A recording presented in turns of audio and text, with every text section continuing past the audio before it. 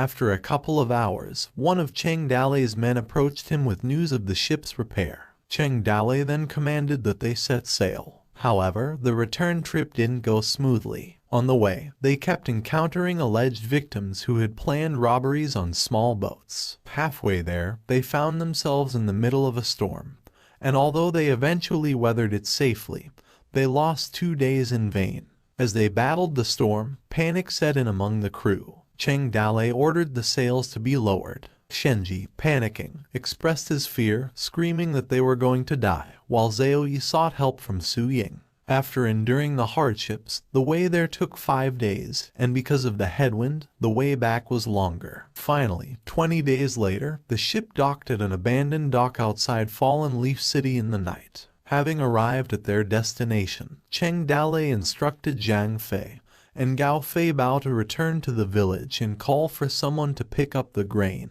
As the night fell, Cheng Dalei found solace by a bonfire, resting against a tree. Su Ying approached him, and as her footsteps made a sound, Cheng Dalei became alert. Cheng Dalei questioned her why she was outside in such chilly weather. Su Ying responded that she had come to keep him company. As Cheng Dalei noticed Su Ying wearing stockings, he remarked that stockings looked good on Su Ying, but he recalled her previous reluctance to wear them. Su Ying responded by saying that it had been simply too cold and wearing stockings had helped to keep the cold out, while seductively brushing her hair. Feeling the chill in the air, Cheng Dalei commented on the cold weather while both he and Su Ying sat near the bonfire, seeking warmth. Su Ying agreed as she also sat down to warm herself. Then, Su Ying turned her gaze towards Cheng Dalei and remarked that he hadn't closed his eyes for a long time in those days. Cheng Dalei expressed his concerns to Su Ying about the dire situation caused by the drought in Yuzhou, spanning thousands of kilometers. He emphasized the gravity of the food shortage, stating that if they were to leave the 2 big loads of food on the ship and someone discovered it, the consequences would be unimaginable.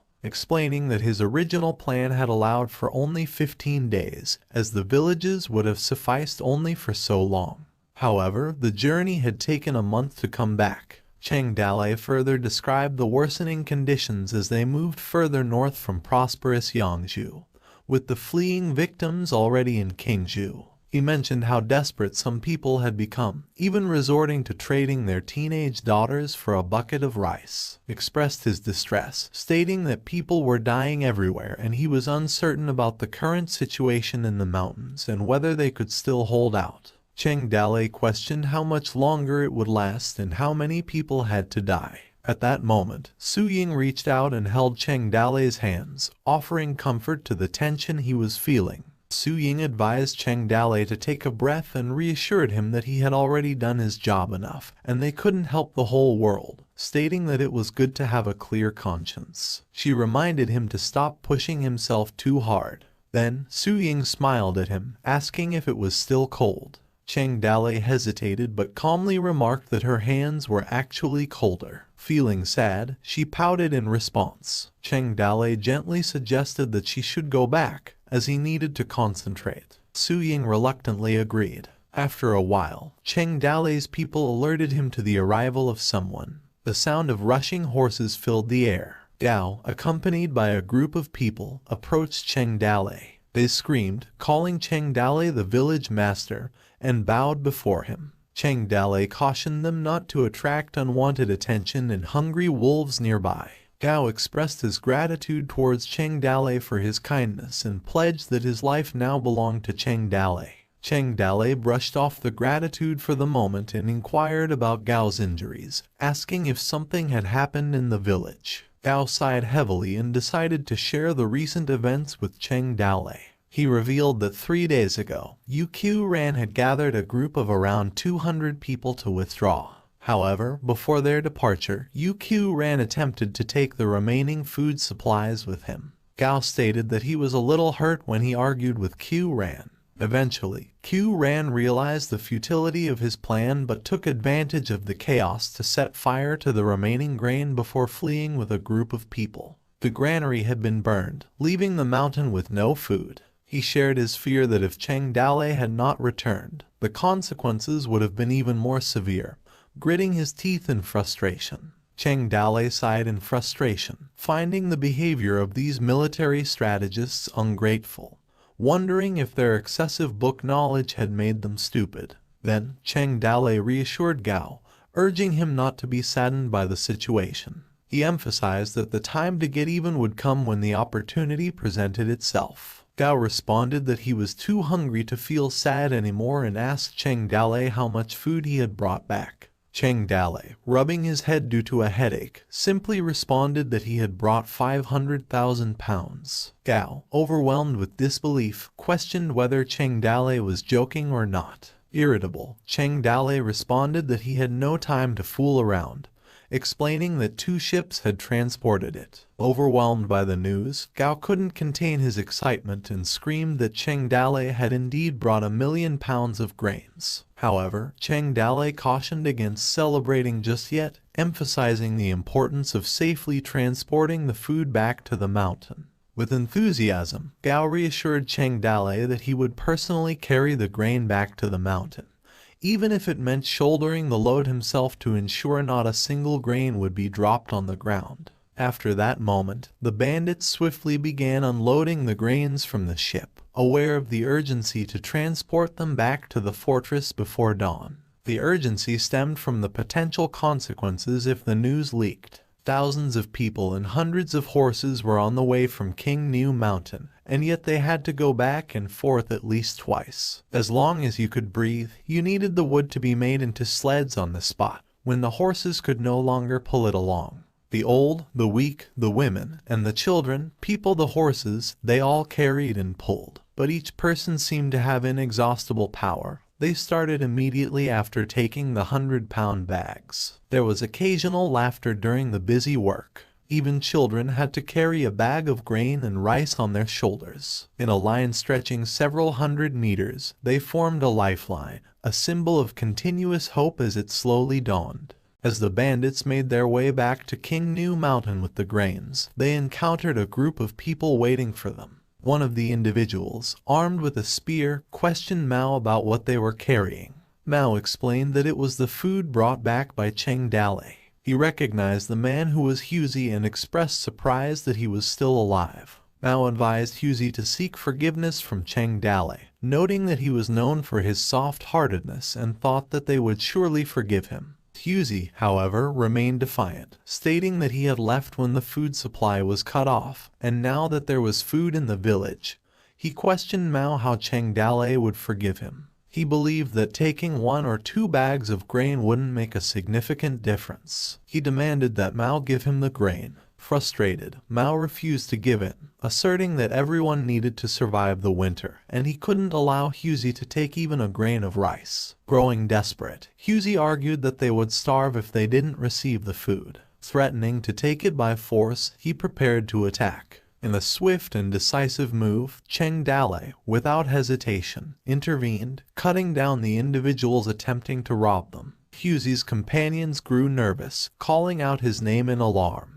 Cheng Dalei, firm and resolute, demanded action from his comrades. He ordered them to kill anyone who dared to rob them, showing no mercy. The bodies of 4 individuals lay on the ground as evidence of his swift actions. Aware of the urgency to proceed, Cheng Dalei urged his group to move quickly, singling out Fei Bao and eliminating the remaining companions of Huzi, ensuring their safety. Fear points accumulated for Cheng Dalei as the intense situation unfolded, causing a beep of fear points he achieved. Cheng Dalei received 91,135 fear points as of now. Gao, displaying his loyalty, warned anyone else who dared to step forward that they would meet the same fate. After dozens of miles, they finally transported all the food back to the village within a day. The people marveled at the sight of the abundance of food. They expressed their joy, remarking that they had never seen so much grain in their lives. Cheng Dalei called for everyone's attention and declared that no one was allowed to touch the grain anymore. As the bandits celebrated outside, cooking and enjoying themselves, the people ate heartily and found happiness in their newfound abundance. Even the women were delighted with their current circumstances. Cheng Dalei stood apart, observing his people as they enjoyed their meal and the company of one another. Sipping on his drink, he found himself approached by the system spirit, which materialized behind him. Suddenly, the system appeared and called Cheng Dale, telling him that he seemed happy. While Cheng Dale turned his gaze towards the system's spirit and invited the system to try their village cuisine, showing his hospitality. Curious about Cheng Dale's chosen path, the system questioned why he hadn't seized the opportunity to dominate King New Mountain, as it was the fastest way that cost the least. In response, Cheng Dale emphasized that there was always something to do, but for peace of mind, it was best not to dwell too much on the future. The system's spirit burst into laughter, expressing delight at Cheng Dale's wise words. It congratulated him for successfully completing his mission and assured him that he would receive his reward. Cheng Dale received a level 3 construction blueprint for his village. As Cheng Dale examined the new construction drawing he had received, he thought to himself that, unlike the defensive drawings he had received previously, this one was a complete construction drawing. It included designs for various structures such as village walls, dwellings, a gathering hall, a beacon, a fortress bunker, an observation deck, a cavalry training ground, an infantry drill ground, and even a small schoolyard. The drawing provided detailed specifications for materials and indicated a population of 1,000 and 1,000 acres of good land. Cheng Dale, trying to comprehend the scale and requirements, wondered if he would need to purchase slaves once again to fulfill the population requirement. As he pondered the requirements for the construction, Gao and White Wolf approached him. They knelt before him in a gesture of respect. Cheng Dale looked at them with confusion, questioning what they were doing. White Wolf told him that several of them had discussed it, while Gao spoke up, expressing their admiration for Cheng Dale's righteousness and stating that their lives now belonged to him. He mentioned that the people of Mount King New would honor Cheng Dale from that point forward. Confused by their intentions, Cheng Dale questioned whether they had tried to join the Toad Village. The system's spirit reacted with excitement upon hearing the news. Cheng Dale suspected that the system might have interfered in some way, but the innocent smiling system denied his suspicion. In his thoughts, Cheng Dale acknowledged the challenges of leading the 5,000 mountain bandits,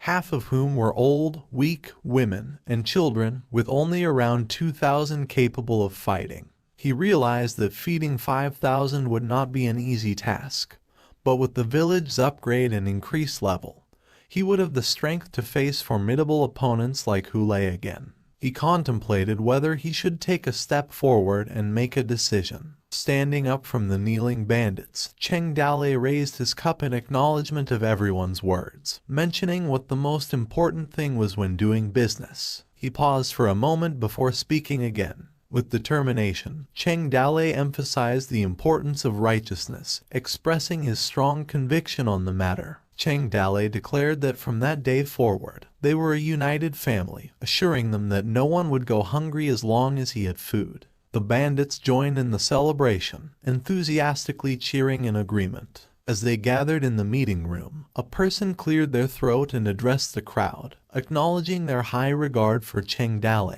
They announced that Cheng Dale reluctantly assumed the position of leader as the chief of King New Mountain. They vowed to follow Cheng Dale's command, willingly going west or east as instructed. A person emphasized that anyone who disobeyed Cheng Dale would also be disobeying him. Gao mentioned that they had many villages together and suggested asking their friend from the business world to give them a witness. Intrigued by the idea, Cheng Dale asked who the Greenwood heroes were outside of King New Mountain. Gao mentioned Chief Du from the Fallen Leaves City, but he's gone. Cheng Dale cut him off, stating that he had the one who got rid of him and continued to ask about the available options. Gao mentioned various individuals, including Zhu Gu and Zhu Shu, the solo travelers, the father and son from the Ma family involved in fishing, and the formidable Black Whirlwind from Fuhu Mountain. Cheng Dale questioned if the Black Whirlwind mentioned was Lai Kui, but Gao clarified that his last name is Sun. Seemingly content with their current situation, Cheng Dale made the decision not to invite any outside allies,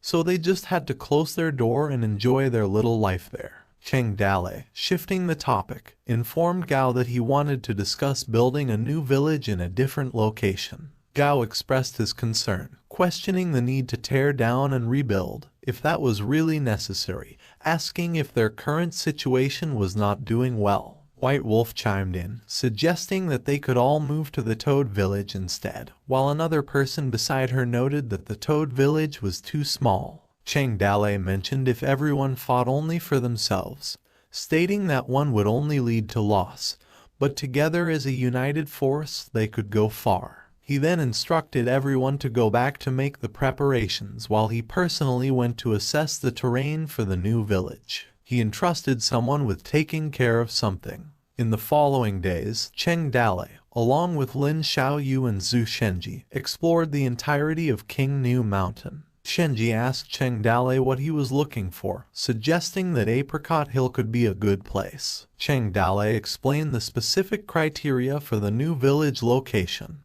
emphasizing the need for water, defensibility, security, and convenient transportation. He also mentioned the importance of finding ample agricultural fields, highlighting that the existing villages did not meet these requirements. Shenji expressed concern about the snowy conditions on the mountain and suggested going back. However, Cheng Dale insisted on moving forward, stating that they were not going back but rather heading forward. As they reached the cliff, Shenji's eyes widened in awe, asking if that was the Bull's Horn Peak. As they continued their journey up the hill, Shenji remarked that it was not only the highest point in the range but also in the entire King New Mountains. Cheng Dale signaled to proceed to check it out. The entire King New Mountain resembled a reclining buffalo with its horns pointing east and its tail pointing west as a river slowly flowed past the bull. Observing the surroundings, Shenji noted that the wind blew from the east, providing a refreshing breeze. He mentioned that facing south towards the capital with all four hooves in the water, one could enjoy the pleasant wind and fresh air.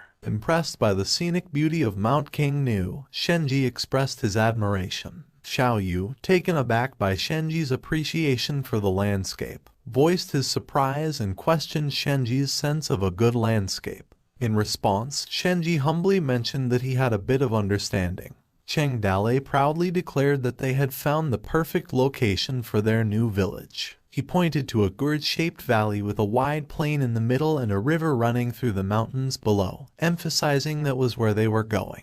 Observing the landscape, Shenji remarked that the wind came from the east and the clouds appeared to look calm, giving the impression that they needed to be stirred to move. He agreed that it was indeed a favorable place. However, Shenji raised a concern, stating that they couldn't build a village, which Cheng Dale questioned him about. Shenji then pointed out that due to a current drought, there had not been much water in the river. He voiced his anticipation that the water situation in the valley might change in the coming year, with the possibility of flooding during the melting of snow and rainfall. Cheng Dale acknowledged the concern but assured that it could be addressed by digging a deeper river ditch to allow excess water to drain away, forming a protective ditch outside the valley. They agreed to return and made the necessary preparations to complete the construction before spring. As they returned to the village, the group discussed the plan and construction was in full swing. First, they cut roads through the forest and created fire breaks. Then they threw fire into the valley,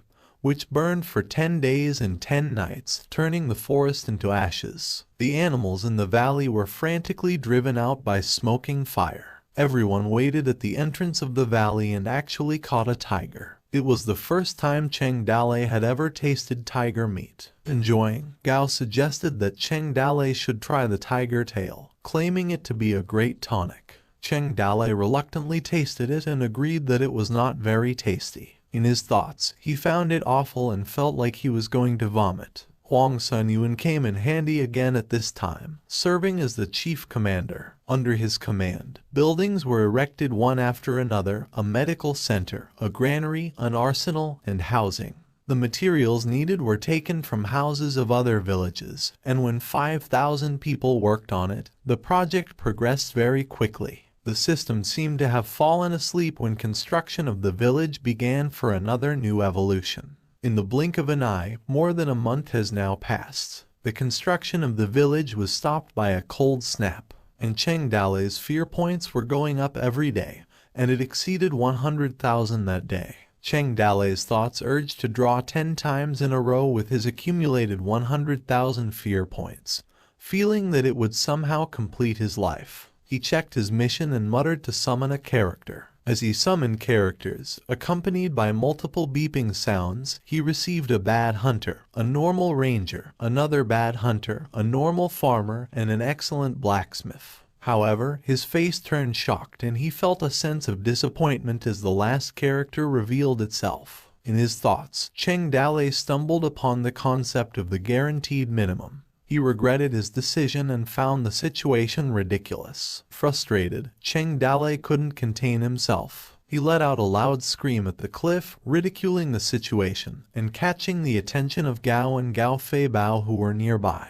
Gao, concerned, asked what was wrong with Cheng Dalei. Gao Fei Bao, on the other hand, made a humorous comment, asking if Cheng Dalei was constipated. On a peaceful day in the Toad village, a man approached Cheng Dalei with news of a group of migrants who wanted to join their village. Cheng Dalei listened attentively and inquired, asking if there was a blacksmith among them. If so, he asked them to bring the blacksmith to him. Inside Cheng Dalei's room, he was immersed in reading numerous papers when another person approached him. Looking up, Cheng Dalei acknowledged their presence. The person introduced herself as Zhu Yu, a blacksmith. She wondered what Cheng Dalei could possibly want from a blacksmith like her. Cheng Dalei's thoughts raced as he realized she was a rare hidden NPC. Curiosity was piqued. He mentioned that he knew her master, Blacksmith New from Magia Village. Zhu Yu expressed surprise, wanting to know more about her master. Cheng Dalei explained that he hadn't heard from the blacksmith and said that he had her master forge a weapon.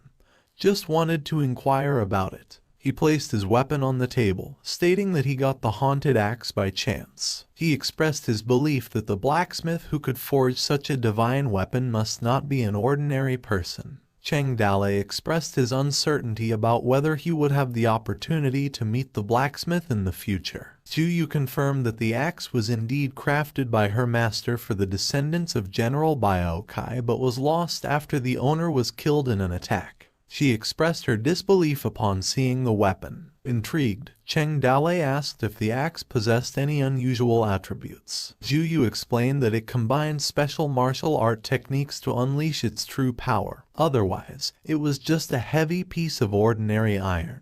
Cheng Dalei reflected on how Hu Lei, who had wielded the axe, couldn't match Zai Long's strength, and he himself was completely unable to use the skills of the axe. Changing the subject, Cheng Dalei presented a sword to Zhu Yu and asked about its origin. Zhu Yu closely examined the weapon, noting that it was not an ordinary weapon. She measured its unique features and identified it as a remarkable weapon, mentioning the starburst steel handle, calcined blade made from Tian Mountain iron, and the intricately designed scabbard with a cloud pattern. She concluded that it was a truly good weapon. Curious, Cheng Dalei asked Zhu Yu if she knew who the sword belonged to or what it represented.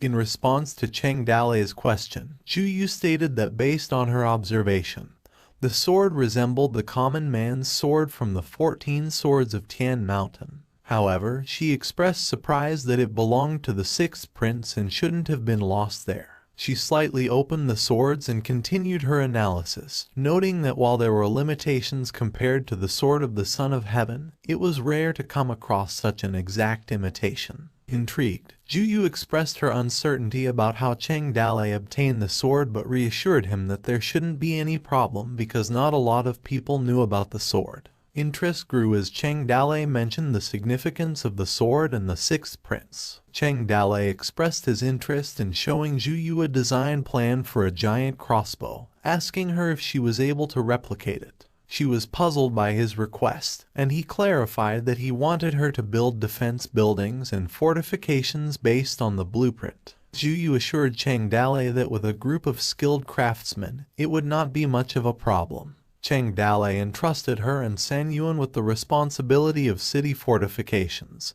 He then instructed San Yuan to accompany Zhu Yu to their new smithy. A few days later, in Tiger Village, Cheng Dalei was talking to Gao and Gao Fei Bao. Curiosity piqued, Cheng Dalei asked them for their last names. They introduced themselves as Kai Deqiang and Kai Dedong, both from Yuzhou, and respectfully bowed to Cheng Dalei. Cheng Dalei's thoughts wandered as he wondered when Gao Fei, who was in charge of King New Mountain, asking when the young man became the new one. Deking explained that they were sent by the King of Yuzhou to visit the heroes of King New Mountain. Cheng Dalei, trying to keep the conversation light, asked if Deking's brother's name was Kai Dalong. Surprised by the accuracy of Cheng Dalei's guess, Deking inquired about Cheng Dalei's knowledge of his brother. Cheng Dalei chuckled and claimed it was a mere guess, expressing his admiration for the renowned reputation of the King of Yuzhou. Intrigued by their unexpected visit, he then questioned why the Lord of Yuzhou had thought of the mountain bandits this time. Deking expressed his admiration for Cheng Dalei's modesty and emphasized that it was a great honor for the Lord to mention the heroes of King New Mountain. He revealed that the Lord had personally written a letter and instructed Deking to deliver it to the head of Mount King New. Deking then discussed the current threat posed by the Ring tribe, who had been invading the borders, committing acts of pillaging, murder, and plunder, and had become increasingly aggressive in recent years. He noted that they were wild but still people in their kingdom. Recognizing the skills and abilities of Cheng Dalei and his men, Deking suggested that they join the military service to serve the country. In a serious tone, Cheng Dalei inquired about the meaning behind the Lord's intentions, looking for recruitment. Deking explained that despite the kingdom's existence for 120 years, the Ring tribe perceived them as weak and vulnerable. Cheng Dalei inwardly scoffed at the notion of them being held down and beaten for decades. Deking's words highlighted the 90,000 miles of rivers and mountains, but all men should join the military and defend the country with their bodies. He then expressed that their lord exclusively sought talented people to serve in high positions and reassured Cheng Dalei that if he accepted the recruitment, he would have the opportunity to become a general and lead future generations. Cheng Dalei pretended to be moved by Deking's words and expressed his desire to protect the country.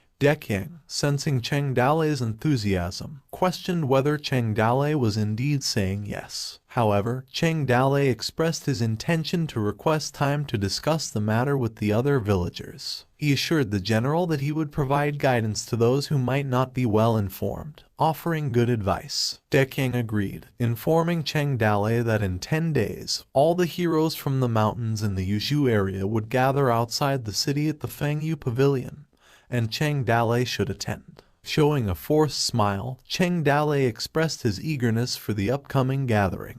He then offered to see off General Kai, but the general declined the offer, indicating that there was no need for any further trouble. Cheng Dalei insisted on seeing off General Kai and his brother, emphasizing that it was a must for him. With Gao and Gao Fei Bao accompanying him, they escorted the Kai siblings out of the Flying Tiger village. As they departed, Cheng Dalei waved goodbye to them, showing a friendly gesture. After a few minutes, Deking asked Dedong if they had still been watched from behind, to which Dedong confirmed. Deking then expressed his suspicion about Cheng Dalei's mental state, questioning if he had been mentally ill. As the shadows of the two siblings faded into the distance, Cheng Dalei expressed disappointment as he lamented not having had the strength to turn the situation around. Gao informed Cheng Dalei that Deking and Dedong had gone, prompting Gao Fei Bao to question whether they should have accepted the recruitment, to which Cheng Dalei sighed heavily, stating that war had been imminent. Gao pondered the possibility of war with the Ring tribe and questioned Liu's audacity to have initiated an attack after so many years. Correcting Gao's assumption, Cheng Dalei stated that it had not been about fighting the Ring tribe, but rather about confronting Black Rock City. Gao expressed curiosity about Black Rock City, prompting Cheng Dalei to explain its strategic importance. He emphasized that the King New Mountain had been the only official road from Yuzhou to Black Rock City, stating that in other places the geography had been extremely complex and not suitable for large marches. Cheng Dalei affirmed that if Liu had wanted to wage war on Black Rock City, he would have had to find a way to eliminate their presence. Gao Fei Bao repeated his earlier question, inquiring about their acceptance of the recruitment offer. Cheng Dalei cursed and dismissed the idea of accepting the recruitment, stating that it had been impossible in their lifetime. He believed that if they had been recruited, they would have been sent to fight Black Rock City, which would have only benefited Yuju, likening it to a snipe and clam locked in a fight where the fisherman would have been the ultimate winner. Gao suggested not going to the meeting at Fengyu Pavilion and outright rejecting the recruitment.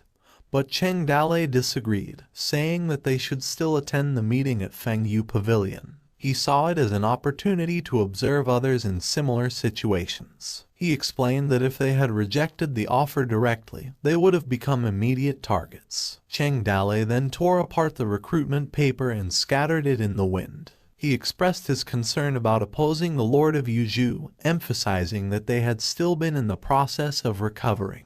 As Cheng Dalei scattered all the torn paper, Gao asked about their next course of action, to which Cheng Dalei replied that they should focus on their work and quickly build the village before spring. The scene transitioned to 10 days later at Fengyu Pavilion. In Yuju City, inside the city lord's palace, a man sat solemnly among the gravestones, addressing his fallen comrades. He spoke to Han, expressing his sorrow over the loss of their mutual friends who had all served in the same battalion. Reflecting on their past, he mentioned Chang Feng as the first to die, emphasizing their status as mere pawns at that time. Sighing, he mentioned that he had become a higher-ranking officer and had more soldiers under his command, but fewer buddies around him. The man also mentioned taking care of Luo's son, acknowledging the son's lack of talent and arrogance but promising to raise him well. He expressed playful comments to his fallen comrade, Han, stating that he had envied him for having the man's company in death, and expressing his sadness that if he passed away, no one would accompany him. With determination, he vowed to take the enemy's head and pay homage to Han at their graves. As he drank a cup of wine and shattered it, he declared that he would join them one day, asking them to wait for him. The man was revealed as the Lord of Yushu, named Longing, as he walked outside the gravestones solemnly. Deking informed Lord Longting that the message had been sent to gather the bandits in Yushu City at the Rain and Wind Pavilion. Deking expressed concern about accepting these troublemakers, fearing it would tarnish Lord Longting's reputation. Lord Longting dismissed the concern, stating that even garbage could be useful if properly utilized. He acknowledged the rampant banditry in Yuzhu and saw them as a means to sharpen his forces. He mentioned King New Mountain, but Deking cut his words before he could finish talking. Deking mentioned that he had been on King New Mountain and told Lord Longting that Cheng Dalei, the current master, seemed willing to serve him. Lord Longting considered Cheng Dalei a wallflower, recognized his ability to get things done, and expressed that if he proved to be useful, he could be given a task. However, if the bandits failed to make any progress, Lord Longting instructed Deking to find a reason to eliminate them all. Lord Longting decided not to attend the Rain and Wind Pavilion personally, and left the task to Deking. Deking, showing his loyalty, responded affirmatively to Lord Longting's instructions, bowing in agreement. At that moment, a man suddenly arrived, calling Lord Longting his adoptive father. He suggested wiping out the bandits instead of bothering with them. With clenched teeth, the man proposed taking 500 soldiers and horses to exterminate the bandits within a month to save Lord Longting the trouble. The man introduced himself as Luo Tai, young Longting's adopted son. However, Lord Longting ordered DeLong to take Luo Tai away, and keep him away from the Rain and Wind Pavilion, to which DeLong responded attentively. DeLong and Deking dragged Luo Tai away as he desperately called out to his Lord Longting, wanting to prove himself. Somewhere in Yuzhu City, 2 lifeless women's bodies lay on the ground, and a masked person stood up to a woman who had been tied up, warning her not to scream and instructing her to call her parents, with the intention to kill them, relishing the idea of her sorrow. He spoke of his desire that if he went to Yong's place, he would become a general and marry numerous concubines. He paused for a minute, showing his evil eyes before emphasizing his intention to make that woman his first concubine. The masked man was introduced as Dan Fei and then leaped away from the balcony, disappearing through the roof as he laughed maniacally with evil and twisted delight. On the desolate wild man's shore, a person spoke to Koji that his frostbite hadn't healed yet. Concerned about the severity of the condition, which could ruin his legs. The man mentioned a deal made half a month ago, where they had killed a woman and a child but allowed a man to escape, realizing that they could have earned more money for it. Despite their remorse, they acknowledged that by joining Yang's recruitment, even if they suspected his evil intentions, at least they got a bit to eat. Meanwhile, in the Black Bear village of Fuhu Mountain, a large man lay sleeping alongside a bear. Suddenly, he woke up and let out a wide yawn, perhaps indicating a sense of weariness or the need for rest. Somewhere in the eerie silence of an abandoned cemetery, setting the stage for a foreboding atmosphere. With just a single message from the Lord of Yuzhu, many demons in the forest of Yuzhu woke up.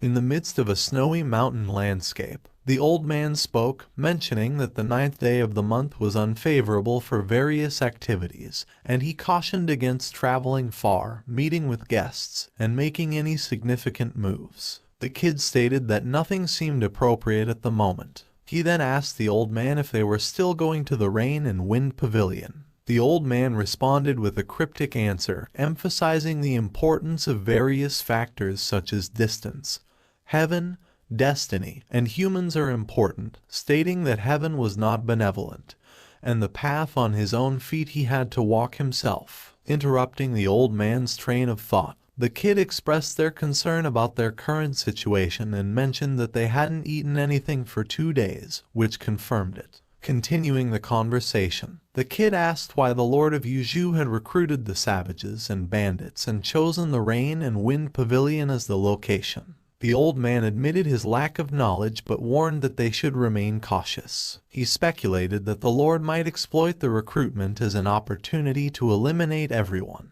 The old man explained that the pavilion's openness provided little opportunity for an ambush, reflecting the Lord's desire to convey a sense of sincerity. The kid questioned whether they were going to the pavilion to secure 2 days' worth of meals, prompting the old man to admit. He asked the kid what the most important thing in the world was. In response, the kid's answer was to act fast. The old man further asked about one of the 36 rules, and the kid answered that if all else failed, they should retreat. Impressed by the child's cleverness, the old man praised his quick thinking. With their discussion concluded, the old man determined that they should proceed. The place was set in the Rain and Wind Pavilion, where a gathering of all kinds of heroes from different places met in there. The bandits gathered at the Rain and Pavilion, discussing how the people who had come were all well-known figures. They then exchanged greetings as they recognized one another. A man was confused as to why Yang Longting had only prepared a few seats when there were so many people expected. Another man explained that there were only a few seats because the master sat in the center and the left side was at the top, while the right side was at the bottom. The man went on to say that anyone who dared to sit in the center was daring to occupy the highest position as a bandit. The brothers Guo and Shu then believed they had a right to the seats. An unknown man chimed in, noticing that the 2 graveyard rats were also making a splash that day, which made the people wonder who the man was. Dan Fei arrived and was mocked by the brothers who recognized him and asked him why he was so miserable. Dan Fei then suggested that if they wanted to be considered for the position, they should approach him first. One of the brothers told Dan Fei that the boss bear sat first in the forest, however, he was still far from second. Dan Fei took a step forward and suggested that if they weren't convinced, they could settle it with swords, and that he would take the second position in the forest as he ran towards the seat. They were caught off guard and attempted to pursue Dan Fei, ordered him to stop and asked him what else he could do besides running fast. Dan Fei then retorted that if they didn't run, anyone could beat them. A man and a boy arrived at the Rain and Pavilion, mumbling that the 3 emperors and 5 emperors of antiquity were the best in terms of morality, while the Xia, Shang, and Zhou dynasties were the best in terms of merit. He went on to say that for many years, the 7 heroes of the warring states and the 5 hegemons of the spring and autumn periods had been in strife and had undergone rise and fall and change in a short period of time. The old man then asked the boy what the most important thing in the world was, to which the boy answered that it was peace. The bandits noticed the 2 and recognized them, asking the old man what he had to say. The old man informed them that they were all allies from the forest who had gathered and asked them if he could help determine their position, assuring them that he would be fair. Somewhere at the top of a cliff, Yang Longting and his advisor watched the bandits from a distance. The man asked Yang Longting what the reason was for fighting over a few chairs, as they were only a bunch of troublemakers. Yang Longting explained that if he thought the bandits were fighting for status, as there was no first place in literature and no second in martial arts, they fought over every centimeter when a group of wild people got together. Lai Shanyan, the military strategist of Yang Longting, asked him if he wanted him to take charge as he was afraid chaos would arise. Yang Longting then told Lai Shanyan that there was no need for it because he just had to let them fight and didn't care if a few of the bandits died, because all he wanted to know was who would become the leader of the bandits under his jurisdiction. He went on to say that they were poachers from the forest. However, he believed that there were also exceptional people, but unfortunately, they were not useful to him. One of the bandits asked the fortune teller which one of them would take the second chair, as it was clear to them that the first chair was for the boss bear of Fuhu. Another bandit said that they didn't want to compete with the boss bear for the first chair, so he could tell them about the second place. The fortune teller asked them about their achievements that they had made in the forest, and in that way, he would know who could be ranked second in the forest of Yuju. He then pointed to the two brothers, telling them that their mother died too soon for some reason, and that after the funeral, they were discovered by grave robbers. They also grew up to be grave robbers who robbed people's graves. The fortune teller called out the Ma family from the wild man's shore, telling them that they liked to rob on waterways. However, their real hobby was slaughtering the whole family. And as for Liu, the fortune teller asked him if he wasn't afraid of being held down and beaten to the ground. A man told the fortune teller that he didn't need to speak nonsense because he should have just told them who should sit in the second chair, and that if he said anything wrong, he would have cut his neck. The fortune teller then informed them that as for the second seat, according to the ancient Tao, they did not deserve to sit, as there was one person in the Yuju forest who deserved it. The people asked who it was, as they noticed Gao Fei Hu and some others were coming. They greeted Gao Fei Hu, and a man approached him, saying that the last time he had been a guest in the tiger village, he didn't have enough wine, while another man chimed in, saying that he had been thinking about doing a deal with him and asking him if he was interested. Zhu Shenji informed Cheng Dalei that they needed to find shelter because the winds were strong. Cheng Dalei noticed the chairs, looked around, and sat down, mumbling that he had been riding for so long that his feet were numb. The bandits were then alerted, and Dan Fei asked Cheng Dalei if he wanted to die. He pointed his knife towards Cheng Dalei and questioned him if he was worthy to sit in the position as the chief of the bandits. Dan Fei threatened Cheng Dalei to get down and grovel or she would let him taste her knife. Cheng Dalei asked if she was Dan Fei, the famous lady hunter, to which Dan Fei threatened him more to get off. Cheng Dalei giggled and called Qin Man, ordering him to slaughter Dan Fei for him. Qin Man sprang towards Dan Fei, who had been thrown to the ground, and coughed a mouthful of blood. Dan Fei then believed that she had to run as Qin Man was unbeatable. She flipped and ran as Qin Man was standing behind her. Qin Man unsheathed his spear, stared intently at the running Dan Fei, and threw his spear at her. Dan Fei was struck, bled, and died, and the people who saw what happened wondered where Cheng Dalei and company had come from. Cheng Dalei laughed and murmured that it was much quieter at the moment than it had been earlier. The fortune teller mumbled while sitting and eating that the few lines of names in history books had created countless burial mounds, and that the subsequent generations had seen the foundations created by earlier dynasties taken over by later generations, while the parties themselves thought they were engaged in a tiger fight. He then asked him if he was Cheng Dalei of the Toad Village. Cheng Dalei asked the fortune teller what his name was, to which the old man answered that his last name was Guo. Cheng Dalei took a guess that his name was Guo Jedang. Guo suggested that he should just call him Mr. Beidou, as his real name was pretty annoying. Cheng Dalei told Mr. Beidou that he was mysterious because he thought it was not his real name. Mr. Beidou mused, telling Cheng Dalei that he was just a regular old guy who had nothing to hide.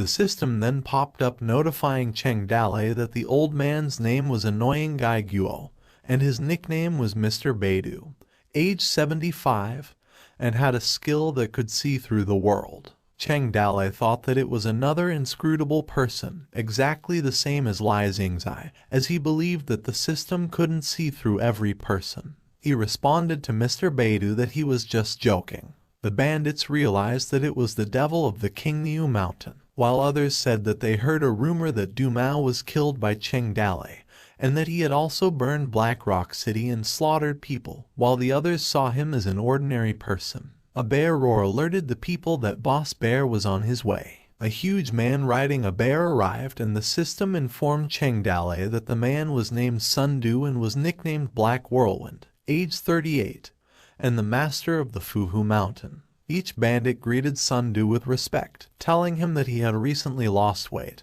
and would appreciate it if he could give him some ginseng to use as a tonic. The other bandit introduced himself as Haiwa and asked Sun Du if he remembered him. Sweating, Cheng Dalei wondered if Sun Du was the boss bear, and was amazed by the bear he rode. Cheng Dalei's eyes shone as he wondered how someone could tame a black bear as a mount, and was captivated by the appearance of Sun Du. Stuttering, one of the brothers informed Sun Du that one of the seats at the Wind and Rain Pavilion was occupied by Cheng Dalei. Sun Du stared intently and stood up on his bear mount and leaped towards where Cheng Dalei was sitting. Sun Du stared down at Cheng Dalei and leaned closer to him, threatening him to get lost. Cheng Dalei stared back and informed Sun Du that he had an eye booger. Sun Du gritted his teeth and scoffed and proceeded to laugh hysterically. Cheng Dalei then mocked him, saying that his laugh sounded worse than crying. Sun Du raised his axe and was about to hit Cheng Dalei, telling him to die. Qin Man intercepted Sun Du's axe and parried it,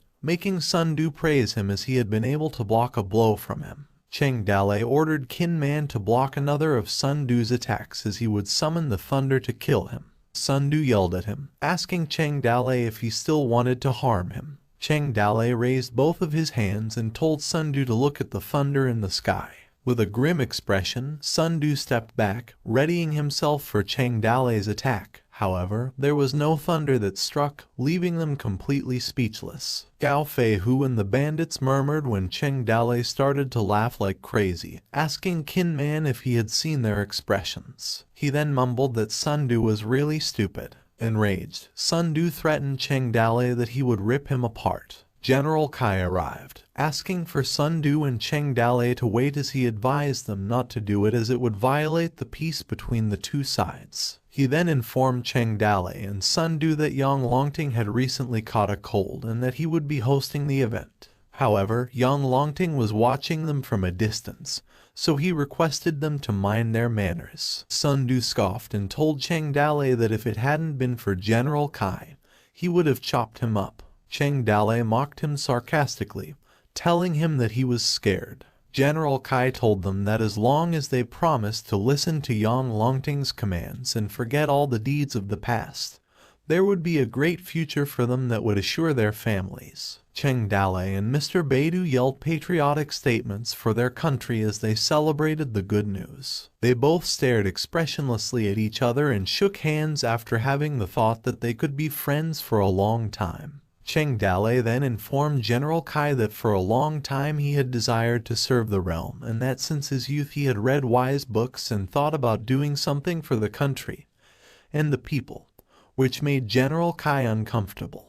He went on to say that if he could, he would have loved to rip his heart out and show General Kai how hot it was. General Kai told Cheng Dalei that there was no need for him to get excited at their recruitment at the time, and that Yang Longting was ready to form an army of heroes, and from the two of them, a general would be chosen. Cheng Dalei claimed that he had accepted the official position of general, and would keep his promise. Surprised, General Kai told Cheng Dalei that he hadn't said that he was the one who was chosen. Cheng Dalei held General Kai and convinced him that if he still didn't believe him, he would show him his heart. Sun Du questioned him if he was worthy of it. General Kai then told them not to hurry to argue as at the moment they wanted to leave behind not only the past of the bandits but also weapons and equipment, assuring them of Yang Longting's sincerity. While Yang Longting was watching them, he told Lai Shanyan that he found the bandits amusing because they were so excited about getting a few benefits. Lai Shanyan claimed that the one from King Niu Mountain was reasonably disciplined. However, he couldn't say the same for Sun Du. Yang Longting ordered him to keep testing the bandits and provoke them a little, as he was fine with a few more deaths. His gaze was disrupted as Luo Tai arrived, humiliating the bandits and asking them if they still called themselves humans. Sweating, General Kai was puzzled and asked Luo Tai why he had come, and Luo Tai answered that he was helping him with his work. Yang Longting was angry, telling Lai Shanyan to bring Luo Tai back. General Kai asked Luo Tai not to make trouble for him and to go back. Luo Tai responded that he wouldn't cause problems and that he would show the whole country with his sword. He then told the bandits that as long as they won against his swift sword in his hand, they could stay or do as they wished. Cheng Dalei asked Luo Tai how fast his swift sword was. Luo Tai tossed some coins and told Cheng Dalei that it was very fast. He focused on the coins, took a swinging stance with his sword, and swung, cutting the coins in half. He smirked and sheathed his sword, and the system informed Cheng Dalei that the man's name was Luo Tai, and he was 25 years old and a top swordsman. The bandits were in awe after Luo Tai cut with 3 cuts in one sword. Believing that he was indeed powerful, Luo Tai laughed and told the bandits that even if one of them could cut 3 copper coins, he would let them go.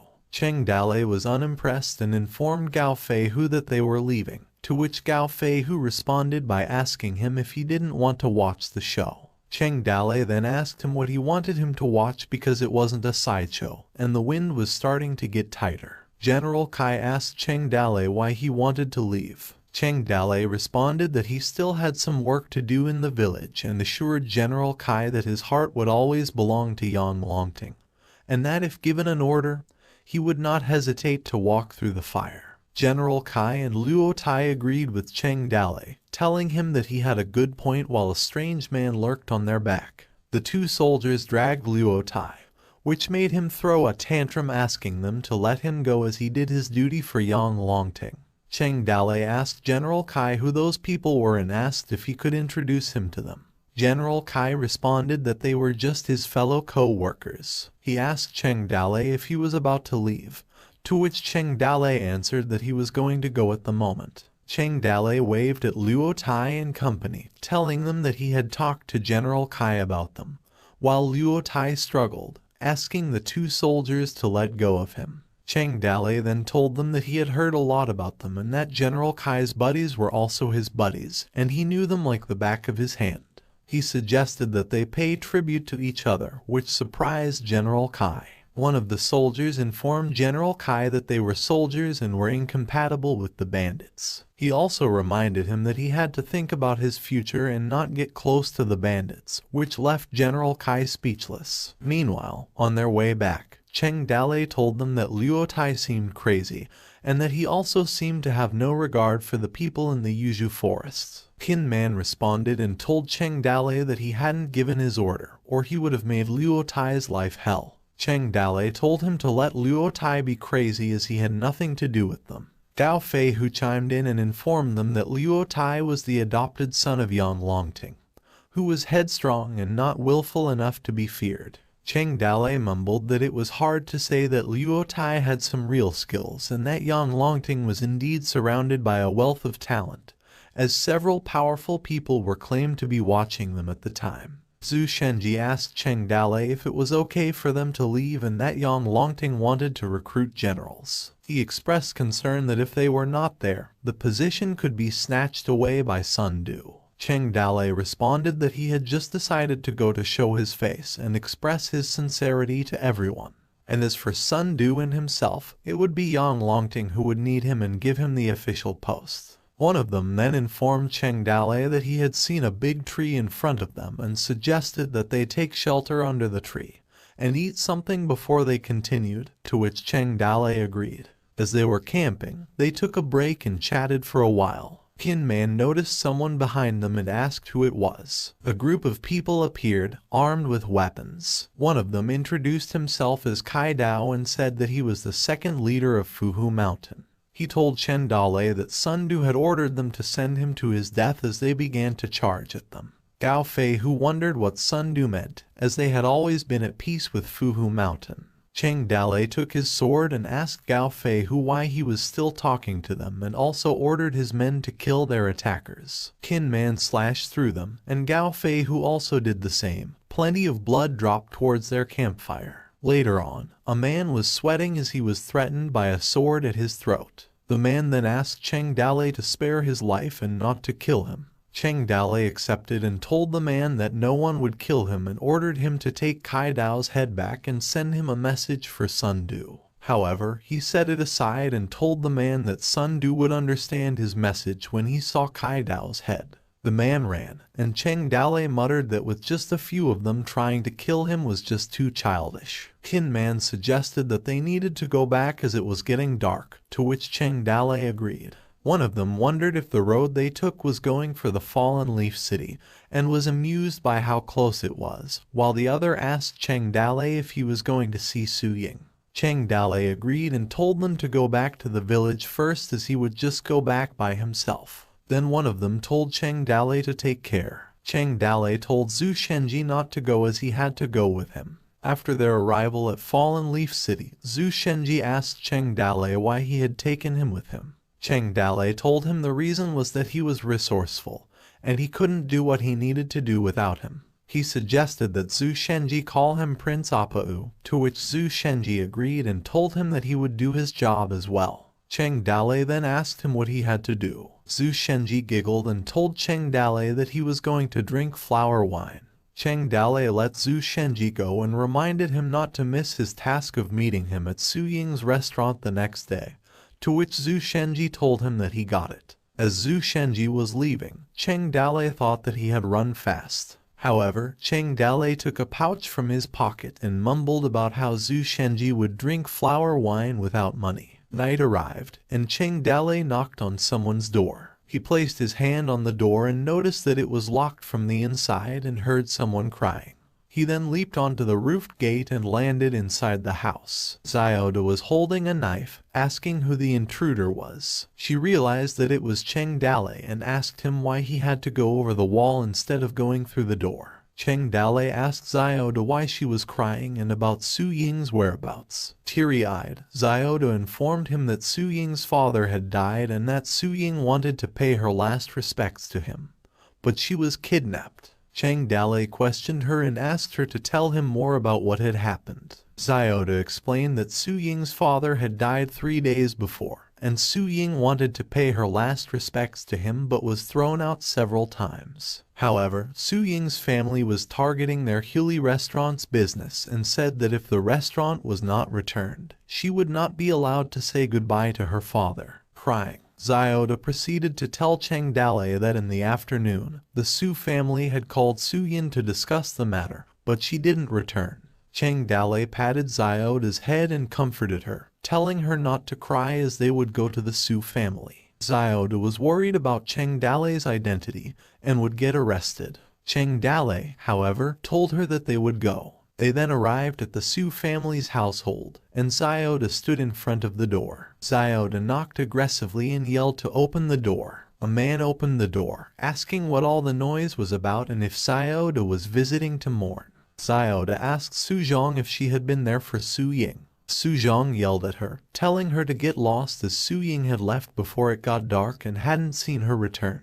Xiaoda retorted, telling him that she didn't believe him and that she had waited for Su Ying who hadn't come back at all. Su Zhong argued back, saying he didn't know and that she must have gone to find a wild man, which wouldn't be unusual for her as she had been the wife of a bandit. Xiaoda was annoyed and told Su Zhong to watch his mouth, believing that Su Ying must have been locked up by them, and asked him to let her in to find out. Su Zhong slammed the door in her face, telling her to get lost as she had no discipline and asking her if the Su family was the kind of place she could enter whenever she wanted.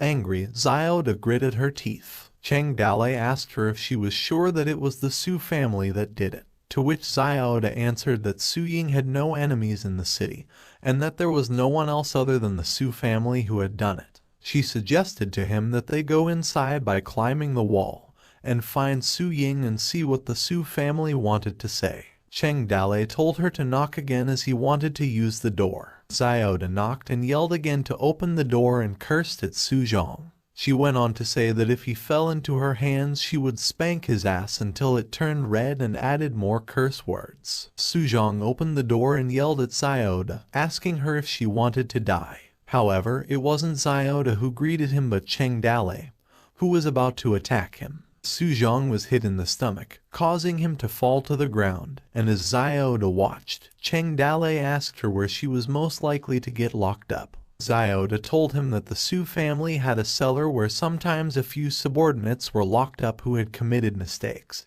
believing that Su Ying must have been there as well. Cheng Dale then told her to hurry up as they would go to the cellar. Meanwhile, at the funeral, a woman was paying her respects. Lai Dado informed his little sister that they had locked Su Ying up and asked her if it really didn't matter. The woman responded that at the moment they had to keep Su Ying in the cellar for a few years, and when the wind died down, they were going to betroth her to a subordinate, and that she could do anything but resign to her fate when she gave birth. Lai Dadu questioned her, saying her plan was a little harsh. The woman clenched her teeth and told him that she had been with Su Sihai since she was 18.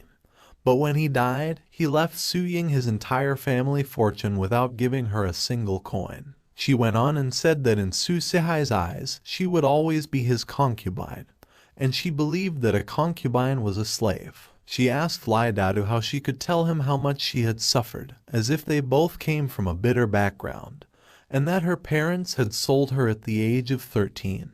Angry, she added that they had lived until that moment, and they should have understood that if they did not fight for what was theirs, they would get nothing. Lai Dadu reminded her that Su Ying had connections with the mountain bandits and worried if they would retaliate. The woman then told him that rumors said that even if she followed the mountain bandits, she had certainly been played with enough, and that she would have been dragged back to the mountain village. And she asked him if there were any gentle and respectful mountain bandits in the world. The woman stood up and told Lai Dadu that he could go now and ordered him to look for some physically talented people for her in the next few days and recruit them, as there were some things that she was not comfortable doing as a woman. Lai Dadu assured her that he was already working on it and had some leads. A man shouted that the bandits were coming inside, which shocked the two siblings. A group of men, the Su family's servants, alerted everyone that the mountain bandits were on their way, while others sought assistance. They then realized that the mountain bandit was from the Toad village, as they heard rumors that Cheng Dale had done nothing but evil, from 8-year-old children to 99-year-olds.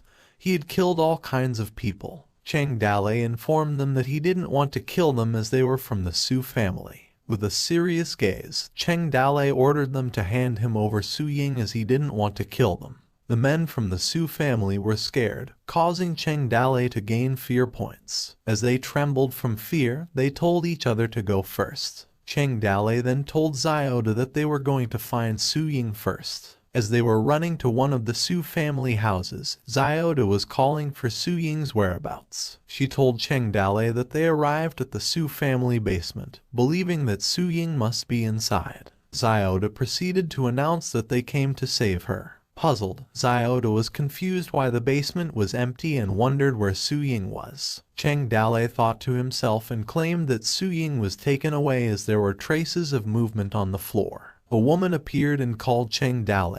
Cheng Dale turned to look at who called him, and the woman introduced herself as Su Lishi and told him that she had met him before. Agitated, Xiaoda inquired of Su Lishi as to where she had hidden Su Ying, pleading with her to release her. Su Lishi ignored Xiaoda and told Cheng Dale that they were also worried about Su Ying's disappearance. However, she informed Cheng Dale that Su Ying was not in the house as she had left at dusk. She went on to say that if Cheng Dale didn't believe her, he could search the house, and every door of the Su family was open to him. While Cheng Dale threatened her with a sword at her neck, he asked Su Lishi if she wasn't afraid of him killing her. With a calm expression, Su Lishi responded that she thought of him as a heroic person who would not put a weak woman in trouble. Doubtful, Cheng Dale wondered if Su Lishi was stalling. He then sheathed his sword, and as he walked, he told Xiaoda that they had gone to search for Su Ying outside. Xiaoda kept calling for Su Ying around the Su family household, asking where she was. They arrived at the funeral room when Xiaoda told Cheng Dale that there was no one around either and asked him what they were going to do at that time. Cheng Dale responded that it was easy to hide one person as the Su family's property was so big. Frustrated, he mumbled, believing that Su Ying was not in the area after all, and that if they had gotten her out in such a short time, they would have been able to find her. Su Lishi once again appeared and told Cheng Dale that she had already informed him that Su Ying was not in the house. Smirking, she went on to ask Cheng Dale to let her know immediately if he had any news about Su Ying as she was worried about her. Aggravated, Cheng Dale told Xiaoda that they were going to leave. However, Xiaoda was still insistent about finding Su Ying. As they rushed to leave the Su family household, Cheng Dale looked once again at Su Lishi and noticed that she was smiling and glancing towards the funeral room, which surprised him. He then hurriedly turned back to where the coffin was and told Xiaoda to open the coffin. Su Lishi's eyes grew wide, and she told Cheng Dale that her late husband Su Sihai's bones were still cold and that the coffin must not be opened. Cheng Dale pushed her out of his way. She fell, and Cheng Dale forcefully opened the coffin and threw the cover away, which made a banging sound. Shocked, Cheng Dale then mumbled that he had found Su Ying tied down and sleeping with bruises on her face. He carried her and tried to wake her up as she was unconscious. Su Ying opened her eyes and noticed Cheng Dale seriously calling her name as she also muttered Cheng Dale's name. She hugged him and asked if he had come to save her, to which Cheng Dale responded that he apologized for being late. Cheng Dale felt relieved, mumbling that he was glad that she was okay. Flustered, Su Ying thought that her mind was going blank as Cheng Dale was holding her so tightly and warmly. And while her heart was beating so fast, she wondered what was wrong with her as her face turned red. Her eyes twirled and she fainted, prompting Cheng Dale to ask her why she had fainted again, assuming she had a fever. Cheng Dale then carried Su Ying and threatened Su Lishi that he would deal with her some other time, while Su Lishi was kneeling on the ground. Su Lishi stood up and watched Cheng Dale and the rest leave, and with a grim look on her face, she mumbled the names of Cheng Dale and Su Ying, stating that she wouldn't spare any of them. After a while, Cheng Dale assured Su Ying that they were fine. Blushing, Su Ying responded and told Cheng Dale that he was a good person. Then Cheng Dale told her that she just couldn't call everyone a good person. Su Ying grabbed Cheng Dale's coat and kissed him, making Cheng Dale blush. Cheng Dale's eyes felt dizzy from the occurrences, and after a little while, the two of them fumed and felt hot. Su Ying distanced herself and covered her flustered face while Cheng Dale covered his mouth out of surprise. The system notified Cheng Dale that the fourth stage of the Woman of the Village had been triggered, and his mission was to assist Su Ying in reclaiming her family fortune.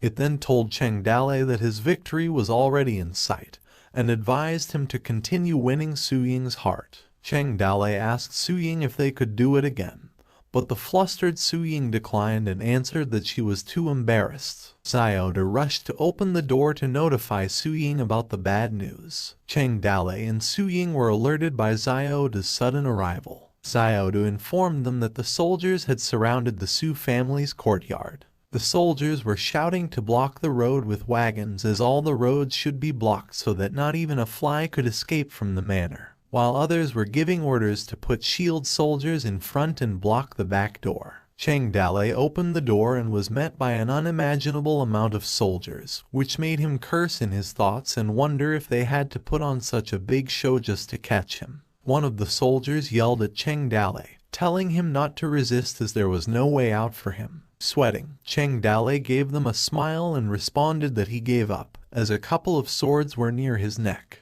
The soldier then advised Cheng Dale not to play tricks with them, and if he dared to move, his people would put 10,000 swords in his body. While another soldier suggested to the boss soldier that they put iron handcuffs on Cheng Dale because he had heard legends about him knowing magic spells and not let him use any of them. The boss soldier requested his men to quickly get him some chains while Cheng Dale's face was in grave danger. The boss soldier ordered one of his men to push Cheng Dale and assured him that he didn't need to be afraid as he was just one person, to which the soldier disagreed, scared that Cheng Dale would use his thunder magic on him. The boss soldier retorted that he didn't need to be afraid and hurried his men to kill 2 black dogs, as black dog blood had an effect of warding off evil spirits. Su Ying and Xiaoda were watching from far away, concerned about Cheng Dale's situation. While being cuffed, Cheng Dale sang a song that the sun rose in the east and the moon set in the west, and the pedestrians should thank the rooster for the 5th night, and when the rooster crowed and the day dawned, the wolves, insects, and tigers hid their tracks. He then went on and sang that sister should not worry, that there were people who walked in the dark. Everyone said there were tigers on the mountain, but sister, he should take the sword. As Cheng Dale continued with the lyrics, stating that sister should not worry, that there were people who walked in the dark. Everyone said there were tigers on the mountain, but there was a toad king in the mountain, which made Su Ying realize something. Cheng Dale laughed as he yelled, "Toad King," which annoyed the soldiers, and they ordered him to stop singing.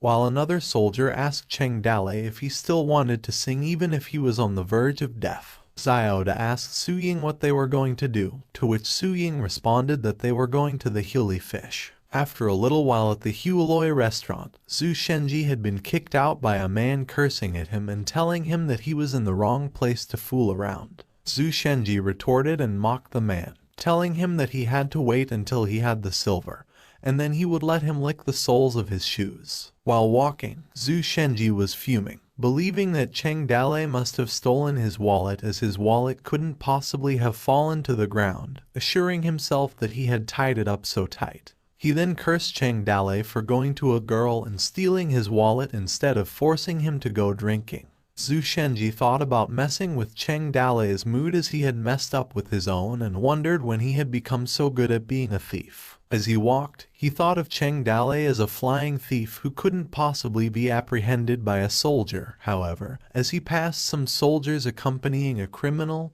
he wondered why there were so many of them mobilized at night. He hid and thought about who the thief was that was powerful enough to cause such a stir in the Fallen Leaf City, and no matter who he was, he believed that he was unlucky. As Zhu Shenji stared at them, Cheng Dale yelled that he would come back. Zhu Shenji's eyes grew wide and his jaw dropped as he realized that it was Cheng Dale who had been held as a prisoner. Moments later, Zhu Shenji rushed towards Su Ying's restaurant, and when he encountered the Liao brothers, he told them that there was bad news. Cheng Dale had been arrested by the soldiers in the city. Agitated, the Liao brothers asked Zhu Shenji what they were going to do. Zhu Shenji then told them that they must not let him fall into the hands of the soldiers, as Cheng Dale had treated them well, and that their only option was to raid the prison. Su Ying and Xiaoda arrived at the restaurant, telling Zhu Shenji to hold on and disagreeing with his idea that a prison raid was the worst scenario, as with the number of people they had, they would get caught easily. She asked Liao Jia to hurry to the Toad village immediately to send a message. The next day, the soldiers ordered the civilians not to rush and warned that if they cut in line, he would pierce them with his lance. Liu Bei sighed when he was asked by one of the soldiers what he had been doing. With a gloomy look, Liu Bei responded that he had been just a shoe seller and had been having a hard time making a living. He sighed again. The soldier felt sunken as Liu Bei continued to tell him that as a person, he had been born into a rocky career and had been oppressed by some higher officials. Liu Bei kept sighing, while staring at Liu Bei as he entered the gate. The soldier wondered why there had been so many people coming into town that day. As the soldier turned around, Guan Yu and Zhao Fei were behind him, shouting that they had been selling green beans for 30 copper plates per 1 pound and 10 copper coins for 4 pounds. Tin Man and the White Wolf entered the gate next. The soldier looked at them and wondered why there had been so many people coming that day. He mumbled that he had seen 2 brothers selling weapons and a strong man carrying firewood, claiming that he had been handsome and had looked like a pagoda when he had stood in front of him. The soldier also noticed that there had been people who did small business and a hunter, while there had also been a nobleman with a servant girl, which he had hated as they had had some big money. He then thought that on that day everything had been the same, but he felt that something had been wrong. As a rule, not so many people would come to the city in the winter. Later that day, someone informed Zhu Shenji that among them that day there had been more than 50 people who had mingled with the locals, and that the 2,000 brothers in the village had been ready and waiting for the beacon. They could enter the city at any time. Zhu Shenji responded that Cheng Dalei had been willing to save his life for them to get food, and that it had been the time for them to walk through fire for him if they had to. He then told them that they would break into the prison that night and free Cheng Dalei. The men cheered, and Zhu Shenji ordered them to mobilize all the men as they would conquer the fallen Leaf city and save Cheng Dalei. Liu Bei chimed in and told them that the prison might have been heavily guarded, and even if they could save Cheng Dalei, many of their men would have perished. He believed that Cheng Dalei wouldn't have wanted to see something like that, and they couldn't have done it recklessly. Zhu Shenji asked Liu Bei for his suggestion. Liu Bei responded that they had to first send people to investigate the area around the prison and also send people out to protect Su Ying. He went on to believe that they had already considered all the things he had come up with. Zhu Shenji answered that he was correct and that he had been just about to send someone out for that. Liu Bei then said that the most important thing was that Cheng Dalei must not be allowed to suffer in prison. He mentioned that it had been said that if you entered the prison in the Fallen Leaves city alive, you would come out dead. He further mentioned that inside, the 18 instruments of torture were complete, and even if you didn't die, you would suffer in agony. He went on to say that they needed to send some men to the city who would cause problems and end up in jail to take care of Cheng Dalei. Zhu Shenji yelled at them, stating that Liu Bei was correct and they had to get Cheng Dalei out quickly as he must have been in painful agony. After some time, a huge crowd of people attended Su Sihai's funeral. The people were gossiping that a rich family should rest the spirit for at least 77 days after death, while others wondered how the body had been sent out of the house before the first 7 days. Some people told others to stop talking, while some informed them that Su Lishi was the mother-in-law of the Su family, while others showed sympathy for Su Lishi for being a widow at such a young age. As night came, Su Lishi walked through the Su family's house. She contemplated that the Su family was over and was in the bag, and that in her 36 years of life, she had never experienced such relief. She stared at the moon and continued to contemplate that when she was young and poor, her parents hadn't cared much for her, and that while other people's daughters had worn new clothes, she had only worn old ones. While others had decorated themselves with flowers, she had only tied ropes around herself, and only her older brother had used his hard-earned money to buy her a piece of candy. She then believed that she had nothing except her beauty that God has given her, and that during famine at the age of 13, she was sold by her parents to human traffickers and was deflowered. And after that, she was given into the hands of several wealthy families. She seemed to look beautiful, more delicate than the March pear blossom. However, no one knew how exhausted she was inside. And at the age of 18, she fell into Su Sihai's hands. And once a concubine, she would always be a slave. Even other lower servants pushed her around. And because her own body couldn't compete, she could not give birth to a male child, so she couldn't enjoy any benefits. Su Lishi went on, saying that now that she was 36 years old, everyone in the whole Su family had to call her madam. She had tons of family wealth and 1,000 hectares of land, and no one was able to compete with her. She mumbled that in 36 years of her life, she had never experienced such refreshing coolness, and the bright moon in the sky had never been so enchanting. She would no longer be dispossessed and would no longer have to look up to others. Su Lishi stepped forward and continued her contemplation that in 63 years as a human being, she could finally lift her head and take a deep breath of the cool, pungent air. She then spread her arms as it was the first time for her in 36 years. And as another day passed by, Su Lishi was eating grapes in the yard. Lai Dadu arrived and informed her that he had found some people she had been searching for. Su Lishi asked him if they were good and proceeded to advise him not to be like last time when he found her some losers who couldn't do anything.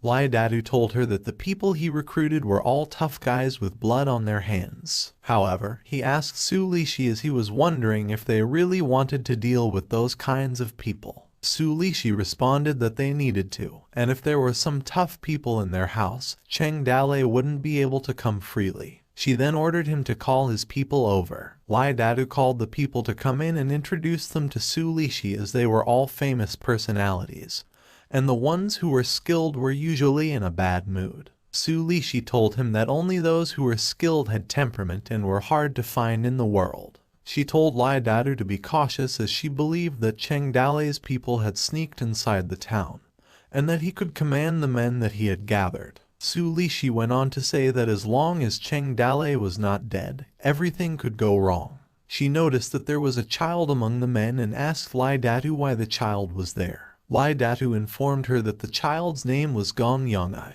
and that he had neither father nor mother. He also mentioned that the child was not simple, as he had also been sold to a trafficker a few years ago, and that as a result, all traffickers died overnight, and all the traces were also burned afterward. He continued informing Sulishi that when they found Gong Yongai, they had to get him out of the pile of corpses, as he was still strangling the trafficker's neck with both hands. Sulishi leaned closer and held Gong Yongai's chin and told him to look up at her. She also asked how old he was, to which he answered that he was 16. She then told him that he would be with her from that point forward and asked him why he was still wearing old clothes, and that they would take him to make 2 new cloth sets in a few days. Stuttering, Gong Yongai responded that she didn't need to. Sulishi laughed and told Gong Yongai that he had been one of them from that moment, and that she had to treat him better. Evening arrived, and the drunk General Kaio strolled down the street when he was complimented by a woman who asked him not to forget them after his promotion, to which he laughed. General Kaio laughed again and walked away, and the 2 women gossiped, telling each other that General Kaio had hit his stride lately, and that his concubine was pregnant with a child, while the other smiled and repeated what the other woman had said. General Kaio arrived at his home and knocked on the door, asking the people inside to open it. The door opened, and he then called out to his wife, and he noticed that no one was there and wondered where everyone had been and why they hadn't lit up in the middle of the night, while an unknown man stood beside him, staring. A hand appeared and covered General Kaio's mouth, and a knife was placed on his neck, which sobered him up. The unknown man ordered him not to move. General Kaio was cornered and was told by one of the men that he had been busy lately, that he had been coming home so late at night. General Kaio responded and asked them not to take the lives of his wife and child, and if they wanted silver, they should just ask. The man asked him how much silver he could own in his account, as he had some borrowed loans from his love of gambling. Dejected, General Kaio asked the man why he had come to his house when he had been investigating so thoroughly. The man then informed him that they had come to visit him, not to ask for money, as they were there to give him some money, and he poured a huge amount of silver. General Kaio stared at the silver and told the man that he would not dare to take the money without having done something for it. The man pointed his knife at him and told him that they had come to make a deal with him, and that if he promised, they would offer 1,000 taels of silver, but if he did not, they would exterminate his entire family, while the other man held a knife to General Kaio's wife. Enraged, General Kaio asked them if they were from the Toad village, to which the man answered that he was really smart. General Kaio responded that even with more silver, he could never have released Cheng Dale, not because he didn't want to, but because he couldn't. The man squatted and pointed his knife at General Kaio's wife, telling him that Cheng Dale had gotten lost and stuck in the Fallen Leaves city, and that as a soldier, he had to catch a bandit, and that they couldn't blame him. He went on to say that their master's body wasn't made for hard work, so he would ask General Kaio once again to be gentler in prison. General Kaio told the man that Cheng Dale was not in his care, so he couldn't help them even if he had wanted to. The man clapped and assured General Kaio that the 1,000 taels were for him, and another 1,000 taels would also be his. 2 boxes of silver taels clattered on the floor beside General Kaio, which made him wonder if the Toad village was rich. The man stood up and told General Kaio that they would talk on another day, as their journey would be long, and bid him farewell. And as they were about to leave, General Kaio asked the man if he wasn't afraid that after they left, he would betray them and take the silver without doing anything. The man looked at him and replied that if he took the money and did nothing, they would have to take something away from him the next time they visited, and threatened him that it was difficult to protect against bandits in the long run. General Kaio trembled as he wondered what the man would take away, and began mumbling some body parts before concluding that it was the heads of his entire family. The man then told his men that they would get going, as General Kaio was staring at the scattered tails of silver. General Kaio thought that his choice didn't seem to be difficult. The next day, Su Lishi was talking to General Kaio, asking him when he would kill Cheng Dale and eliminate evil for human beings. General Kaio responded and told Su Lishi that the matter was not his responsibility. Su Lishi opened a box and was about to bribe him. However, she was stopped by General Kaio, telling her that he declined as he couldn't accept her money. Su Lishi then wondered what was going on and when General Kaio had become so clean.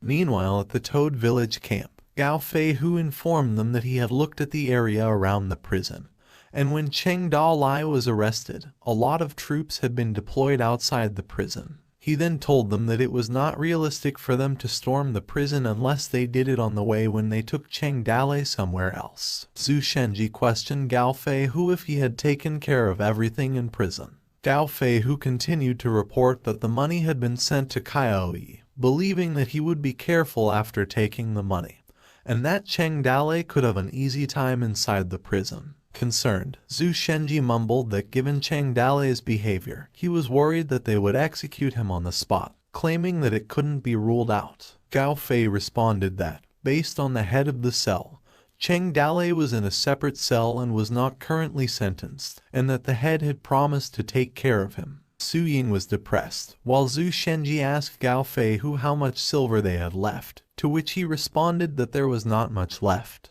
Gao Fei Hu then told them that when he met with the head of the prison, he had heard a message from him that someone was trying to bribe him. Su Ying stood up and told Xiaoda to follow her, and as she walked out, Xiaoda asked Su Ying to wait for her. Concerned, Gao Fei Hu instructed White Wolf to bring 2 fighters with her and to keep an eye on Su Ying, to which the White Wolf agreed.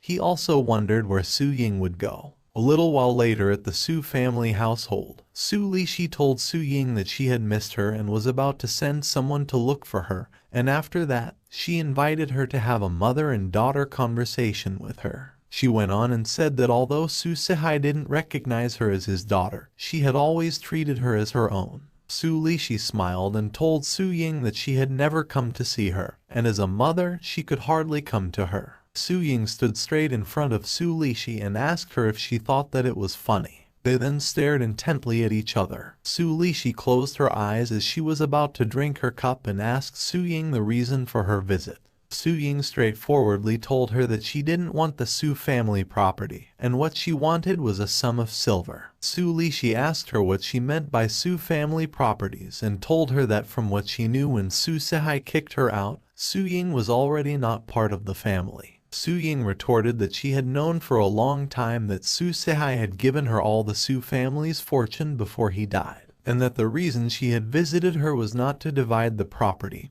but to give it all up to the Su family property, as she only wanted a sum of silver. Su Lishi then reminded her that her restaurant was also a property of the Su family, to which Su Ying responded that she couldn't give it up. Su Lishi asked her how much silver she wanted, and when Su Ying told her the number she wanted, Su Lishi kept declining. Agitated, Su Ying informed her that the fields of the Su family, and the business in the city and on the docks, wondering if it was still not worth 10,000 silver. Su Lishi raised 3 fingers and told her that the values of those businesses had nothing to do with it, and the best she could give her was 3,000 silver at most. Su Ying clenched her teeth in anger and agreed. Su Lishi then told her that her words were not proof, to which Su Ying responded that writing was her proof. She took a brush and suggested to Su Ying that she would have to let her subordinates send it to her, as 3,000 silver was not a small amount and she wouldn't be able to transport it as she passed the contract to Su Ying. After their negotiation, Su Ying walked out. However, she told Su Lishi that if she didn't send the silver, she had to watch out for God to punish her, as God was watching. Su Lishi responded and assured her that God had not yet taken her, a wife of a bandit, which proved that God was blind. and as Su Lishi held their contract paper, she then grinned and ordered her men to leave the wagon. After a while at the city lord's residence, a fat man asked Su Lishi why she had visited, claiming that she should be at home grieving. Su Lishi sighed and told the city lord that she wouldn't have come to him if some obstacle hadn't existed. The city lord asked her if something had happened. Su Lishi informed him that Cheng Dale had done a lot of bad things, and that when he was caught, his people kept blaming her for what happened and kept coming to her house to make trouble. She then stated her reason for coming. She came to ask when he would kill Cheng Dale to destroy the rays of hope left on his men. The city lord grinned and informed her about the situation, telling her that the fact he caught Cheng Dale was a great accomplishment, and that he was more worthy of being alive than dead. He went on and informed her that they had let Cheng Dale alive, in case the mountain bandits of the Toad village went crazy. He would serve as a hostage. Su Lishi understood and took a box, telling him that before Su Sehai died, he had promised to give a luminous pearl to the city lord and that day she had brought it especially for him. The city lord asked her what she meant. She then opened the box, which contained a shiny pearl, to which the city lord was happy and mumbled that Su Sehai was really a great person who remembered the dead even before dying. Su Lishi changed the subject, which reminded the city lord of their conversation with Cheng Dale, and the city lord assured her that he would take care of it while eyeing the shiny pearl. Su Lishi closed the box, and the city lord asked her if there was something else she wanted him to do. She told him that she just had a few family matters, that Su Ying was a disgrace to the Su family, and after Su Sehai died, there was no one who was able to control her. Earlier that day, she had come to her to exchange her family fortune for 3,000 silver to spend. She went on and said that the Su family fortune should be passed on to her in a few years. However, she believed that with Su Ying's current temperament, she didn't feel comfortable leaving the Su family to her. The city lord couldn't believe that there was such a thing. Su Lishi grinned and told him that she had also written a receipt for Su Ying, and that she would send someone later to deliver the silver. However, she was afraid that on that day it would be 3,000 taels, and the next time it would be 5,000. She would keep coming back to her, asking for money, and as her mother, she couldn't give her money, and the Su family couldn't afford Su Ying spending so much money. Worried, the city lord suggested that Su Ying should be properly controlled. Su Lishi then gave him the box and told him that after the death of Su Sehai, she had dared not to educate her. However, as her stepmother, everything she said had no effect. The city lord smiled and assured Su Lishi that he would do it for her and that the receipt would stay with him.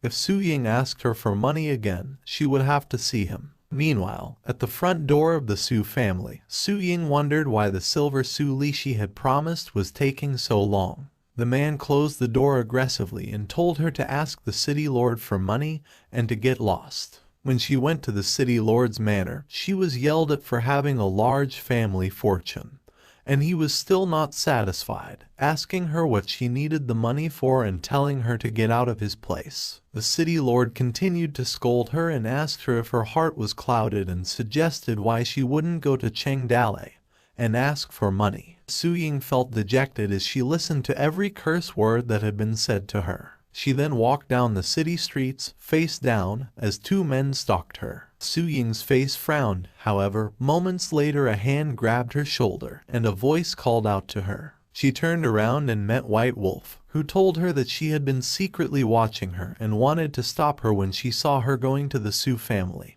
But something terrible happened in the end. She went on and said that it didn't matter when someone's time had passed, it could still be settled with the Su family. She held her hands and told her that they were going back as it was not safe where they were. A man held a bloody spear, and a massive pile of bodies lay down the street, while Zhao Zilong stood and stared at them. A voice then yelled that the Su family was full of bullies and ordered some of his men to follow him to destroy the Su family. Liu Bei told Gao Fei Hu to calm down, that no matter how he said it, they were still Su Ying's family. Fuming, Zhu Shenji asked Liu Bei how he could stay calm as they had already used countless amounts of silver and still got no way to save Cheng Dale. He suggested that they should just storm the prison. Munching on his food, Liu Bei then told them that if they wanted to do it, it would be much better to wait and relocate Cheng Dale, as he was more valuable alive than dead. He believed that Cheng Dale would definitely not be executed secretly. Su Ying chimed in that she thought it couldn't be said that there was no way, and that before she went to the city lord's residence, she found a method that they could try. Liu Bei asked what her method was. Su Ying responded that she had heard that Wan Boshan went fishing at the pier every 20th of the month, and if they kidnapped him, she believed that they could trade him back for Cheng Dale. Liu Bei inquired about the day they were in, to which Guan Yu replied that it was the 19th, and that the 20th would be tomorrow. Lai Dadu had stood on his balcony, looking out at the cloudy sky. One of his attendants informed him that he was afraid it might rain that day and asked if they should still sail. Lai Dadu asked him why they shouldn't sail because it was only his hobby, as if he couldn't enjoy just one hobby. His attendant also informed him that a person from the Su family had visited once again. Lai Dadu turned to face his attendant, asking if she had returned and how much she had disliked the woman. He ordered his attendant to inform the woman that they were going to execute Cheng Dale on that night and also not to bother him any longer. Lai Dadu told his attendant that he needed to hurry up and stop interfering with his enjoyment. Quite a number of spears appeared while the soldier yelled that they were going. Meanwhile, Su Lishi complained that she had been walking around so much every day for the past 2 days, and she had already gotten blisters on her feet. She asked someone to massage her feet, however, the person was reluctant. Su Lishi asked him if he had disliked her, to which the man answered that he hadn't dared. She sighed and told Gong Yong'ai that if people like them didn't help each other, there would be no one who would respect them as he held her feet. She went on to say that it was also because they were meant for the same thing, that when she saw her, she felt close to her in her heart, asking him not to take offense as she really saw him as her own brother. As Gong Yong'ai was massaging Su Lishi's foot, she told him to be gentler as she was hurt. She reminded him to be gentle on a woman's foot and asked him why he was holding her feet so tightly, as if he were a simpleton. Gong Yong'ai responded that since he was a child, he used to massage his mother's foot, to which Su Lishi asked him if he could also call him his mom. Gong Yong'ai blushed and didn't speak a word. Su Lishi grinned and wondered if what she was doing was what people with higher power could enjoy, and that once she had been the admired beauty. However, she had become the observer as she moved her hands towards Gong Yong'ai. As she twirled some of Gong Yong'ai's hair, she wondered if it was the kind of power some stinking men sought. She moved her hands, pinching his cheeks, with the thought of playing with people as if they were toys, which led her to the conclusion that it was fantastic. Meanwhile, at the Toad Village group, a man reported to Zhu Shenji that they had found out that Fang Boshan had left his residence and was heading to the pier. Zhu Shenji spoke up, telling them that the battle that day would be a sure victory, but it would also be bloody, and that because Cheng Dale had treated them well, they couldn't bear seeing him suffer in prison any longer. He went on to say that after that day, he was afraid that he would not see many of them in the future, and if someone was afraid, he would not be for him. He suggested that they drink now, and that when they walked out the door, they would be brothers forever. A man voiced out asking what Zhu Shenji was talking about and that he could just say that they could lay down their lives for Cheng Dale as he also did the same for them. The men agreed. They were told that they were going to drink wine together until it was empty and that they would go together to save Cheng Dale as a firework swooshed into the air and made a huge bang in the sky. Fang Boshan noticed the fireworks and asked one of his subordinates why they were being set off in broad daylight. One of his subordinates asked Fang Boshan if he wanted him to send someone to take a look, to which Fang Boshan responded that there was no need for it, suggesting that they needed to pick up the pace as they would need to be faster. Zhao Zilong stood on top of one of the house roofs, holding a bow, watching them, while Liu Bei and Zhang Fei were hiding in an alley, watching Fang Boshan's movements. Qin Man and Lin Xiaoyu were doing the same on the other side. Anxious, Gao Fei Hu informed Zhu Shenji that they didn't have much time before Fang Boshan arrived at the port, and that their only problem was that the fireworks signal outside the city had yet to appear. He asked Zhu Shenji what they were going to do, informing him that waiting for Fang Boshan to arrive at the docks would be much more difficult than catching him on the roads. Frustrated, Zhu Shenji gritted his teeth and told them that they would wait for another 15 minutes, and if there was still no signal, they would attack. Gao Fei, who tightly gripped his sword and said nothing. The cartwheel made a noise, and an arrowhead pointed towards Fang Bashan. Zhao Zilong concentrated, and the sound of a galloping horse was heard. Two men rushed into the city and covered the gate with some sand smoke. One of Zhu Shenji's men informed him that 15 minutes had passed as Gao Fei, who readied himself and held his sword. Zhu Shenji commanded them that they were going to do it and attacked. Gao Fei Hu and Gao Fei Bao screamed, ordering their men to attack. Sleeping, Fang Bashan's men were ordering their subordinates to stop the wagon, asking the man who had just entered the city who he was. He woke up from the noise of his men ordering the unknown man not to move, which made him wonder. Fang Bashan asked one of his men what was going on and told them they could just pursue his hobby in peace. Tai Dekyang, the man who had entered the city, introduced himself and asked to see Fang Bashan. Huang Sanyuan came running, asking his subordinates to stop.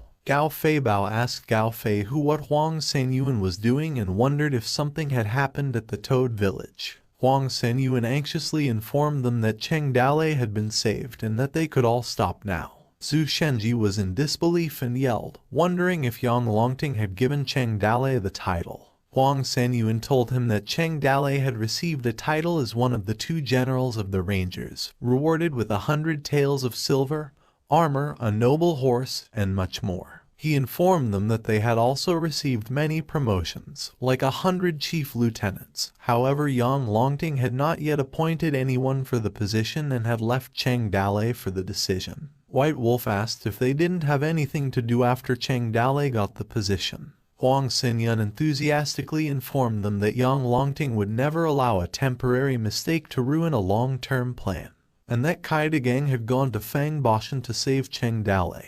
Dejected, Zhu Shenji sat in the corner contemplating, giving Huang Sanyuan the impression that he was disappointed. Zhu Shenji spoke and told them that he could no longer talk about regrets, and that he had just drunk too much wine that went to his head, which made the people around him speechless. Fang Bashan asked Kai Degang if he wanted him to release Cheng Dalei. Kai Degang responded that it was Yang Longting who wanted Cheng Dalei released because he belonged to him and asked Fang Bashan not to kill him. Fang Bashan was in doubt and told Kai Degang that it had taken him great effort to catch Cheng Dalei, and if he released him, it wouldn't be easy to catch him next time. Kai Degang informed Fang Bashan that Cheng Dalei had sworn allegiance to Yang Longting long ago, and that Yang Longting had cherished him as a talent, and that there was no way he would appoint him a general out of all the rangers. He continued by saying that Cheng Dalei was now one of Yang Longting's people, and he asked Fang Bashan if he wanted to arrest some of Yang Longting's people, as well as if he hadn't tortured him in prison.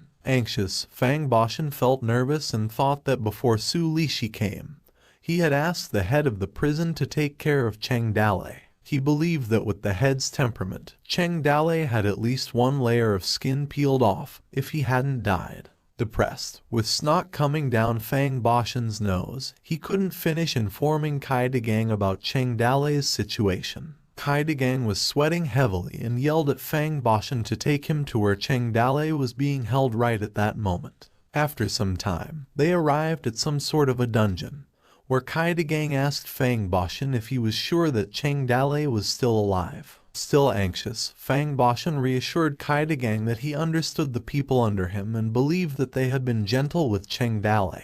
He hoped Cheng Dalei had a strong life force and must have been alive to the point where he could be saved. A man's voice mumbled about how much Du Mao was worth and how he should have been his equal, that the man from the Ring tribe had been strong enough to hold 3 out of 5 rounds against him in a horse fight. A couple of men inside the prison with Cheng Dalei asked him to tell them more about the method of the 5 thunderbolts, as they had heard that the gods had taught him in his dream. Cheng Dalei smiled and enthusiastically asked them if they could understand if he told them about the gods, while a bald man was all smiles serving him his meal. While Cheng Dalei stated that the method of the 5 thunderbolts had been too powerful for him to use easily because it destroyed too much, and proceeded to ask the soldier who had been serving him what they would be eating that day. A few delicacies were served. Disappointed by what had been served, Cheng Dalei asked if they could eat something milder, and that, speaking of fish, he knew a way to eat fish raw, that if they dipped it in sauces, it would bring a wave of flavor. The men were amazed and told Cheng Dale that he had seen a lot of things, to which he agreed. At the same time, Fang Boshan and Kai Dagan arrived at Cheng Dale's cell and were speechless. Fang Boshan tapped the prison guard's shoulder and asked him what it was all about, to which the guard turned to look at the man behind him. He responded to Fang Boshan that he had been the one who ordered him to take care of Cheng Dale. Fang Boshan became enraged and told the guard that they had taken his orders literally and taken care of Cheng Dale far too well. The two of them approached Cheng Dale's cell, with Fang Boshan telling Cheng Dale that if he had been careless, he would have made him suffer. They drew Cheng Dale's attention, with him noticing Kai Dagang first and telling him about how he had suffered over the previous few days. Kai Dagang believed that Cheng Dale hadn't suffered and that he had eaten much better than he had. Cheng Dale asked who the man with Kai Dagang was, and Kai Dagang said he had been the local city lord, Fang Boshan. Fang Boshan cried and told Cheng Dale that he had suffered enough. Cheng Dale's face became serious as he remembered seeing Fang Boshan's name somewhere, and proceeded to ask him if they had ever met before. Fang Boshan grinned and told Cheng Dale that he had admired him for a long time, believing that their meeting was fate, before turning to scold the prison guard for remaining standing and ordering him to open the cell door. Cheng Dale got out and pleaded with Fang Boshan to let his buddies out too. Fang Boshan clasped his hand and reassured Cheng Dale that he would immediately set his buddies free as his friends were also his. He informed Cheng Dale that Yang Longting had promoted him to one of the two generals of the Rangers and that the official uniform and military seal were in the city master's residence, and asked him if he had to go there with him. He went on and told Cheng Dale that it was now the time for him to wash the unhappiness out of his body as he had come out of such a place. As they came outside the prison, Cheng Dale stretched his arm in relief and mumbled that he had now tasted freedom. Disappointed, Fang Boshan spoke to the prison warden and asked him how much silver he had received, as it was hard for him to trick him as he was not foolish. He ordered the prison warden to call all the people who had taken the silver, as they needed to talk, to which the prison warden obeyed. Fang Boshan was enraged by the idea that he didn't get a single coin. However, his men all ate until their bellies burst, as he was like Kong Fangxing. After a while at the city lord's residence, Fang Boshan wondered if it was all of them. He yelled after learning that many people had received silver. Fang Boshan couldn't believe that from the smallest to the chief cook of the prison, to the military general Kaioi, and even the advisors at his side, they had taken Toad Village silver. He wondered if it was all about Cheng Dale's safety or their own lives. Meanwhile, at the city lord's mansion, back house, Cheng Dale felt satisfied while taking a bath, and after that, he was dressed by the two female attendants. They also combed his hair and tied his shoes. He mumbled, stating his title as General Cheng, and that his outfit fit him perfectly and was made specifically for him. Cheng Dale told his attendants that he used to buy clothes, and the attendant used to tell him he was handsome in his clothes and that they suited him. A man arrived behind Cheng Dale and called him. Cheng Dale turned and told Kai Dagang that they would be colleagues from that moment. Kai Dagang was with some company, passed Cheng Dale the enrollment papers, 100 taels of silver, and the official seal, along with the other rewards that Yang Longting wanted him to have. He went on to say that the official seal was specially made for him by Yang Longting and asked him if he liked it. Dejected, Cheng Dale couldn't speak a word as he saw a huge golden toad and wondered why there was a toad sitting on the official seal. Kai Dagang asked Cheng Dale if he liked what Yang Longting had specially made for him, while Cheng Dale looked depressed. Cheng Dale took a deep breath and responded that he would ride into battle for Yang Longting even if he died. Fang Boshan wondered if Cheng Dale had such deep feelings for Yang Longting.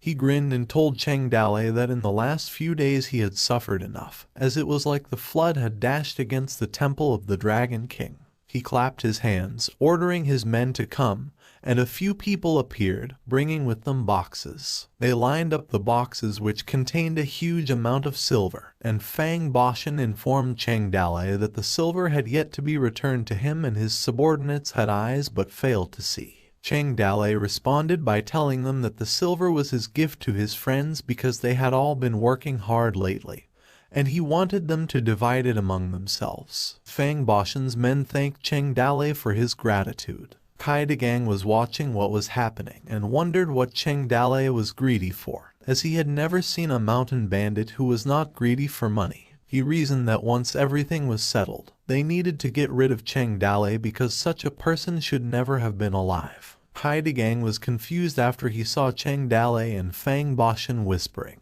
to which Cheng Dalei told Fang Boshan that he still had some personal matters he would like to talk to him about. They proceeded to whisper as Kai Gang watched them from behind. Cheng Dalei walked and waved his hand behind as Fang Boshan told him that he had a good point, which left Kai Gang wondering.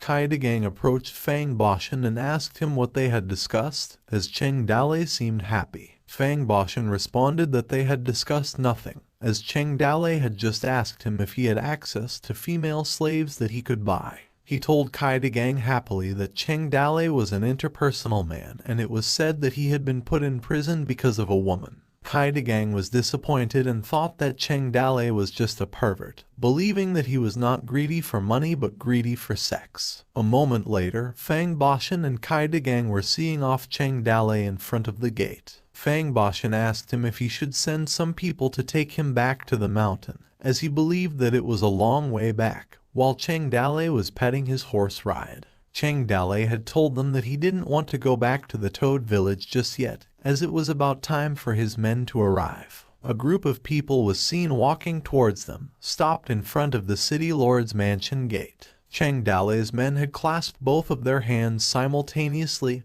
and greeted him. Kai Gang and Fang Boshan, who were watching, wondered when so many people had sneaked into the Fallen Leaf City. Cheng Dalei smiled and told his men that they should call him by his title, General Cheng, at that moment and ordered that they were going to get going.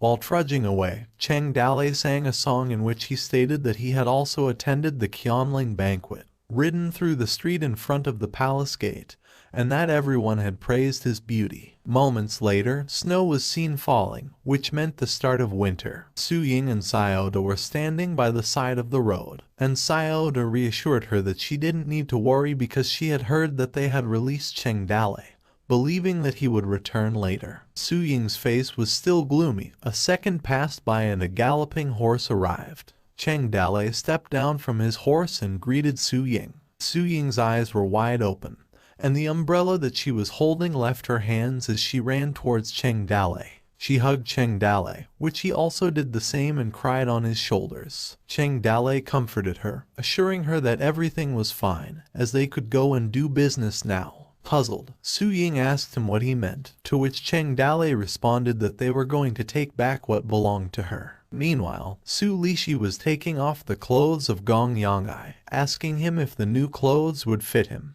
Gong Yongai called Su Lishi madam, but was interrupted by her, telling him not to call her madam as she was only a few years older than him and if he didn't mind, he could call her sister. Uncomfortable, Gong Yongai called Su Lishi Ru's sister. However, Su Lishi leaned close to him, noticing his scars and mumbling that he might have suffered a lot. She asked him if he could tell her the story of the scars. Gong Yongai recalled his time as a slave, which made his eyes bulge, and he could only remember blood. He told Su Lishi that they were just some ugly scars. Su Lishi chuckled and told Gong Yongai that she used to be just like him before, but they hadn't dared hurt her tender flesh. She was relieved that he was pure even if he was wounded and asked him if he wouldn't look down on her for what she had said, to which Gong Yongai responded that he wouldn't dare to. Su Lishi leaned closer, making Gong Yongai blush as she asked him if he had ever touched a woman, to which he replied that he hadn't. She whispered in his ear and told him that she would help him find one, and that his body would be loved by women. Lai Dadu arrived anxiously and reported to Su Lishi that something big had happened. Su Lishi turned to him annoyed and asked him why he was yelling. Lai Dadu's face blackened as he informed Su Lishi that Cheng Dalei had come to settle scores with them. Su Lishi inquired about the whereabouts of the guard and people, having been informed by Lai Dadu that everyone had fled due to Cheng Dalei's beating. She was told to proceed to the main hall, where they had all gathered and were waiting for her. She cursed at them, stating that they were a bunch of scum. Upon arriving at the main hall, she was met by a group of men lined up on her left and right, with Cheng Dale sitting in front of her, and Su Ying beside him. Cheng Dale's men gazed at Su Lishi. Su Lishi spoke, asking Cheng Dale what he had been doing in her mansion again. Cheng Dale responded that he had come for the purpose of dividing the family property. He claimed that it was normal for him, as the Su family's son-in-law, to share the family fortune. Su Lishi gritted her teeth, wondering how a mountain bandit could talk about dividing the family fortune. Cheng Dale coughed, and Zhu Shenji, who was also sitting beside him with the official seal, told her to watch her language. He informed her that Cheng Dale was one of the 2 generals of rangers and asked her what she meant by calling him a mountain bandit. He told her to open her eyes and see the official seal, the title that had been bestowed upon Cheng Dale by Yang Longting. Cheng Dale was one of the 2 generals of rangers who led the battalion of King Niu Mountain. Su Lishi was sweating, wondering how Cheng Dale, who was hated by everyone, had become a general. She told them that discussing the division of the family property was not impossible. However, she insisted that they must invite all the elders of the Su family to be present as witnesses. Cheng Dale smiled and assured Su Lishi not to worry. He claimed to have considered the matter and clapped his hands, ordering his men to bring in the elders. A group of dejected-looking men arrived as Cheng Dale announced that he had invited all the relatives to discuss the division of the family property. Su Lishi held the contract she had made with Su Ying and told them that she had been excluded from the Su family. Therefore, she had no right to demand a single penny from the family. However, as her mother, she couldn't bear to see her daughter suffer. She also informed them that 2 days ago, she had received a note indicating that Su Ying had taken 3,000 taels of silver from her and was prepared to relinquish all claims to the family property. She believed that they would understand this at a glance. Su Ying became agitated and yelled that Su Lishi was talking nonsense, as she hadn't received any silver from her at all. Su Lishi scoffed and asked Su Ying if she thought everyone present was as stupid as those who still had the receipt. One of the elders took the note and informed the crowd that the date and fingerprint could be confirmed, as he realized that the handwriting was indeed from Su Ying. Su Ying was being consumed by agitation while listening to the elders. They mentioned that the note also had the name of the city lord Fang Bashan as a witness on it. She wondered if Fang Bashan was truly a witness, as the elder assured them that the reference was true and not fake. Su Lishi smiled, thinking that Su Ying was still too young, and wondered if she had come that day to discuss the family fortune. Cheng Dale grabbed Su Ying's wrist, causing her to look at him and notice the smile he held on his face. Su Lishi passed the note to Cheng Dale, telling him to take a look. Cheng Dale told her to address him as General Cheng. He warned that if she treated him like a mountain bandit again, he might consider it an insult to the empire. He slammed the note, creating a loud bang sound. Su Lishi's eyes narrowed as she asked Cheng Dale if he didn't want to read the note. Cheng Dale responded that he didn't need to read the note, as for him, it didn't matter. Anxious, Su Lishi asked him why it didn't matter, to which Cheng Dale told her in an aggressive tone that if he said it didn't matter, then it didn't, and there was no reason why. Su Lishi's face darkened as she told Cheng Dale that she feared Fang Bashan wouldn't agree. She ordered Lai Dadu to bring Fang Bashan as a witness, to which Lai Dadu quickly obeyed. Cheng Dale took a sip from his cup and advised Su Lishi not to bother, stating that even if she invited Fang Bashan, he would not come. Lai Dadu quickly ran and passed through the Su residence gate. After some time, he came back, catching his breath and sweating. Su Lishi asked him what was going on and where Fang Bashan was. Lai Dadu was catching his breath and sweating as he informed Su Lishi that he didn't even see Fang Bashan's face. He just sent him a message. And the message's content was that there was no reason why Su Ying should not inherit the family property when her father died, which caused Su Lishi's eyes to widen. Again, Su Lishi's face darkened, and she thought that everything was gone in the end. She believed that it was such a moronic reason that there was no reasoning without power. She clenched her fist and thought that it had turned out that in the world there was only one truth that was unchangeable, and whoever had more power was also right. Su Lishi asked Cheng Dale if she could talk to him alone, To which Cheng Dalei responded, why couldn't they talk at the same place? Su Lishi told him that there were some things she would like to share with him in private, which made Cheng Dalei think, and later on, he agreed. They arrived in an empty room, as Cheng Dalei asked her what she wanted to say. Su Lishi bowed and knelt, telling Cheng Dalei that at the moment she had felt like a little bird in his hand, that he could easily take her life by crushing her or let her live by giving her some rice to eat. She looked at Cheng Dalei as she begged him to spare a few grains of rice in her life, as what she had been only looking for was just stability, and in the future she would not regret anything even if she had to be a slave. Xiaoda and Su Ying spent time on a balcony, as Xiaoda told Su Ying that because Cheng Dalei had been a mountain bandit, they had been exposed to people's disputes in the past. She believed that after that day, no one in the family would dare to gossip about Su Ying, because Cheng Dalei had become a general. Xiao enthusiastically said that there was nothing more glorious than having a general as a husband, and that by marrying the general who led the army, the Su family was said to have risen high. Meanwhile, in the room where Cheng Dalei and Su Lishi were having their talk, Su Lishi glanced at Cheng Dalei and told him that she had done everything she could, but in the end, she had come up empty-handed. She begged him to show a little mercy and give her family a way to live. Cheng Dalei's face darkened as he blushed, stuttered, and asked her if she could stand up and talk. Su Lishi stood up and leaned closer to the flustered Cheng Dalei, telling him that if he wanted her to do something, they could do it right there. She flirtatiously put her hand on her chest, informing Cheng Dalei that she was meant to serve people and was very good at it. Su Ying, who was sitting on the edge of the railing, stared at the sky while Xiaoda ate beside her. She thought that Cheng Dalei and Su Lishi's talk was taking so long and wondered what they had been talking about. Flustered, Cheng Dalei couldn't muster a word as Su Lishi's aggression towards him made him feel uncomfortable. She asked him what he wanted her to do. Cheng Dalei ordered her not to get so close. Su Lishi still continued her flirtatious approach and told Cheng Dalei that she still had great confidence in her body. She asked him if he wanted to try. Cheng Dalei gulped as he became sweatier. Su Lishi smiled and thought that Cheng Dalei was just a mountain bandit after all. Cheng Dalei's eyes darkened as he told Su Lishi to keep her distance because she was stepping on his robe, which was the official uniform for the general and hadn't been washed yet. Su Lishi's face contorted as she couldn't believe what Cheng Dalei had said. She wondered if he was a blockhead or if she had just overestimated her charm.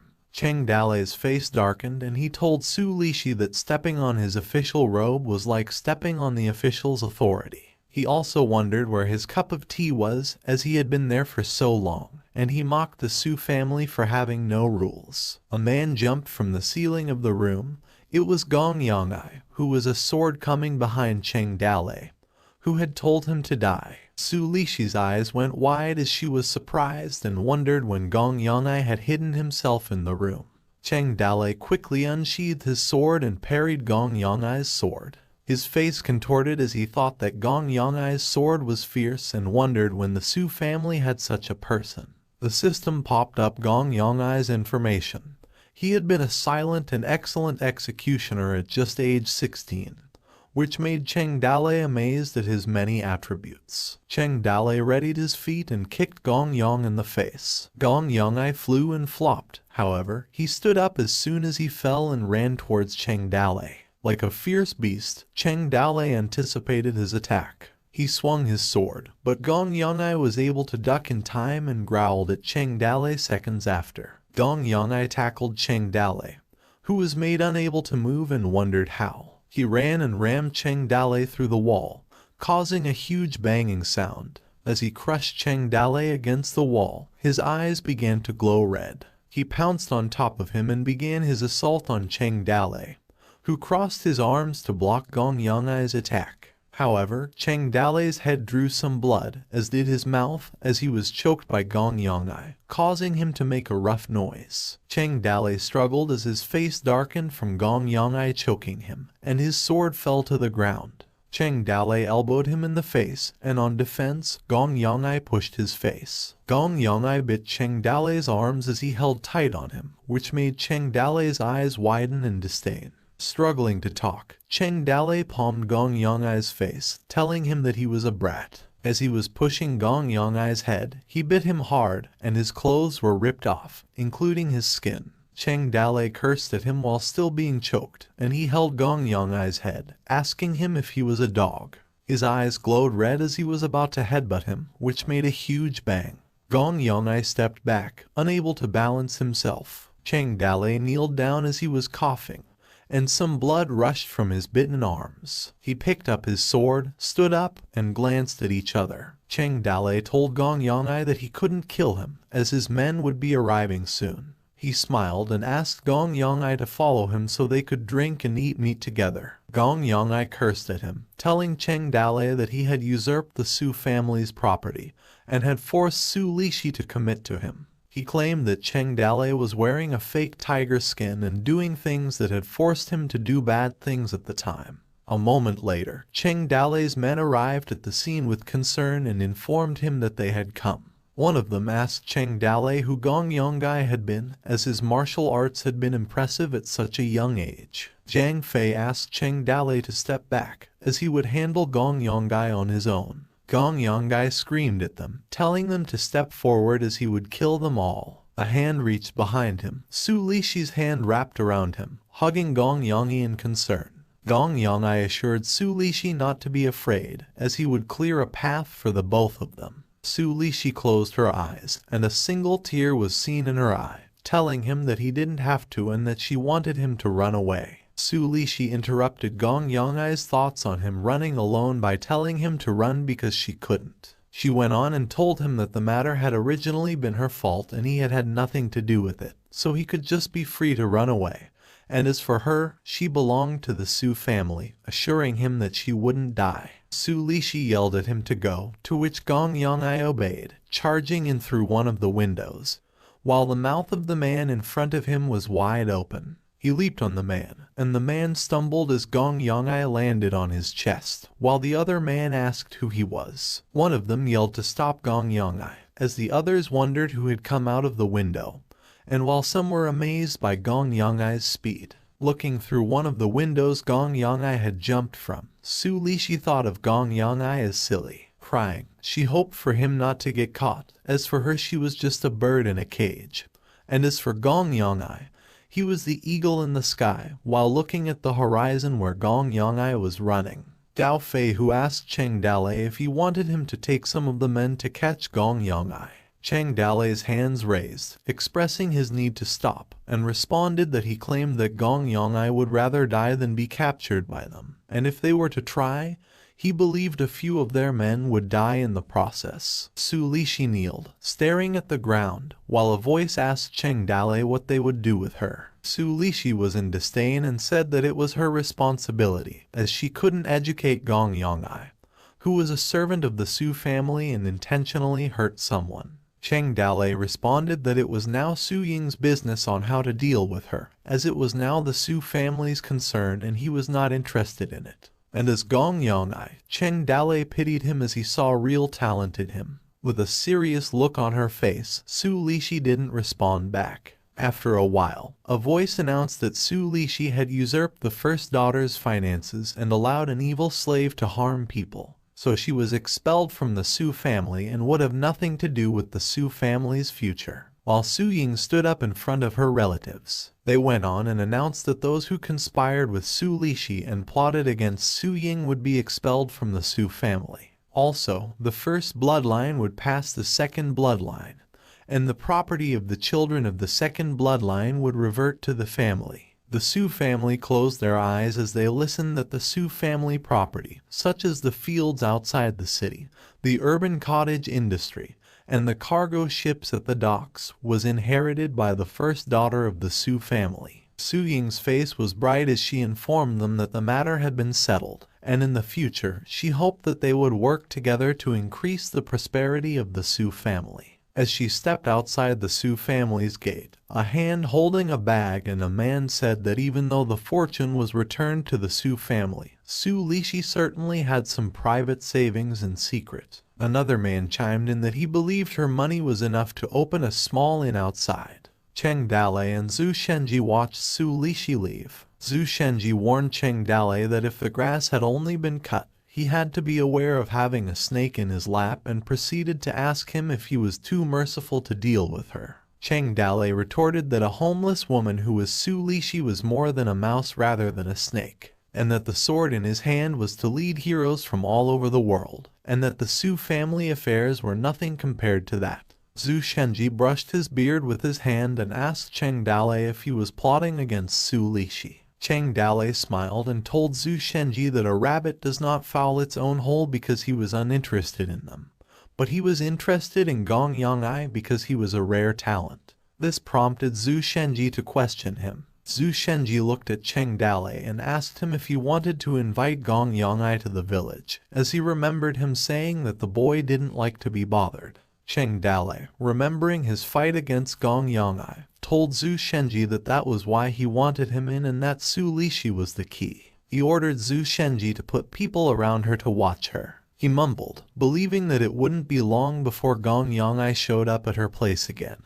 and when that opportunity arrived, Cheng Dalei would grab it. The system appeared, informing Cheng Dalei that he had completed his task of helping her fight for the family fortune, and was given a bonus draw time of 1, asking if he wanted to draw now. Looking at the system, Cheng Dalei grinned and asked the system if she was done evolving, as he hadn't seen her in a long time. The system didn't answer, which made Cheng Dalei question and call her name. Cheng Dalei took the opportunity and chuckled as he grabbed the system's cheeks and stretched them. The system punched Cheng Dalei in the face, which made Cheng Dalei fly a distance between them. Cheng Dalei fell to the ground, still affected by the impact of the punch and with a red dent on his face. The lottery machine appeared, telling Cheng Dalei that he had a lot of nerve. Even though the system's body was developing, she was still a self-regulating body that he shouldn't just touch. It advised him that after the hit he should wake up and start sobering up. Anxious, Cheng Dalei asked the lottery machine if he was now in charge of the lottery. The lottery machine told Cheng Dalei that he was correct, that he was to fill in for the system at work, and that the raffle was a la carte reward. It informed Cheng Dalei that he could choose the type of raffle and the raffle type. It added that Cheng Dalei could choose weapons, secret books, items, characters, mounts, and so on, as they would come out in excellent grade or higher. Cheng Dalei told it to quickly get him the secret book. The lottery machine enthusiastically obeyed, and a huge amount of gotcha balls appeared. A green ball appeared and informed Cheng Dalei that he had acquired the astral axe technique and that its level was top. Cheng Dalei's eyes shined, and he thought that he could now finally get the full power out of the ghost-faced axe. Suddenly, another ball dashed and hit the axe technique, which made both Cheng Dalei and the lottery machine's mouths wide open in confusion. The lottery machine mumbled that the ball was a sword technique. A notification popped up, informing Cheng Dalei that he acquired the sword technique off a quick sword and that the first style was straightforward, ultimate power, and crippling. Cheng Dalei rode on a horse and waved his goodbye to Su Ying and Xiaoda. Kaidagang approached him, asking if he was about to leave. Cheng Dalei responded that he was, and although he didn't want to go, he had many things to do in the Toad village. He asked Kaidagang if he wanted to stay in his village for a few days so that they could talk more through the nights. Kaidagang clasped both of his hands in respect and told Cheng Dalei that he was also busy with some official business, so he wouldn't be able to bother him. He informed him that, however, some people did want to go to the Toad village. He went on to say that the ones who wanted to visit were talented people sent by Yang Longting to help. Cheng Dalei's face became serious as he believed that it was some form of surveillance. He asked Kaidagang how many would come. Kaidagang answered by guessing that there were 3 or 4 who would visit. Cheng Dalei sighed and told Kaidagang that he must have been disappointed by him. Kaidagang held an awkward smile and responded that it was more on Yang Longting's orders and he couldn't help it. Cheng Dalei raised his hand and began his speech, stating why they didn't send some more over because what he lacked the most was talented people. Kaidagang cringed, wondering if Cheng Dalei couldn't really understand the real meaning. Later on, the huge wall of the fallen leaf city was in the distance. Gao Fei, who called Cheng Dalei a general and told him that they were strong now. He could now also be promoted to centurion when they got back. Cheng Dalei responded and told him to call him village master in front of their own people, not a general. He went on to say that people should be aware not to become too ambitious just because they had been given something great. For example, he couldn't do whatever he wanted just because he was wearing the general's armor. Gao Fei, who asked about what Cheng Dalei's promotion meant. Cheng Dalei responded that Yang Longting did not let him die in the Fallen Leaf City because he wanted him to die in the great battle against Black Rock City, and that no one would feed cheese to a mouse unless the cheese was attached to a mousetrap. He went on to say that now he had eaten the cheese, the mousetrap would snap shut and the mouse and cat game with Yang Longting was the next big thing. A few days later, they were on the mountain path of Qingniu Mountain. A carriage was seen passing, and the inside of it spoke that several of them were going to Qingniu Mountain, not only to find out if they were serious about accepting recruitment, but also to examine the Toad Village's finances and internal relationships. One of the men inside the carriage said that the Toad Village had annexed 50 other villages, and he didn't believe that they were closely related. While the man on his right responded that he understood the mission. He was worried that the wild mountain bandits were said to eat human flesh. Pei Zizhai, the man with a man-bun hair, told them that only a man with great courage could accomplish their mission, and he advised the others that they were intellectuals so they couldn't get tough with the mountain bandits. However, they had to use their brains instead. The fat man mumbled that to investigate, inquire, and differentiate they wouldn't get tough with them, so they had to use their brains, while the man on the raid chimed in that they must crush the Toad Village with their minds alone and show them the power of intelligence. They told Pei Zizhai that they understood it, to which Pei Zizhai praised them. Later on, they arrived at the front gate of the Toad Village and introduced themselves as Yang Longting's men whom he had ordered to come and asked them to open the gate quickly. Pei Zizhai sweated and told his companions that they had to be careful when the gate opened and dozens of swordsmen and axe fighters rushed out. They had to immediately run away, to which the others nodded. Suddenly the gate opened, and out of their expectation, the Toad Village villagers threw flower petals at them, welcoming Yang Longting's men. Zhu Shenji, who led the villagers, welcomed them as they prepared a flag for them. Pei Zizhai and the others' faces turned blue as they didn't expect such a warm welcome. Zhu Shenji and the others grinned, and he told Pei Zizhai that they looked forward to them like winter looks forward to spring light, and that they had long awaited the arrival in their village. The man beside Zhu Shenji flattered Pei Zizhai. Pei Zizhai asked Zhu Shenji who he was. Zhu Shenji held his hand and introduced himself. He was in disbelief as he thought that the Toad Village's attitude was good and that their task didn't seem to be difficult. He claimed that he could even make some profit aside. Pei Zizhai responded that he had come to follow Yang Longting's order and check the Toad Village situation. He asked them to take the lead, and they answered that they would treat him to food as they believed that he had a long journey. The food served emitted a strong smell. Pei Zizhai and the others' faces darkened as they wondered if the food served was the food they were going to eat. Zhu Shenji chuckled and told them that they were blessed as they normally couldn't eat such things but now had the opportunity today since they had some guests. The man beside Pei Zizhai was depressed and told Pei Zizhai that beautiful women were present and sang for them while they drank and enjoyed the dance. Pei Zizhai responded that when in Rome, do as the Romans do. Trembling, he held his chopstick and was about to get some food, but he stopped. Zhu Shenji's hands collided as he told the depressed Pei Zizhai that he didn't have to be in a hurry as they hadn't prayed yet. Pei Zizhai asked Zhu Shenji what he meant. Zhu Shenji began to pray and thanked Yang Longting for the food he had given and whose light illuminated the world, which made Pei Zizhai and his men wonder what Zhu Shenji was doing. Zhu Shenji chuckled and enthusiastically told them that they must pray every day before meals, as Cheng Dalei worships Yang Longting so much that he hangs a portrait of him in his bedroom and bows 3 times in the morning and 3 times in the evening. He asked if Pei Zizhai didn't pray before meals, and he responded that they didn't have such a rule at their place. After barely swallowing, Zhu Shenji stood up and told them that they had new people in their family on that day. He asked the villagers to applaud and asked their new brothers to recount the glorious past of Yang Longting.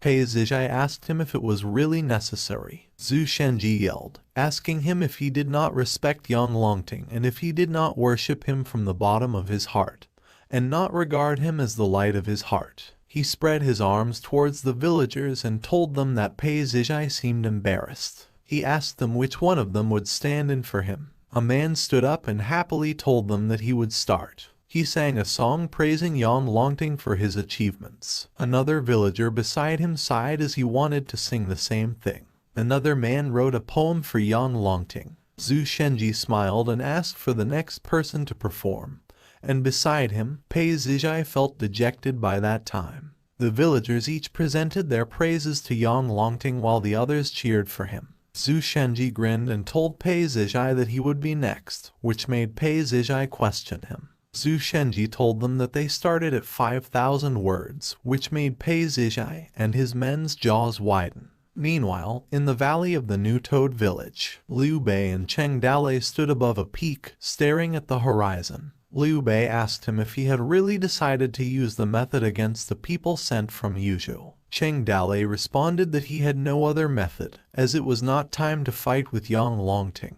Liu Bei retorted that he didn't think they could hide the New Toad village from Yang Longting. Cheng Dalei told him that hiding it for a day was better than not hiding it at all, and that eventually the truth would come out, but that they were not as strong as Yang Longting at the moment. The villagers at the New Toad village kept working on the structures as they brought logs from each corner of the village. The system was sleeping as its system evolution was still in progress. Pei Zijai clasped his hand and asked Zhu Shenji if he could meet Cheng Dalei as he had been idle with them for a long time. Zhu Shenji responded and told him that they could talk with Cheng Dalei another time as he had diarrhea. He suggested that they should talk about the deeds of Yang Longting instead. He asked Pei Zijai which battle Yang Longting won a great victory against the rings, to which Pei Zijai replied that it was the battle in Nage Valley. Another question was asked by Zhu Shenji, asking Pei Zijai how many enemies were killed in the battle,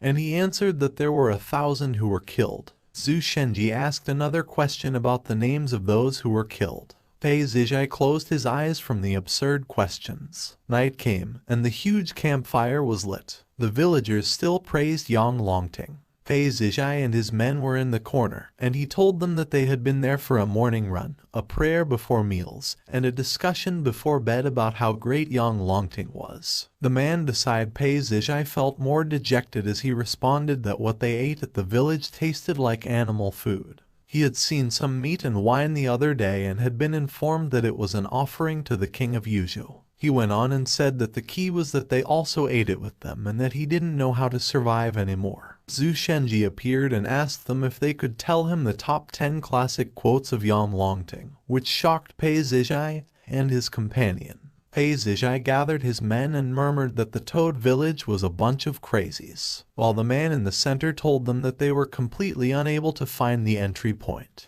The last man told the other two that if they continued, he would go crazy. Zhu Shenji asked them where they were going. Pei Zijai responded that they were just going for a little pee, which made Zhu Shenji ask if the three of them would pee, believing that they had a good relationship, and they just laughed. After a little while, at the gate of the Toad village, one of the villagers happily told Zhu Shenji that Pei Zijai's party was gone, to which Zhu Shenji asked if he was sure. Zhu Shenji raised his arm in happiness and told the men to get the meat and wine from the kitchen as they hadn't eaten meat for days, which made his men happy. One day and one night later at Yuzhou City Military Division, a man yelled, informing the military strategist that someone had come back. Lai Shanyan wondered if Pei Zijai had witnessed an important piece of information. Pei Zijai and his men looked out of life in them, which made Lai Shanyan ask what was wrong with him and if he had managed to lose weight.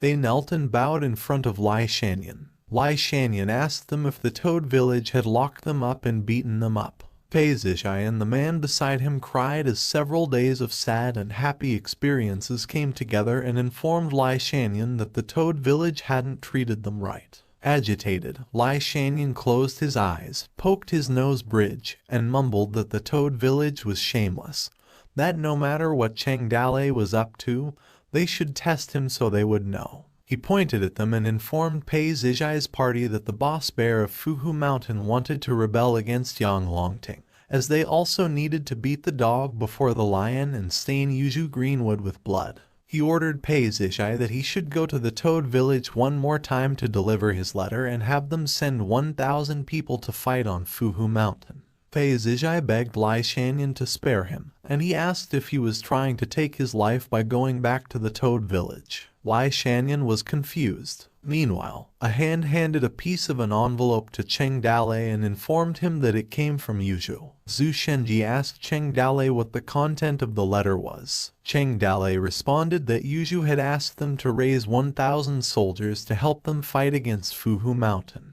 Zhu Shenji leaned closer and advised Cheng Dalei that they couldn't send soldiers to Yang Longting as he obviously wanted to be on their tail. Cheng Dalei looked serious and responded that if you eat a jujube from someone else, you have to give them back a jujube tree as it was the rule in business, and that now Yuju was waiting for them to give a reply. He burned the letter on the candle's flame and asked Liu Jihan to get him a pen and some paper for him to write. Cheng Dalei had told Liu Jihan what to write on the paper. Morning came, and Zhu Shenji thanked the soldier for his hard work. He had asked the soldier if he wanted to stay one night in their village because it was already late, and he would have to take a long way back. He assured him that he would be well treated, which made the soldier shudder. The soldier rode his horse quickly and then turned around and left. Zhu Shenji's eyes sunk as the soldier ran so fast. Meanwhile, at the venerable military strategist, Lai Shanyan wondered if the letter was really the handwriting of a mountain bandit,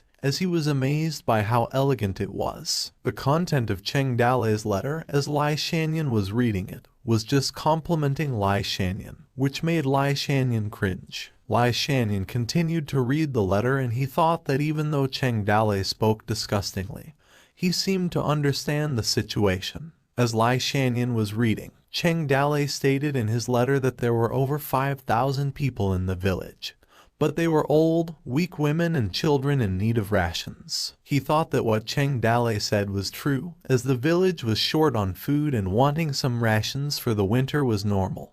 While Lai Shanyan had a cup of his tea, he noticed that there was another letter in the envelope stating that Cheng Dalei wanted to borrow some supplies from Yang Longting. Lai Shanyan blurted out the water in his mouth as he saw the outrageous supplies Cheng Dalei needed. He gritted his teeth as he believed that Cheng Dalei should just starve and wondered if he was going to attack Yuju City for asking for so many supplies. Lai Shanyan closed his eyes and thought that he had to report to Yang Longting. After a while, Yang Longting's eyes darkened after reading what was in Cheng Dalei's letter. He asked Lai Shanyan, who was in front of him, if Cheng Dalei was losing his mind. Lai Shanyan responded that he wasn't sure what Cheng Dalei was thinking, so he decided to share it with Yang Longting so he could make a decision. Yang Longting mumbled that Cheng Dalei not wanting to send troops was reasonable. However, he didn't know what his actual position was. He added and told Lai Shanyan that the warehouse had a few hundred pairs of military boots to send to Cheng Dalei, and that if they could kill the boss bear, the rest of the supplies would be sent. Lai Shanyan was against the idea and asked if they would really give Cheng Dalei supplies. Yang Longting held the letter and told Lai Shanyan that they would send him his request just to see if he would send troops, as he was not yet rich enough to feed them with his own money. He stood up and inquired from Lai Shanyan about the situation at the Fuhu Mountain. Lai Shanyan informed him that Luo Tai had already gone there, and with him were 1,000 soldiers and horses, along with the Green Forest bandits, totaling 2,000 people. He believed that in the next 2 days they would have news. Yang Longting asked Lai Shanyan to keep an eye on Luo Tai, as the topography of the Fuhu Mountains was complex. It was a largely mountainous area that was not easy for cavalry to attack. Lai Shanyan obeyed. And on that day, Luo Tai led 2,000 soldiers and sent troops to Mount Fuhu. And as a result, Luo Tai failed miserably. Fuhu Mountain's advantage of location drew the enemy deep into the mountain and separated the soldiers and horses. They were crushed one by one, killing hundreds of people and scattering 2,000 soldiers and horses in all directions. Only 1,000 people survived the flight back to Yuju City. Boss Bear had been a powerful and influential man for many years, so he was not reckless. A man was in disbelief that the king of Yuju had given them 500 pairs of military boots. Another man chuckled, as now everyone could do their job with 500 boots, while some others said that for them, they were not just military boots but the reputation of the Yang Longting, which they believed they had stepped on. Huang Senyuan informed Cheng Dalei about the news brought by the people of Yuju. The Luotai attack on Fuhu Mountain had almost been beaten to death by Boss Bear, and Yang Longting was enraged, so he demoted Luotai directly from general to a horseman who transported grain. Cheng Dalei responded with a scoff, telling Huang Senyuan that Luotai had used people carelessly, and Yang Longting had been very tolerant of him. Now, Luotai had just been demoted. Huang Senyuan closed his eyes and informed Cheng Dalei that after Luotai's defeat, Yang Longting had personally commanded the army and assembled another 1,000 soldiers and horses, and just the other day he had sent troops to Fuhu Mountain. However, Boss Bear was not to be trifled with, and a long-drawn battle was to be expected. Cheng Dalei grinned as he had an idea to use Yang Longting to take a few more things from him, as he believed that the Toad village didn't deserve less. He ordered Liu Zhihan to get him a pen and ink. Cheng Dalei took the brush and wrote a letter for Yang Longting. Concerned, Liu Zhihan asked him if it was okay to write it in that way, to which Cheng Dalei assured her that it was okay, as he was just half joking, pointing out a few things to him as he was tolerant. The worried Liu Zhihan responded that she was afraid Yang Longting would blame them, to which Cheng Dalei replied that he was also tolerant. After a while, Liu Zhihan passed the finished letter to the soldier to deliver it. Later that night, a voice was heard in a room moaning as she was hurt. Cheng Dalei asked her if he was doing it too hard, to which the voice responded to do it softer. Cheng Dalei was massaging Liu Zhihan's shoulders. Zhu Shenji aggressively opened the door, telling Cheng Dalei that something had happened. Cheng Dalei looked at Zhu Shenji, asking him what was wrong. Zhu Shenji's eyes were wide as he informed Cheng Dalei that Fuhu Mountain had been broken through. Cheng Dalei was in disbelief as it had not even been a day since Yang Longting attacked. Zhu Shenji informed Cheng Dalei that Yang Longting had personally led 1,000 soldiers and horses, including the remnants of the army Luotai had originally led. Zhu Shenji informed Cheng Dalei that Yang Longting had used the night to attack the village and had lured Boss Bear out of the village with a mock attack of 200 old and weak soldiers. Yang Longting's main force had taken advantage of the fact that the village was empty and broken in, using the old and weak women and children of the hut as a shield to attack Boss Bear violently. It was reported that Boss Bear's wife and children had been killed in battle, and his men had suffered numerous casualties. He was fortunate to break out of the siege accompanied by some close friends. However, Boss Bear's whereabouts were still unknown. Cheng Dalei's eyes darkened while Liu Zhihan beside him couldn't care less after Zhu Shenji reported that Yang Longting had broken through the mountain in one night, from the beginning to the end of the battle in just only 2 hours. Shocked, Cheng Dalei believed that it wouldn't take many troops to defeat the Toad village. He ordered Qin Man to ride and retrieve his letter. Qin Man didn't hesitate and quickly ran in the middle of the night. Qin Man caught up with the messenger who was resting at the post that night. He retrieved Cheng Dalei's letter and handed over a newly written letter. Qin Man clasped his hand, informing the soldier that Cheng Dalei had found a spelling mistake in the letter and had asked him to come over to replace it.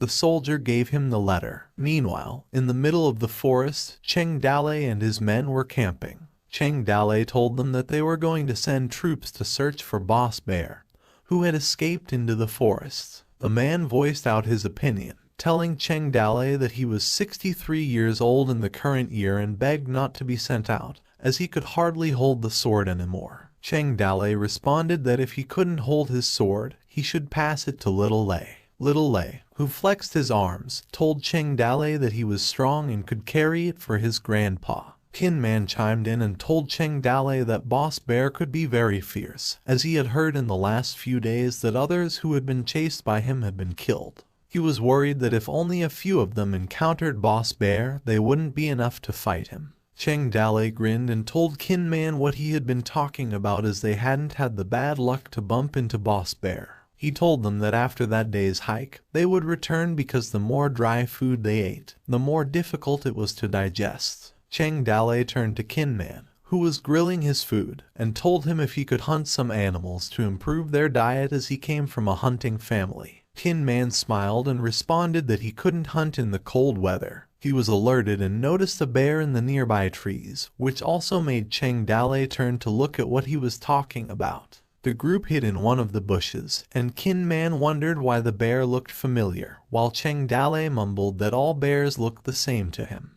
Cheng Dale told Kin Man that it was now up to him, as he had also heard that bear paws were very complimentary. Kin Man leaped and landed on a tree as he held his spear in his hand, watching the bear. He took another leap and was about to plunge his spear behind the bear. After a while, Boss Bear's men asked him if they should look for the second master as he was still lost. Enraged, Boss Bear ordered them to look for the second master as he was almost like a brother to him. He was assured that the beast was very fierce, and if someone died somewhere because of the beast, he would reveal his whereabouts. When one of Boss Bear's men noticed smoke and informed him that someone was in front of them, Boss Bear told him to be quiet. Meanwhile, in Cheng Dale's camp, they grilled the meat on top of their campfire. He complimented Kin Man, telling him that he could really do well, as it just took one hit to kill the black bear. Kin Man told them that the bear seemed weak, otherwise, it would not have been so easy. Cheng Dale scoffed and told Kin Man not to be so modest, as well as telling him to try the grilled bear, despite the fact that he couldn't hunt but was a great griller. They turned to look at their side and noticed Boss Bear standing and clenching his axe. Boss Bear cried and yelled for his dead bear, while Cheng Dale's group stared him dead in the eyes. Anxious, Cheng Dale told Boss Bear that he had no idea and invited him that he could have some instead. Enraged, Boss Bear with tears in his eyes screamed the name of his little brother. He yelled at Cheng Dale's group that he would take revenge for the bear as he charged towards them. Cheng Dale stood up and yelled at Boss Bear that he had been waiting for him for a long time and he was just in time. Boss Bear and his men halted. The man beside him asked what was wrong. Sweating, Boss Bear wondered if there would be an ambush. Cheng Dale grinned and told Boss Bear that by the order of Yang Longting, he had been waiting for him at the area for a long time and asked him to fight as the last time they saw each other neither of them could claim victory. Boss Bear reasoned that Cheng Dale's group must have known it was his mount as they got his bear, believing that they dared to camp around the area and cooked a meal just to attract him. He gritted his teeth and claimed that there was an ambush nearby. As both groups glanced at each other, Boss Bear told Cheng Dale that he was not used to being a lapdog like him and that day he would cut him in half. Cheng Dale stared at Boss Bear thinking if he scared him, believing that if they had a fight at the moment it would be a bloody battle. He wondered if he had to use his joker. Boss Bear yelled at his men, telling them that the situation did not appear to be right and ordered them to retreat as he ran first. Agitated, Cheng Dale yelled at Boss Bear where he was going as he had to fight him for 300 rounds. Boss Bear turned to look at Cheng Dale as he was running away and laughed at him, telling him he wouldn't get ambushed by him, while Cheng Dale and his group were watching them retreat. Cheng Dale gave Kin Man a thumbs up and told him that they were going to get out of the forest. After a little while, a man asked Boss Bear where they were going, and Boss Bear responded that they were going east. He told his men that Cheng Dale thought they were going south and that he didn't know they turned around halfway, making them impossible to find.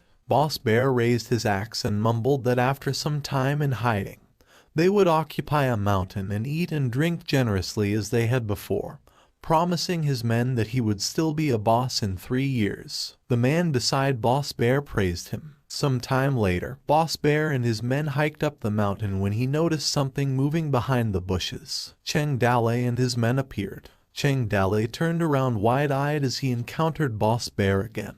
Boss Bear's face darkened, and he couldn't speak a single word. Cheng Dale pointed at him and told him that he knew Boss Bear would come. Boss Bear retreated again and quickly ran, telling Cheng Dale that he was not finished with him. Cheng Dale sighed and vented at Kin Man, asking who had led the way. Kin Man scratched his head and suggested Cheng Dale should lead instead. Cheng Dale told them that they were going back up the mountain to find the official way back to the Toad village, as it had been dangerous in the area. Tin Man inquired if they would meet Boss Bear again, to which Cheng Dale responded that they wouldn't be that unlucky. After a little while, they arrived at a village, and Cheng Dale sighed that they had finally gotten out. The bushes beside them moved and made a noise. Boss Bear appeared, mumbling that he didn't know how many ambushers were in the mountain village as they were no longer safe in the mountains. He informed his men that they would leave the mountain in the evening and find a family to rob. Boss Bear turned his head and noticed Cheng Dale, making his face darken.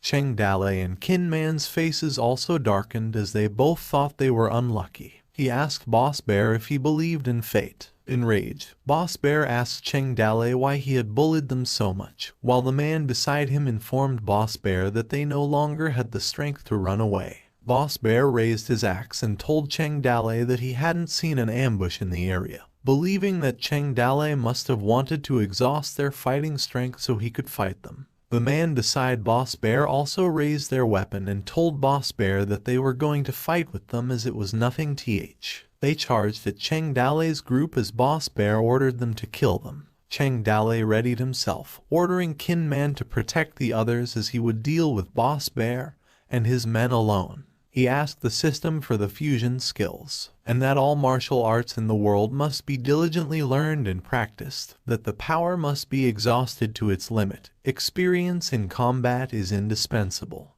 Without 10 years of martial arts, they could not get to their essence. Fusion was a rapid method, and the martial arts fusion would consume the martial art entity of the skill book. After the fusion, Cheng Dale was able to fully use the martial arts, however he could not teach others. The system appeared, warning Cheng Dale that the level of the host was not enough, and the use of martial arts after the fusion would be a great burden on his body. She asked if he would like to continue the fusion. Cheng Dale held his sword and told the system to fuse as he charged towards Boss Bear and his men. As they charged at each other, Boss Bear's men yelled to kill Cheng Dale with everything they had. Cheng Dale's sword emitted a blue aura as he unleashed his speedy sword technique. The first style was straightforward, which made Cheng Dale blitz through Boss Bear. He thought that his sword was fast. After the first blow, Cheng Dale claimed that he was hurt and his wrist bone felt pain like it had been broken. Cheng Dale thought that with his current strength, he wouldn't be able to master the style perfectly as he slashed and dashed through his enemy. He believed that he could stab a maximum of 7 times. Boss Bear's men were slashed, making them groan as Cheng Dale blitzed through them one by one. Cheng Dale turned as he was about to encounter Boss Bear's huge axe behind him. Cheng Dale tightly clenched his sword as he was about to deflect Boss Bear's axe. He held his sword with both of his hands and was about to thrust at him. He slashed Boss Bear, making him cough blood, and thought that Cheng Dale was strong. Behind him, Cheng Dale knelt one of his legs. Kin Man and the others stood by as Cheng Dale stood firm, while Boss Bear and his men lay unconscious on the ground. Kin Man was in disbelief after just a few breaths. Cheng Dale took care of so many people before he had the chance to do anything. He asked Cheng Dale when he had learned such excellent swordplay. Cheng Dale, on his back, spoke if Kin Man thought the gods had only passed on their axe technique to him, and that he was also regarded as a first-class master as of the time. At the end of the fusion, Cheng Dale's martial arts techniques were integrated into the deep consciousness of the host. The system warned him that his body was in a high state of stress, and now he had been forced into sleep mode. Concerned, Cheng Dale's men asked what was wrong with him, as Cheng Dale fell to the ground asking them to wake up. Some time later, Cheng Dale woke up and noticed that Liu Jihan was calling him after he had opened his eyes. Bedridden, Cheng Dale called for Liu Jihan, as Liu Jihan covered her mouth in disbelief. She leaped to him and hugged him, relieved that Cheng Dale had awakened. Liu Jihan informed the villagers that Cheng Dale had now awakened. Cheng Dale petted Liu Jihan and asked Kin Man how long he had been out. Kin Man responded that he'd been out for a full day and night, as his sword style had been used in the business world and was not suitable on the battlefield. He looked at Zhu Shenji and asked him if something had happened during the time he had passed out. Zhu Shenji informed him that Yang Longting had taken away Boss Bear's body, and that Yang Longting had praised him and sent him many rewards. Curious, Cheng Dale asked Zhu Shenji what Yang Longting had sent. Zhu Shenji responded that there were 200 pieces of silver, 10 pieces of jade, 50 pieces of silk, and some furniture. Cheng Dalei's face darkened, and he mumbled that Yang Longting had sent useless things. Liu Zhihan looked at him and told Cheng Dalei that his reputation had spread all over Yuzhu City, and now everyone knew about the Toad Village. She asked him why he still looked unhappy after that. Cheng Dalei responded that if he had more power and strength, he would not have to be at others' beck and call. He brushed Liu Zhihan's hair as he mumbled that he hoped Boss Bear's corpse could satisfy Yang Longting for a few days. Day after day passed. The snow melted, and everything came back to life. The construction of the village was nearing completion. At the new Toad Village, the men tried to pull the wooden bridge in front of their gate. One man yelled and informed them that the drawbridge had been raised and the gates had been installed. They were ordered to open the floodgates. A red-haired girl ordered them to get the crossbows and slingshot up the wall, as she wanted to have more crossbows on the wall. She ordered more rocks too. A system notification popped up, stating that the construction of the village was complete and the system upgrade was finished. In the morning, Cheng Dalei sat alone on the balcony. He was thinking after the construction of the village had been completed. He had only been notified about a system upgrade, but not about an upgrade to a third-level village. While he held onto a scroll, he kept thinking that, therefore, there were no additional attributes of the system.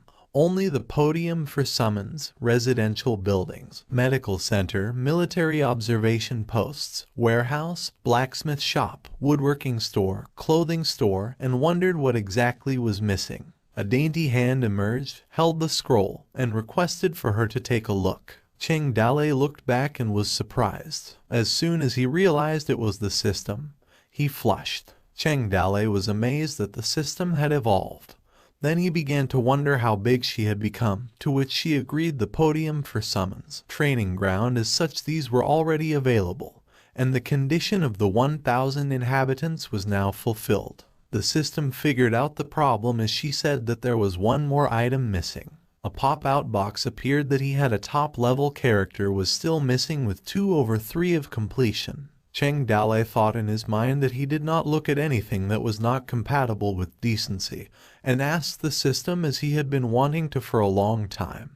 Even though it said that only he could see her. The system used to be so small, but now they were so big and that she was already a big girl, so she needed to pay attention too, which made the system further confused. Cheng Dalei continued to say that she wore a skirt every day and flew over his head and asked her if she wasn't afraid to expose herself as he might have seen it by accident, to which the system was stunned. He had a lot to say about her not being a bully to the lottery machine, her violent tendencies, and told her to be a more polite lady, suggesting to draw 10 times but couldn't guarantee him a top-level character, podium for summons, and as to why she couldn't send him a top martial artist, which could be beneficial to everyone, which made the system angry. The system punched Cheng Dalei and yelled at him to die and called him a pervert. Cheng Dalei was lying on the ground, and the system continued berating him for being shameless and a pervert and asked him where he had looked every day.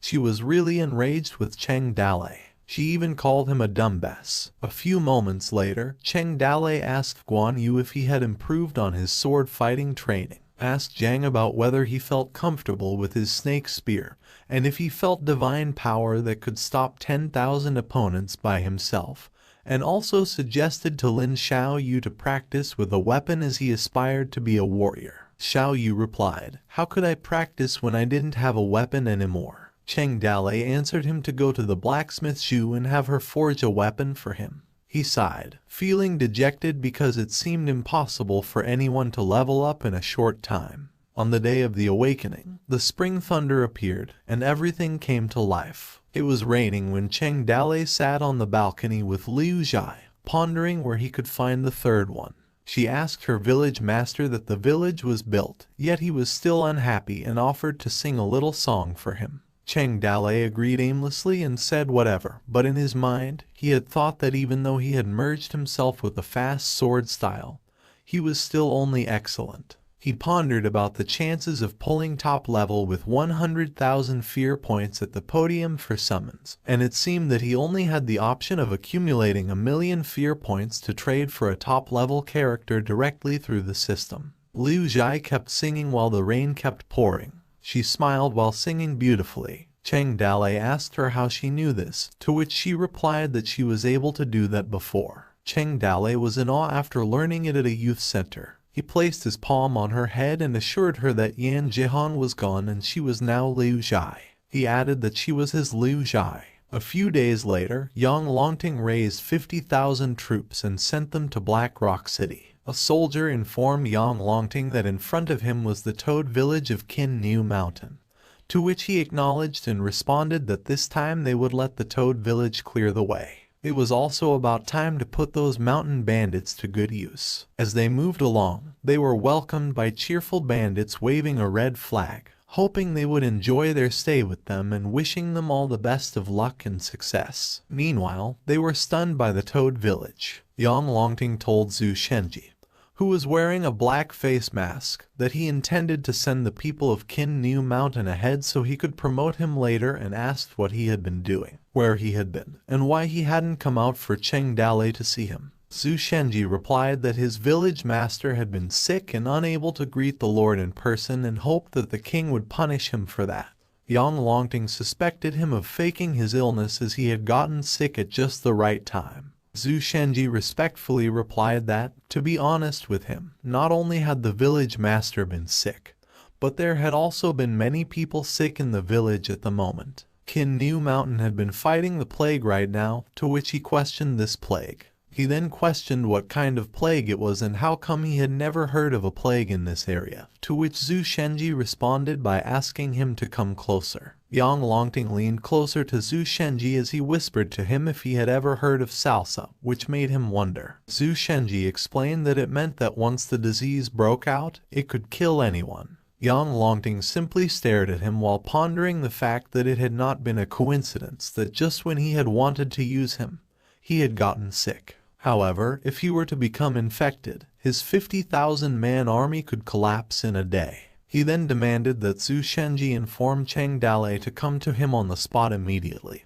and Zhu Shenji replied that his village master had been infected with the plague. But he also threatened that if Cheng Dalei did not come to him, he should not blame him for cleaning the people of Qin New Mountain first. Unsteady steps were heard calling out for Yang Longting, who was referred to as my lord. Cheng Dalei, who was shaky and fragile, arrived while being carried out by another bandit while he sobbed, begging his village master to hold on. Cheng Dalei informed Yang Longting that he had come to visit him. Yang Longting asked him if he had been really sick. Cheng Dalei coughed as he denied that he had not been sick and claimed to have been in good health. He had prepared his armor and accompanied the Lord on his journey to repay his kindness. Yang Longting advised him to get treatment if he had been sick, adding that it had never been too late to protect his family and country when he would be well again. He instructed to call for a military doctor to treat General Cheng, to which the military doctor complied.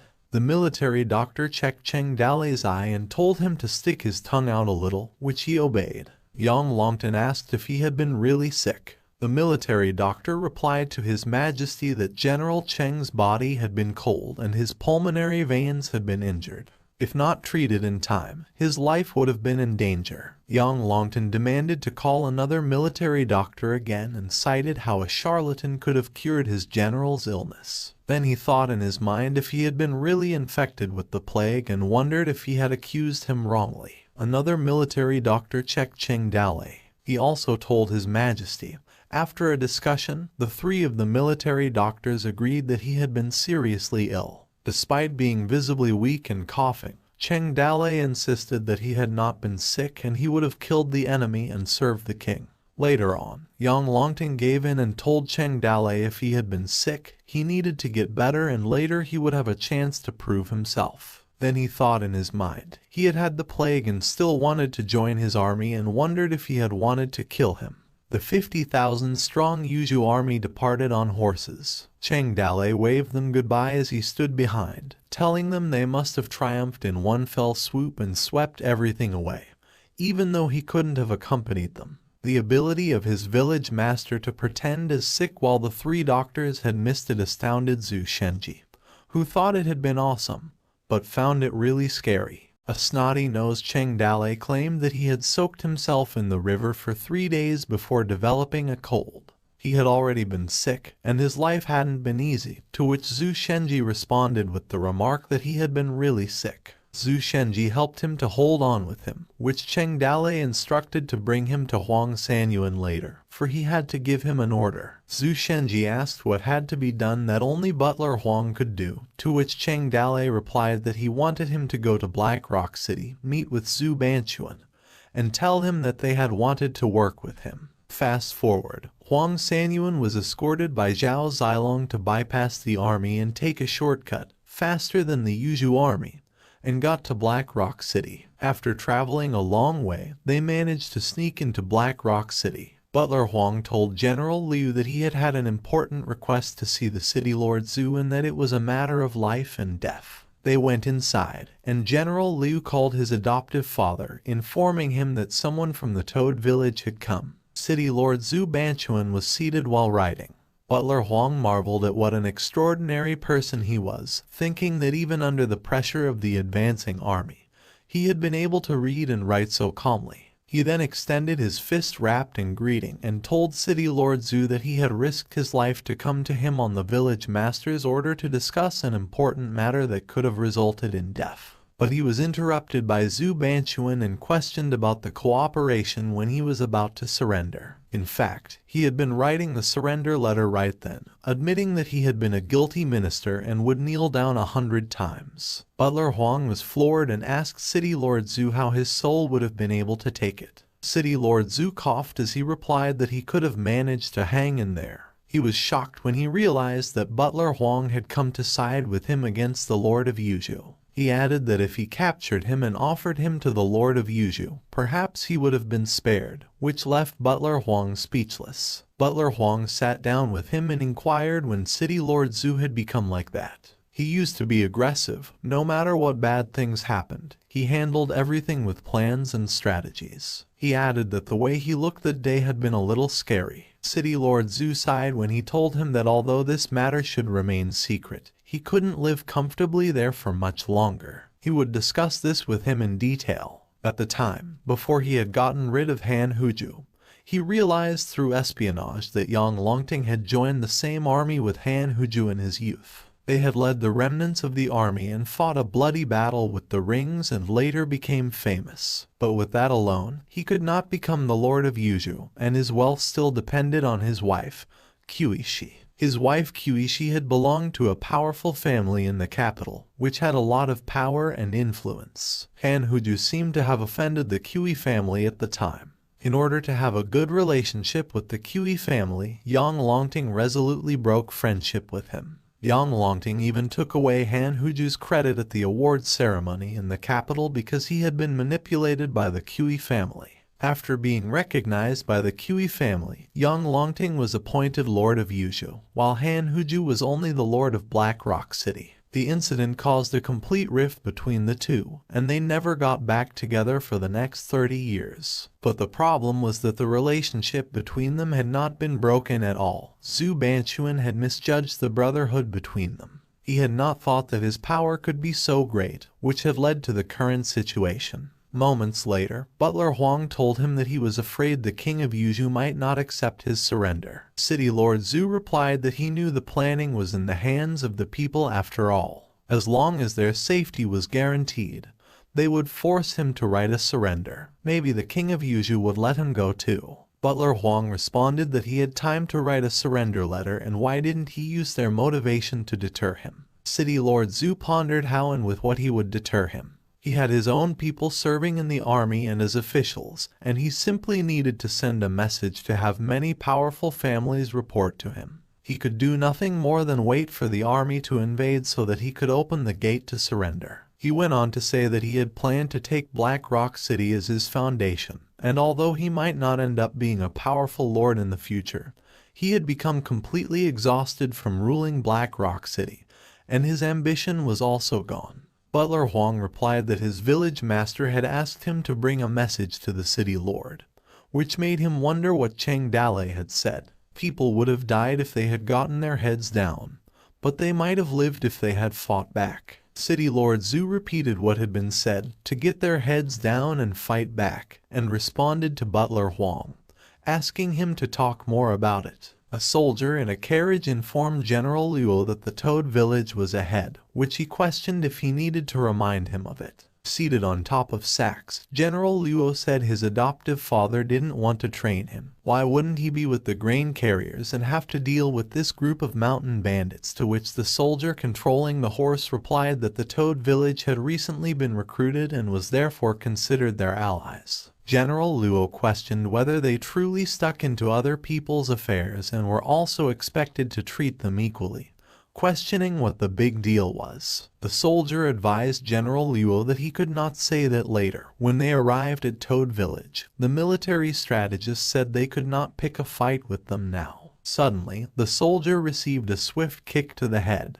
General Luo questioned whether they took the military strategist's words seriously when he was a piece of shit in his eyes. He might as well think of a way to destroy Toad Village to eliminate a major problem for his adoptive father. Then perhaps he would be able to rejoin him. Meanwhile, Cheng Dale was informed that it was time for him to take his medication. While Liu Zhai handed him a bowl of his medication, he was lying on his bed coughing and telling her it was bad luck to say anything like that. Suddenly, Zhu Shenji stormed into the room and informed his village master that the grain transporters from Yuzhou had run into trouble with some of their people. In response to Cheng Dale's request for help, Liu Zhai objected since her village master was still ill. Cheng Dale criticized how anything could go wrong during this procedure and gave the order to take him there immediately and bring his sword. A few moments later, someone threw a jar to the ground and moaned that the wine was worse than horse poop. It was General Luo who complained about how they were treated and demanded that he get out. A bandit explained to him that the village master was not feeling well, to which General Luo did not care if he was alive or dead, and insisted for him to get Cheng Dale out. Cheng Dale, with Liu Zhai, appeared behind and asked if he was General Luo and what it was about his staff that bothered him. General Luo acknowledged Cheng Dale and realized that he was actually a sickly bastard. He then explained to him that he needed to realize that he was a mountain bandit, and that his adoptive father had made him what he was. If he did not understand how to appreciate his adoptive father's favor, he could promote and discard him at any time, to which Cheng Dale responded that he was well aware of this fact. General Luo reached for a jar of wine and questioned whether it was something his people could drink or whether this was the only thing his village could serve him. Cheng Dale slightly bowed his head, then laughed and said that he would be coming back with another great wine to entertain General Luo. General Luo responded that he wanted to drink this jar of wine, to which Cheng Dale politely denied because he was suffering from a cold and could not drink wine. General Luo poured the wine on Cheng Dale's head and reminded him to remember this well. Not showing respect to him was like not showing respect to the Lord of Yuzhou. This shocked Liu Zhai. General Luo kept saying that he wanted him to drink all the wine in this jug until there was not a drop left. The bandits were surprised to see their village master had to go through this. General Luo, who wanted him to get angry, mockingly responded to the entire jar of wine that Cheng Dale did not want to drink, which was spilled on the floor, thinking that if he lost control, he could go to his adoptive father to gather up troops and destroy him. Even though he was dripping wet, Cheng Dale maintained his composure. Liu Zhai offered to drink it for her village master. General Luo grinned as he reached for his sword, wondering where this little nanny came from. He continued drawing his sword swiftly while questioning what she was that she deserved to drink it. He then swung his sword in Lai Zhu's direction, shocking her. General Luo's sword was suddenly blocked by another sword, which caused a metallic clattering sound and successfully moved it further away. It was Cheng Dale who blocked his attack. Cheng Dale furiously stared at him. After General Luo told Cheng Dale that he needed to control his dog and not let her bark because his fast sword did not recognize the dog owner, General Luo grinned and thought in his mind that Cheng Dale was finally angry. If he had known this earlier, He would have killed the little girl long ago to make him even angrier. In response, Cheng Dalei said he would discipline his people, but what about him? He called him a little dog who didn't have someone to control him. General Luo reached for his inside pocket and replied that he was holding a sword, laughing, and daring him to hold a sword in front of him. He then threw some copper plates and added that he also had a fast sword that could cut through copper plates with one swing. Suddenly, General Luo rapidly split the copper plates in half and then told him that if he could do the same with the copper plates, the matter would be settled for today. Cheng Dalei responded that his sword was not for cutting copper plates, to which General Luo sarcastically asked what else he used it for and guessed it was for cutting radishes. Cheng Dalei replied that it was for killing people. He then abruptly approached him, slicing his sword numerous times in a short period of time, and unexpectedly stopped behind him. General Luo froze in awe. After stating that there was such a swift sword in the world, blood began to trickle from him as he progressively lost his footing. Screaming for their General Luo, the grain transport soldiers were startled. Even the bandits were taken aback, and Cheng Dalei asked them what they were looking forward to before informing everyone that it was time to get to work. As the grain-carrying soldiers fled, their boots clattered loudly. Outside the Toad village, however, they were pursued by bandits with weapons. The grain-carrier soldiers of Yuzhu pleaded with General Cheng to talk, as they did not want to fight him. He responded by telling them to put down their weapons, take off their leather armor, leave the grain carts there, and they could go. The soldiers were shocked and terrified, thinking that if the Lord of Yuzhu discovered that their grain carriage had vanished, he would have them behead them. Cheng Dalei told them they should take Luo Tai's body with them. He then fiercely said to send a message to the Lord of Yuzhu that Luo Tai was beheaded by Cheng for not obeying the law. Yang Longting's army fought its way to Black Rock City and set up camp 10 miles from the city. The soldiers were divided into 4 groups to prevent the people of Black Rock City from escaping by surrounding them. His grain carrier soldiers arrived at the army camp of Yuzhu and bowed down while addressing their Lord of Yuzhu. Yang Longting was given the blood-stained corpse of General Luo, who had been slain by Cheng Dalei after complaining about the wine's quality. The soldier then told him to deliver a message that Luo Tai had been beheaded by Cheng for not obeying the law.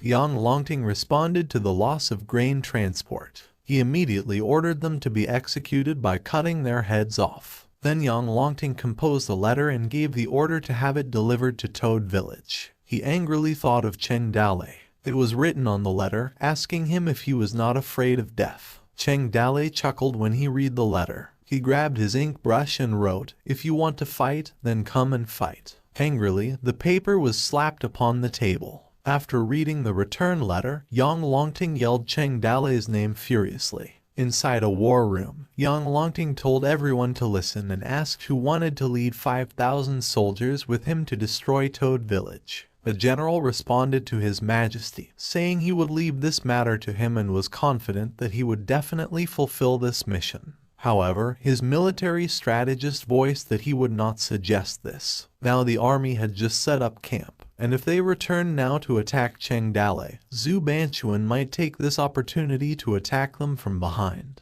He went on to say that they would find themselves in a situation where their backs were against the wall, which would be a big military mistake. Besides, he still had their grain routes in his hand. If he cut them off, their 50,000-strong army would be in a desperate situation. His general respectfully chimed in, suggesting to His Majesty that they should first leave this bandit alone, and when they successfully besieged Black Rock City, they could get rid of this bandit on the way back. Yang Longting was told to calm down while he was left speechless. He clenched his fist, crumpling the letter, and instructed to call the servants. Meanwhile, at the Toad Village, it was daytime when Cheng Dalei was informed that another letter had arrived from the Lord of Yuzhu. Liu Zhai inquired of her village master what the king of Yuzhu had said. Cheng Dalei sat with the letter in both his hands and responded that it said he knew Cheng Dalei had killed Luo Tai and praised him for a good and fantastic job. The grains were provided for them, and it would be better if he could come to them for the siege. Cheng Dalei smiled when he thought that Yang Longting was really adaptable to circumstances. He was worthy of being the Lord of Yuzhou. He then instructed Liu Zhai to have the pen and paper ready as they would be getting ready to kiss his ass. Alongside Cheng Dalei, Liu Zhai sat down and began to pen the words that praised the light that shines in the north, the backbone of the empire, His Majesty the Lord of Yuzhou, whom he would always revere. Moments later at the army camp of Yuzhou, after receiving his letter, he had everyone in the hut read it together. All of them were convinced of his wisdom, and many of them wiped the tears from their faces because they felt this letter was glorious. Inside the letter, Cheng Dalei expressed his desire to serve alongside the king, but he was too ill to leave his bed, so he could only pray for him in his heart and wished him success. He signed off as your faithful little fellow, the eternal admirer of the king of Yuzhou, from the trap battalion of Qin Niu Mountain in Yuzhou. His ranger general Cheng Dalei. Yang Longting thought in his mind that this bandit and his flattering words, behaviors, and the letters he wrote to Yuzhou City were similar to all the other scoundrels in the city who were good at kissing asses and being opportunistic. Everyone, including him, thought this little bandit was a joke. He genuinely underestimated Cheng Dalei, thinking perhaps he was someone who was more worth as a target than Zhu Banquan. He used his tableside candlelight to burn the letter, and he didn't care too much about it at this point because his first priority was invading the city after first appeasing the small bandit. It was nighttime at the city mansion of Black Rock City. City Lord Zhu Banquan, alongside his armed soldiers and captured citizens on their knees, told them that the so-called siege of the city seemed to be still absent. However, Yang Longting's army surrounded Black Rock City. He kept talking to everyone. Yang Longting was not a man of his word. He was going to kill them all, but do not be afraid, for he would protect them all. A captured citizen questioned his protection when he captured them all right now and advised the city lord Zhu to give up and surrender early. Maybe there would still be a chance for him to get out alive. The captured citizen replied that only he would not survive when the Lord of Yuzhou broke through the city. City Lord Zhu sat in front of them and questioned what else he was fantasizing about, given that everything had been sealed from the outside, and it was obvious they did not even have a chance to escape. They advised him to release them as soon as possible and could also assist him in pleading for mercy. But Zhu Banquan questioned his goodness because he was aware that the man had made a bargain for his own children and that he intended to sell him in exchange for the position of city lord. He felt safe and brave and went to the Hongmen banquet. City Lord Zhu added that he did a little work when he invited them over for dinner. He sent someone to hide an envelope there and sarcastically assured them not to worry about the letter. It was hidden quite well, so it was not easy to find. The fake envelopes had been clearly arranged for them, and a few years before, he found out that the king of Yuzhou had some secrets that were not known. City Lord Zhu grinned when he kept saying. It included how he became the Lord of Yuzhou and where he was wounded during the war, which prevented him from having children. And it was all written clearly in the letter. The captured citizens were shocked and terrified when City Lord Zhu kept teasing them if they thought that he would tell them everything before he would be beheaded. In the future, they would all live in the mansion of the city lord. When they should stay alive, they stayed alive together, and when they should die, they died together. City Lord Zhu added. Fast forward, it was daytime when someone claimed that these opportunists, willing to trade their loyalty in exchange for fame and fortune of their entire family, had been dealt with, along with the procrastinators. Butler Huang asked City Lord Zhu how long they could hold the city this time, to which he replied that they should rely on themselves for as long as they could because there was no turning back. City Lord Zhu continued to say that the Black Rock City only had 5,000 soldiers, adding that if they were to be marginalized, then all 100,000 residents would be treated as soldiers. If Yang Longting couldn't bear the loss of his troops and retreated, he would be able to make a name for himself. If he couldn't bear it, it was just a death and nothing more. He asked Butler Huang how the preparations were going on their side. Butler Huang replied that it was pretty successful, and the people were withdrawn but worried if his village master's plan could work. City Lord Zhu responded it should work if he put his heart into it. In a certain place, a few men were chatting about how Yang Longting was not a good person. They said he was horny as hell, that all the women in his family, including a child, his older or younger sister, and ants were not spared, and that he was one hell of a perverted person. Young Longting also grew up with an excessive lust for sex which he couldn't restrain as an adult, and watched his wife sleep with other men to satisfy himself. Many individuals were discussing Young Longting. Rumors were spreading. It eventually spread throughout the Black Rock City and reached the barracks outside the city. Soldiers from Yuju were whispering. Young Longting continued to sit inside his hut. He was furious when he thought of Zusi, which was City Lord Zhu Banchuan's nickname. A red flag was waving while chanting to attack the city. His soldiers blew their horns. At dawn, Young Longting began to attack the city. The Yuju army advanced towards the Black Rock City, raising their red flags while screaming to kill them. With the intention of killing, they made their way to the wall, and then climbed up ladders. A Black Rock City soldier yelled that they needed to defend this area, and prevent others from climbing there and killing them. Soldiers occasionally fell down the ladder as they screamed. The Black Rock City remained unfazed, while at the Yuju camp at night, where its soldiers were currently being treated. Inside the hut, Young Longting discussed with his military strategist that the previous day's attack was just a feint, as the defense of four walls would always have a weak side. He instructed his military strategist that he would lead the 1st Regiment with 10,000 soldiers to surround the East Gate, and Kai Delong would lead the 2nd Regiment of soldiers to surround the West Gate. Kai Deking would lead the 3rd Regiment of 10,000 soldiers to surround the North Gate, while Young Longting went on to say that he would lead the main force with 20,000 soldiers to attack the South Gate since Zusi was a bit capable. The Black Rock City was built like an iron barrel, and it was hard to use the secret spies he had planted there. The Lord of Yuju was informed by a soldier that a letter had arrived from the Kinnu mountain side. It caught the attention of Young Longting, while the military strategist felt annoyed and wondered what Cheng Dale was up to again. A day ago, on the mountain path of Kinnu Mountain, inside the carriage, Zio-e asked Miss Su Ying. Despite the famine being just over, the hilly fish business was just starting up again. Yet she wondered why Cheng Dale now wanted the entire Su family to move to Toad Village. Miss Su Ying explained that Yuju City and Black Rock City were fighting each other, and in a year of military chaos, staying alive was more important than anything else, and it was hard to be a wealthy family member in peace. Zio-e doubted that the little Toad Village could support hundreds of members of the Su family. Their carriages kept moving when Zio-e was in awe and asked what this place was and instructed her to look at it. Miss Su was left speechless. As they passed through the high-walled stone gate, she wondered when the Toad Village had become so big. Meanwhile, it was nighttime on the official road of Kinnu Mountain. The grain carrier soldiers were instructed to freeze. The mountain bandits screamed that this mountain path had been made by them and that they had also planted the trees. The grain carrier soldiers were startled when the bandits demanded that they leave their money if they wanted to pass. Cheng Dale,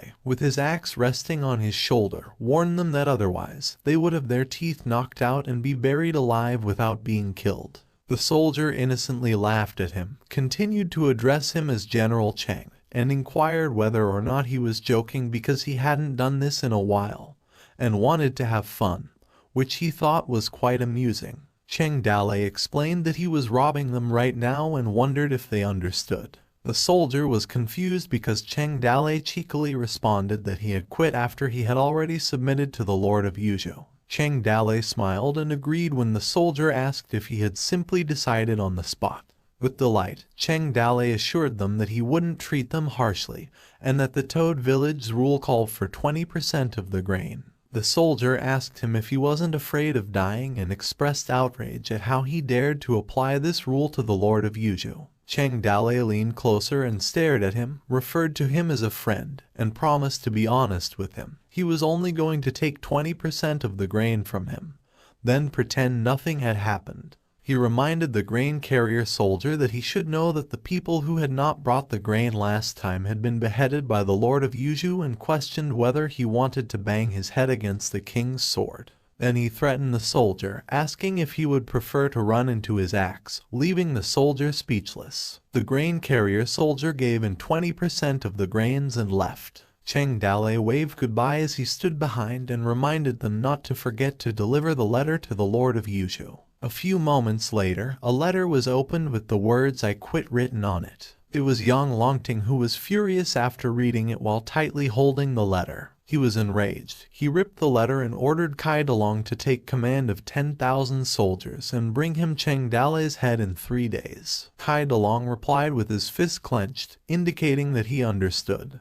The next day he led the 10,000 soldiers and went directly to the Flying Tiger village. Cheng Dale constantly met with Kai Dalong in the Flying Tiger village and actually made Kai Dalong believe that the Flying Tiger village had become the base camp of the Toad village. His soldier informed him that all people here had run away, and they seemed to have retreated in an orderly manner and had taken everything with them because everything was empty. Kai Dalong thought in his mind that it would not be easy to run away, and instructed his troops to go after them because they must kill them all. The scouts who were sent ahead said that all the villages in the Kin New Mountain were empty, and Kai Dalong wondered where they had gone.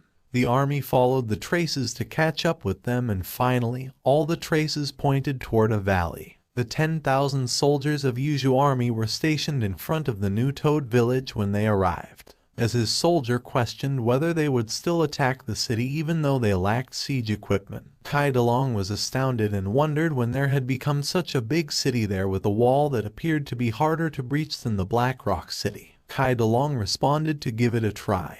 It was daytime when Kai Dalong ordered all troops to charge and kill them while they mounted the ladders on the wall. Meanwhile, Blacksmith Zhu fired the crossbows and slings. The gigantic rock was launched into the air and fell on the soldiers, breaking their ladders. Their soldier went down and fell from the ladder as the gigantic stone started crashing on them. While riding his horse, Kai Dalong observed his soldiers' screams as they were struck. He was shocked and terrified, wondering what kind of city defense mechanism that was. When he realized they had slingshots and crossbows, and that he could not take the Toad village with 10,000 ordinary soldiers, Kai Dalong ordered them to retreat. On top of the gate, Liu Bei asked his village master whether they should leave the village and pursue them since they had retreated, to which Cheng Dale replied that they would not leave. He was showing weakness to bait them. He then added that he was the one in a hurry, so they would just hold him off. Kai Dalong was stationed near the village for 10 days but could not fight a real battle with Cheng Dale.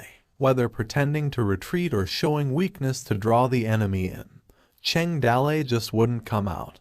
And he did not have a siege engine to lay siege to the city. Simply attacking would have been a nightmare. The soldiers were launching a covert attack. Therefore, they had to move quickly to breach a small defense gap and approach the stronghold covertly while being warned not to fire arrows. Unluckily, the Toad bandits were aware of this and cleared their throat loudly enough for the soldier to hear. The twin bandits grinned when he urged them to give them a taste of the golden juice. The soldiers screamed. The ground had a muddy-like texture that would suck in a shovel. The soldiers, too, were trapped and sucked into the mud, while one of them said that they had to manage to get in, change their clothes, and blend in with them. He continued, unaware that a man was standing behind them, that if they managed to invade the city tomorrow and open the gates, that would be a big success for them. Gao Fei, who came to the conclusion that his village master had the ability to predict events far in the future after witnessing the soldiers' shocking sneak attack and subsequent tunnel attack.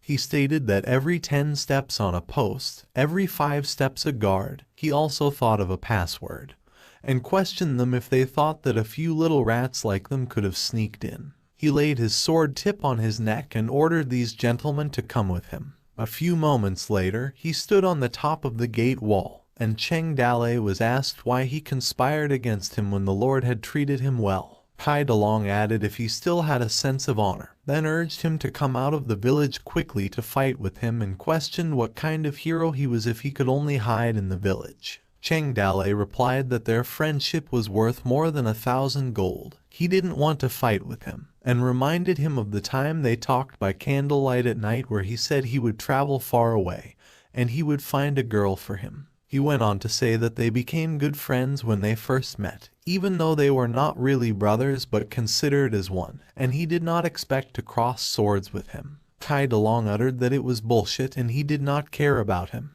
Cheng Dale questioned why he was trying to avoid this again. He could still remember their gathering in which he said Yang Longting was a person who could do nothing but eat and drink, and that it would be so much better if he became the Lord of Yuzhou. Cheng Dalei suggested he take Yang Longting's head, and he would make him the Lord of Yuzhou, which made Kai Dalong surprised and terrified. Kai Dalong sweated profusely when he thought in his mind, if the king of Yuzhou found out about this, not to mention whether he believed it or not, he would certainly feel uncomfortable, and his future would be ruined. On the other hand, Cheng Dalei himself came forward to say this. He continued thinking that if he forbade the soldiers from spreading, it would look like he was hiding something. Since he wouldn't come out to fight, he would let the soldiers escort the grain brigade at the Kin Niu mountain. He kept thinking he would take some of his men to fight Black Rock City and pursue this issue later on. Eventually, Kai Dalong abandoned the attack on Toad Village, leaving only 3,000 troops stationed along the main grain transportation route. However, the grain transport route was too long and therefore could not be fully secured, and Cheng Dalei's bandits were familiar with the environment, conducting night raids, fires, and traps. He led a group of people to transport. Whatever could be robbed was robbed, and whatever couldn't be robbed was burned. And they never fought head-on. As soon as they encountered a larger force, they immediately fled back to the village. Someone sighed as he questioned when transporting 10 wagons of grain, at least 3 wagons would be lost. It was Cheng Dalei, saying that they should have followed the Toad Village's rules right from the beginning and given him 20% of the grain, as he stood in front of high stacks of grain. Meanwhile, on the Black Rock City side, the siege still continued. Inside the hut of Yuzhou camp, they were reporting to Yang Longting. Kai Dalong reported that Cheng Dalei had now blocked the grain channel. Another soldier chimed in that they had encountered a variety of attacks but had difficulty setting the tune with one beat of a gong. Kai Deking reported a young martial artist with amazing fighting skills, and the military strategist said that they had been too careless with this person. Otherwise, they would have taken down Toad Village before coming there. This left Yang Longting speechless. A voice emerged, saying that it was not too late. It was Yang Longting who commanded them to notify the entire army that they would be leaving camp the next day. He remarked to kill the Toad first, then kill Zhu Si. The next day, 50,000 troops were sent to Toad Village. The soldiers of Black Rock City were confused because the Yuzhou army had withdrawn.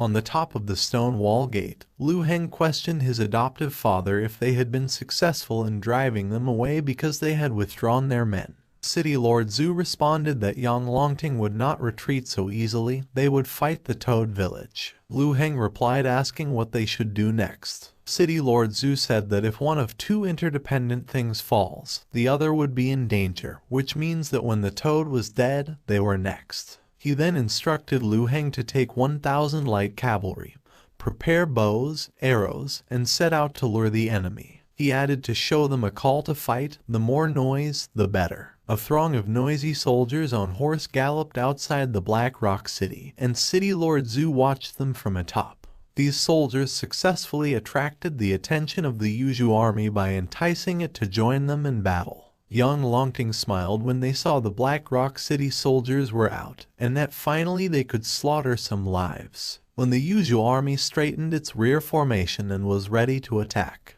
with the swiftness of his light cavalry, Lu Heng dashed back to Black Rock City. When the light cavalries quickly returned to the gate and shut it, Yang Longting was rendered speechless. Kai Dalong asked His Majesty what to do now, and dismayed, Yang Longting instructed to further withdraw from the palace. With further withdrawal from the place, Lu Heng grinned when they came out again with 1,000 light horsemen and shot arrows. It was nighttime at the Yuzhou camp. Yang Longting kept thinking and realized Cheng Dalei and Zhu Banquan had been working together in some way or they wouldn't have cooperated so well. The mountain roads to Toad Village were mostly canyons, which were not suitable for combat. And if he stubbornly attacked the Toad Village now, he was afraid they would be pulled halfway back and forth, which would tire out the troops. He had spent half of his life in the military, and it was the first time he had encountered such vile enemies as Cheng Dalei, together with Zhu Banquan. It felt like he was trapped in a swamp, as if he was being suffocated. He went on thinking he could no longer be guided by any side.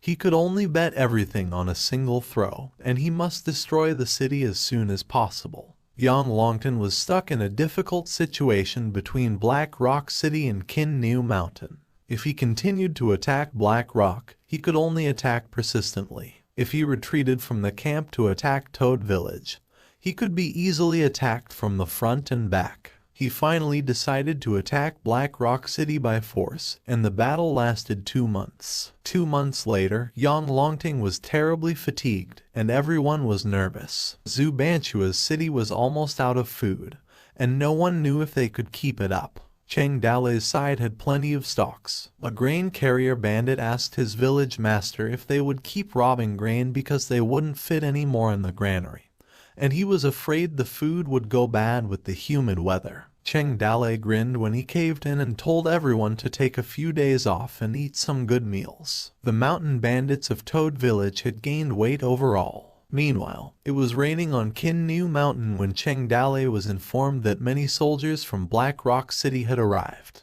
Cheng Dale perched on top of the edge, wondering what had happened. There were so many defeated soldiers, and did that mean Zhu Banchuan had driven Yang Longting into defeat? Dao Fei Hu questioned whether they ought to continue robbing the people, to which Cheng Dale replied that something was wrong because they weren't just soldiers from Yuju City but also from Black Rock City. He instructed them to head back to the village and send someone to keep an eye on them all the time, and that the defeated Yang Longting might take his anger out on them. A stream of defeated soldiers passed by like an ant colony. Soldiers on horseback and on foot moved slowly, soaking wet in the rain. On the other hand, a horse was making its way towards Toad Village and was making frantic calls for their village master. They recognized it was Butler Huang and Silong, commanded to open the gate. Butler Huang alerted his village master that something terrible had happened while Silong and he were both drenched in blood. Terrified, Butler Huang yelled that the rings were coming. The soldiers of Yuju fought at Black Rock City. It was a bitter struggle for 2 months. From the far north, 10,000 sons and daughters of the northern barbarians came south. The Yuju army was crushed in 1 day. The Black Rock City was broken through in half a day. After that, they slaughtered the city for 10 days without stopping, leaving behind a mountain of victims, severed heads hanging from tree branches, and birds swooping around. It was a gloomy day at the Black Rock City. A northern ring man on horseback led a group of captured civilians who had been turned into slaves through a series of rope ties on their hands while walking barefoot. Suddenly, the people behind the slave were startled and scared when an arrow flew straight to his throat. The northern ring man shouted furiously at Kaimei while riding his horse, telling him that these people were his slaves and threatening to kill them. Kaimei responded that he had stolen too much and asked if he could take them back, promising to take care of it for him. Kaimei was the son of the king of the Northern Ring tribe. He continued to frighten the slaves behind him by shooting his arrow at them. Kaimei had offended the Northern Ring man, who was riding a horse, and he threatened to fight him if he did not return his slave. A few moments later, some members of the Northern Barbarian began laughing at Fu Delay and questioned how he could possibly be a warrior for the tribe if he did not even dare to kill people. Fu Delay on horseback ignored them and told them to keep up with him while stuttering. He was Kaimei's little brother, Fu Delay. Fu Delay was then told to keep up with him and labeled a coward. In response, he insisted that he was not a coward. He rode his horse, causing a loud thud, passing through where heads hung from tree branches. The Black Rock City was burning and being slaughtered. Fu Delay thought in his mind that they were all killing and robbing. Some envied them that they could not dare to do that and feel happy while he himself could not. This time the battle had just begun, and he wondered how long it would take. He wanted to go home and drink Grandma's milk tea and wondered about Wu Lihen and what she was doing right now. Butler Huang reported to Cheng Dale that 10,000 people from the rings had infiltrated the city in half a day, and the situation had become chaotic. Amongst 10,000 soldiers, they managed to escape thanks to Zhao's skills, and Cheng Dale inquired whether Zhu Banchuan was still alive. Butler Huang firmly responded that everyone was already dead because the rings had executed him as soon as they breached into the city. Cheng Dalei inquired about young Longting's whereabouts, whether or not he was dead, and Butler Huang responded that he was probably not dead. He had heard on the way that young Longting escaped and he might still be alive now. Cheng Dalei added that this old man was very fierce. He had led 50,000 elite troops and questioned how young Longting could be so weak in front of the Ring tribes. He couldn't defeat Black Rock City in 2 months, yet the Rings did it in half a day. He wondered if they were heavenly soldiers coming to Earth. Cheng Dalei was left dumbfounded when Butler Huang informed his tribe that they were talking about the Rings. The Toad Bandits were talking about the Ring tribe when they claimed to have been the ones to invade and defeat the Empire in the past, forcing even the Imperial Majesty to abandon the city. Cheng Dalei thought to himself that this Ring tribe appeared to be troublesome and questioned if they were really unbeatable. The next day, Gao Fei, who respectfully asked his village master where to go, Cheng Dalei contemplated possible places they could have gone.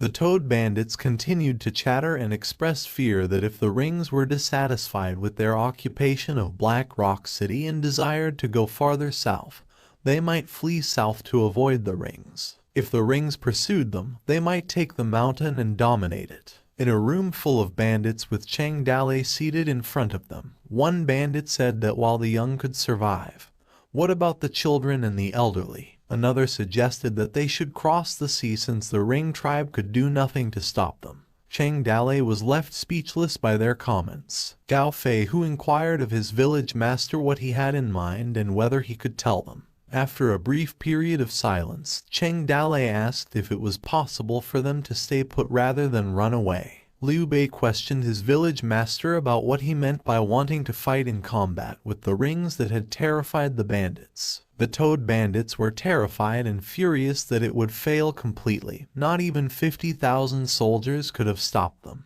They reasoned that they shouldn't have fought in the Ring when they could have fled, and even asked their Toad Master whether they wanted to die altogether. They were ordered to be silent by Cheng Dalei. As he rose up, he reminded them that he was still the village chief and argued that it was too early for them to have treated him disrespectfully. The Toad Bandits were rendered silent. Cheng Dalei clarified that he hadn't said they had to defend themselves or flee. He had just said that they might have done so if they had had their backs to the enemy's Iron Horsemen, in which case 1 to 2,000 out of 5,000 would have been lucky. The village terrain was simple to defend yet difficult to attack, and as long as they held onto the gate, not even tens of thousands of horses and men could have breached it, according to Cheng Dalei, who went on to explain how they would have protected themselves. Second, cavalry would have had a difficult time navigating the highlands, thus weakening the Ring tribe's advantage. Third, their village had countless supplies that would have lasted for a year and a half, but the Ring tribe lacked logistical support, and without food, they would have inevitably scattered. Of course, if they had defended themselves to the very end, they would have had to make a lot of sacrifices, but he believed that given all 3 conditions previously mentioned, it would not have been impossible to defend. Since Cheng Dalei was not someone who issued orders by himself and this decision would have affected the lives of more than 5,000 people, it was only natural to discuss it together. Then, he raised his fist, telling them to raise their hands if they were ready to fight. The Toad Bandits avoided making eye contact and kept silent. Cheng Dalei thought with his mind that no one had dared to fight the Rings and questioned whether they were actually so terrifying. Suddenly, a hand was raised. It was Xiao Yu. A few moments later, someone began singing beneath the dark clouds. Kai Mei ordered someone to continue singing and playing since he enjoyed hearing someone play. At the door, it was Fu Delay who then inquired of his brother as to how long they had to stay there. Kai Mei responded that they had been waiting for the tribe to bring back the slaves and supplies, asking whether he had been getting bored, to which Fu Delay replied to his brother that he had been missing Grandma. He had held his shoulder when Kai Mei had asked if he had missed her or his Wu Lihan. Kai Mei explained that Wu Lihan had been the most beautiful horse in the meadow, and only a lion-like man had been worthy of her. He then asked Fu Delay how many people he had killed that time and how many slaves he had acquired. Fu Delay stammered in response. Kai Mei was interrupted by his brother, who referred to him as a silly brother and encouraged Fu Delay to join him in listening to music. A lady had continued to sing and play the bandurria. She had kept singing as she reflected on how she had previously believed the Ring tribe to be full of demonic beings. But up close, she had the impression that these Ring people were simply normal people, or at least that this Kaimei had not been terrifying and had a nice smile. When Kaimei had asked Fu Delay if he had understood the lyrics while sitting next to him, Fu Delay had said that he had not and that he had not thought it had sounded good either. The lady had kept singing, and Kaimei had laughed and told him that when he had been a bit older, he would think it had sounded good. He had then been asked if the lady had been attractive, to which he had said that she had been. Kaimei had said that he had gotten her for him by force and now he was gifting her to him. He had already asked for him, she had still been a virgin. Fu Delay had hesitantly replied that he had already had Wu Lihan.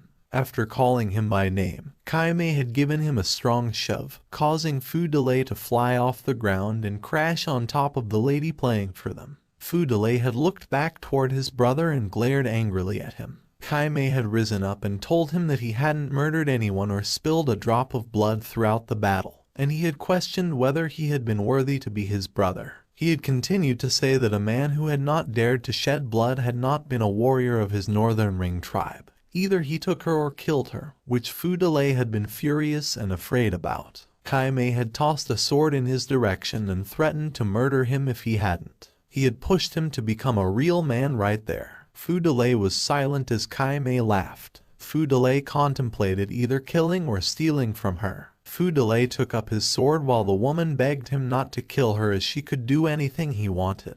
He eventually let her go and dropped his sword, which shocked the lady. She asked whether he would be willing to let her leave, and when Fu Delay replied that he was, he instructed her to go through the back door and head south. She could reach her country if she continued traveling south, and nobody could harm her there because it was unsafe here. The lady replied that this place was swarming with his people and that there was no way for a helpless woman like her to escape them, which he then inquired what they should do. She asked if she would be protected by him. He blushed and promised to try the best he could to stop anyone from hurting her. Meanwhile, at the Toad village, where Xiao Yu raised his hand, Cheng Dalei asked him why he wanted to fight and if he had something in mind. Xiao Yu replied that for the good of the country and the people, his death meant nothing if he could save lives. He continued that the Ring tribe was raging everywhere, and they could only sacrifice their lives for justice, adding that he did not fear death. Bandits near Xiao Yu were muttering and laughing sarcastically while criticizing his national justice and calling him an inexperienced boy. Cheng Dalei sighed as he observed Xiao Yu's look, wondering whether Xiao Yu was the only one who wanted to fight in war. While it was simple to declare support for the country and its people, mountain bandits like him could not afford it. He kept thinking that even if he gave the people missiles, they could not win this battle since the people's hearts were not prepared for war. The only way out at the moment seemed to be escape, but Cheng Dalei genuinely did not want to run away. When he questioned everyone if they still thought of him as their village leader, Gao Fei Hu responded that they were all at his disposal to do anything he wanted. Cheng Dalei stood up, explaining that he was putting their lives in his hands by calling him the village master, but he did not have the authority to send everyone to their death. However, if he could borrow soldiers and had enough confidence to win this battle, he asked if everyone could go into battle with him. Gao Fei Hu asked who would be willing to help them and from whom they could borrow troops in times like that. In response, Cheng Dalei said that he had made arrangements for the matter and that an update would be available over the next 2 days. A few days later, it rained at the foot of Qin Niu Mountain, and an army of Yuzhu soldiers walked home led by Yang Longting on horseback. Yang Longting was startled when someone shouted to block their way. It turned out to be the Toad bandits. Yang Longting questioned Cheng Dalei about what he had been doing, to which he replied that he had been waiting for him the entire time. Yang Longting asked Cheng Dalei why he had been waiting for him. Cheng Dalei replied that the Black Rock City had been occupied and Qin Niu Mountain was the last gate of the empire. If the mountain were taken over by the Ring tribe, the empire would be defenseless in the north. The Toad village of Qin Niu Mountain intended to be the front line of this battle, so Cheng Dalei added that he hoped the Lord would set aside his old grudges and work with him in keeping peace. Yang Longting inquired hesitantly and perplexedly if Cheng Dalei was still sick. Someone wondered what was wrong with the mountain bandit. A Yuju soldier questioned how a group of bandits stopped them, given that the rings invaded, while Kai Dalong believed Cheng Dale was sick and dizzy from the fever. Cheng Dale said that they heard of their past 30 years ago, when the rings come to invade them. It was Yang Longting who made vigorous efforts to turn the tide. He questioned what the difference was between now and why he couldn't do today what he'd done 30 years ago. Yang Longting irritably questioned him, asking if he ever fought with the rings, whether he knew how powerful the rings were, and how he could possibly defend himself with an untrained crew of fewer than 10,000 people. He yelled that he fought them and knew how strong the cavalry of the rings was. 30 years ago, he got nothing to lose, but now he had a reason to live, where Cheng Dale stayed silent. Yang Longting commanded him to get out of his way, or else he would have ordered his soldiers to kill him. Cheng Dale responded that he was the Lord of Yuzhu, personally appointed by Emperor Ming. He was above everyone else and urged him that he should fight for his people. Yang Longting's hand reached inside his clothing while he responded that Cheng Dale was disgusting.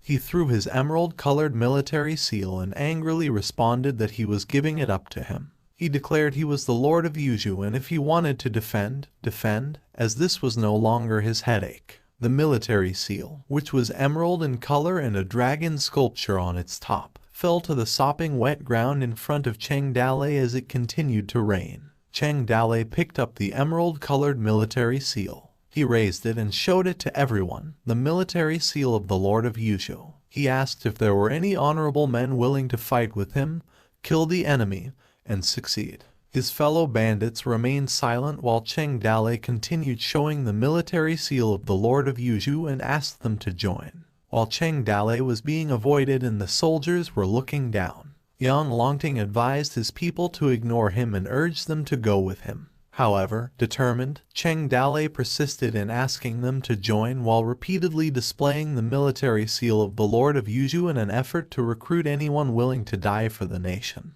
Yet, he was being ignored and passed by the soldiers. The rain continued pouring at Kin Nu Mountain as Cheng Dale still continued shouting in hopes of recruiting someone. Cheng Dale was interrupted by Gao Fei Hu and told his village master to head back and discuss the escape as well. While Cheng Dale questioned going back, he argued that he still had a plan left that he could use. He continued by instructing Gao Fei Hu to go back and construct a barrier at the village's entrance, and anybody who wished to flee was told to leave their horses, weapons, and armor behind. Cheng Dale was adamant that not a single piece of iron would pass through his Kin Nu Mountain. He gave the command to accompany him to Fallen Leaf City. Cheng Dale on horseback passed by people trying to escape. He remarked that even if they managed to escape, they would not be able to live their lives as they wanted. The docks would be overcrowded, and even if they fled to the big cities, which city lord would take in these refugees? Cheng Dale went on to say that they lacked clothing and food, which was just a way to starve and die without dignity. Someone uttered to their village master that they couldn't defend it. Cheng Dale responded that as long as Fang Boshan provided him with 10,000 men, he could certainly defend himself with the location advantage. At the city lord's mansion in Fallen Leaf City, Lord Fang was reprimanding his men for what they'd done and why they needed these clothes while directing them to swiftly load his jade Buddha onto the cart. When Cheng Dale and his men came, City Lord Fang was still lecturing his people, telling them that if they kept sobbing, he would leave them behind and Rings would take care of them. Cheng Dale and his men questioned what the city lord was doing. Lord Fang looked back and asked Cheng Dale what brought him there and added that he didn't have any additional ships available for him if he wanted to borrow one. In response, Cheng Dale said that he was not borrowing ships but rather soldiers and presented the Lord of Yuzhu's military seal. He hoisted the military seal and instructed City Lord Fang to cooperate with him to defend Kin Nu Mountain on behalf of the Lord of Yuzhu. He said that when people saw the seal, it would be like when they saw the Lord of Yuzhu. City Lord Fang questioned what Yang Longting was doing right now, and Cheng Dale replied that he was sitting in Kin Nu Mountain and ordered him to deliver the order, adding that if they could hold Kin Nu Mountain, it would be a great achievement for him. City Lord Fang responded that his military service not been as important as his head, and told his buddy Cheng that since they got along and pretended that he not seen him, he would take that as a thank you. However, Cheng Dalei was adamant with Lord Fang that if Qin New Mountain could not be defended, Fallen Leaf City would be destroyed. It was inevitable that the people would also be killed, and he wouldn't be able to keep his head as the ruler of the city. Cheng Dalei urged him to fight alongside them because Toad Village now a geographic advantage, food, and people. City Lord Fang began to sweat profusely when Cheng Dalei wanted to go into battle with him against the Ring tribe.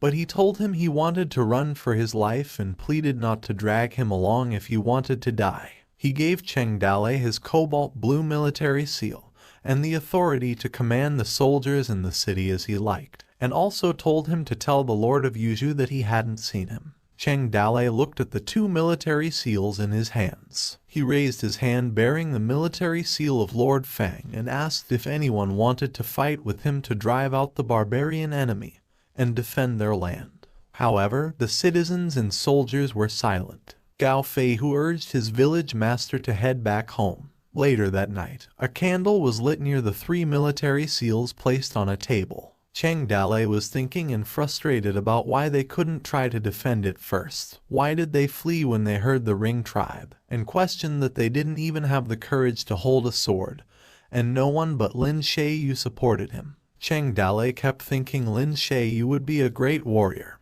and that death wouldn't bother him. Lin Shui probably thought he knew himself that they did not really have a chance to win. But Cheng Dalei strongly believed it could be won. Cheng Dalei was calling the system. However, he sat alone and the system did not show up. Cheng Dalei thought in his mind that if the system didn't come out and give him a quest, did that mean the system also thought that his time also run out? Cheng Dalei was so lonely while the system and lottery machine floated high above, staring at the stars and moon at night. The lottery called his big sister and asked her that it was time for them to give a new quest. However, the system got irritated and ignored the lottery. The lottery went on to say that the boy was at a crossroad and she should stop fretting and guide him well. The system responded that he was no longer the little boy he used to be. It was better to let him make that kind of decision himself.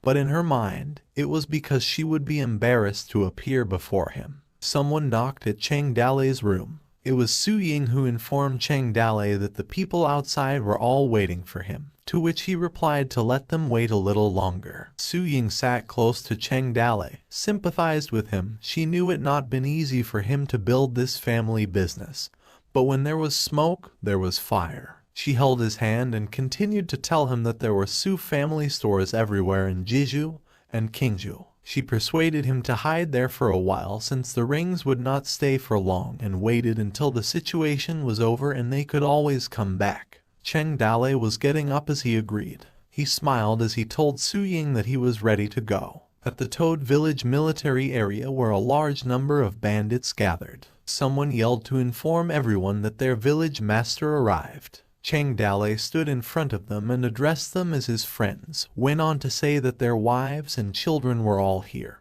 and this village was built by everyone together. Cheng Dalei inquired whether they were willing to give up the village in order to be the same poor and hungry bandits they once were. The advantage of location, the village, unlimited weapons and supplies. He asked them if anyone was willing to fight alongside him and defend their village. He continued that he would not stop those who wanted to go, and those who were ready to fight should take a step forward. Lin Shui firmly stepped forward in support of his village master. Worried, Cheng Dalei asked again if there was anyone else. Zhu Shenji said, "Never mind and forget it." As Zhu Shenji stepped forward, he questioned his daughter as to why she was following him, to which Zhu Ling'er replied and berated him for leaving her alone. Zhu Shenji responded that he lived long enough as an old man, and that today he would accompany Cheng Dalei to death, but he couldn't let his daughter follow him. He told his village master to let her go. Qin Man said that he didn't care as he believed they would all die one day.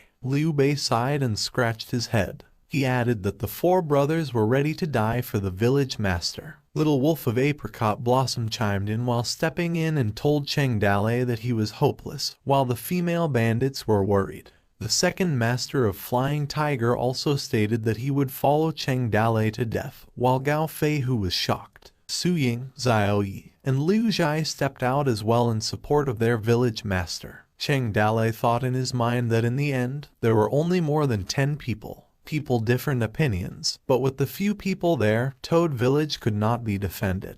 He conceded and responded that he did not have the power to make them die alongside him, and he suggested talking about the escape. However, even if they wanted to escape, they needed to listen to him. Cheng Dalei went on to say that if 5,000 people scattered like birds or wild animals, they could only become spirits through the swords of others. He told his people that if they wanted to escape, they would escape together. Cheng Dalei would not leave anyone behind, he would not give up an old person, and he would not lose a single child. Lin Shaiyu responded as his village master wished and said that he would be at his service. Cheng Dalei commanded Xiao Yu to climb Bull's Horn Peak alone, carry dry food for a month, and use the big tree as a signal to show the attack direction of the Ring tribe. He called Liao Jia and Liao Yi to come to his service. He commanded the two brothers, and they would take 1,000 men each. They would dig a canal, destroy the road, block the road with stones and trees, and buy time for everyone to retreat while the two brothers respectfully wrapped their hands into fists. Gao Fei Hu respectfully asked his village master if they should act overnight, as this matter was urgent and should not be postponed. Cheng Dalei responded that there was no need to hurry. The Ring tribe was still burning and looting Black Rock City, and this would last for at least another 10 days. They were scared and disorganized in the beginning. If they ran into every possible path without paying attention to which one they chose later, that wouldn't bring destruction upon themselves. The bandits were talking about fleeing to Bingju or Jeju, and someone said that because Bingju bordered the Ring tribe, they could end up worse if they escaped there. Cheng Dalei raised his hand and responded that Suying business in Jeju, and if all 5,000 of them went there, it would probably take them longer than a month. Everyone should take enough food to provide for themselves for a month. Weapons were also needed for self-defense. They should prepare everything together and cut down large trees for building horse carriages. The bandits raised their hands as well and responded to everything at their village master's command. Fast forward to the Black Rock City's city lord's mansion. Fu Delay was walking slowly while holding a hamper. He kept going away while passing discreetly behind guards, until he arrived outside the yard of the Black Rock City. He opened a small door leading to the basement. He walked down the steps, holding a candle light in one hand and a hamper in the other. The lady asked who it was. Fu Delay responded not to be afraid because it was him. He smiled and told her to eat up because he brought it for her. They sat across from one another, with the meal and candle light placed between them. Fu Delay warned her not to choke and brought her water to drink, explaining that he couldn't always come over to her, and that this was her food supply for 3 days, so she needed to eat slowly. As she observed the bruising on Fu Delay's face, the lady thanked him for hiding her there and asked if he was beaten. Fu Delay responded that it was nothing, and that his brother used to beat him up a lot, so he was used to it. The lady continued to eat as she replied that she was the one who got him into trouble and thanked him before asking when they were leaving. Fu Delay replied that he did not know and they couldn't leave for now. His brother said he was looking for something here, and he did not know what it was. He thought in his mind that her expression when eating reminded him of the puppy he once had. It was also such a glutton back then and was later killed and turned into meat by his brother. The lady continued chewing while saying that Fu Delay was a good person and was different from them. If only they not come to fight with them, and questioned why they were so evil and come to rob them, which made Fu Delay stunned. Silence came between them. Fu Delay remained silent while the lady noticed the awkward silence while holding her bread. The worried lady was sorry that she misspoke and told him not to pay attention to what she said. Suddenly, Fu Delay assured her that it was all right and responded that they not been able to eat for a long time. The tribe was hit by a disaster last year. A large part of the pasture land was deserted. Cattle and sheep starved, and if they not robbed them, they could not have continued to exist. Fu Delay added that enough of the unhappy stuff, told her his name was Fu Delay, and asked what her name was, to which she replied that she didn't have a name, she only a stage name which was Green Cherry. Fu Delay called her Little Cherry, which left her speechless. They both laughed and smiled. The good things of the world are not bound, but like colorful clouds, they dissolve easily, like brittle glaze, and one is full of thoughts that are in the heart and not in words. The contented person would not tire of love, and people who care about each other would talk to each other. Not everything was calculated by man. Everything was determined by fate. When the candle ran out of its light, Fudale took his leave, told her to take care, and said he would come to see her often. After that, she developed affection for Fudale. He hid Green Cherry in the basement, like a little dog, and wanted to check on her every day to see if she'd grown. One day, Fudale brought her a hamper containing her meal. He happily called her his little cherry when he came to see her and asked if she was hungry because he brought her a good meal. Fudale's smile quickly faded, his eyes filled with fear, and he dropped his hamper when he saw his brother, whom Kaime sarcastically called his good brother, and asked what he brought to eat because he was asleep and got hungry. Fudale asked his brother if he killed her. Kaime replied that Fudale a fearsome look in his eye like a hungry wolf and questioned if Fudale would kill him if he told him she was dead. A fight broke out between the two brothers, where Fudale called his brother a bastard. However, Fudale was on his knees after being beaten by his brother and asked if he still wanted to be a good person. He was on the ground while his brother Kaime stood tall in front of him with a bottle in his hand. With visible bruises on Fudale's body, he was splashed with alcohol, which made him scream in pain. Kaime furiously asked him if he wanted to be a good person and would let him be one.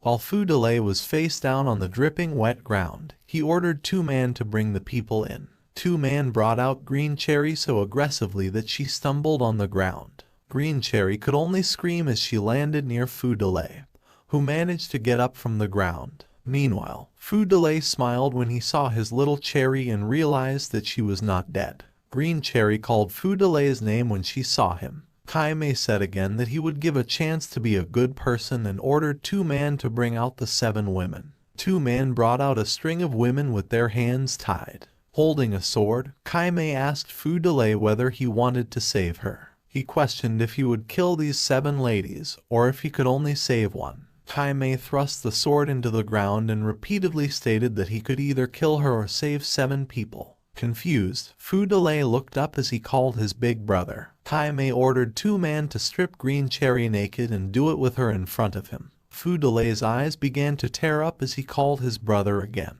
Kaime furiously screamed at him and told him to choose. He given him the opportunity, kill 1 or kill 7. Meanwhile, two men began tearing and pulling Green Cherry's clothes while she struggled on the ground. Kaime continued to pressure Fudale to take the knife and kill someone to save someone. Kaime told him again to take the knife and kill someone, questioning how he could save people if he couldn't learn how to kill, while Fudale repeatedly called his brother. Green Cherry cried and struggled as two men held her neck and continued tearing and pulling her clothes, while Kaime berated Fudale, telling him not to call him brother as he did not have a brother like him. Kaime called him a stupid coward and questioned if his mouth was only for pleading. He questioned Fudale if his knees were only for kneeling, and his hand couldn't even hold a sword while Green Cherry continued crying. Kaime went on to say he could save 1 or save 7, or everyone would die, and Fudale was sobbing.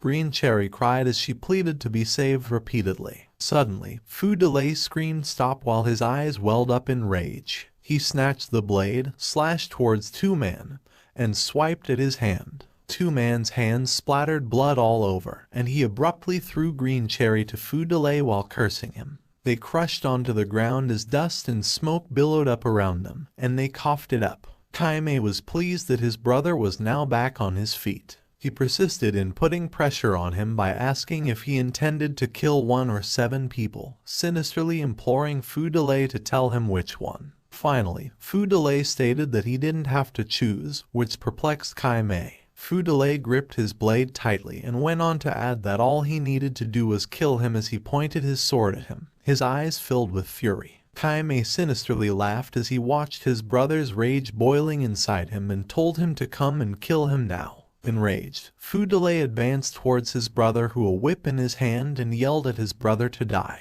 Kaimei smiled as he awaited the assaults of his furious brother. After Fudale missed with his sword attempt, Kaimei quickly whipped a left cut. Fudale looked stunned as he continued to thrash him out and told him he was moving too slowly. Fudale aimed for a right cut but failed to slash his brother with his sword and still continued to miss. However, Kaimei continued whipping him out, told him to move up, and teased him to move faster and faster while he was still hitting Fudale. Blood began to drip, and Kaimei told him that his steps were disorganized and he needed to calm down.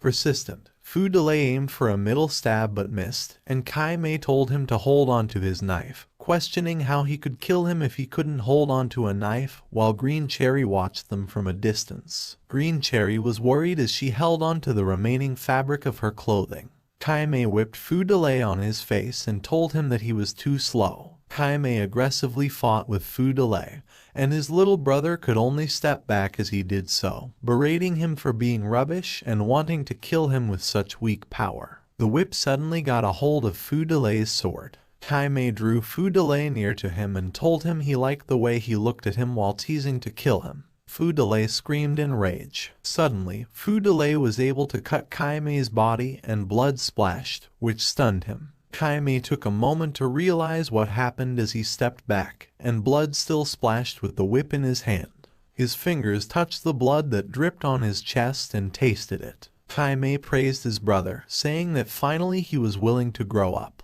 He pronounced that she was his and that he managed to save her. Fudale was breathing heavily, visible eye bruises and blood all over him. Kaimei added that since he'd chosen to save her, he called for Chuo-man and ordered him to get rid of them. After licking his blade, Chuo-man started killing women. Fudale witnessed them being killed and was terrified. Kaimei told his brother that it was not easy to survive in this world. He was too weak, and if only he were stronger, he could have saved everyone because it is not easy to be evil in this world. It was even more difficult to be a good person, so he grew up quickly as the weak could not protect anyone. Life was never gentle or pleasant, and it was full of blood and pain. The weak were the ones who were trampled on by the strong. Human life was just so worthless. Now that she was his, he hoped he would become a real man with her body. Kaimei walked away as he told him to remember that it was now his possession and not to let anyone take her away from him. Neither his brother nor his father. Do not hesitate to draw his sword if someone reached for her. Meanwhile, Green Cherry sobbed while he held on to the little clothing she left. Fudale looked at her and called her Little Cherry. Fudale told her not to cry anymore, however, she was still sobbing inconsolably. He screamed at her to stop crying.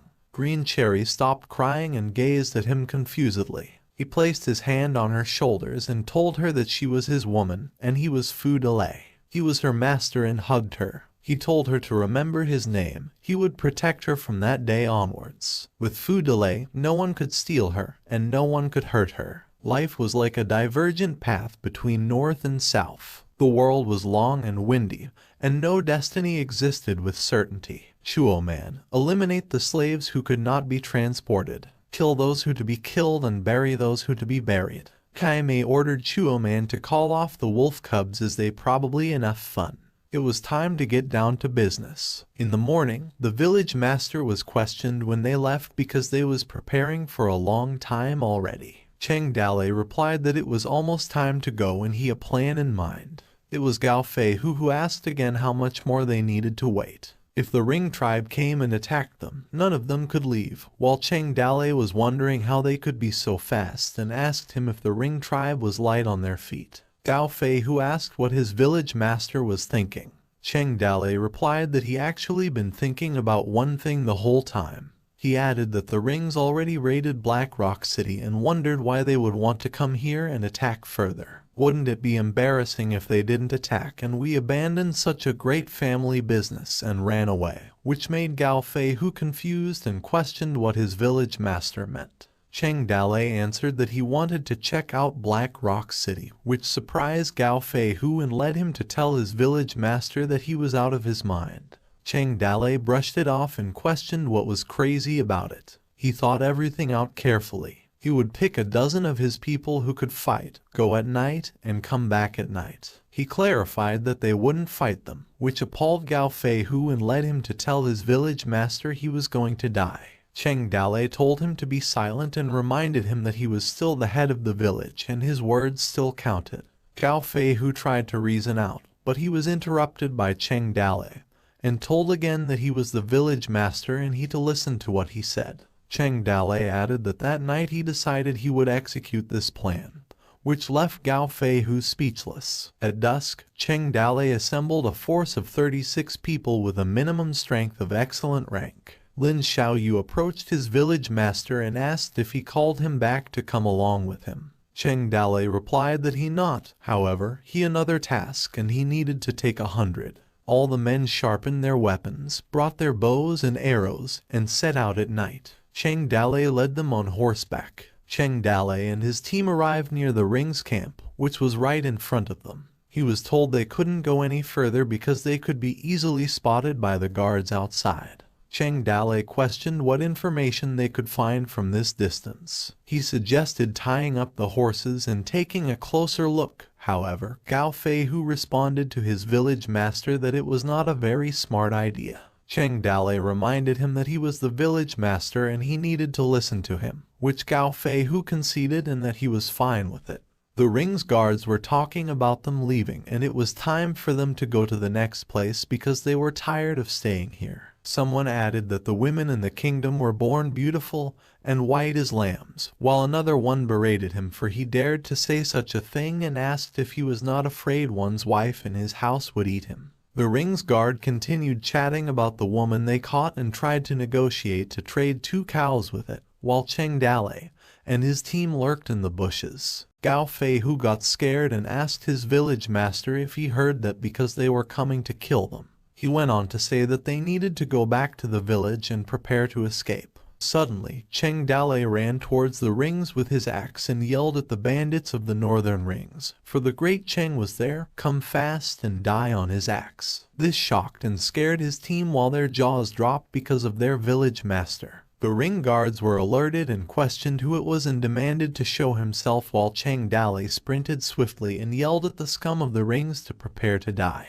They pointed their spears for the enemy attack. However, the Ring's guards' heads were chopped off, knocking out their teeth and slashing through their bodies. Tin Man told his team not to stand there and go help their village master. Shortly after that, they sprinted with their weapons in hand, and some yelled to kill them all. The Ring guard yelled for enemy attack and ordered a signal to the camp. Suddenly, a firework appeared in the night sky while the Ring guards were killed, and a buzzing sound was heard, which scared the Toad bandits. The Ring tribes quickly swarmed outside their camp and repeatedly yelled for an enemy attack. They rode their horses and carried their weapons. Cheng Dalei screamed and told everyone that the wind was tight and tearing, which means that the momentum was not right, and immediately withdrew. The bandits rode their horses away from the Ring tribe while Gao Feihu asked what the hell he was up to. Cheng Dalei responded by running for their life. If he was too slow, he would be shot by arrows of the Rings. Someone notified Cheng Dalei that their horses were too fast and that they almost caught them, which he assured them not to worry, leading them to the main path as he everything prepared on the main path.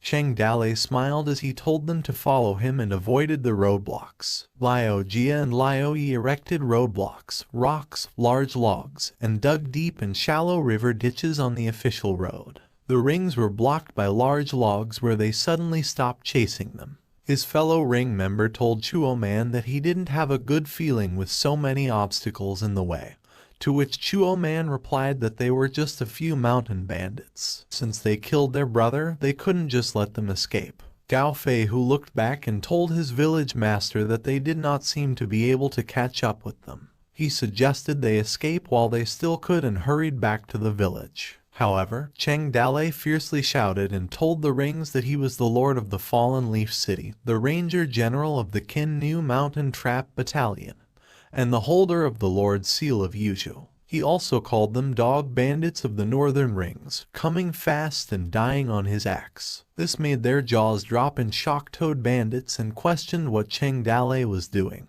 Gao Fei Hu scolded him that they would have given up chasing them, but he roared back. Cheng Dalei laughed while his fellow bandit questioned him if he wanted the whole village to go down with him. They headed back to the village as the rings were coming to attack them. It was still dark, and they arrived at the village and quickly opened the gate repeatedly. The gate opened and they went inside swiftly, while the bandits on the top of the gate wondered what was behind them when the village master was back. They were stunned for a short while and suddenly realized it was the rings. A bandit screamed that the rings were attacking them, while someone shouted that the rings were attacking them. The bandit complained about how they could escape, that they were finished. They felt totally awful, and turned to their village master, who was eager to seek death when they should have run for their lives, while Cheng Dalei remained silent. Gao Fei Hu confronted Cheng Dalei that he wouldn't escape. He wasted time and brought the ring there purposely to drag them to death with him. Su Ying thought of Cheng Dalei as she watched and stood on the side. Suddenly, Cheng Dalei smiled and laughed loudly. He answered them that they were right, he never wanted to escape.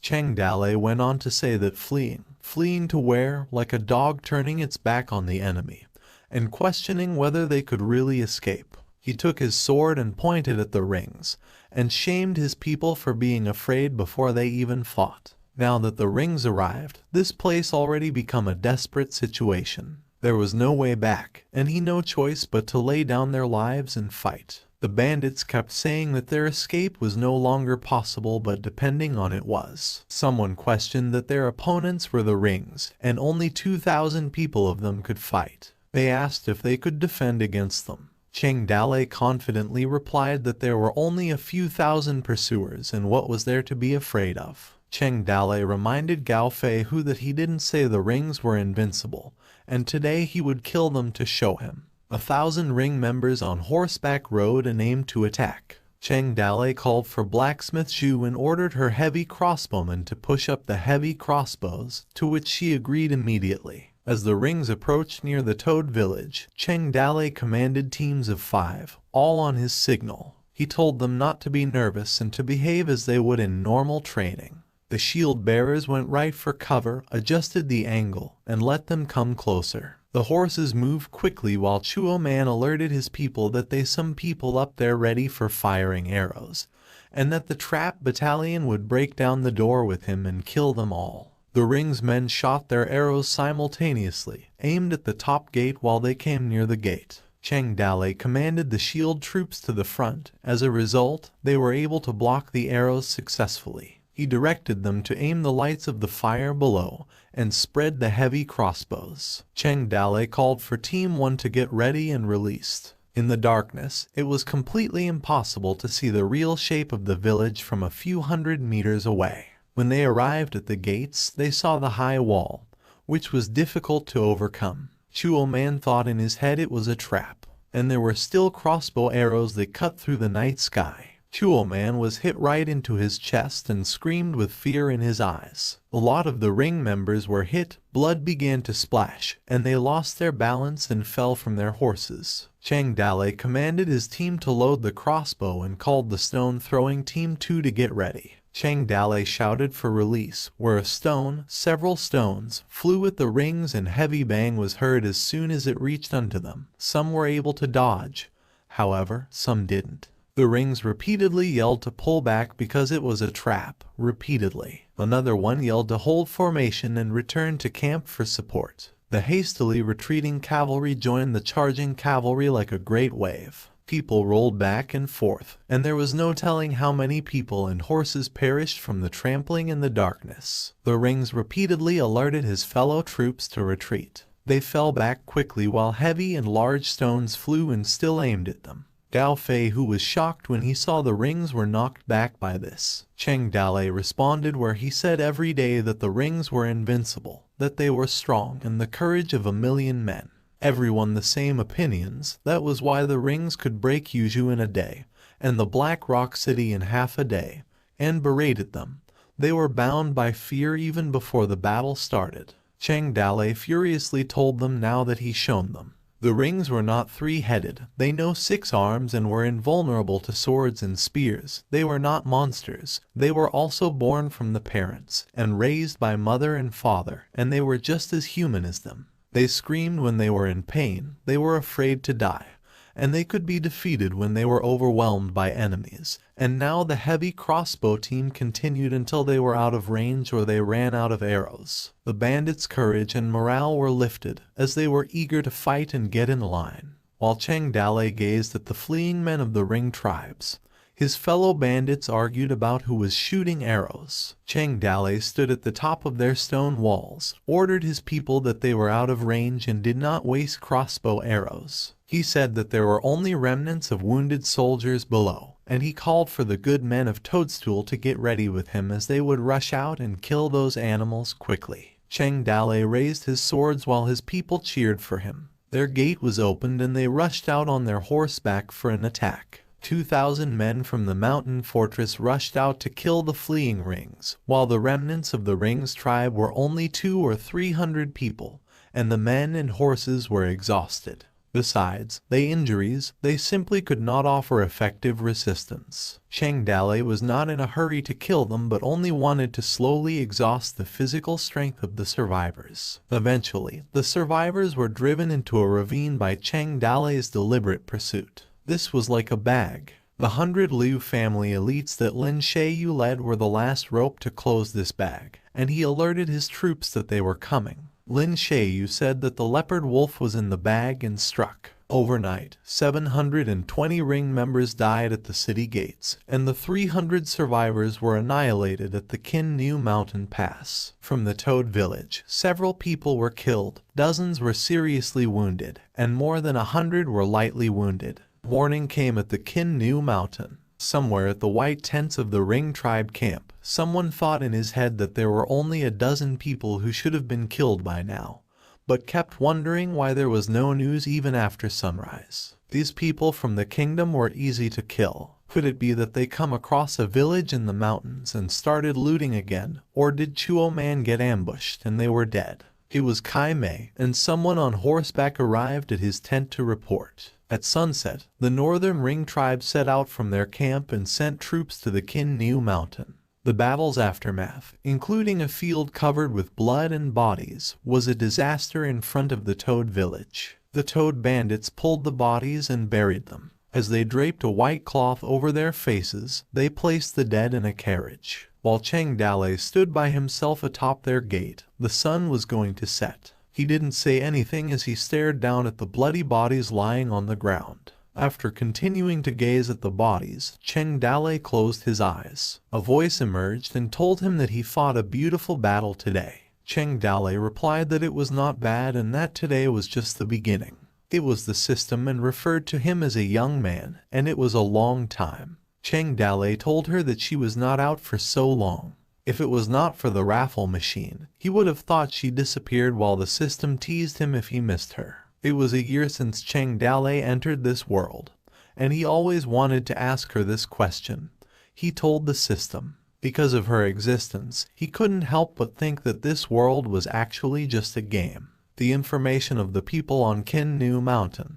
He could read it whenever he wanted, just like a game NPC. Their character biographies, skills, and even some personal data could appear, but later he found that there were many people whose data he couldn't check. Like Lai Xingya, the fortune teller old man, even Hull. He could only see that he was a member of the Ring tribe. Cheng Dale went on to say that the system's ability to view NPCs was not powerful, and some people deliberately disguised themselves because he could not see through them. As he learned more about this world, his image and the system's presence were incompatible with this world. The world is real. The system was more like a fusion of Cheng Dale's memories, a poor imitation of the system in his mind than the system's dream novel. Although the system very little authority in the world they were in, trembling with fear using cheats and exploiting a bug, the rewards granted would also not exceed the limits of the era either. Since he came to this world, he wanted to live and understand things clearly. Cheng Dale questioned the system whether she was a ghost, god, or demon if she chosen him, but what she wanted him to do. The system responded that her real name was Heart, and her birth seemed to be related to his soul. She explained that when she first woken up as a system elf, she was just stupid and ignorant.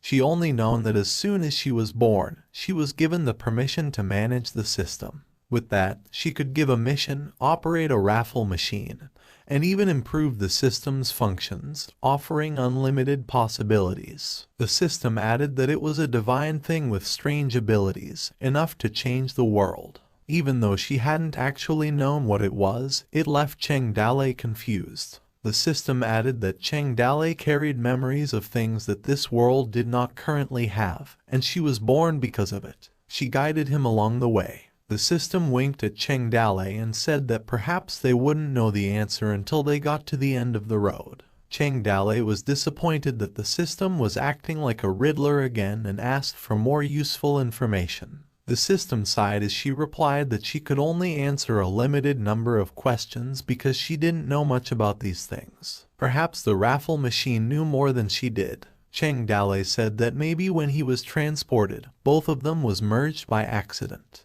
At that time, a beauty caught his sight, and he wanted to make her his own. When he seen treasure, he wanted to steal it. He continued to say that when facing 1,000 soldiers of Black Rock City, he hadn't hesitated to kill, becoming greedy and cold-blooded. Some part of his real personality was disappearing slowly, and even to the point that he needed to release Liu Heng, who slaughtered a village. When he was a guy who'd just been transported, when he gained the awareness to kill a person. Furthermore, this abnormal possessiveness. He lived a good life and questioned why he was transported and why the system shouldn't have been hers. The system sighed and placed her hand near Cheng Dale's face. Suddenly, the system flicked her finger on his forehead and called Cheng Dale an idiot. The system explained that he was fusing with his dumbass and that was his newbie protection period. She added that he'd just been a newbie who not experienced life and death. She only thrown him directly into the battlefield to gain experience. She was afraid that it would only take a few more days before he went mad. The system added that when Cheng Dale just arrived in this world, the system amplified his desire so that he got the motivation to adjust in this world. She temporarily protected him from the fear of death so that he was not afraid in front of the enemy. He was able to hold his weapon steadily, and he was not soft-hearted towards the enemy until he adapted to this world. The system furiously stated that she'd given him a strong heart, yet he was not satisfied. She complained that the hosts were really getting worse and worse at serving. She told him that he was transported because he stayed up late and died due to lack of sleep. Do not become a victim of delusional disorder every day. Cheng Dale was stunned and unable to speak. He realized that he stayed up late and died suddenly, while the system called him stupid and asked if he had any other questions. Cheng Dale sighed as he replied that he had one more question. He asked how long the newbie protection lasted, to which the system responded that it didn't last long. After 1,000 Black Rock City soldiers began to disappear, the system questioned why he asked. Cheng Dale answered both Su Ying and Liu Zheng. He knew their feelings for him, but when he came to this world, he always felt detached from it. He always thought he liked Su Ying because of the system's influence on him, and he did not know whether that feeling in his heart was real or not. He always felt that just because he wanted to complete the task, the system sent him to pursue Su Ying, and he felt like he lost some value. The system replied that the newbie protection was long gone and asked himself whether it was true that he feelings for her. While Cheng Dale said that he should take into consideration that they were both sociable, the system suggested he go chase her. This time there was no pressure from the mistress of the fort mission. He should go and propose to her. However, Cheng Dale hesitated because the Ring tribe could invade anytime. The system replied to hurry up. If he was late, he wouldn't have a chance, while Cheng Dale could only agree. Meanwhile, the system labeled him as a retarded guy. Later that night at the Toad Village, someone knocked on a door. It was Cheng Dale, and Xiao Yi opened the door when he asked if Miss Ying was asleep. Xiao Yi replied that she was about to rest. Xiao Yi invited him to come in. Su Ying was sitting on her bed and asked Cheng Dale why he was still there at such a late hour, worried that something happened. Cheng Dale was biting his lip and responded that he would like to talk to her about something. He told Zioe to go out for a moment and referred to her as a little butterfly. However, Zioe questioned his village master and asked what he wanted to do. Suddenly, little Zioe was carefully thrown out by Cheng Dale. She looked back and was annoyed. She peered near the closed window in hopes of listening to what he had to say. The candle was lit in the room, where Su Ying asked how long it would be before the ring would attack them. Cheng Dale replied in about 2 or 3 days because the marching speed of the rings was fast. Su Ying asked what he wanted to talk about. Cheng Dale blushed when he slowly asked if she wanted to marry him now. Su Ying's face turned red and she questioned the timing. Cheng Dale replied that he knew this was very abrupt, and he didn't have a gift or a ceremony or anything. But if she waited until after the war and he proposed to her, it would feel strange, like he was planting a flag. So, Cheng Dale asked her again if it was better to be early rather than later, and if she would marry him. Su Ying was silent, and Cheng Dale kept saying that if she did not want to, he suggested they could slowly develop feelings for each other. She replied for him to relax a little and asked him if he was too nervous for his own good. Cheng Dale was speechless as he looked away. He replied not to take his words seriously, slowly turned around, and said that she should rest early. He was near the door and added that after this battle, they did not even know whether they would live or die. Su Ying called Cheng Dale, which stopped him from leaving the room. She stood up, responding that she thought she was already his while her face was blushing. They kissed in the candlelit room. When she lost her virginity, he fell in love with her. She sensed that the gentleman was not blushing and turned to him with a hug. Suddenly, the light went out. This made Zioe wonder as she continued to peek into the room.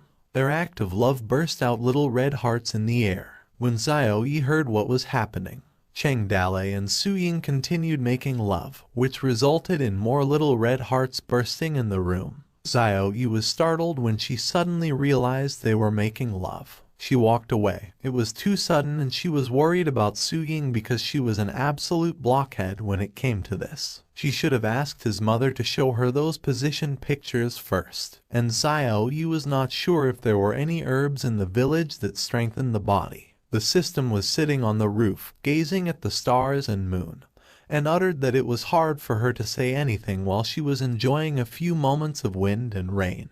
She was surprised and smiled when she received a notification ding that they were rewarded with half a day of rain and wind. Meanwhile, at the Black Rock City, someone was announcing that anyone who did not arrive within 10 drum beats would be executed. They were in formation while their division was being called group by group, signifying their presence. Someone called the attention of all northern ringers. It was Kai Mei leading them and commanding them to go as he led the way. They started their journey in the Kin Nu Mountain. While they marched on the roads of the mountain, Lin Sheiyu, covered in a makeshift grass suit, was observing them from the top of a mountain edge. He continued to observe them and estimated about 10,000 men, heavy cavalry, light cavalry, foot soldiers, prisoners, provisions, and their path. Shortly after that, he hurriedly headed out because he needed to notify his village master. Lin Sheiyu stood alongside a tree on Bullhorn Mountain, still wearing his grass suit.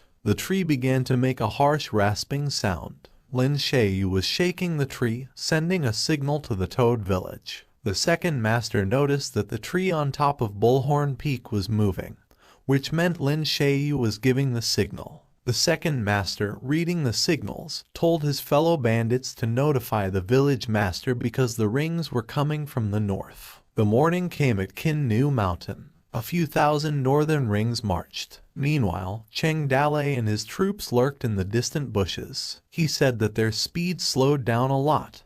However, Gao Fei Hu added that those ravines and wooden barriers wouldn't hold them for long. Cheng Dale responded that they would escape once they shot some arrows. They wouldn't be able to chase them once they got deep into the mountains. He raised his hand and called his troops' attention to ready their bows and arrows. Cheng Dale fiercely screamed for a release. Some of the members of the Ring tribe and horses were hit and lost their balance. Kai Mei furiously alerted his people that there was an ambush, and to watch out for hidden archers. He commanded the longsword group to go after and kill them. Cheng Dale, leading his troops, ran deep into the mountain and told them to keep up with him. All of his troops followed their village master into the mountains. The mountain became silent. A ring member reported to the prince that they couldn't find them after they vanished into the woods, and the forest was too dense. This shocked Kaime that they lost them. Kaime ordered the scout to explore the road ahead and reminded them to pay attention to the surroundings. With the geographical advantage, Cheng Dale kept setting traps on the road, and the enemy was greatly slowed down.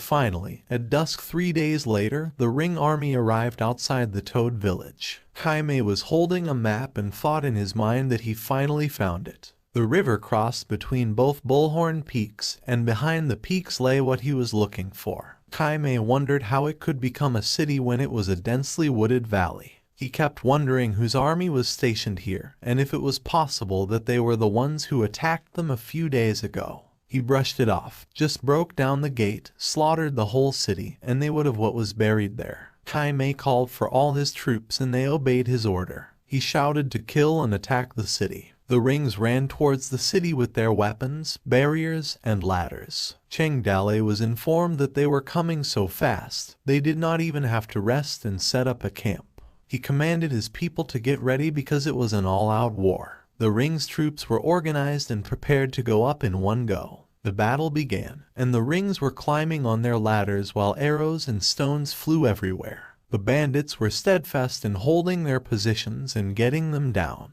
However, they were shocked when the Rings tribe began throwing large stones. The bandits were alerted to watch out. However, a flaming blast struck once along with the rocks, and as a result, some of them flew back. Qin Man called Zhang Fei to come with him to block the defense line that was broken. The Ring managed to climb up and kill while the front-line bandits were struggling and calling for support. Xilong was called out to stop them. Xilong responded that he understood while his brother laughed. The Ring members who managed to climb realized that it was a dead end but got slain on the spot. They successfully blocked the Rings and confidently told them to not even think about coming up. Little Wolf was slaying and slashing Rings with his sword. A massive wooden pointy log was seen with the Rings as they continued to charge. The attack came like an ocean wave as the Rings tried to break the city gate. One wave went down with a loud bang.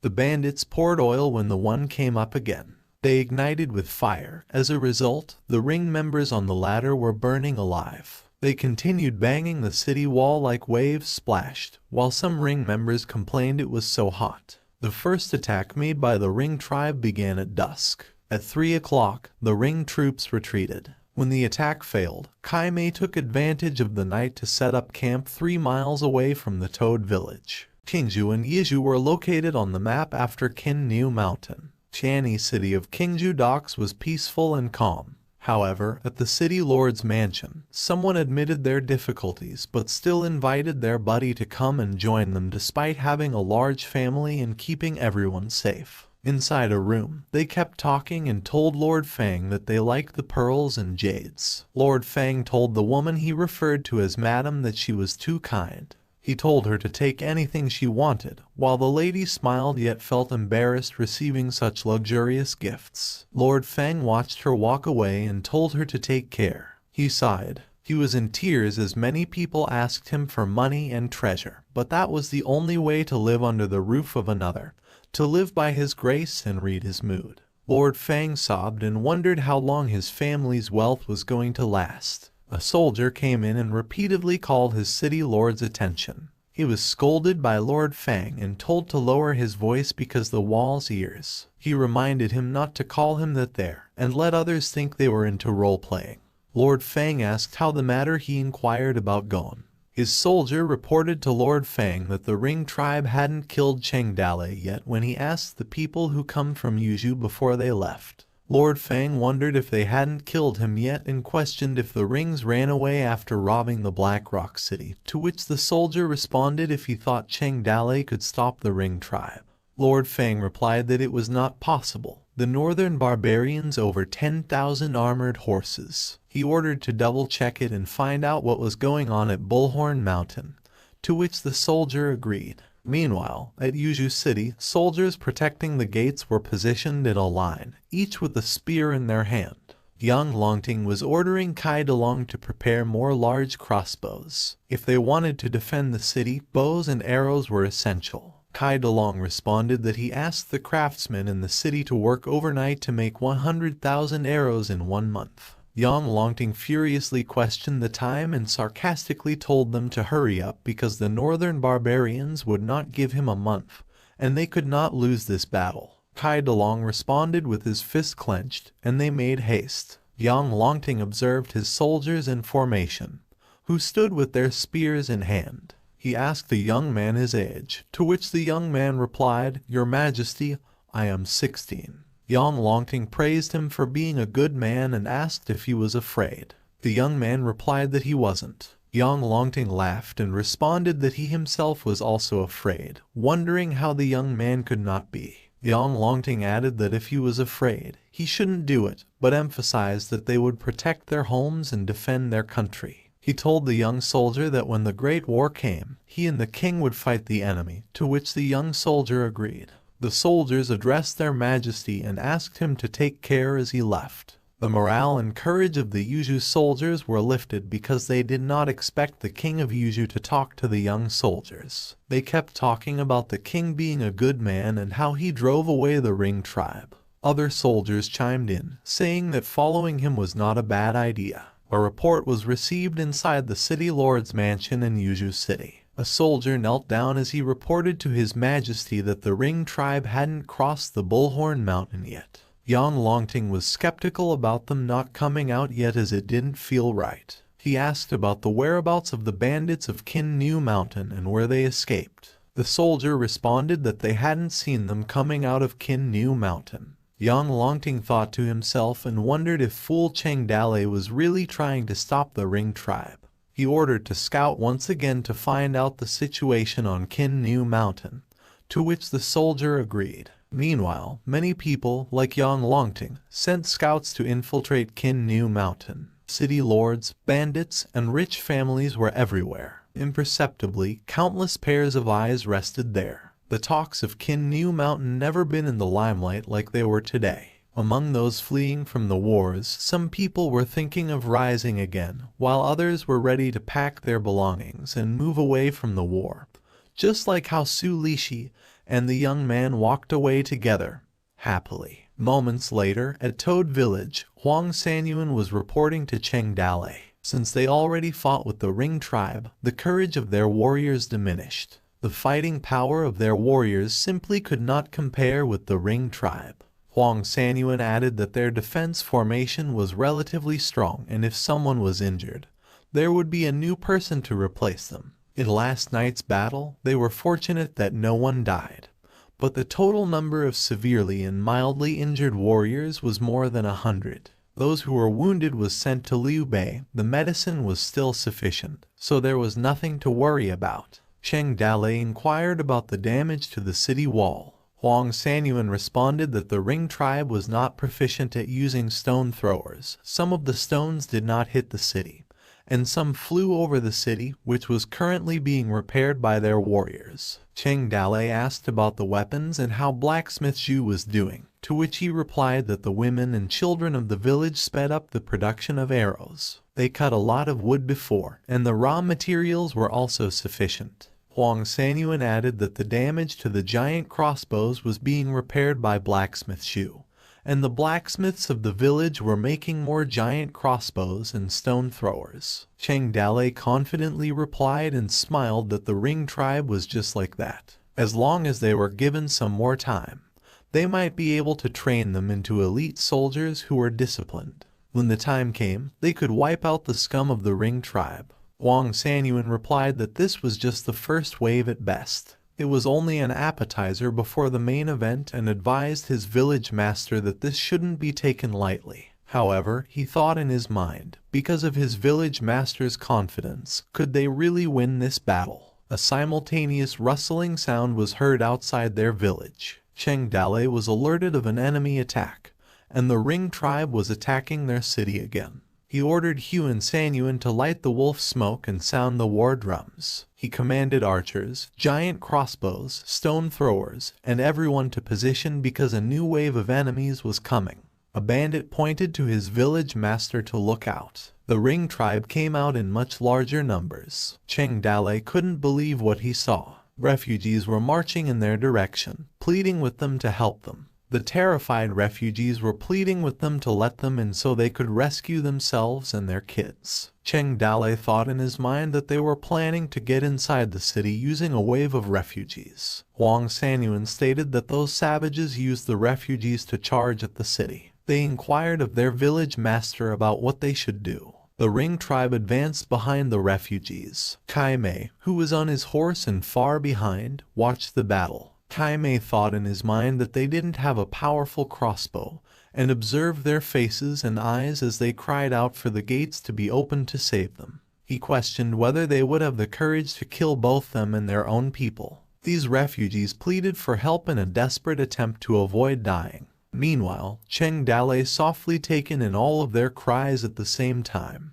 Dao Fei, who asked Cheng Dale if they were already in range and if the Ring tribe was behind them. Cheng Dale responded to prepare the heavy crossbow archers. Tighten the spring, he raised his hand, all of them under his command. Cheng Dale's hand was shaking. The refugees were still praying and crying to be saved. For a moment, Cheng Dale was speechless. However, the Ring's tribe was fast approaching. Cheng Dale shouted in frustration, "Release!" Several arrows flew from the sky like rain and hit the ground, and the rain of arrows continued. Many of the refugees were struck by arrows and died while lying on the ground. As a result, Cheng Dale received a series of notifications, increasing his fear points by approximately 10,000 points. The bandits were startled and frightened yet remained silent. Cheng Dale's fear points continued to rise by several thousand points as the arrows continued to rain down on the refugees and puncture right through their bodies. Cheng Dale was teary-eyed when he called out his second team to get ready while receiving a series of notifications because he was obtaining fear points. He kept racking up fear points as the majority of the refugees lay on the ground with arrows protruding from their bodies. Cheng Dale's tears streamed down his face as he shouted, "Release!" Even a child was not spared by the arrows and was on the ground, and Cheng Dale continued obtaining fear points from the refugees. On the other hand, Kai Mei thought in his mind that it was decisive,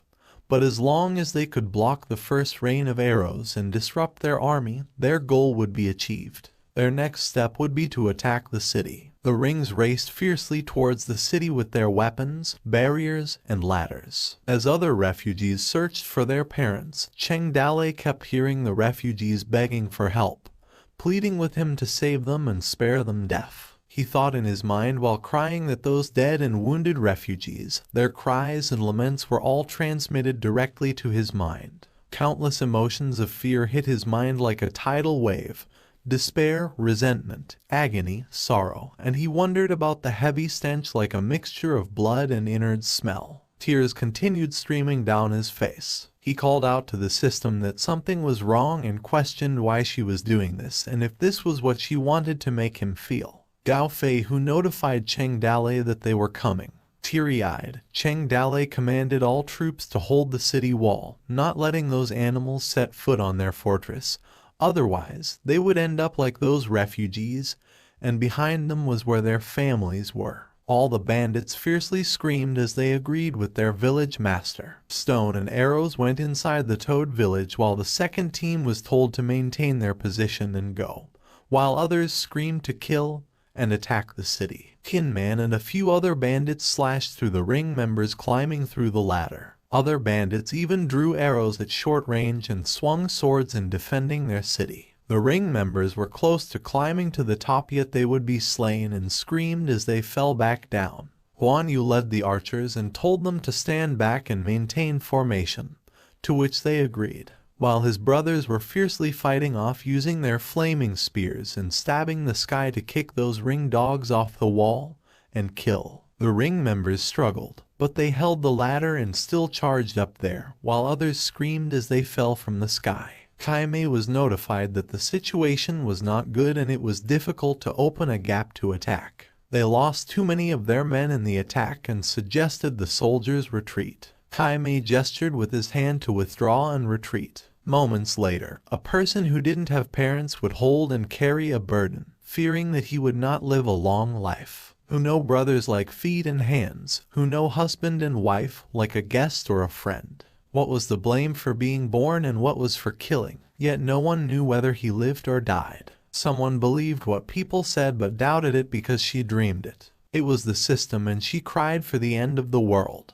The heaven and earth were sad, and the trees were mournful. The soul no place to go when the sacrifice did not come. There would be a bad year, and people would be displaced. The system was sitting and questioning the meaning of time and fate from ancient times. This so-called war was such a brutal thing. Cheng Dalei stared at the system screen and thought of his fights in the last few days where he actually got 200,000 or 300,000 fear points out of the rings. He believed that the rings were not afraid of death when they fought a war, and that according to yesterday's battle he actually got hundreds of thousands directly from the refugees. Cheng Dalei thought that his 1 million fear points could be exchanged for a top character. Staring at the screen intensely, he reasoned that the amount was won by an underhanded method. He tapped on the screen and asked the system to summon a character. As Cheng Dalei tapped, a light appeared from the screen. The system appeared and told Cheng Dalei that she had received his request.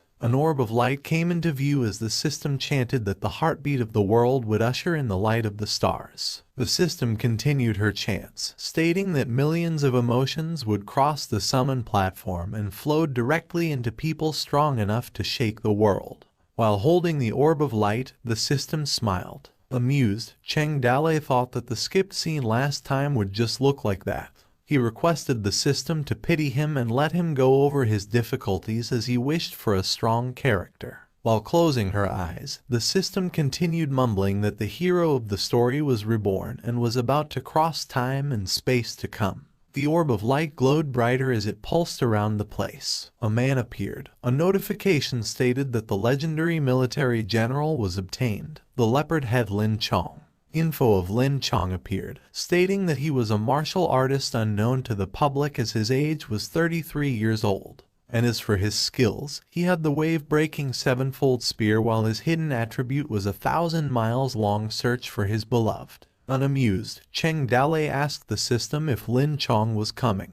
He looked at the screen seriously as he thought that he only had a level 3 village building without the additional attributes of a level 3 village. Cheng Dalei believed that he should be able to upgrade the village to level 3 since there were already 3 top martial artists. He tapped on the screen and told the system to upgrade the village. The system notified Cheng Dalei that the upgrade had failed because it had insufficient conditions, which made Cheng Dalei confused. He repetitively tapped the screen, however the result was still the same. Cheng Dalei's face darkened while the system watched behind him. She told Cheng Dalei that Lin Chong hadn't yet come and that he had to wait until he entered the village to upgrade, while Cheng Dalei looked at her with disappointment. Depressed, Cheng Dalei wondered if Lin Chong was capable of such a great feat, and told the system that the rings had surrounded the village to the hilt, while also wondering if he could come to the village alive after passing through the rings. While Cheng Dalei looked at the rings camp and mumbled that if Lin Chong was killed by the rings while trying to reach the village, he would lose a great general for nothing. As the afternoon sun was seen in the horizon, Cheng Dalei wondered where Lin Chong's whereabouts. Meanwhile, at the Northern Ringers camp, a man's voice mumbled that they had been fighting for so long, yet they didn't even know what kind of force Cheng Dalei had. Another man added, wondering where all those monkeys came from. The man on the right wondered since when did the people of the empire become so stubborn, as usually they collapse at the first attack. While the other man on the left chimed in that they attacked twice in a row but without success, and that many lives were lost in vain. The others added that some of the smaller tribes were completely wiped out in the battle. Hu Luxing voiced out his opinion, telling them that if he had known that so many people would die, he would have left after the Battle of Black Rock City, as they also did a lot of looting. Aggravated, the man on his side asked Hu Luxing if he was saying such things because he was afraid. Hu Luxing stood up and told Gan Linyang while he was still riding a young horse he could kill when he was 9 years old. Gan Linyang also stood inviting Hu Luxing to a fight if he was not convinced. Hu Luxing cursed aggressively and told Gan Lingyan how dare he speak up, while Another man joined in their argument, telling them that if he didn't give them 2 punches they wouldn't even know why flowers were so colorful. Kaime's face darkened as he thought that subordinates were difficult to lead when he had such stupid people under him. He reasoned if they could have read more in their spare time. He thought that there's no wonder why the Empire calls them barbarians. Kaime wondered how nice it would be if he lived in the flowery world of the Empire, and was not confronted with uncouth barbarians every day. Meanwhile, a drum noise was heard all around the place. Hu Luxing wondered about the noise as he believed that the enemy could be attacking. Gan Linying looked at Kaime, wondering if they really dared to rush over, as lowland warfare was their specialty. Kaime stood up from his seat and told his subordinates that they were going to take a look outside. They rode a horse as they looked over the Toad village who was making the noise. Gan Linying warned Kaime for their hidden arrow and that they could not go any further. Kaime mumbled, wondering what the Toad village were trying to do. While holding a paper, Zhang Fei cleared his throat while Huang Sangyuan raised his hand and told his men that it was enough as their enemies came out and that they didn't need to drum anymore. Zhang Fei read the paper, telling them that he had heard that the ringers had a strong fighting style and were famous for their horsemanship. He was ordered to read as he had the loudest voice and he could also read and write. Zhang Fei continued, telling the rings that Cheng Dalei said that the martial arts of the rings were nothing more than the fighting methods of the animals, and the real martial arts would have to be taught to them by the Empire. And that as of today the 2 armies face each other, and that Cheng Dalei couldn't bear the futile sacrifice of the soldiers of both sides as he was ready to fight with the warriors of the rings alone on horseback. He asked Kaime if he could defeat Cheng Dalei. They were ready to open the city gates and raise their hands and surrender. Kaime's face darkened. He asked them who they were, as to which Zhang Fei couldn't answer. Zhang Fei looked at Cheng Dalei, telling him that the rings asked who they were, to which Cheng Dalei couldn't believe such a question. Cheng Dalei took a step towards the edge and mocked the rings, telling them to listen carefully. He introduced himself as the Ranger General of the Trap Battalion in Qingyu Mountain, and that he was the Lord of the Fallen Leaf City in the Empire, and also the owner of the Royal Seal of Yuju, and the Axe Master whom the gods have passed their abilities to. As his face darkened, he ended his statement that he was also the Toad King who guards the Qingyu Mountain. Cringing, the rings wondered who the hell Cheng Dalei was. Zhang Fei shouted that many famous characters had died under Cheng Dalei's axe, as he proceeded to ask the rings what they were. Kaime coughed, signaling Gan Linying to give him a good shout as they were unable to lose their own reputation, to which Gan Linying also agreed. Gan Linying yelled and introduced Kaime. Kaime was embarrassed and thought that it was scary to be uneducated, while Gan Linying happily told him that it was done. Another drum noise was made as the wooden bridge slowly fell down. The Toad village gate was opened as Kin Man rode out with his horse. He introduced himself and asked the rings who would come to die under his spear. Kaime looked back and asked his men which one of them wanted to kill Kin Man. All the men behind were simultaneously agreed to be the one who would kill Kin Man. A horse's hooves and a man came rushing towards Kin Man. Kaime wondered who the man was, to which one of his subordinates informed him that the man seemed to be a martial artist who had defected to the northern barbarians and that he also possessed some skills. The man told Cheng Dalei to come out of the city, wishing him to let him smash his head with his stick. Cheng Dalei leaned towards the edge as he saw Du Mao and wondered. Du Mao yelled, mocking Cheng Dalei to come down and have a fight with him. Cheng Dalei thought how Du Mao was not dead and how he had joined the Ring tribe.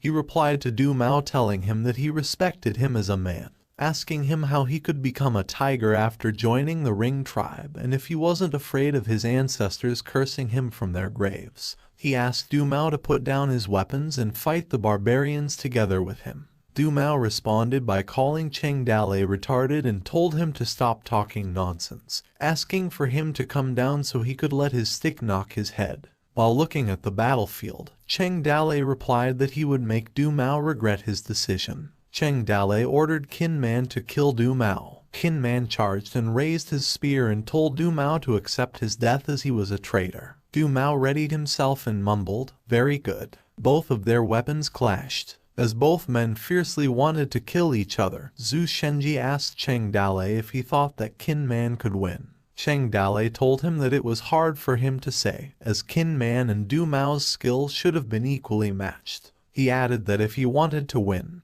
they would have to use an unusual move. Both Du Mao and Qin Man fought ferociously. The spear of Qin Man almost hit the face of Du Mao. Qin Man's eyes grew wide as he saw Du Mao smiling and was about to counter. Du Mao swung his club, to which Qin Man barely managed to parry and struggle. Fu Luxing mumbled that the two were equally matched, and if they were a little clumsy, their heads would fall on the battlefield. Kai Mei responded that it seemed that the empire also had such heroes, masters who were not inferior to their tribe experts. Gan Linying chimed in that he pitied such a great martial artist. Zhu Shenji's jaw dropped as he thought that the fight did not look good. Cheng Dalei told him not to worry and just watched carefully. As both men fought, Qin Man glared at his opponent intently. The horse hooves continued to clatter. Qin Man's spear hit Du Mao's horse, which led to Du Mao falling to the ground. Cheng Dalei mumbled that the winner had been decided. Kai Mei ordered one of his men to send someone to fetch Du Mao back as he was still useful. Qin Man was about to swing his spear, going for Du Mao's head.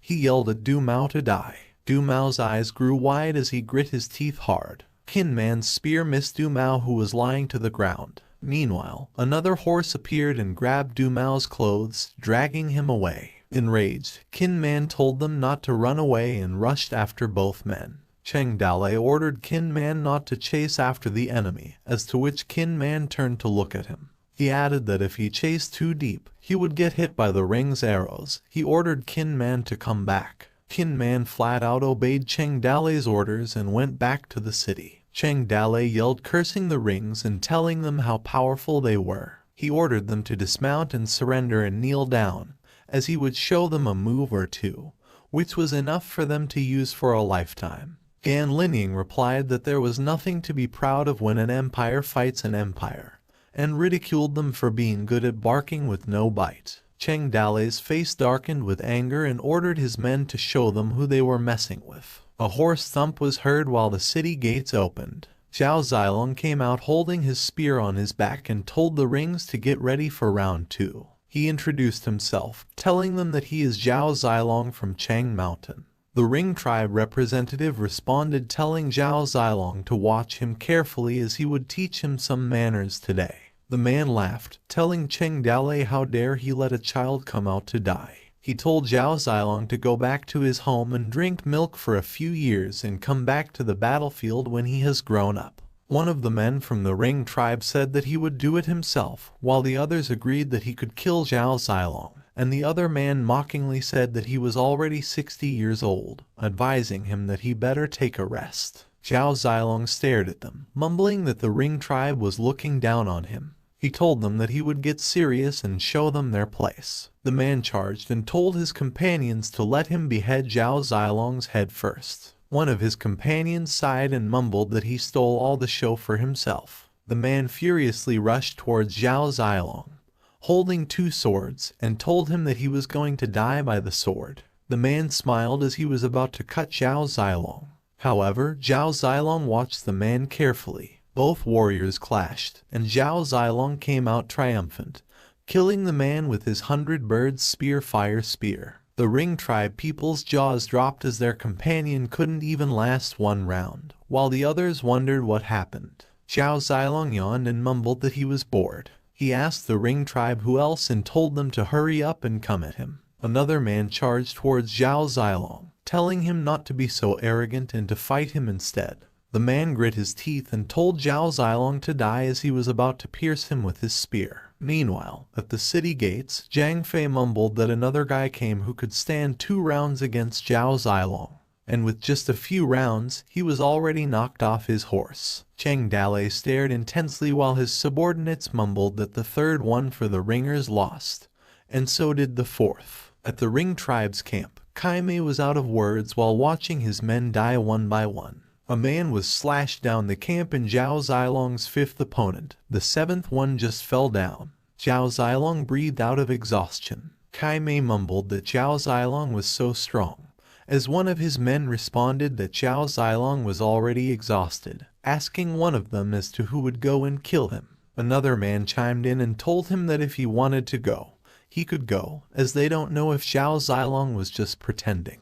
Meanwhile, at the city gate, Cheng Dalei ordered Zhao Zilong to come back. The men from the Toad village cheered, mocking the Ring tribe and telling them that they were too weak for the competition. The Ring tribe's courage decreased and they couldn't respond back. Kai Mei told Cheng Dalei if he dared to come out and defeat him, he would retreat immediately if he could win against one of his next generals. Cheng Dalei responded, telling Kai Mei that he was the one who commands and does not try to be a hero, a truth so profound that the Ring tribe would not understand.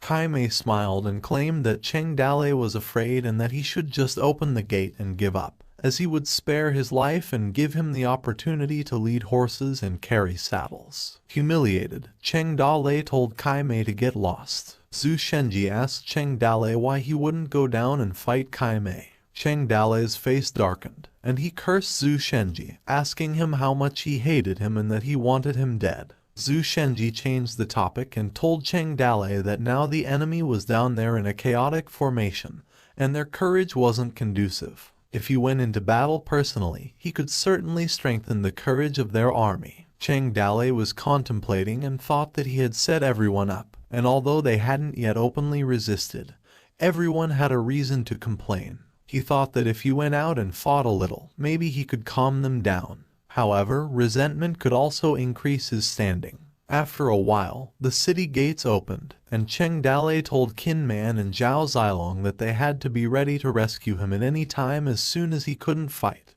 to which Qin Man agreed. Cheng Dalei yelled at the rings and asked them which one of them would die by his axe. Kai Mei mumbled that Cheng Dalei came out and ordered his men to release the monster that had made a big mess earlier in their camp. The men approached a small cage. Kai Mei told the man that he would give him one chance. The men who were tightly cuffed stared intently. Kai Mei promised the man his freedom if he would kill Cheng Dalei. The man didn't answer, and after a while, they loosened his ropes, and the man began to walk towards the battlefield. Cheng Dalei wondered where they got a tall martial artist as he stared at the man ferociously. He claimed that the man could be Lin Chong. The man spoke and apologized to Cheng Dalei, telling him that he had to suffer as he had a mission to complete. The system appeared with a notification that the man was indeed Lin Chong, which surprised Cheng Dalei. However, Lin Chong's spear began to attack Cheng Dalei. Cheng Dalei barely dodged Lin Chong's spear and thought that it was quick. His eyes grew wide as he asked Lin Chong not to rush and hear him out. Lin Chong responded, telling him that he wasn't Master Lin and he didn't know him. He gripped his spear tightly and apologized as he leaped, swinging his spear at Cheng Dalei. Kai Mei's subordinates mumbled that if nothing came up, Lin Chong should be able to take Cheng Dalei down after a few more moves. Concerned, Qin Man told Zhao Zilong that Cheng Dalei was at a disadvantage. Zhao Zilong responded that they must not rush into anything, that if they rushed now, they would be forced to fight with the rings, and they wouldn't be able to save him. They could easily break through the gates after that. Cheng Dalei was struggling and asked Lin Chong if he was willing to be a dog of the rings and kill his own people. Lin Chong didn't answer for a second. However, he responded that his master's son was stranded, and his whereabouts were unknown. He had to bring him back alive. He continued to attack Cheng Dalei and apologized. Cheng Dalei, who had just blocked Lin Chong's attack, asked him who his master's son was. Lin Chong asked Cheng Dalei if he had seen a person with a majestic bearing and a chivalrous spirit called Lin Xiaoyu. As Cheng Dalei blocked Lin Chong's attack, he told him that he knew his master's son, which left Lin Chong questioning. He informed him that Lin Xiaoyu was inside the city and at the time, he was his sworn brother, and if Lin Chong was Lin Xiaoyu's eldest brother, he was also his eldest brother. Lin Chong was confused that if Lin Xiaoyu was not captured by the Ring tribe, how could his weapon fall into the hands of the Ring tribe?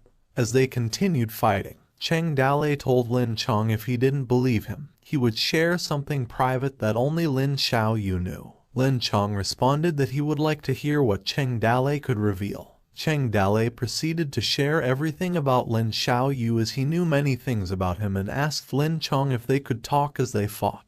Qin Man noticed that Lin Chong's attack slowed down, and Cheng Dalei and Lin Chong were attacking back and forth. The fight continued as Cheng Dalei informed Lin Chong that Lin Xiaoyu had a red birthmark on his chest and asked if he was willing to believe him now that he had shared everything.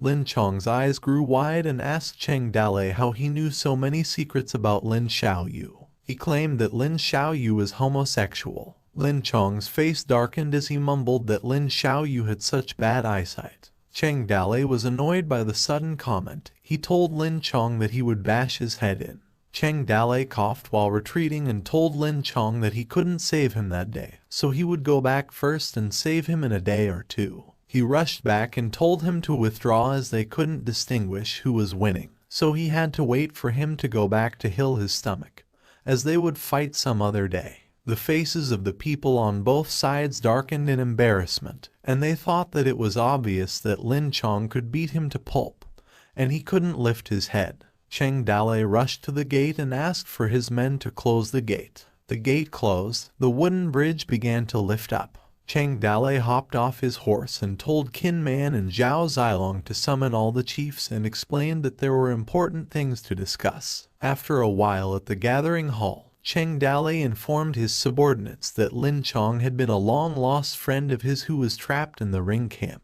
He asked them to use their heads and tell him if they could get him out, asking for any of their ideas. Liu Bei began by telling Cheng Dalei that it was difficult to rescue Lin Chong in the ring camp, and asked him if his friend was important. Looking at Liu Bei, Cheng Dalei told him that Lin Chong was very important. Liu Bei suggested that they have to launch a large-scale attack and start a hand-to-hand battle with the rings and take the opportunity to snatch Lin Chong back. Another man suggested that they make a surprise attack on the enemy's camp at night and secretly get Lin Chong back from the enemy camp with a few experts. Some people added that the Ring tribe knew that their side would not leave the city, and that their defense may not be strict. One voiced out to take a few good masters as the chances of success were very high, while some argued that they didn't know the situation of the other party's camp, and if they couldn't save Lin Chong they would lose more than they would gain. Some concluded to dig a tunnel and asked Cheng Dalei what his thoughts were. As he was sitting on his chair, Cheng Dalei voiced his opinion. He clenched his fist and told his people to keep thinking,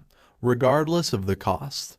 Their next task was how to save Lin Chong. He informed them that he named the mission code name as Saving Soldier Lin Chong. Meanwhile, at the Ring tribe camp, Meng Zian scolded Du Mao, telling him not to act rashly as he intended to let him show his skills at the critical moment. Their status could also be improved, however, Du Mao was too impulsive. Du Mao retorted that he could go and seek refuge with bandits, as Meng Zian couldn't imagine that when he became a traitor, their future generations would not be able to lift their heads up in society. Meng Zian smiled and responded that Du Mao was just a villain and asked him who would look up to him in the empire. He went on to question Du Mao that when the emperor founded the empire, he was not regarded as a king by everyone, and that 20 years had passed. He wondered who would still dare not call him an emperor. Du Mao responded that he was not as eloquent as he was just looking for Cheng Dalei to take revenge, and after he killed Cheng Dalei,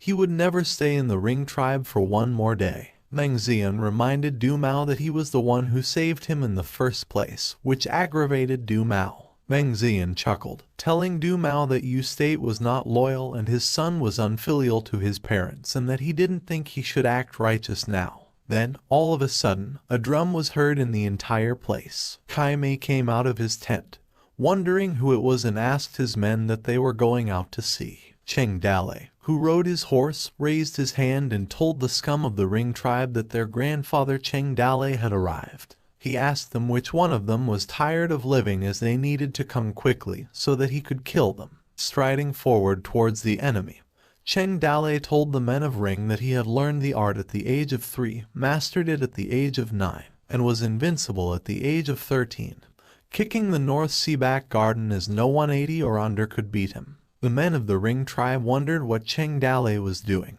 while the others guessed that he wanted to fight them alone. Annoyed, Kai Mei ordered his men to kill Cheng Dalei as he was bothering him. Hu Luxing held his weapon and told them that he was going to kill Cheng Dalei. He charged towards Cheng Dalei with an intent to kill. Cheng Dalei asked the man to go back as he was not qualified to fight with him, and that he wanted Lin Chong to come out and fight him again for a few thousand rounds. The system appeared bearing information about Hu Luxian, a famous excellent warrior, and a leader of the Small Hill Division. Cheng Dalei looked at Hu Luxian intensely and thought that the head of the Small Mountain Division might be enough to catch him. Hu Luxian swung his mace and told Cheng Dalei to take his move. Cheng Dalei also swung his axe, which Hu Luxian barely managed to block. His eyes widened as he thought that Cheng Dalei had good blade skills and a heavy axe. He concluded that his opponent could not be underestimated. They turned at each other as Cheng Dalei taunted Hu Luxian to come again and take his move as he swung his axe. Both of their weapons collided. Hu Luxian was sweating out of struggle as he thought that Cheng Dalei moved so ferociously that he was going to lose. Kaimei, who was watching from afar, mumbled that Cheng Dalei fooled him the day before as he had a couple of tricks up his sleeve. Meanwhile, at the battlefield, the two were fighting with each other for 10 rounds. Struggling, Hu Luxian claimed that Cheng Dalei's attacks were not as sharp as they were at the beginning. He believed that he was exhausted and that his opportunity had arrived. Cheng Dalei retreated and told Hu Luxian that he was going back to fill his stomach and he would take his head another day. Enraged, Hu Luxian shouted at Cheng Dalei, telling him not to go. He chased him. As he chased behind Cheng Dalei, Hu Luxian angrily told him to stop running away.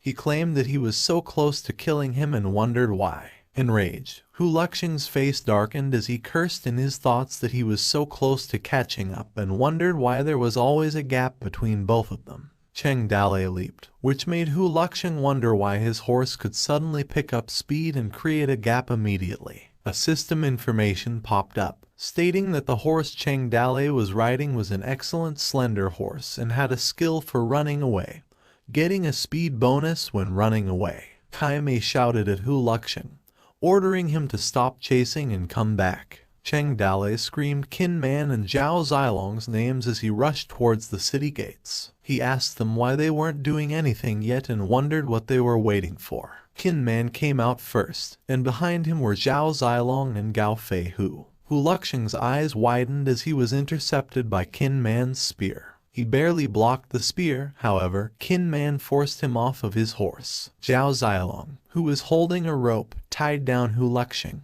who believed that his life was over. Gao Fei, who helped Zhao Zilong in tying Hu Luxian. They hastily entered the city gate, ordering their men to close it. Enraged, Kaimei knew that it was a trap and ordered his men to attack the city. The rings charged towards the city, bringing with them their ladders. Kaimei ordered his archer units and catapult units to get ready. Gan Linying shouted at Kaimei, asking him not to shoot arrows as Hu Luxian was hanging at the top of the city gates. Cheng Dalei claimed that they should shoot their own people, as the Ring tribe liked to use catapults, bows, and arrows and serve them the same sauce. The siege lasted another day and night. After leaving hundreds of bodies behind, Kaimei finally returned unsuccessfully. A voice was heard at the top of the city gates, addressing Kaimei that if he wanted to save Hu Luxian, he should cut the crap. Cheng Dalei asked him to release Lin Chong, and they were going to exchange one for the other. Kaimei gritted his teeth and thought that Cheng Dalei had challenged Lin Chong to a fight today, claiming that it turned out he didn't want to kill him. Instead, he wanted to save him. He reasoned that the Small Hill Division was not a small force in the Northern Ringers Division, and at the moment the Small Hill Division's leader fell into the hands of the enemy. Kaimei thought that if he didn't save Hu Luxian, the Small Hill Division would turn against him. Kaimei suggested that his side would release Lin Chong. On the other hand, he would let Hu Lu go down along the wall at the same time. Let them go over by themselves, and the soldiers on both sides must not take a single step, which Cheng Dalei agreed to. Hu Luxian walked toward the Ring tribe while Lin Chong moved towards the city gates. Cheng Dalei ordered Zhao Zilong to lift Lin Chong up. Zhao Zilong threw the rope and began lifting up Lin Chong as they noticed that he was badly wounded, and they ordered to take him to Liu Bei. After a while, Cheng Dalei thought that he had finally completed the conditions, and he began to tap the screen to upgrade the village. A light glowed. A voice was heard stating that Cheng Dalei was a righteous boy. The system appeared and told Cheng Dalei that under his attentive leadership, the village is thriving. The conditions have been met, and she congratulated him for bringing the village to level 3. She went on to say that she saw that he was righteous and had extraordinary resources, and he had proven to her that he had a heart strong enough to use great power. A light glowed from the tip of the finger of the system as he told Cheng Dali that she would give him the power that can destroy thousands of armies. She asked him to take it while pointing the light on his head. Cheng Dali gained power up, physical improvement, combat movements, and combat abilities were merged with the host, and the village owner leveled up to the top level. A notification popped stating that level 3 village was reached and all skills increased by 1. And the village rewarded with 1 ability, archery improvement for archers, and the probability of producing excellent weapons in the forge is increased. A system information popped, and the character summon platform upgraded, in every summon consuming 100,000 fear points, 1 guaranteed top character after 10 summons, and he would have a chance to get 1 supreme warrior with 10 million in exchange. Both the system and the gacha machine informed Cheng Dali that the new system store is officially open today. Each time he entered the system store, 10,000 fear points would be deducted from his account. And fear points could be used to buy weapons and equipment, props, martial arts, sundries, and population. And that the items sold in the newly opened store are only rated between average and excellent. The system welcomed Cheng Dali to the new system store. The system informed Cheng Dali about the items in the store, including the Da Haidan, the flesh and bones of the living corpse, priced at 80 fear value. A weapon, twin ring knife, was priced at 60, and the mount, crow horse, was priced at 200, while the 500 refugees were priced at 500. And the 100 soldiers manual, which recorded the training methods of various types of soldiers, was priced at 3,000 fear points. And the system continued. Cheng Dali's face was distorted after he heard the expensive prices. He asked the system if there was anything that cost less than 100,000 fear points, to which the system answered that she was going to take a look. The system searched as Cheng Dali watched behind her. She told Cheng Dali that she found something, an ordinary cut wounds medicine, priced at 5 fear points, and a box of gunpowder powder, priced at 10 fear value. As she told him the cheapest thing, she told him that after purchase, he could choose the place where the item appeared and enjoy the quality service of home delivery. Cheng Dali claimed that 100,000 fears for 1 box of gunpowder were cheap, as he believed that it would be the most useful for now. He glared at the cut wound medicine as its role was to speed up the recovery of injuries. Cheng Dali remembered that before Lin Chong was saved, he had been tortured by the Ring tribe and got serious injuries, and the medicine was just what he needed. Pointing his fingers at the medicine and telling the system that he wanted the item, to which the system agreed and asked him if he needed anything else. A beep noise deducted Cheng Dali's fear points to 500,000. The system smiled in gratitude and told Cheng Dali that they would see each other next time. Meanwhile, Cheng Dali held the medicine in his hand and informed Liu Bei to use it on his brothers. Liu Bei recognized that it was Mr. Zhang Jing's incised wound medicine and asked Cheng Dali where he got it from. Cheng Dali said that he bought it from an immortal and hurried Liu Bei to save the people. After some time at the top of the city gates, one of Cheng Dali's men reported that the city wall was repaired and that it seemed to be stronger than the previous one. Cheng Dali rubbed his hands on the wall as he thought that the repair speed was much faster than before. He realized that it was the skill of the mountain fortress. As he inspected the wall, Lin Chong appeared, asking for Lin Xiaoyu. Cheng Dali said not to worry, as Lin Xiaoyu was on a very important mission and was not in any kind of danger. Ling Chong's face stiffened as he asked him again where Lin Xiaoyu was. Cheng Dali sweated a little, however. He pointed out that Lin Xiaoyu was over there. Lin Chong, still confused, asked him what. Cheng Dali informed him that Lin Xiaoyu was on the top of the Bullhorn Peak, using the tree as a signal to show the direction of the Ring tribe's advancement. He pointed to the tree and said that in that way, if the Ring tribe made any move, they could know in advance. Lin Chong's face darkened in anger and shouted to Cheng Dali, asking if he wanted Lin Xiaoyu to die. Cheng Dale assured him that his mission was not that dangerous and that no one could find him there as there were big trees at the top of the peak, making it difficult to see him. Besides, no one would look to the sky all day. Enraged, Lin Chong clenched his fist and told Cheng Dale that it was good not to be found when you were alone, but if you were found, you would be dead. He told Cheng Dale that since it was not dangerous, he should go there instead. Cheng Dale informed him that the mountains and rivers were shattered, and all the people became destitute and homeless. The land was dying every day. He went on that many people had already died in his fortress, and their people still opened the gates to collect the corpses, and they already knew that they would not be able to return alive. And if the Ring tribe attacked them while they were collecting bodies, he doubted that those who were collecting the bodies would be able to get in. The reason was that they knew that opening the gate meant giving the Ring tribe a chance. He added that once the Toad village was breached, 5,000 lives were bound to become ghosts of the Ring tribe's sword. Cheng Dale's face darkened as he said that he would die, as well as Lin Chong. Xiao Yu would also die, and that the both of them had no choice. Lin Chong, who was listening, didn't mutter a single word. Meanwhile, at the Bullhorn Peak, the men inside the city noticed that the tree was moving. Cheng Dale screamed, ordering everyone to get ready as the Ring tribe was coming again.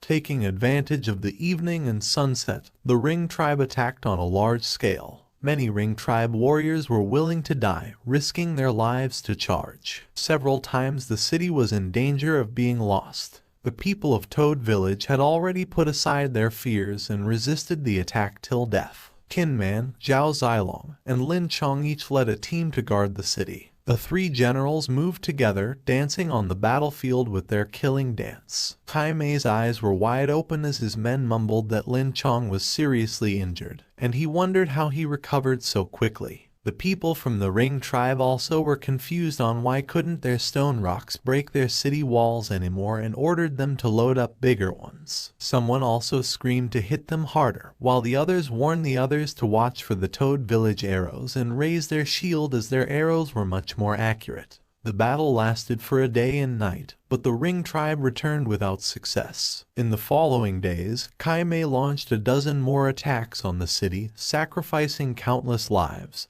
But still he could not break the gates. In short, the Toad village had held for 17 days. The city walls hadn't been breached. Many forces sent out scouts. Countless eyes fixed their gaze on Qingniu Mountain. One of the scouts noticed that the Rings had retreated and wondered if the Toad village had been broken through yet, while his companion didn't believe so. They were ordered to send the message back quickly, reporting about the 7th attack and going on. At Jizu, the city lord's mansion, a man reported that the 11th attack on the Toad village by the army of the Rings was also unsuccessful, while his superior said to continue to investigate. At the Yuzhu city lord's mansion, Yang Long asked his subordinate what the situation was and if the Toad village had been broken through. The man reported that the Toad village was able to defend against the Rings. Yang Longting was sweating as he believed that they could fight back again and asked when exactly they would be broken through. Meanwhile at Qingzhou, Tianyi City, a soldier was looking for his city lord.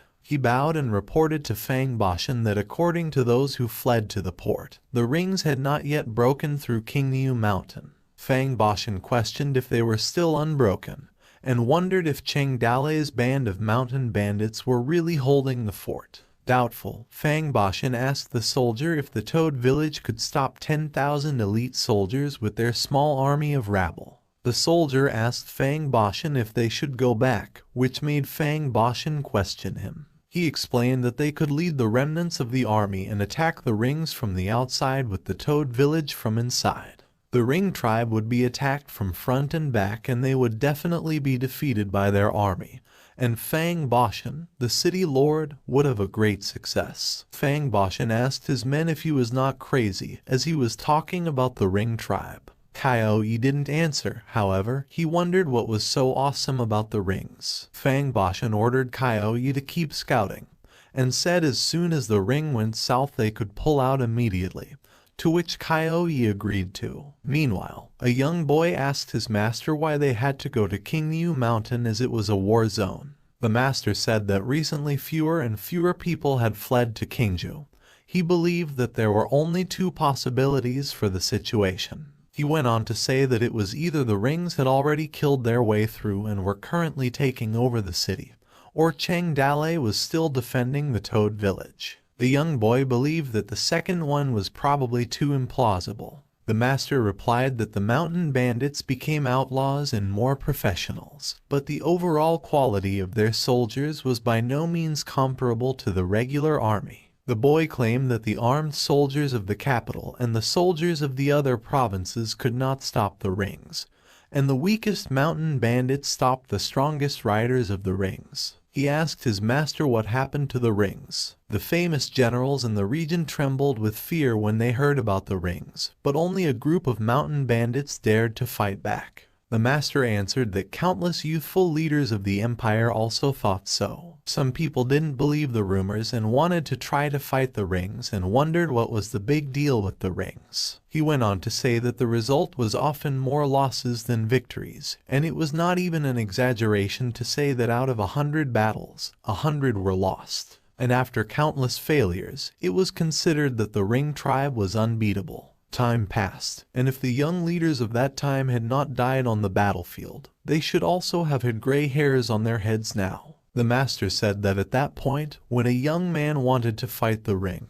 he angrily retorted with the phrase, "That's the Ring tribe," and no one had even given an answer to the question, "What's the matter with the rings?" The master continued and told the boy that actually, everyone knew the answer to the question, but no one was qualified to answer it for 30 years. As they saw the vast horizon, he told the boy that on that day, they would go to the Kingnui mountain to see if he could write down the answer to that question. The master rubbed his beard and mumbled that the question was not complicated, and the answer was also simple and required only a few words.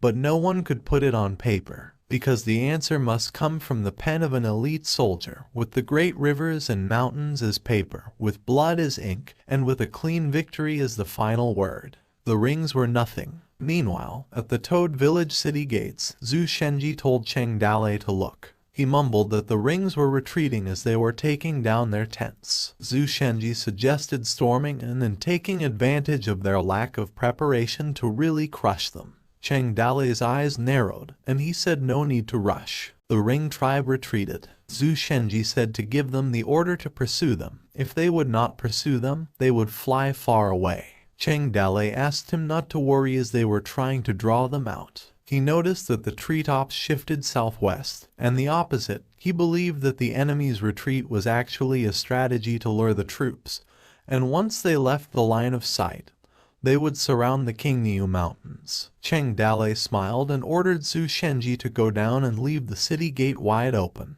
Zhu Shenji asked if he was going to send troops. Cheng Dale snapped his finger and wondered what Zhu Shenji meant, as when the rings returned, they should prepare more crossbows and heavy stones and be prepared to give them a good treatment. The rings marched towards the vast forest. Kaimei asked his subordinates if they came after them, to which the man replied not yet. He ordered the man to continue to observe. Under the crescent moon, Lin Xiaoyu thought that the Ring tribe was still camped within the vicinity of Kingnyu Mountain. He wished for Cheng Dale not to chase them out. Meanwhile, at the Ring tribe's camp, Hu Luxing said to Kaimei that with the empire's thirst for greatness and success, when the enemy retreated, they should have gone out of the city and pursued the routed soldiers. He wondered if the empire was aware of their plans as they were still calm at the time. Kaimei questioned how it was possible. How could they know that their retreat was real or fake as they didn't have a far-sighted person? Doubtful, Hu Luxing asked Kaimei why they weren't coming out. Kaimei responded that even if they didn't come out, they would just kill them when they were careless. Suddenly, a man came running reporting to Kaimei that the Toad village was crowded inside and seemed to be celebrating. Kaimei smirked, mumbling that it seemed that they had been scared out of their wits, and even if they retreated, they dared not to come out. The rings waited out, as another report came in that the number of soldiers at Toad Village gates had dropped to 100. The man was ordered to scout again. Another report that the guards were down to 50, and another to scout again. Then the third report came as the man said that there were only a dozen of soldiers at the top of the city, and the city gates were open as they were gathering the weapons outside the city gates. Kaimei stood up as his face darkened. Smirking, he told his man that they were going to attack the city and kill them all. Meanwhile, at the city gates, men were gathering corpses and weapons. All of a sudden, they noticed a rumble and looked from where it came from. They shouted that an enemy was coming and told their other companion to get inside the city. Zhao Feibao smiled in relief and yelled that they were finally here. The Ring tribe gathered and charged towards the city gates with an intent to kill. They successfully infiltrated the gates. Kaimei yelled the cavalry was inside and ordered his warriors of the steppe to kill them all and massacre the city. Men from the Rings screamed to kill. At the top of the gate, Cheng Dalei ordered the gate closed. As the Ring charged, a metal was heard clacking and rumbling as the gate closed.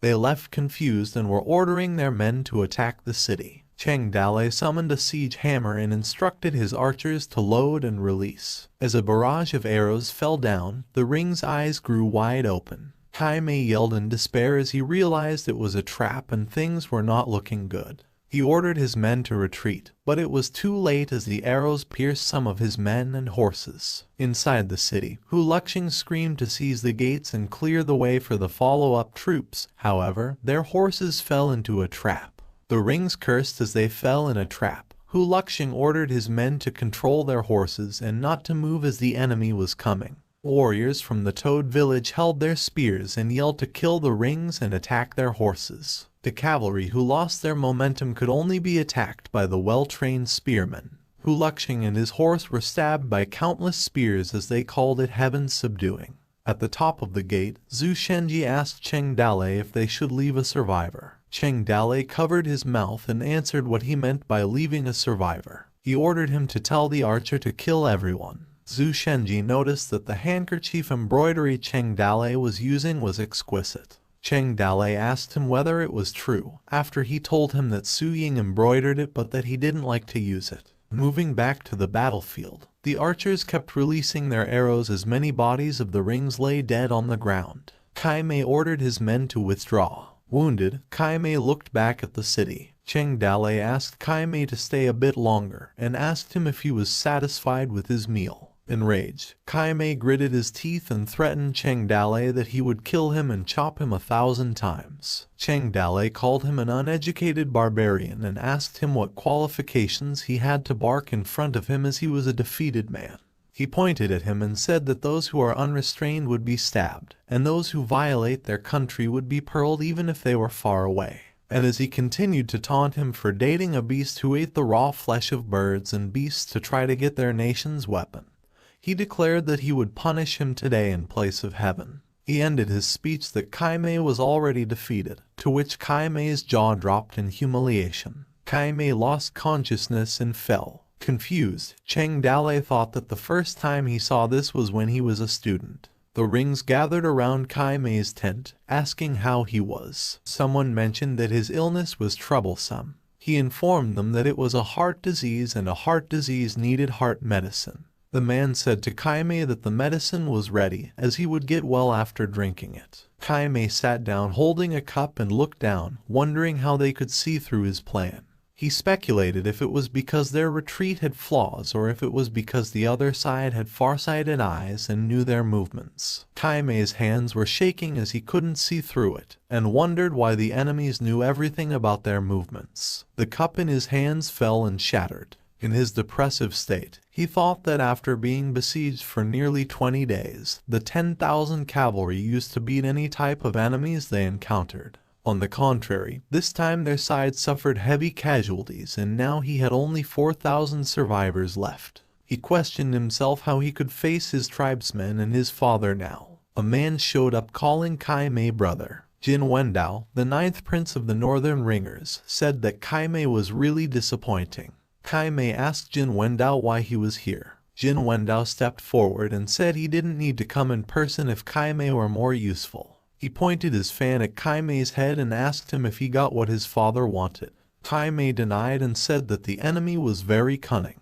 Jin Wendao responded that he was still boasting in front of their father after 20 days of fighting, and he still couldn't break through the city. He informed Kaime that he would take over everything now that he was here. Kaime assured Jin Wendao that his illness was not critical and he could still lead the army. As he slapped the fan, Kaime said he would break through the Toad village and get what their father wanted if he gave him more time.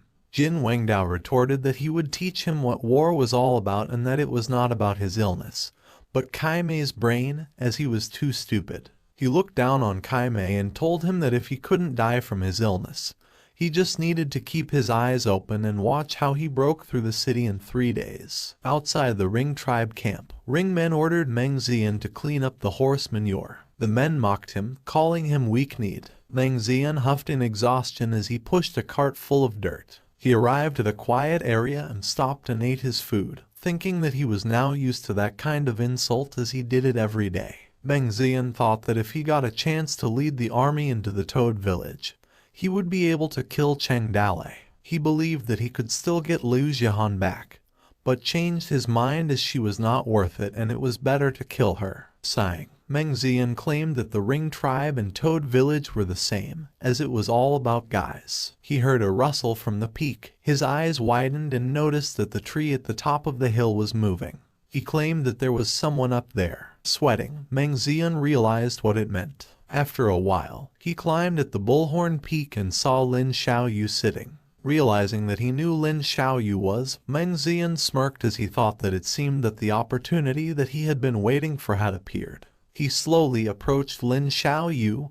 However, the wind made a rustling noise. Lin Xiaoyu turned to look and questioned if what he saw was an illusion. Back at the Ring tribe camp, Jin Wendao asked Meng Xian if he was sure. Kneeling, Meng Xian said he would be stabbed by 10,000 swords if there was a single lie in his words. Jin Wendao asked him if he was from the south, to which Meng Xian didn't respond. He asked him why he wanted to join them. Meng Xian answered that he had hatred for the bandit for taking his wife and he couldn't forget it. Jin Wendao smiled and told Meng Xian that from now on he could be his groom. Meng Xian was perplexed and questioned what he meant by groom, thinking that his report was so important but he only got a groom position. Jin Wendao tapped Meng Xian's head and assured him there would be a better position for him when he really kills Cheng Dale, to which Meng Xian agreed. Jin Wendao strode off and chuckled and muttered the word interesting twice. Meanwhile, at the Bullhorn Peak, Lin Xiaoyu was still sitting. Then suddenly a group of Ring men appeared. Lin Xiaoyu's face distorted as he noticed that someone was coming and that the earlier movement wasn't an illusion. He held his weapon and remembered what Cheng Dale said, that if he took the job, he had to take a risk of being discovered, and if the situation was not good he had to retreat as soon as possible. The iron-breaking spear with attributes the broken arm refined by blacksmith Zhu of Toad Village. Lin Xiaoyu claimed that it was not a good idea to run away at the slightest hint of trouble, and since there's a chance he could drive the Ring's tribe away and save the people from a worse situation. And even if thousands of warriors surrounded the mountain, as a warrior he would die fighting. Under the crescent moon, Lin Xiaoyu was surrounded by the Rings. The Ring had climbed the Bullhorn Peak. Lin Xiaoyu realized that the way down the mountain was blocked. He leaped towards a group of Rings and thought he would break his way out. A group of Rings flew from Lin Xiaoyu's attack. The Rings yelled that they had found Lin Xiaoyu, while the others told everyone to hurry up. As Lin Xiaoyu charged towards the Ring, he thought that a man with average talent who wasn't trying hard but still wanted to be a warrior might have been a delusion. The Rings readied their rope and mumbled that Jin Wendao had ordered them to capture Lin Xiaoyu alive. Lin Xiaoyu thrust his spear, calling it the threefold spear wave breaker. As he fought, he thought that holding his spear today felt different from before. He wondered if it was because he was doing the right thing. Lin Xiaoyu claimed the newly forged iron weapon seemed to have an inexplicable power passing into one's body, in addition to the wet cold. He pierced 2 Ring men in one thrust. His heart was more stable, and he had sharper eyes and bursting strength. The Rings gritted their teeth as they saw what had happened. Lin Xiaoyu smirked as he continued stabbing and unleashed his skill, Spear Wave Breaker threefolds, killing quietly, just the occasional scream before death. The futile struggle to kill, and ultimately just a fight of animals, was endless. Many of the Ring men fell dead, however, they still charged at Lin Xiaoyu. Exhausted, Lin Xiaoyu believed that it was probably almost over. He wondered if anyone would know what he had done if he took a leap. Maybe he could be like those who worshipped before him. In the mouth of the storyteller, the edge of the cliff broke where Lin Xiaoyu was standing. The rings watched him as he fell from the peak. While falling, on a certain day, in a certain month, in a certain year, the young warrior Lin Xiaoyu had fought against the Ring tribe, but was defeated and fell off the cliff. It turned out that every warrior belonged to the cliff. Lin Xiaoyu's eyes looked dead as he believed perhaps Lin Chong could find his bones under the cliff, as he was still looking for him. The rings watched him as he fell. Lin Xiaoyu released his spear. He thought that it may also have been able to exchange a few tears of the lady in the boudoir. Then perhaps no one would remember, as it didn't matter. Seconds passed. A lasso appeared, tying around Lin Xiaoyu's body. The rope tightened, making Lin Xiaoyu's eyes widen. Jin Wengdao, who held the rope, asked him if he wanted to die. He said that it would not be that easy. Jin Wengdao, 9th prince of the Northern Ring tribe and who was good at using a lasso. At the top of the city gate, Cheng Dale watched over the Ring camp. He claimed that the Ring tribe's troops were increasing and that at least a few thousand more people had come. After such a big defeat, their army strength increased instead of decreasing, and no matter how he thought, it was not normal. The rings marched approaching the gate. In front, Jin Wendao asked if Cheng Dale was the general of King Niu Mountain, the lord of the imperial city, and the holder of the king's seal of the Yuzhu state, the divine axe general of the immortal art, and the Toad King who guarded the King Niu Mountain. Cheng Dale told him that he was correct and asked Jin Wendao if he was another traitor of the empire as he saw him dressed like that. Jin Wendao introduced himself as the 9th prince and said that he had heard that Cheng Dale was a great scholar, martial artist, and righteous person, and he knew that he was not that famous as him, but still, meeting him was better than being famous. Cheng Dale smiled, responding that when wandering around the world, the most important thing was the word righteous, and claimed that Jin Wendao was a good man that made him very happy. He asked him to hurry up and retreat, as he would spare his life today. Jin Wendao grinned and said that he prepared a small gift, and maybe after he saw his gift, perhaps Cheng Dale would change his mind as it was the first time they met. Cheng Dale scoffed and told Jin Wendao that he was still very polite. Jin Wendao ordered to bring his gift. Cheng Dale's face darkened. Lin Xiaoyu, who was tied down in a cart. Cheng Dale's face wrinkled in anger as he muttered Lin Xiaoyu's name, who he saw wounded. In the Toad village wall, Lin Chong shouted Xiaoyu's name as he was surprised that Xiaoyu had been captured by the Ring tribe. Cheng Dale quickly ordered Qin Man and Sai Long to hold Lin Chong down, emphasizing the urgency of the situation. Now lying helpless and restrained beneath the combined strength of Qin Man and Sai Long, Lin Chong couldn't contain his frustration, cursing at Cheng Dale. With a furrowed brow, Lin Chong asks Cheng Dale, questioning the assurances about the no danger for Xiaoyu. Cheng Dale's response was a tense silence. His annoyance was evident as his jaw clenched and his eyes narrowed in frustration. With a steely gaze directed at Jin Wendao, Cheng Dale asks Jin Wendao about his intention. Jin Wendao, displaying a playful smile, invoked the concept of the word justice serves as Cheng Dale's guide, which is why Cheng Dale cannot bear to witness his friend's suffering. He requests Cheng Dale to open the gate, promising to return to his friends once inside. While maintaining a stern demeanor, Cheng Dale contemplates the concept of negotiation, emphasizing the importance of proposing acceptable terms. Cheng Dale raises concerns that letting them in might lead to slaughtering the people in the cities. Jin Wendao was seen wearing a silly smile, clarifying to Cheng Dale that he might have misunderstood him and that it was not a negotiation. His facade shifted suddenly menacing turn as he cleared that it was a threat. Raising his handheld fan with authority, he called out Meng Ziyun and ordered him to give Cheng Dale a taste of their intentions. Meng Ziyun, in response to Jin Wendao's command, displayed a sinister smile on his face. Out of nowhere, Xiaoyu's legs were ruthlessly stabbed by Meng Ziyun, putting him in agonizing screams that pierced the air. Cheng Dale has his face contorted in a grimace of annoyance as he called out to Xiaoyu, his concern mingled with frustration. With anger simmering, Cheng Dale directed a menacing threat at Meng Ziyun, He gritted his teeth in anger and vowed to catch, chop, and feed him to the pigs. Amidst the tension, Jin Wendao cuts in as he slowly unfurls his handheld fan.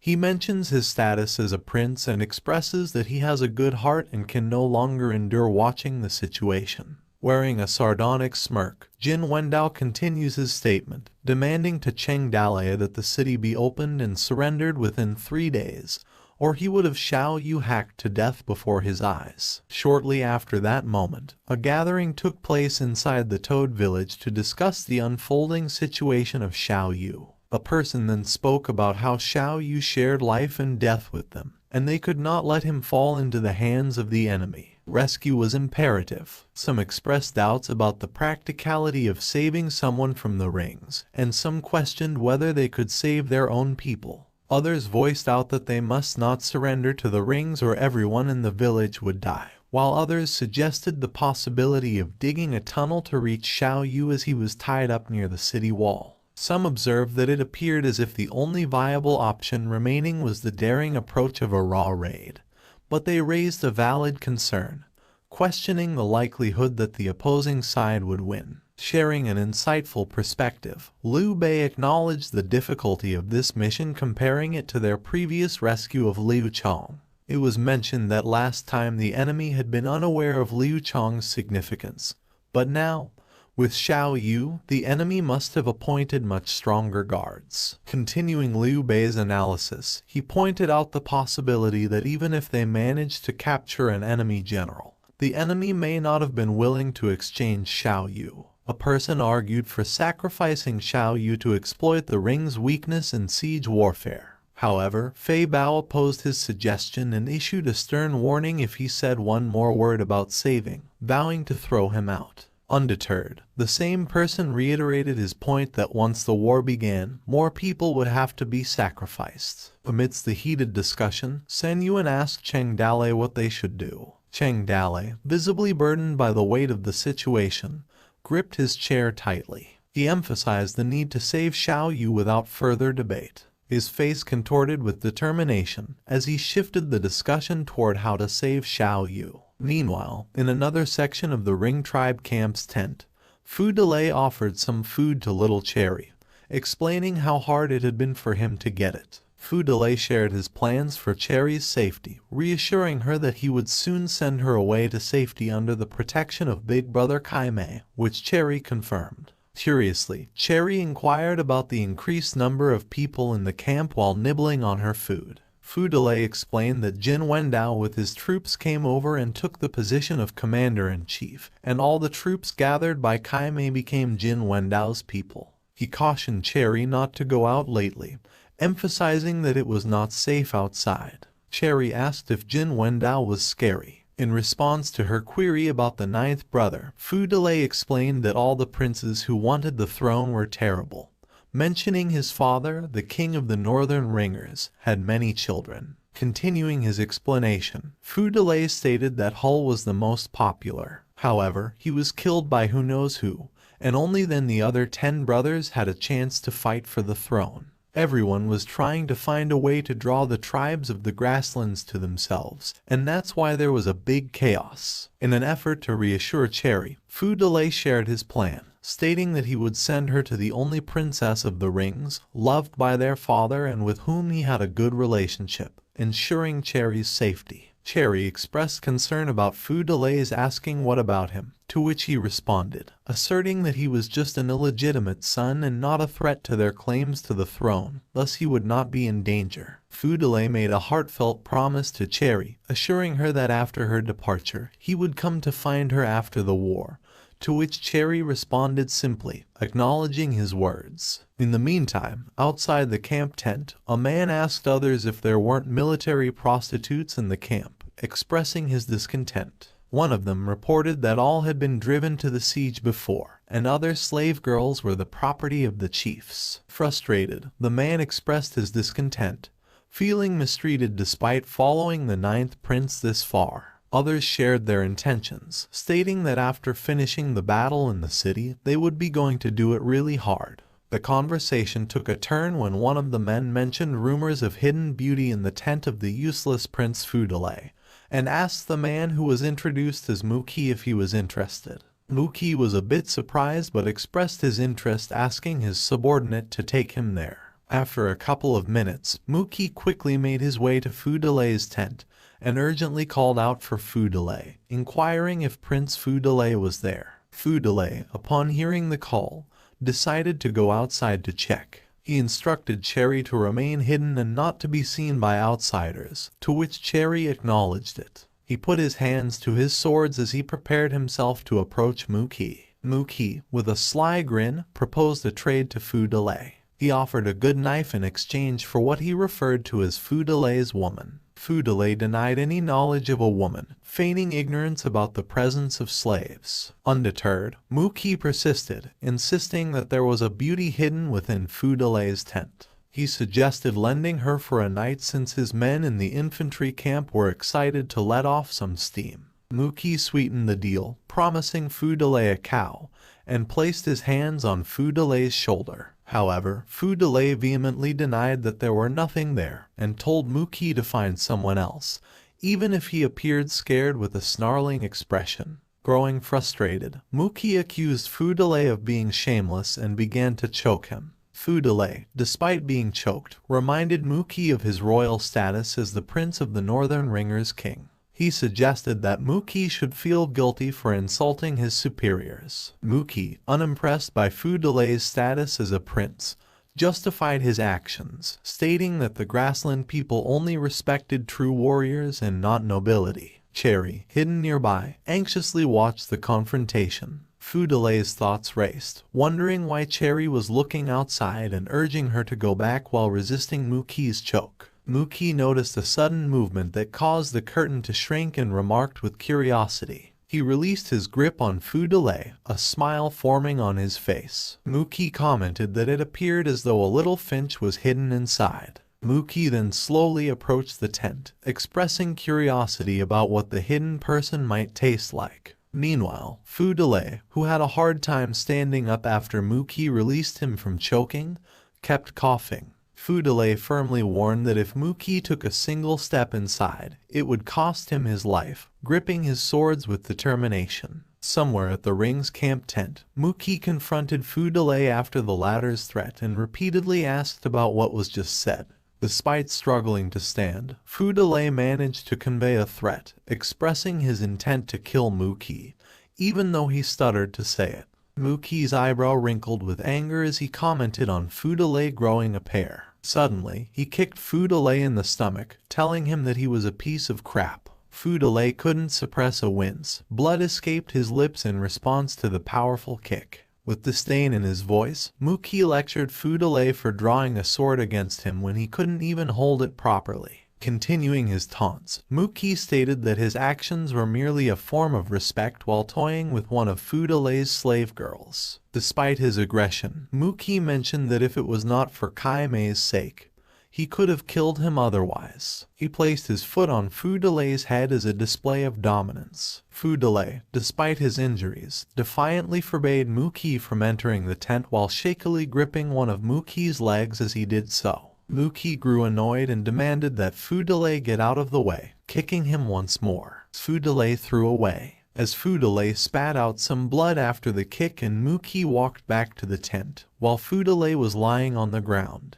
Witnessing the fight, one man noted to Fudelay that he dared to challenge the right-hand man of the Ninth Prince, which was Mookie. Another man remarked on the recklessness, commenting about some madmen who did not care about life in the infantry battalion. A person suggested whether they should inform Boss Kaime and asked others if Fudelay had not been killed. However, someone dismissed the idea, stating that Kaime wouldn't care about the situation, and they should mind their own business as they decided to leave. Another person downplayed the seriousness of the situation, noting that Fudelay had only lost a woman. Inside the tent, Cherry's scream pierced outside the tent, filled with fear. Mookie, wearing a perverted laugh, taunted Cherry, urging her not to run away. He shouted in triumph as he captured her. Cherry, terrified while resisting, pleaded for him to release her, her voice filled with desperation. Mookie yelped in pain, seemingly bitten by Cherry. He retaliated by kicking her, causing her to fall to the ground. Frustrated, Muki kicked Cherry again and berated her. Cherry, in agony, called out for Fudale to save her while her voice trembled. Fudale, upon hearing Cherry's desperate plea, recalled every statement of his brother, Kaimei, and slowly began to stand up. Kaimei's words echoed in Fudale's mind, emphasizing that Cherry was now Fudale's responsibility, instructing him to protect her as she was considered his possession. He also stressed that Fudale should draw his sword if anyone attempted to take something from him. With anger burning inside Fudale, he also remembered Cherry asking him if she would be protected. As Fudale's expression darkened with anger, he reaffirmed his role, asserting himself as Cherry's master. He made a solemn pledge to protect Cherry, vowing that with Fudale, no one could take her away or harm her. Inside the tent, Muki forcibly tore Cherry's clothes as she resisted. Fear filled Cherry's face, while Muki wore a perverted grin. Right then behind Muki, Fudale appeared, ready to strike with his sword. Fudale's thoughts echoed his determination to protect Cherry's safety, firmly believing that with him, no one could tear her away, and no one could hurt her. As the rage he felt, Fudale intensely swung the sword at Muki's back, causing him to spew blood. Muki managed to turn around but was caught off guard as Fudale approached with his sword. In the final act, Fudale cursed him and screamed "Die," slashing out Muki's neck. Muki's cries of pain were drowned in the tent, and Cherry witnessed the horrifying scene as blood splashed in front of her and stained the tent. Cherry called out to Fudale in distress while looking at him with full blood. Fudale responded by calling her little Cherry, to which Cherry responded in agony. Fudale advised Cherry to hide for now, believing that the outside might have heard the noise. He told Cherry to take his headband and find Kaimei, who had promised to send her away. As the tears fell from her eyes, Cherry expressed her concern for Fudale. As he wiped the tears from Cherry's face, he explained to her that the man he had killed belonged to the 9th Prince's Infantry Battalion and they wouldn't just let him go. He consoled Cherry by gently resting his forehead against hers. Cherry, still crying, asked if they couldn't leave together. In response, Fudale regretfully declined, emphasizing that she must go to his brother for safety. Despite Cherry's pleas, asking him to not leave her, Fudale assured her that as a prince, he would survive and asked her not to cry, urging her to hide well. Cherry continued to address him as master. However, Fudale exited his tent, and the sight of him covered in blood alarmed the concerned men. One man questioned why the prince was covered in blood, while another speculated if there were an assassin. Another person inquired about the noise. Curiosity spread among the onlookers, drawing more attention. Fudale responded with defiance, stating that he was just killed a pervert and questioning the fuss. One onlooker's expression appeared shocked. Another onlooker noticed a lifeless body on the ground. Realization was dawned on them as they recognized the deceased man as Boss Muki. Fudale affirmed that he was responsible for Muki's death, citing Muki's failure to obey the law. A man raised concerns, pointing out that Muki was an important general in the army. Another interjected, questioning Fudale's right to punish Muki, especially considering his affiliation with the 9th Prince. Some stated the rules about killing comrades and following military orders. Tensions escalated as some of the men demanded Fudale's arrest, brandishing their spears and gesturing towards him. At the watchtower in Ring Camp, Jin Wendao and Kaimei were talking above and inquiring about Kaimei's well-being with a concerned tone, wondering if he felt well and if he was ready to join him in command. Kaimei replied in a weary voice, assuring Jin Wendao that it was nothing serious and he just needed some sleep and he'd be fine. Jin Wendao repeated what Kaimei said as nothing serious, and he questioned him if he could go into battle. Seeking further details, Kaimei asked if Jin Wendao meant to attack the city. Jin Wendao explained that if the other side didn't surrender, he might have no other choice but to attack. Voicing his doubts, Kaimei expressed concern about how sure Jin Wendao was that he could be with his troops when the other side was not easy to deal with. While sipping his tea, Jin Wendao questioned whether Kaimei's soldiers were not going to fight, hinting at his true motive in seeking his help to save Fudale. He then questioned Kaimei's reasons for wanting to save him. Kaimei cited Fu Delay's status, emphasizing his relationship as their father's son. Jin Wendao seemed dismissive, mentioning that their father had many sons and daughters and that he couldn't remember this bastard son. With urgency, Jin Wendao highlighted the significance of the infantry battalion, its elite unit in their army, with numerous battle achievements, and Muki was highly reputable among them. He explained that once Muki died, it would be a group without a leader. No killing would be enough to calm the soldiers' anger. Offering imperial tea, Jin Wendao encouraged Kaimei to try it. However, Kaimei seriously looked at him, but Jin Wendao noted that Kaimei needn't drink it if he wasn't used to it. Jin Wendao's expression was serious as he explained the futility of seeking his help. He emphasized the need to appease the infantry battalion in the camp and find a scapegoat to push the blame. He also noted the absence of an available general for tomorrow's attack. Kaimei remained resolute, expressing his desire to be the vanguard of the battle for the lead of the infantry battalion, causing Jin Wendao to surprisingly react. Jin Wendao raised doubts about Kaimei's decision,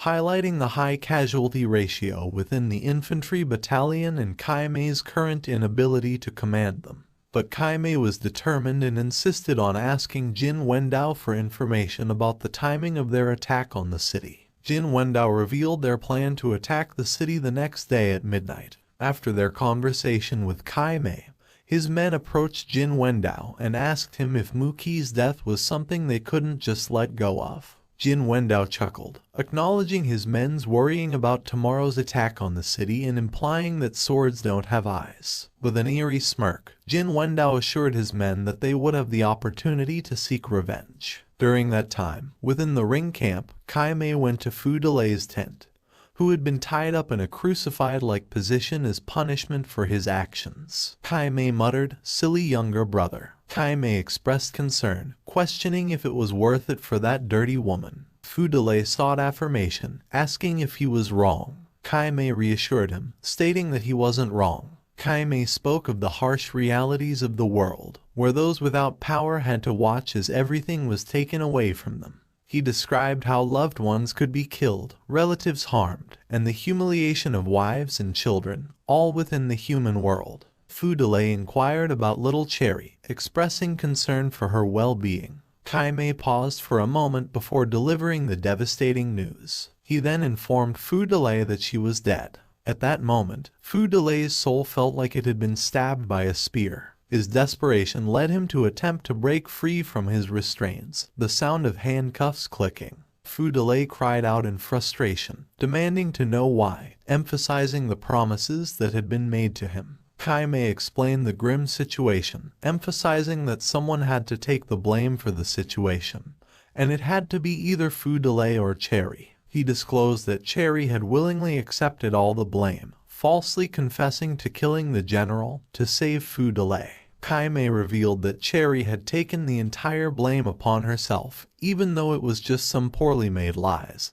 but he had no intention of saving her. He confessed to lacking a scapegoat and didn't bother to find one. As a result, she had been executed by court-martial. With resolve, Kaimei offered advice, telling Fu Delay that as a military leader with great merit, no one would be able to bother him. As Kaimei slowly walked away, he encouraged Fu Delay to stay safe and promised him once they were done capturing the city, they would go back to the tribe to gather an elite warrior. Kaimei glanced back at Fu Delay and declared that they would then compete with others to rule the world. Meanwhile, Fu Delay was hunched over, tears streaming down his face, as he could only cry in pain while remembering Cherry's face. Fu Delay lamented over the words he spoke, those loud, bold, and childish words, realizing that he could not protect anything, that he only was locked there like a dead dog. As the tears streamed down his face, he acknowledged his weakness. The next day morning, the Ring launched an all-out attack. The Ring armies were currently positioned, and Xiao Yu was in front while he was bound on the cart. Exhausted, Xiao Yu uttered his plea to kill him repeatedly. On the high wall in Toad Village, Fei Hu clenched his jaw, and Fei Bao was beside him while looking at Ring armies. A warrior reported to Jin Wendao that they were already within range of the Toad Village archers, but Jin Wendao ordered them to keep advancing.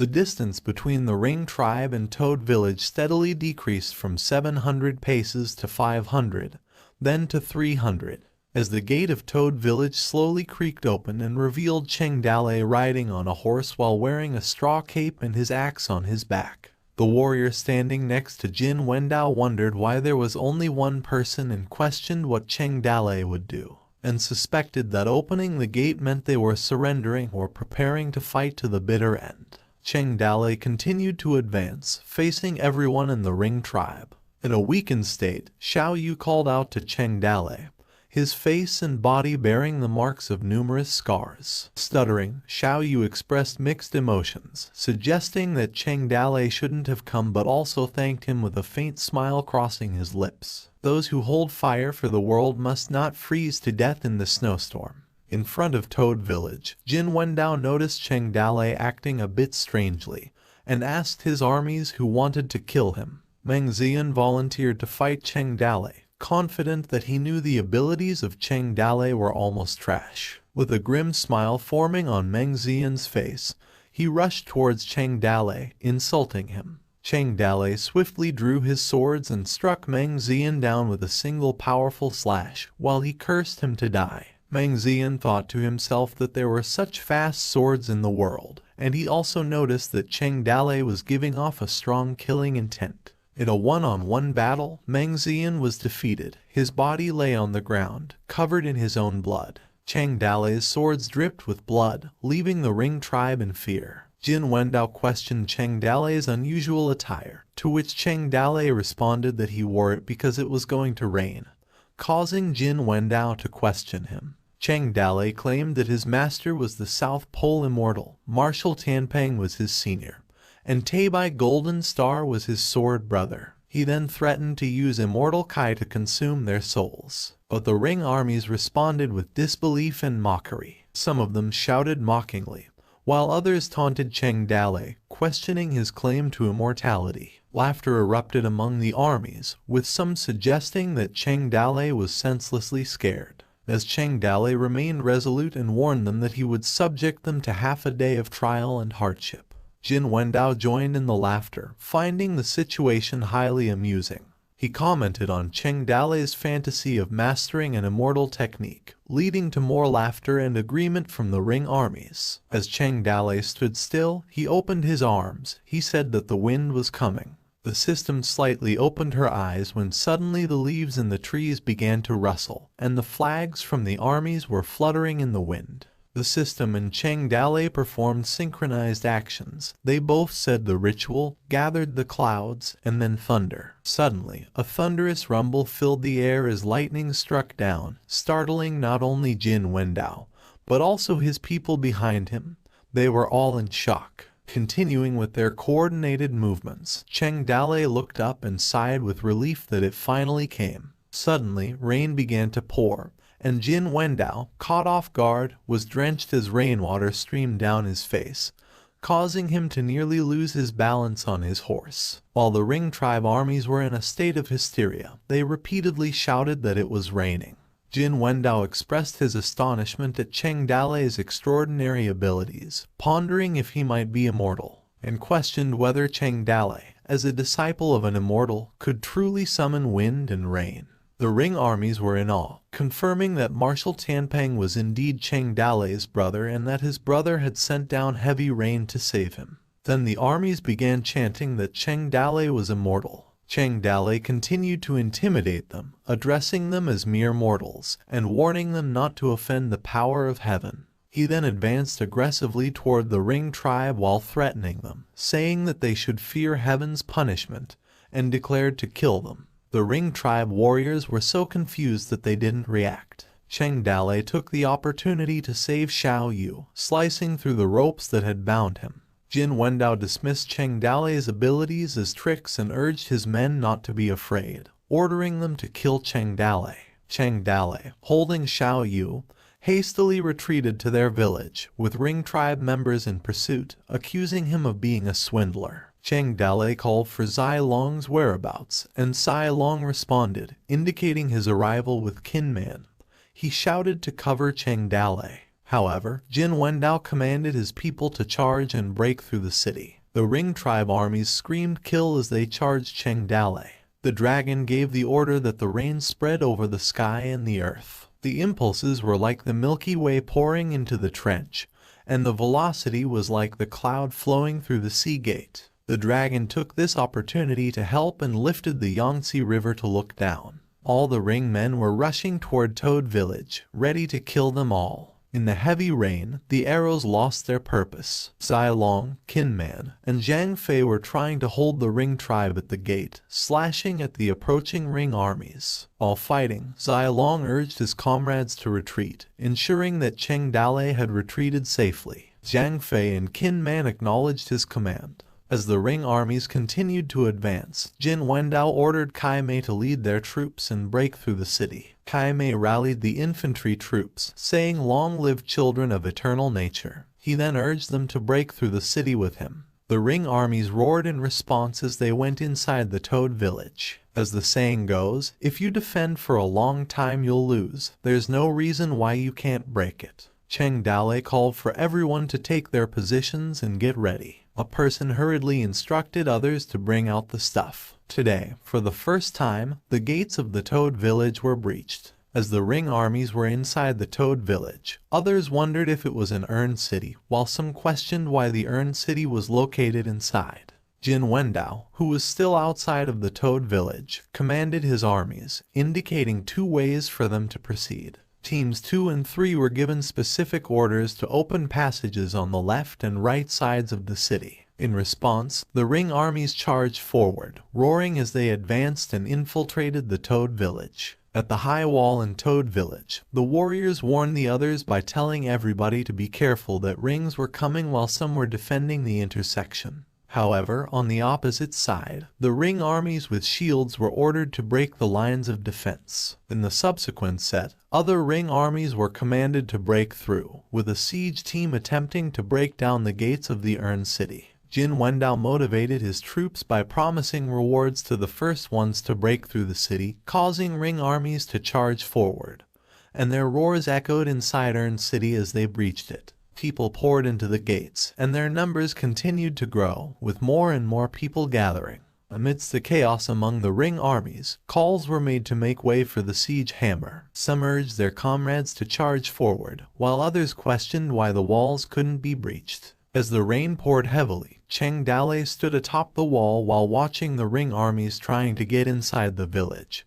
He then said that this site was the so-called inviting them into the Urn City. He then called the attention of the Ring armies, calling them Ring tribe scum, berating them for daring to offend the might of heaven, and claimed to perform a thunder summoning technique. Then Qin Man threw the box of fire, causing a massive explosion. Suddenly, the Ring armies were left in fear. Some believed Cheng Dale could summon lightning, while others believed that he was the reincarnation of an immortal.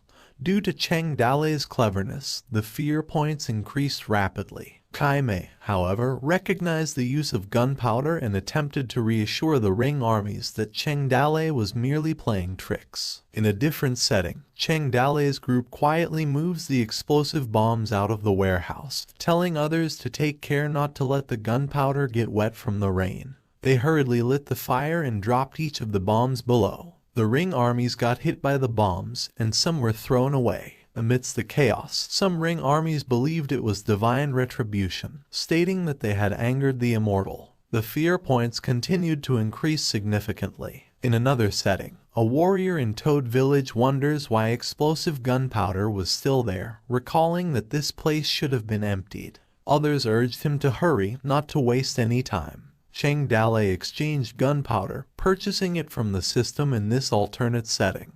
The system chuckles and informs him that the gunpowder has been processed for him and is ready to use, even waterproofed. In the midst of war, Kai Mei, consumed by anger, still commands his troops to charge, emphasizing that breaking the city is their only chance of survival. He urged them to kill. Internally, Kai Mei wondered how the Toad gunpowder could still work in the rain. Suddenly, he was struck by an explosion, causing him to fall on his horse. Concerned Ring armies shouted for him to run away, others saying that he must retreat, calling Cheng Dale immortal. Kai Mei cursed in his thought, wondering why the toad had so much gunpowder. He realized that his armies were frightened and had begun to ignore his commands. All of the ring army's fighting spirit is broken as they frantically run away from the explosion. Some even stumbled in their haste. However, Kaimei stood still while looking above the wall, surrounded by his panicking army. While the rain was dripping on his face, Kaimei reflected on the situation.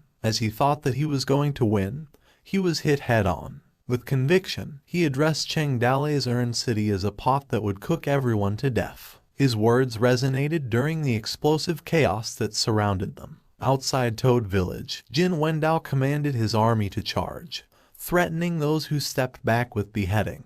If the information of the battlefield was drowned in endless rainstorms and explosions. Some ring armies continued to charge, but they found the gate blocked by the corpses of their comrades, and the information couldn't be conveyed. More people jumped into the pot. The gates were crowded with ringers who wanted to escape this infernal hell. Explosions rang out behind them, and the corpses and rocks were splashing everywhere. More people outside were pushed in, blocking the gates and cutting off the way out. Then, everyone became enemies. Back inside the Urn City of Toad Village, the ring armies became hostile toward each other. Some ringers were screaming, telling others to not block the way. However, Fu Delay was pressed against the wall while looking at his companions. He thought that they were becoming crazy as they were killing each other. As he witnessed the violence and fear, he could hear the sounds of explosions and fighting, and he found himself surrounded by blood. He then tightly gripped his sword.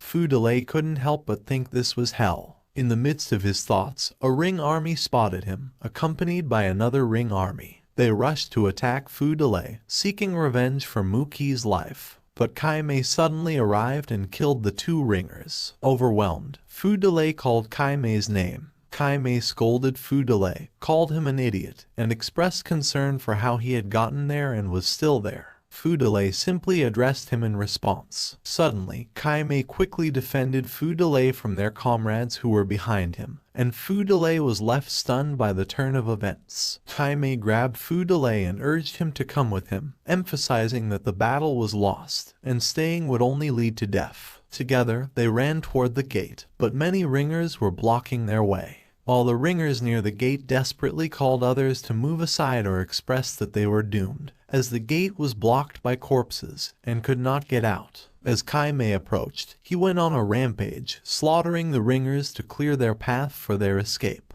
He shouted at them to get away. The ringers' screams filled the air as they were tossed aside. Walking on a path paved with corpses, paddled through a river of blood. The sword in the hand was the oar that cut the flow of blood. This was a path from the Yellow Springs to the human world. The city gate was already a sea of corpses and blood. From inside the city to outside the city, every direction led to the mountains of human corpses. Fu Delay attempted to speak to his brother, but Kaimei frustratingly silenced Fu Delay and instructed him to follow. Kaimei told him that he would get Fu Delay out of there. He then carried Fu Delay on his shoulder and made his way through the mountain of corpses and managed to throw Fu Delay outside the gate. Struggling to stand, Fu Delay called Kaimei and urged him to come quickly, but within moments, explosive gunpowder hit Kaimei and Fu Delay saw it as he screamed brother in terror. As his blood spread everywhere, Kaimei's body was among the piled-up corpses, and he coughed drops of blood. While Fu Delay attempted to pull Kaimei from the mound of corpses, he had used all his strength to pull Kaimei out. But he didn't have much strength. Even with all his strength, he couldn't do anything. Powerless, what an annoying word. And sometimes there's nothing you can do about it. You can't change anything, even if you've already given it your all. Overwhelmed by grief, Fu Delay cried bitterly while attempting to help Kaimei. Kaimei, in a weakened state, consoled Fu Delay, patting his head and urging him to grow up quickly and not be a loser in the future. He smiled faintly and repeatedly said to Fu Delay to grow up fast as he tried to wipe away Fu Delay's tears. As Kaimei faded away from this world, Fu Delay was left alone outside the city, which led to the human world. There was no one left to stand beside him, to take his hand and clear the way for him. He had to walk the following path alone. Meanwhile, Jin Wendao angrily commanded his troops to kill those who were attempting to retreat. As the saying went, the defeat of an army was like a mountain whose fall could in no way be stopped by the strength of a single person. The battlefield was constantly changing, and the winner or loser could change at any time. The barbarians became a cauldron, and that cauldron shook and crumpled. Half of Jin Wendao's troops melted away. After that, the cleaning of corpses alone took Cheng Dalei 10 days. The siege of King New Mountain was only a small battlefield for the invasion of the rings, and on the border with the empire, hundreds of tribes of the ring joined together in a mega alliance and declared war on the empire on all fronts. All the princes of the ring tribe led their own armies and invaded by force. In Pingju City, the defenders encountered the rings and collapsed at the first encounter, fleeing for their lives, while the city lord disappeared without a trace. The city lord of Pingju refused to defend the city, stating that only stupid people would try to defend it. On the northwestern edge, a renowned general struggled to survive and looked eastward, hoping for provisions to arrive. In the capital city, someone expressed skepticism about General Lin potentially taking control of the imperial court, and decided to delay military food supplies to him. In another location, there were also scholars who had given up writing to join the army. There were also leaders who had taken refuge on the south side of the river. In a water village in the south of the river, a team of merchants rushed to the capital with great haste. On the same street, another merchant sold his family's possessions in exchange for 100,000 quintals of rice to supply the army in the north. In the northwest lands, Xingzai, the sixth prince of the kingdom, stood by a city, urging its inhabitants to resist the rings with him as he raised his seal above. There was never a shortage of profit-driven villains in this country, and there was no shortage of heroes who swam against the tide. Even more so, the ordinary people were tired of running away and trying to survive. That year, the rings came like a flood, and the borders of the empire were on fire. While in King Niu Mountain, on the other hand, it was like a puddle basin. When the water-like stream of soldiers flowed through it, it could not go any further.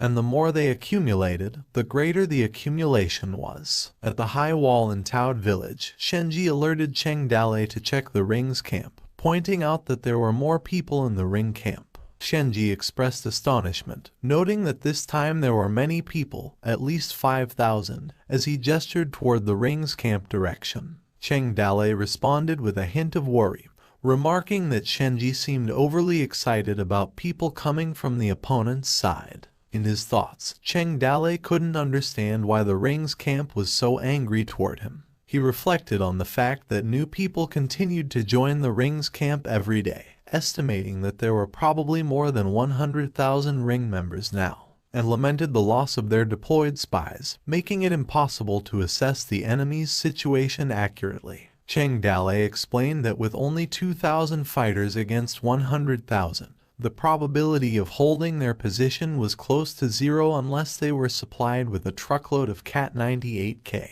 Curious, Shenji asked for clarification about the Cat 98K, and Cheng Dalei explained it as a powerful murder weapon, which Shenji understood. Shenji pondered that the rings might be hostile as they killed their people, but Cheng Dalei believes most wars are driven by profit. Then, with a hint of humor, he seriously considered the possibility that they might be jealous of his good looks, to which Shenji reacted with silence, clearly not sharing Cheng Dalei's sense of humor. Continuing to boost himself, Cheng Dalei sighed as he blamed himself, remarking on the challenges faced by beautiful people. Growing impatient, Shenji called Cheng Dalei's attention and asked him if anyone had ever told him that he had a bigger mouth than their city walls. Cheng Dalei responded with a mischievous giggle. At the big tent of the rings, a man slammed his hand on the table in frustration, expressing his desire to be able to take over the capital. He blamed his abrupt transfer on the other prince for having a bad job.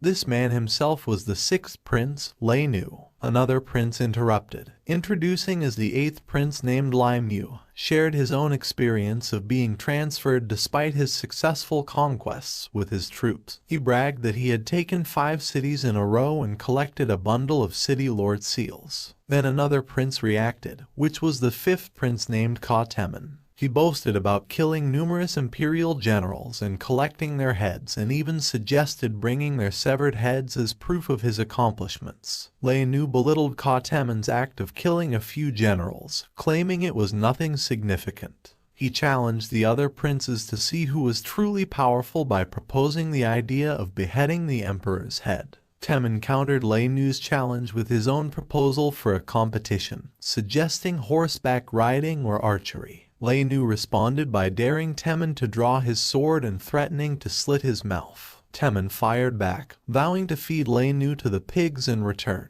In the midst of their heated exchange, Jin Wendao observed the quarrel among the princes with a sense of depression. He found their bickering annoying and covered his ears in irritation. Jin Wendao's thoughts reflected on his own situation, acknowledging that Kaimei was dead and he had lost the battle. He also lost hope of winning the race for the throne as he no longer mattered to it. Suddenly, another prince named Jiabu calmed the argument between the other princes. He suggested that they should stop bickering and work together to achieve their father's goals. Jiabu then inquired if they had any idea on how to capture Toad Village. The room fell into silence in response to Prince Jiabu's question. To his surprise at the lack of response, he questioned whether it wasn't as easy to capture. Temin then spoke up, mentioning that Jin Wendao had once fought against Toad Village, despite being carried back. He emphasized that they should take advantage of Jin Wendao's experience. Lei Nu expressed his concerns about Cheng Dale, describing him as an extremely cunning person.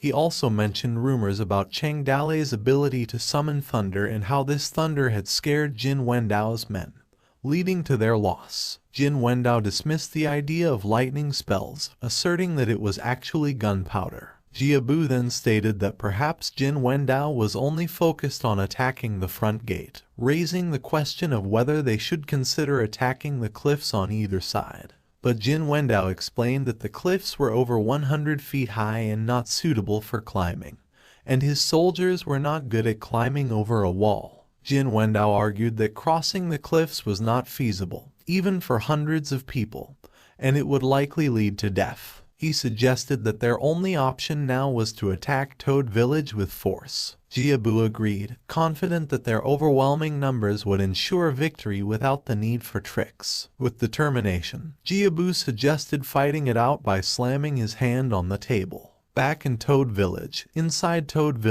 Cheng Dale and Shenji were talking. Shenji pointed out the fertile soil and mentioned that it was the time of year to plant the seeds for a good life only through self-cultivation. However, Cheng Dale expressed his concerns about the Ring tribe's invasion, which had disrupted their peaceful way of life and made it difficult to farm or even defend the village for much longer. Acknowledging the 100,000 armies of the Ring, Cheng Dale mentioned the matter of time before the city collapsed.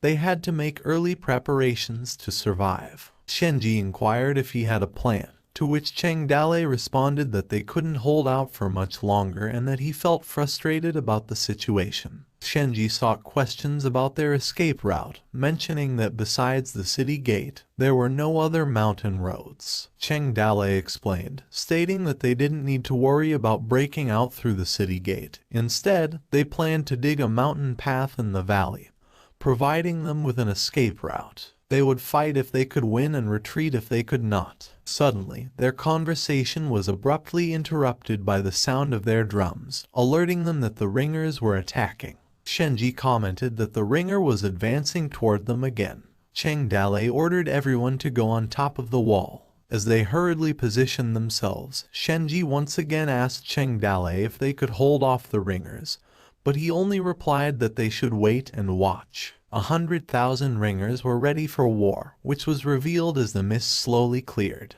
A warrior villager urged everyone to get ready. The villagers used drums to signal readiness. With a roaring command, Jiabu led his army to attack, launching trebuchets and rocks toward Toad Village while other ringers attacked below. While in Toad Village, Juyu ordered the use of the latest steel pan bombs, intending to give the ringers a taste of it. Steel pan was made by blacksmith Shu Yu, the outer layer was made of iron, and the inner part was filled with gunpowder, iron nails, and stones. The ringers screamed in pain as they were struck by the impact of the bombs, and Cheng Dale gained fear points rapidly due to their latest weapon. Amidst the chaos and fear that engulfed the ringers, Cheng Dale relentlessly exchanged gunpowder with the system. The system expressed its gratitude for his support as she showed a smile. In front of the city gate of Toad Village, there was a triangular open space that could not accommodate 100,000 soldiers,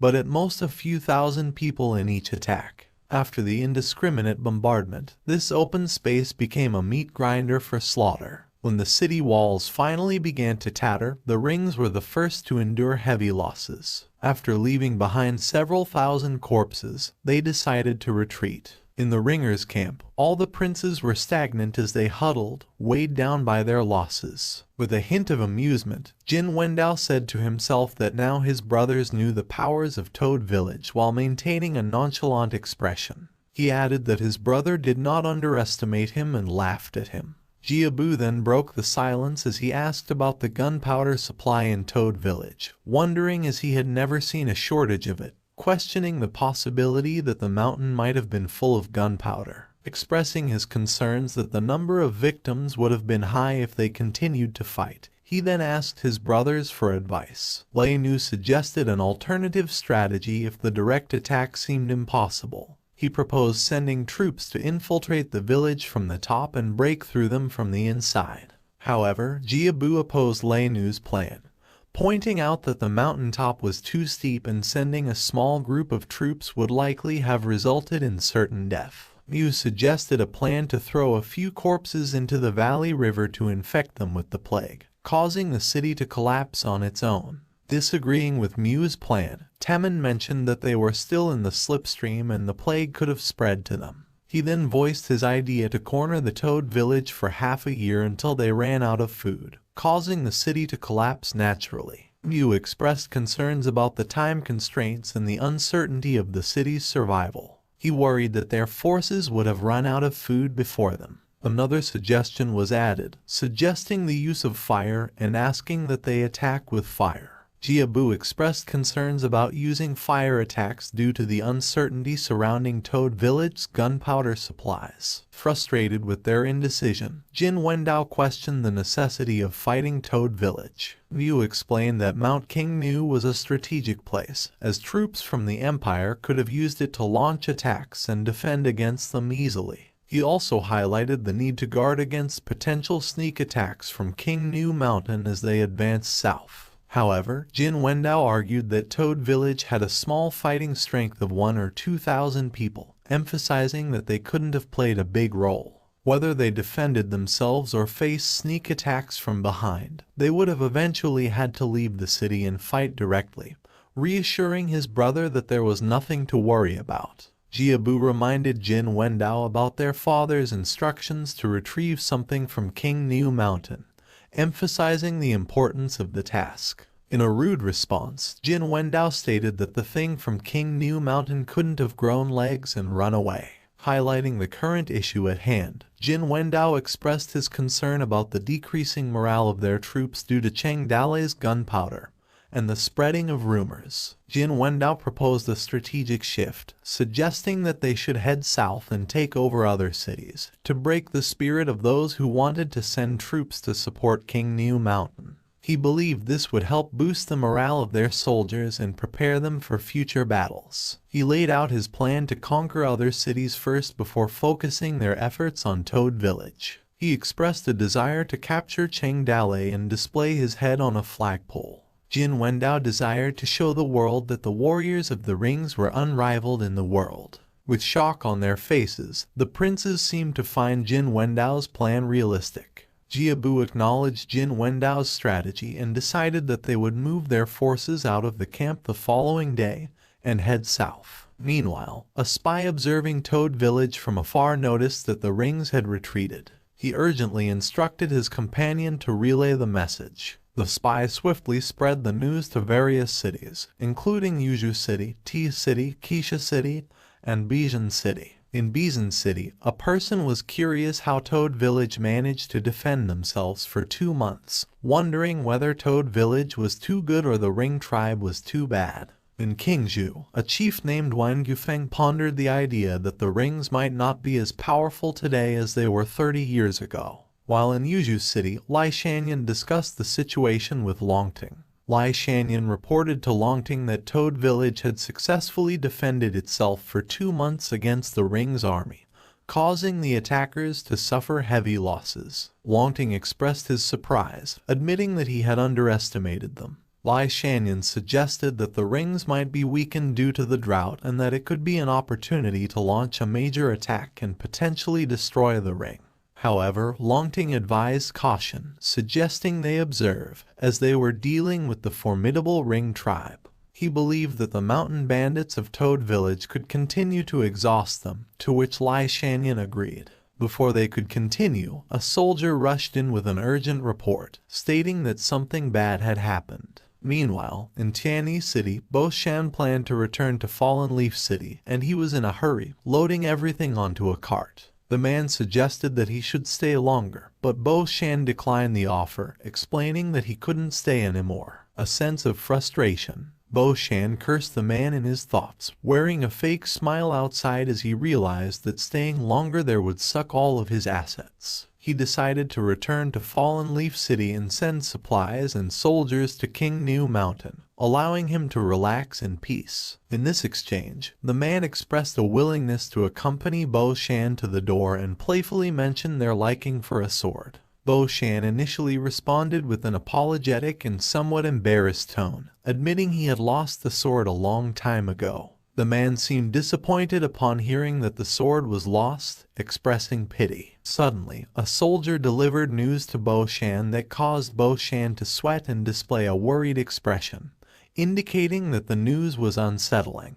With a ridiculed expression, Bo Shan called the man and stopped them from leaving, shouting that the swords had been found. Back in Toad Village, a warrior informed Cheng Dale that the ringers were retreating, and the villagers expressed surprise at the sudden retreat. However, Cheng Dale remained cautious and thoughtfully commented that he expected the ringers to stay indefinitely. Fei Hu asked if they could retreat now, and Cheng Dale responded by noting that the ringers were leaving some of their forces behind to block their escape route. Fei Hu told Cheng Dale that the ringers were heading south. Cheng Dale suspected that the Rings were preparing to attack Yuzhou before returning to clean them up. In his thoughts, Cheng Dale realized that the Ringers' departure could bring suffering to the people of Yuzhou, leaving a trail of corpses everywhere. Cheng Dale told everyone that it was their chance to take a break and urged everyone to get ready. 80,000 Ringers moved south to attack Fallen Leaf City first.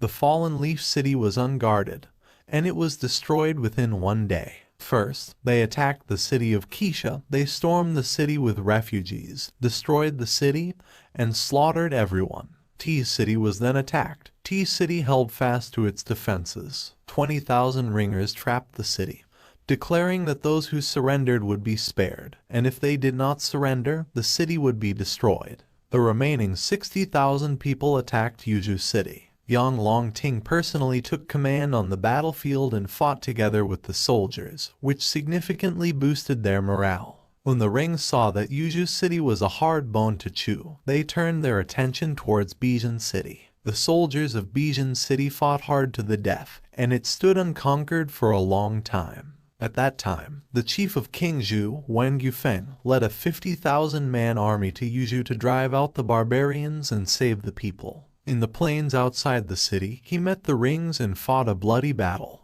The iron cavalry of the Rings scattered Wang Yufeng's army in a few rounds, killing and wounding countless people. He was stuck in the Valley of the Long Wind with 10,000 remnants of his troops. The Ring tribe surrounded them but did not kill them. Several of Wang Yufeng's sons led a large army to help, but against the Iron Horsemen of the Ring tribe, they could do nothing. The classic tactic of surrounding the place and slowing down the enemies ended up killing at least 100,000 Qingzhou soldiers. He risked his life to break out of the encirclement and fled back to Qingzhou with remnants of his army. At this point, the trapped T City knew it was no match for them. The city lord went out to surrender and only begged the Ring tribe not to treat the people in the city too badly. The Ring stormed the city and slaughtered everyone. The 80,000-strong army of the Ring ranged for a month in the Yuzhu area, and the population of Yuzhu, which was 3 of 5 million, were reduced by half. People lived in great misery and there were corpses everywhere.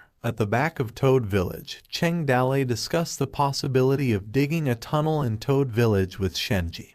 But Shenji found that the rocks were too solid, suggesting the use of gunpowder. Cheng Dalei opposed the idea of using gunpowder as the Ring tribe still had their eyes on them and could not take risks. Then he suggested that if they couldn't dig a path on the mountain, he thought about the possibility of going through the mountain, asking them if anyone on his people could climb. In response, Shenji stated that people in the mountains gathered medicine and sometimes climbed more dangerous places than that. Cheng Dalei instructed them to send a few expert climbers to attempt the ascent and throw ropes down to create a passage through the mountain. He approached it with the idea that whoever they were, they would take care of it. Later on, some of the men of Cheng Dalei immediately started to climb. Some men successfully climbed up to the mountain. After several days, several rope ladders were successfully built, allowing all the men to ascend and see their village below. Fei Hu assisted Cheng Dalei after they climbed to the top of the mountain and casually addressed Cheng Dalei while Cheng Dalei told him that they would head over there.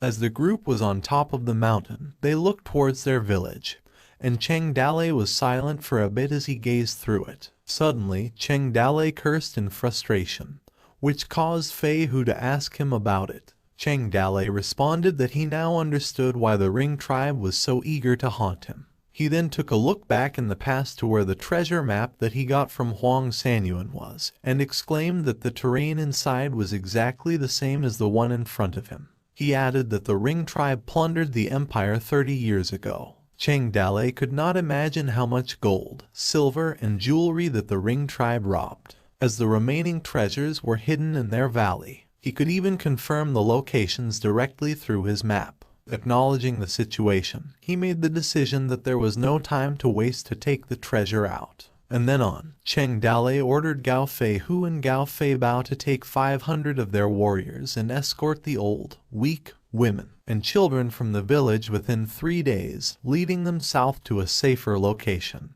which Gao Fei Hu and Gao Fei acknowledged his order. Liu Bei sighed that every place outside the mountain was also being watched by the Ring tribe, making it difficult to leave. Cheng Dalei answered that they must only move slowly in groups and at night. Liu Bei was doubtful about the plan because it was a race against time and the idea was to walk slowly. Cheng Dalei reassured that there would be enough time, and after a short pause he called Guan Yu. He ordered Guan Yu to take 500 of their warriors to do something. But before he continued his word, Liu Bei interfered again, doubting Cheng Dalei's words, stating that their village would be left with less than 1,000 of their warriors and worried if they could still defend the village. Cheng Dalei promised that he would find a way to stall them and buy time for everyone.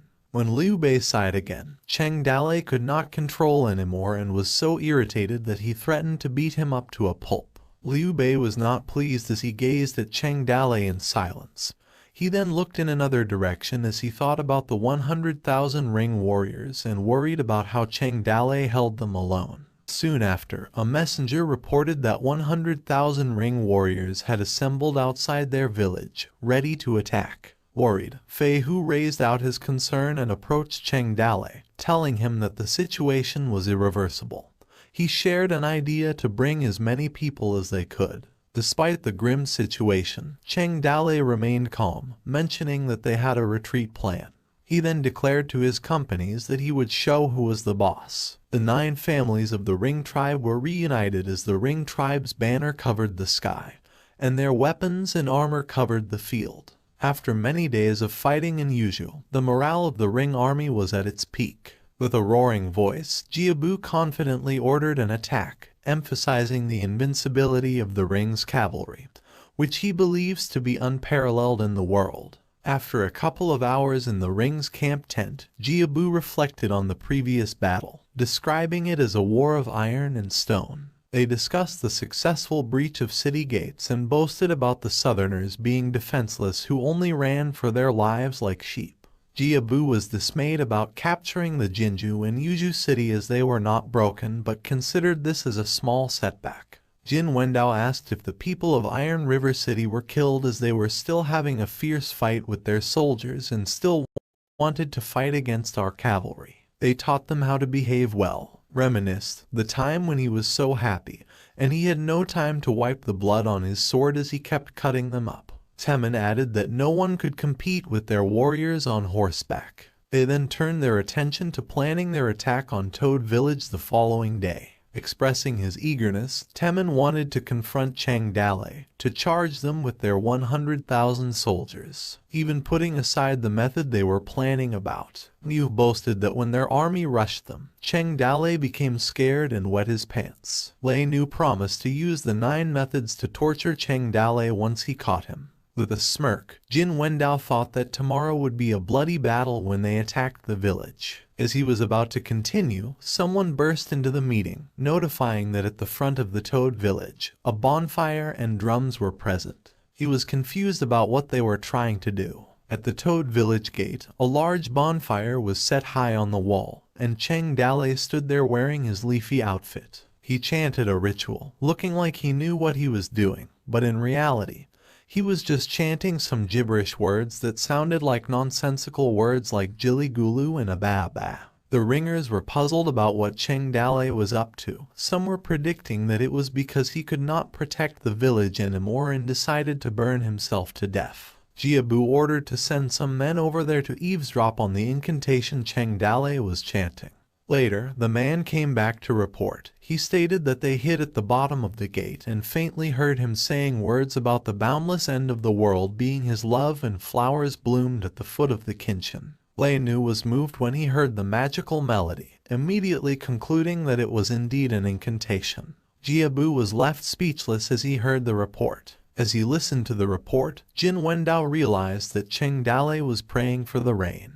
Jiabu seconded the statement from Jin Wendao and acknowledged that Cheng Dale had that kind of ability. Jin Wendao was sure and witnessed him doing that incantation before. He was unsure if he could summon it again this time. Jiabu tried to remain vigilant about it and thought that Cheng Dale was only playing tricks on them. He asked the men not to be fooled and to leave a few people to keep an eye on Cheng Dale. Tomorrow morning, the plan to attack the village will remain unchanged, and this time they must break through Toad Village. The next day, right before dawn, Jiabu stated that they were about to face an imminent death, meaning death was near at hand. He added that no matter how many tricks Cheng Dale would play, it would not change anything. Jiabu gathered everyone's attention and alerted them to start moving. As they were about to start the attack, a heavy rain suddenly poured, forcing the attack to withdraw. The rainy season at King New Mountain had started. Back in Toad Village, Liu Zhai sobbed about her relationship with Cheng Dale. She thought about him being unable to come back to sleep recently and only ran to Su Ying's place every day. All that while she was packing her stuff up. She thought if she was not good enough, that would make Cheng Dale unhappy. Or was it about her age? She added that she recently asked those sisters who were older than her. Liu Zhai learned a lot from them, stating that she was still in the developing phase. She thought that every step was very important and she was still young compared to Sister Yin. She whispered to herself to be brave as she still had room for growing up. She thought that if she had known earlier, she would let Ma teach her the thing first, and she would have been able to take the initiative. But now she didn't have the chance. Liu Zhai snapped back to reality and asked herself what she was thinking about. She was still thinking about fighting for favor at this crucial moment of the war. She concluded that it would be much better to wait until the war was over and better think in a hurry and followed the retreating army. Meanwhile, Su Ying and Cheng Dale enjoyed each other's company amidst the rain. Su Ying asked Cheng Dale if he could really summon thunder and rain. She also asked if there were really immortals in the world. Cheng Dale answered that there might be one, and he knew her pretty well. Su Ying was curious what immortals looked like as she wanted to see one. Cheng Dale replied that there would be a chance in the future, and now they should enjoy themselves first. Su Ying told him to stop as the rain was going to stop and Xiaoda would hear it. Suddenly, the system beeped as Cheng Dale received many days of wind and rain. As the rainstorm continued, Cheng Dale received rewards from the system, while Cheng Dale responded to Suying that the rain wouldn't stop so soon. The system itself hovered above. As she controlled the weather, surrounded by lightning and smoke above, she looked below him. In the ring camp, chaos ensued as soldiers tried to manage the flooding caused by the heavy rain. One of them asked if they had finished digging, while the other's ringer shouted for help as the tent collapsed. Inside the prince's tent, Jiabu expressed concern about the continuous rain and its impact on the soldiers who would get bedsores. Lei Nu suggested ordering the troops to attack in the rain, but Mu opposed the idea, recounting a past experience where fighting in the rain proved ineffective. Mu described the difficulties they faced, including arrows falling short, horses struggling, and siege weapons failing due to the heavy rain. He also mentioned that the walls became slippery, making it easy for the enemy to ambush them. Some in the camp believed the rain was the result of the enemy's magic. Jin Wendao remained silent during the discussion, while Temin talked about his childhood as he heard an old man in their tribe say that only magic could defeat magic. They just had to match and break Cheng Dale's sorcery. Jiabu agreed with the idea and decided to summon the army's witch doctor. It was raining heavily at the campsite of the Ring tribe. Inside the tent, the Grand Prince Jiabu was sitting across the table with a cup in his hand and was saying that the boundless end of the world was his love. It got him thinking that sure enough it might have been a magic spell he unknowingly was affected by. Suddenly a voice emerged telling him the elder was there and who was invited to come in. The witch doctor Sate Man arrived with an animal skull on his head with a large bead around his neck while holding its staff. Sate Man was told to pay respect to the princes who were taken aback when they saw him. The sixth prince Lei Nu asked if he was the most famous witch doctor of the tribe and said that he was really something else, while the eighth prince Lai Mu was amazed by his aura and that he was a professional. Jiabu asked to confirm that it was said he could invoke the gods. Sate Man replied that he believed in the everlasting heaven, and all the gods of the grassland accepted his service. He did not know which of the noble princes was sick, so he could pray to the gods to drive away the brutal disease. Jiabu replied that they were not sick, which made Sate Man speechless and wondered why he was needed there if they were not sick. Jiabu asked next if he could summon the wind, and Sate Man replied he thought so. He could summon wind and rain. Suddenly, he banged his hand on the table and said good before pointing his finger to Sate Man that his task was breaking the bandit's spell, which shocked him. Sate Man began sweating heavily as he heard about breaking a spell, then thought that the great prince was not well, and would wake up and say he was not sick. Jiabu was grinning while he replied as he expected. He thought that even if the southerners had some magic skills, how could they be compared to the believers of the everlasting heaven? He then stood up, placed his hand on Sate Man's shoulder, and told him that tomorrow the elder would set up an altar to cast a spell to break his sorcery, and laughed while Sate Man was silent. Sate Man continued to sweat heavily, thinking that there was a misunderstanding because Jiabu said he agreed but wondered when he agreed. A few moments later, it was still raining, and a wooden cart was being pushed. It was the wooden altar made for Sate Man being pushed towards the Toad village. Sate Man stood on top of the wooden altar and thought it was so high. Meanwhile, a man was walking on the top of their stone gates with the blazing flame behind him. It was Cheng Dale with a grass raincoat covering him from the rain while dancing to the song of Billie Jean. Despite the heavy rain, Cheng Dale kept grooving aimlessly and moonwalking. This terrified the princes of the Ring tribe, wondering how he managed to walk with his feet while his body was not moving, and claimed that it was a magical pace and sharp sorcery. The witch doctor Sate Man couldn't understand Cheng Dale's spell and thought that he was really an expert. He gulped and continued thinking that Cheng Dale would not hit him too hard when they started fighting. Sate Man yelled to get Cheng Dale's attention, then called him an ugly demon and told him not to show off his stupid demonic arts in front of him, which caused him to stop dancing and pay attention. Cheng Dale wondered when this fool arrived because he had a hard time remembering how to sing the song and cursed. He forgot the words. Cheng Dale called him a crook, then said he was the Toad Village immortal who inherited the glorious immortal path from the South Pole immortal himself, and how dared he talk about the heavenly law in front of him, which the Sate man replied that he was a devotee of eternal nature, the spokesman of the grassland spirit, and called him an ugly demon. The witch doctor started thumping his feet and said to watch him break his demonic arts, then yelled to the eternal nature to grant him power, and that he was Sate man. This terrified Cheng Dalei and thought that this was not good. His pace was mysterious and unpredictable, the movement vaguely combined with a certain rhythm. While the witch doctor began dancing, Cheng Dalei wondered if this was the legendary Northeast Yonge. Northeast Yonge is the ancestor of square dance in the world, to be restrained by the other side if he met the enemy dancing the moonwalk. Cheng Dalei removed his grass raincoat and thought that if he wanted to win over the other side, he could only use that move. As the saying goes, never let society shake you down. It was useless to have piglets covered in tattoos. Cheng Dalei pointed his finger up and yelled to come on music. He started to rap with coordinated dance moves about how he used to be king. Then later he said forget it and gave up his rights and position, but they are still fighting and rubbing for power. He used to be young and extremely frivolous, crazy for state power. The sword angrily carved a snow-winged eagle, the generous mountain sword in the skies.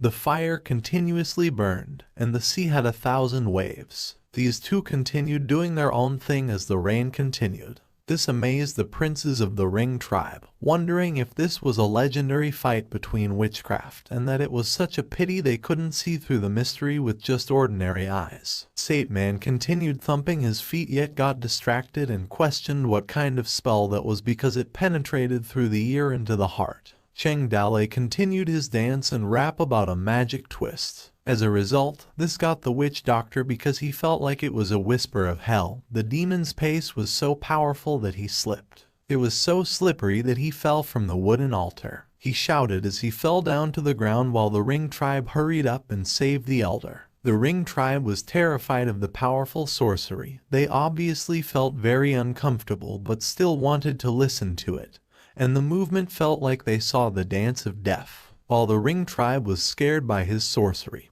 Cheng Dalei stood tall with his hand in the air and thought if they still wanted to fight him. He did not believe the brainwashing of killing devices of society, shaking and shouting weed as sacrifice. He could still survive. Fast forward, it rained heavily for several days while Toad villagers escaped. Liu Zhai with a grass raincoat thought of Cheng Dalei. Someone asked how many people were still left in the village. Then someone replied that they should be all gone in a couple of days. Su Ying was worried and thought of Cheng Dalei too. Even the longest rainy season will eventually pass, even with the help of the gods. The system was extremely exhausted. She looked dreadful and complained she was so tired. Suddenly, she turned small, which surprised her. The system panicked and teary-eyed that her last power was also used up. She yelled in her exhaustion. The next day, it was bright and sunny at the Toad village as the Ring tribe stood in formation outside its gate. The Grand Prince Jiabu on his horseback told his brothers that day, regardless of cost and casualties, they must take down the Toad village. Cheng Dalei asked how many of their people were left since the Ring tribe was about to attack their city. Tin Man replied that among them, only those who were currently present there were left. Tin Man told Cheng Dalei that the time was running out, then suggested for him to go ahead, and he would stay with his men to defend the city and buy him time. Cheng Dalei replied not to talk nonsense, hurried up, and left, as he would guard the city. This shocked his men and they questioned how he could guard it alone. Cheng Dalei answered that it seemed he could only fool them with an empty city. One of the Ring tribe princes asked his brother when they attacked the city since the army was gathered. Jiabu told him to wait, and he sensed that the situation seemed unusual. He then questioned why there was only one person on the walls where Cheng Dalei stood tall with a string instrument. The princes of the Ring tribe wondered if it was Cheng Dalei, where were the defenders, and what was he up to again. Cheng Dalei sat and repeatedly calmed himself while he was about to play a string instrument. His hands gently reached for the strings. Cheng Dalei sweated heavily as he panicked inside because he did not know how to play this instrument at all, and he wanted to cosplay the prime music when it mattered, but he did not have his talent. This was the bitter fruit of worshipping foreigners and not engaging in national studies. Cheng Dale kept thinking what he should do. Anyway, after all, it's just CDEFGAH probably.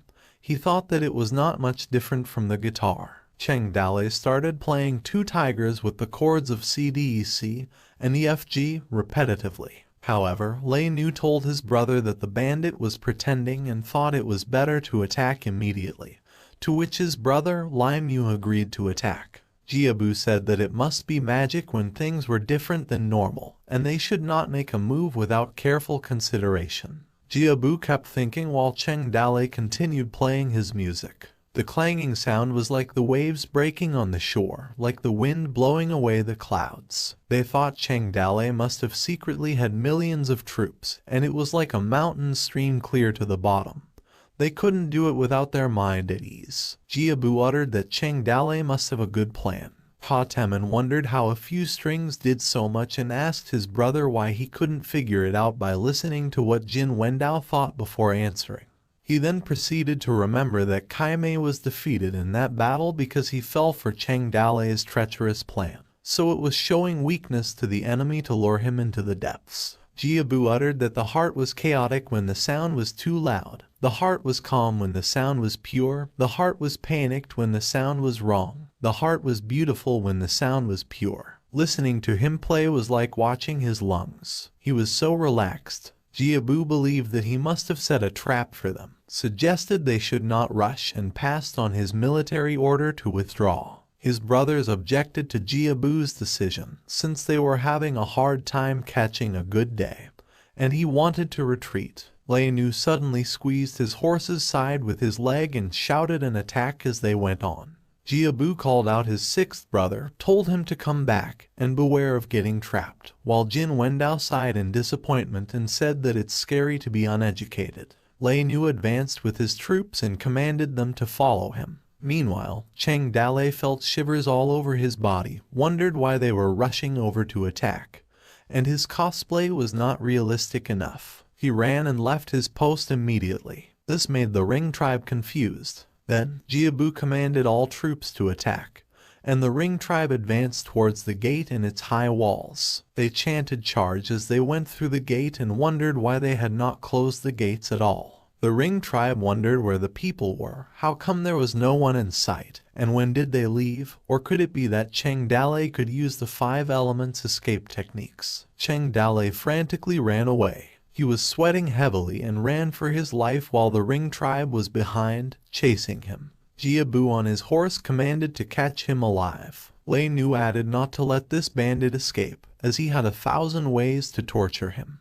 Cheng Dale kept running and arrived at the corner end of its walls while being chased by the rings. He took a step up the wall. Cheng Dale yelled as he took his last step. Then he took a huge leap while holding onto a rope. On the other side, his fellow bandits pulled the rope and told Cheng Dale to come up there. Jiabu then commanded to shoot the arrows and kill him, withdrawing his earlier command to not take him alive. The rings began shooting arrows, targeting his head, but kept missing Cheng Dale as he climbed the mountain. Eventually, Cheng Dale reached the top, and the rings could only curse at it. His fellow toad bandits asked Cheng Dale if he was all right, while the rings left behind were enraged. They let this bandit escape, called them a trash bandit, and threatened to send a squad up the mountain to catch them. Cheng Dale cheekily replied to the scum of the rings that he was able to come out, and they did not expect that, which pissed the princes of the rings off for being annoying. He had obviously escaped, and now he was deliberately showing himself off. Jiabu reminded Cheng Dale that no matter what they did, the mountain had already been occupied by them, so what else could he be proud of? Cheng Dale commanded his troops that it was time to leave and let them occupy the village for now. He smiled as he uttered that they would definitely be back. He praised Cheng Dale because he really picked an excellent place. It was Jiabu, and if he didn't give it up in the end, there would probably be a high price they were going to pay trying to conquer this place. He decided this was a good place for the troops. The officers of the empire entrenched themselves in useless forts. They didn't even pay attention to this awesome fortress. Jiabu continued his praise for the freshly cleared farmland, and its soil looked very fertile. He then laughed that Cheng Dale did a wonderful job making houses for them. Jiabu was approached by his brother and reported that the approximate location of the hidden treasure had been determined. It was buried deep in the ground and could be dug up at any time. It was Jin Wendao. Jiabu replied to inform the other to gather the workers as they would start digging tomorrow, and asked if the soldiers found any powder depot with gunpowder. Excavation would be much faster. Jin Wendao replied they were still searching. It was strange that the hiding place for such a large amount of gunpowder couldn't be found. He wondered where Cheng Dale had hidden it, and it was reasonable to escape with food, but questioned if they also took gunpowder with them. Jiabu answered that it seemed to have run out, otherwise they would not have run away so quickly. He then asked if there was any other loot. The soldiers found their arsenal, herbal stores, clothing stores, granaries, horse farms, and much more. The number of weapons and herbs in the warehouse was extremely high, and the quality was not bad. Jin Wendao remarked that no wonder they were able to fend off their iron cavalry for so long. The food that they captured weighed at least hundreds of thousands of pounds, not counting the food they took away. Such a small village actually stored so much food. There were still hundreds of war horses of all kinds in the paddock, and those were ones they couldn't take. The loot was quite good. Jiabu ordered Jin Wendao to inform the entire army that a feast for the entire army would be held that night in the mountain village. At night, the rings celebrated and drank wine over the bonfire, where the sky over the prairie was so blue, the endless grass, eternal heaven of eternity protected them. The rings raised their hands and swords in a celebratory feast of the bravest warriors on the grasslands, and that they were unbeatable all the way to the top. The princes of the ring tribe sat together, laughed, and drank wine as well. They went on celebrating while a wooden crate flew in the air. Suddenly, this turned into a fiery blast, catching them off guard. All troops were alerted for an enemy attack originating up at the mountain. The rings noticed something up there and warned their fellow troops to search and watched out for their gunpowder. They realized that the trash bandit was back, urged them to come down there, and fought them fair and square while Cheng Dale laughed in surprise at their return. Jiabu was enraged and sarcastically replied that he still dared to come back. He was worried about not being able to kill him. Cheng Dale called them foreign barbarians, beasts with long hair and horns inside their brains. When they saw the prosperity of his kingdom, they did not know how to make their own lands prosper. Instead, they set their unjust troops in motion to kill their people and took over their land. But they didn't know that he was the heir of the god of the South Pole, a friend of Tai Jingxing and Marshal Tianpeng. Cheng Dale was the toad god, which confused the rings about what he was babbling about. He continued to say that the heaven ways were cruel, and its retribution would do them no good. Today, Cheng Dale would execute the justice of God. If God did not punish them, Cheng Dale would punish them. He raised his fiery torches and called for his brothers, lending him a hanging river of heaven. The toad bandits recognized the signal to break the dam, and they began tossing the wooden crates of gunpowder. With a loud bang, a flaming blast of explosion after explosion was apparent. As a result, large amounts of water and rock fragments broke through the dam. This caused panic in the Ring tribe because they thought Cheng Dale really borrowed a river of heaven. Others began to drown. Other Ring members tried to run and flee to higher ground. They ran frantically while being warned to watch out for the rocks. Some got hit with rocks, while others panicked and yelled to get out of the way. Another explosion could be seen, which poured more water down with rock and wooden debris. A Ring member hung himself on a tree as the water level rose dramatically and rapidly. It turns out that this place was not only suitable for soldiers but for burying people. Cheng Dale sat on the edge of a mountain cliff near flooding water and said they had a lot of rain this year. During the day, they desperately tried to get in, and at night, they desperately tried to get out. Liu Bei stood near Cheng Dale and sighed as he remarked that humans are really strange animals sometimes and praised him for a good job. Cheng Dale replied, "When the village was built, the military strategist said that the valley was actually not suitable for a mountain village. When the rainy season came, the village was extremely prone to flooding." He didn't expect his initial words to last to this day.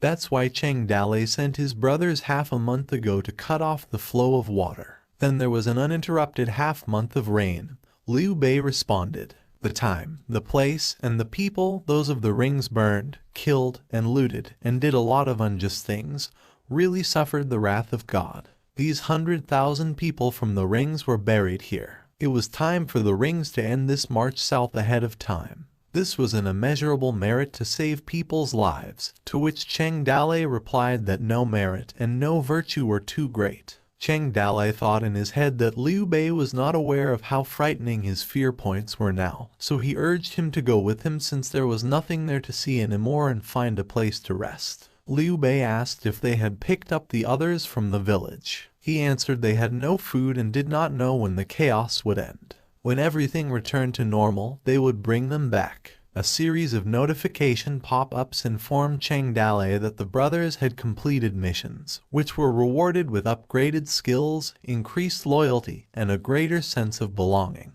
An excellent completion grade was given for annihilating the Northern Ringer, followed by rewards for Cheng Dalei's choosing. Another task was assigned to regroup the people for the construction of a new mountain village. Another notification was received, notifying Cheng Dalei that the system spirit had run out of power and was about to fall into a deep sleep. Since the village was destroyed, warning after warning began popping up. A few days later, crows soared overhead, and some stayed at the submerged toad village. Dead bodies of ring members piled up, soaked in water, with crows around. A man was still hanging himself from a tree. It was Jin Wendao who appeared sorrowful and awake but was still dripping in water on his face and hands. Someone coughed and fell into the water while crows continued to soar overhead and produced a cawing sound. Jin Wendao continued to cough as he fell over the dead bodies. This water was being walked through by someone. Jin Wendao had been lying down when he noticed someone walking through.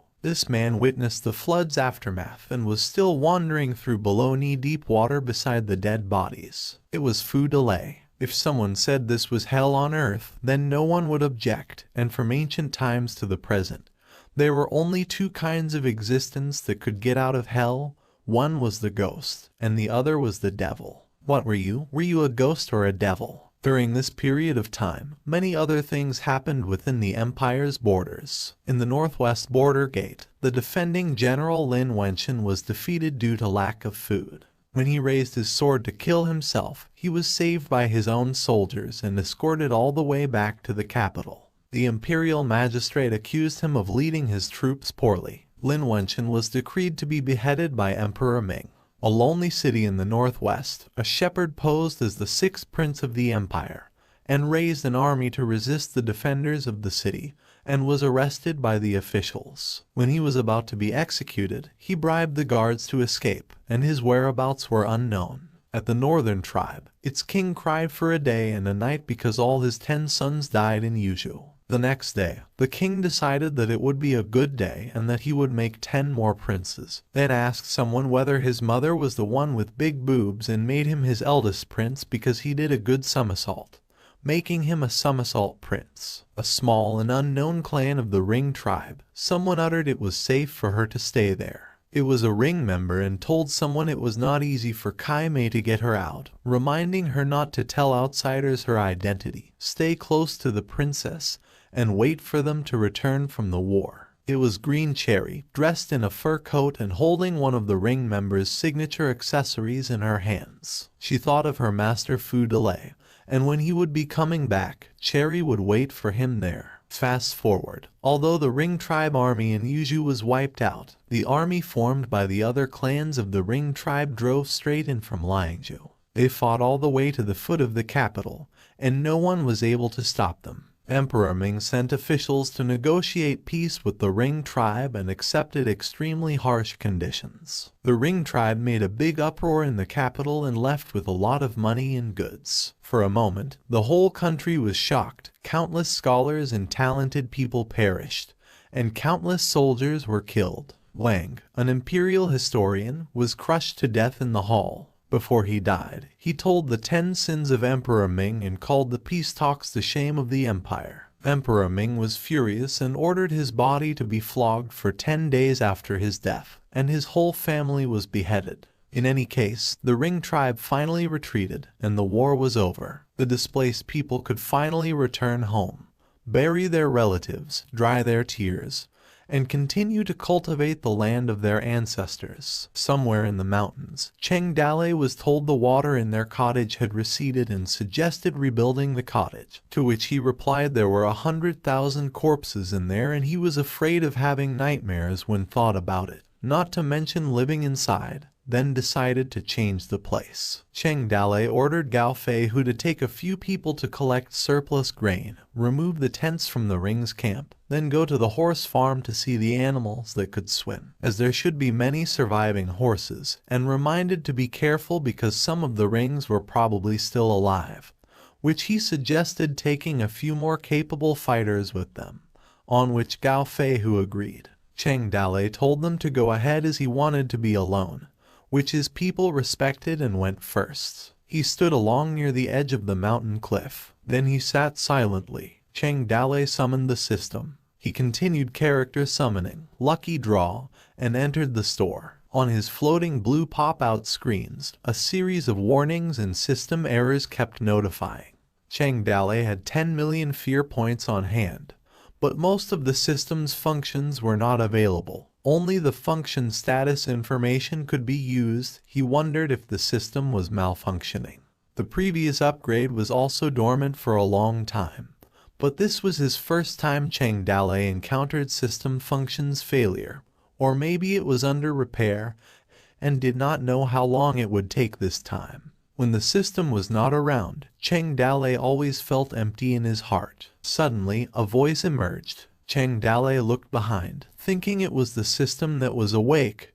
However, it was the lottery machine. Cheng Dale questioned why the lottery machine was there. The lottery machine responded why he seemed to be very disappointed when it was him and not the system spirit. The lottery machine sighed, crossed its arms, and then started spinning around Cheng Dale's head, making fun of him for looking so soulless and disappointed, which he complained and begged to stop because it was making him dizzy. Cheng Dale asked the lottery machine if it knew something he could tell him because most system functions were not working where he had 10 million of unused fear points and wondered what was wrong with the system. He continued asking how long would it take for her to wake up, which made the lottery machine speechless for a moment, then responded that it was considered very unlikely the system spirit would awaken from that deep sleep. This shocked Cheng Dale and questioned what it meant. Lottery machine explained the system had an error and was bugging. The system spirit was asleep inside the system, so there was no way for her to wake up. It added that he didn't have to worry about the system not working, assuring him the self-repair worked perfectly. As soon as the system initiated a reset of the data, it could return to its original form. Cheng Dale asked if the system spirit would be able to wake up after the reset. Lottery machine responded no and explained when the system was reset, a mind-body like them, which was born with the system, would also be reset. All the data would be deleted and reset to the initial state. But the spirit system was a very special spiritual entity who was above the lottery machine, and after the reset she may never be born like her previous state. Cheng Dale asked if it meant that resetting the system would make the system spirit disappear, and questioned how could things end like this. Lottery machine scratched its head and responded that it was complicated to say the least. First of all, the system itself was always managed and maintained by the system spirit. In the lower level of the permissions were the lottery machine, the summoning platform, and the store. The prosperous development of the village was the source of her power. The stronger the village was, the stronger the power the system spirit could wield. The fear point, on the other hand, was an external force that emanated from the masses, which was chaotic and could not be easily controlled. Normally, the system spirit always managed to control it. When the system spirit used up all her strength and fell into a deep sleep so that Cheng Dale could evacuate all the village inhabitants, originally, she just wanted to sleep for a few days and wait for him to rescue the people, then build a new village in another place so she could wake up and regenerate her power. However, Cheng Dale just flooded the entire village at once. This destroyed the village. Her energy source was then shattered, and she had no way to regenerate energy again, and the sea of fear points of hundreds of thousands ringers also hit the system at the same time. The destruction of the village rendered her powerless, and it also took the buffer out of those chaotic fear points. This effect of 10 million points was so intense that the defenseless system itself reported it as an error. At that point, the system spirit was in the weakest state of deep sleep and had no way to protect and repair the system herself. The lottery machine ended its explanation. In short, it was Cheng Dalei who played too hard and drove the system to death while pointing its finger at him, which shocked Cheng Dalei. The lottery machine kept pointing its finger, then asked if he got that, and Cheng Dalei remained silent at the moment. Cheng Dalei asked if he wanted to restore the system. He could only reset the system and no other way around.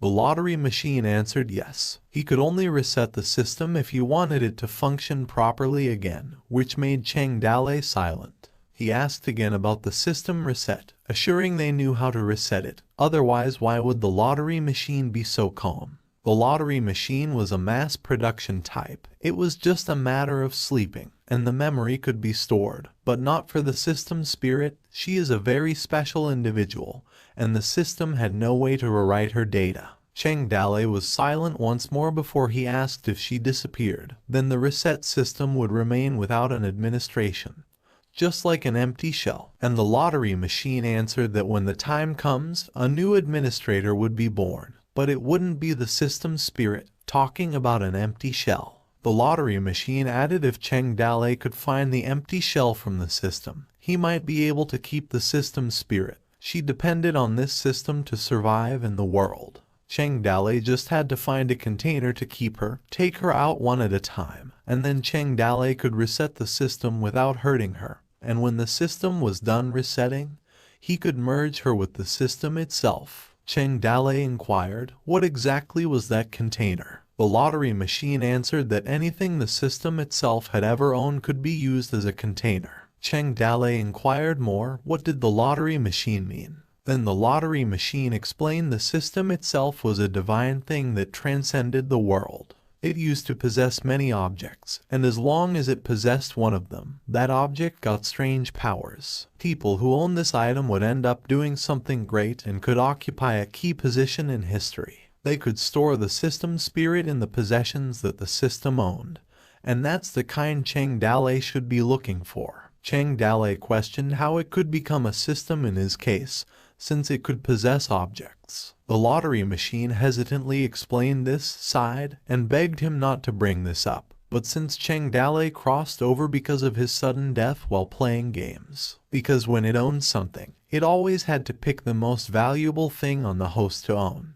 But Cheng Dalei was just a single soul when he crossed over, so when it fused, it directly chose what was most precious to him personally, the memories and knowledge from the other world. It always had a concrete picture, so he chose the system that his brain imagined. The lottery machine laughed and continued explaining. A game system was born, something that only a traveler like Cheng Dalei could imagine. System spirit was born when his memories were fused with the system. The lottery machine asked Cheng Dalei if he knew the name she gave herself, to which he answered Yizin, and the lottery machine agreed. She was the system spirit. She was a unique, non-imitable model of the mind. She would follow you step by step as he grew, and she was the person who knew him best in the world. She helped him fix bugs that should be blocked, drew cards to cheat, and helped him call the shots, since she was his heart. This made Cheng Dalei speechless. He thought of her heart. Determined, Cheng Dalei inquired how he could find such a container, to which the lottery machine replied about the relics of kings and princes, the higher the power. Cheng Dalei inquired for an example. The lottery machine answered, the founding emperor of the empire, Lai Manzi, who ended the disputes of 19 countries, and the founding emperor of the Great Battle Kingdom. He was the most probable and chronologically closest existing great name on which Cheng Dalei understood.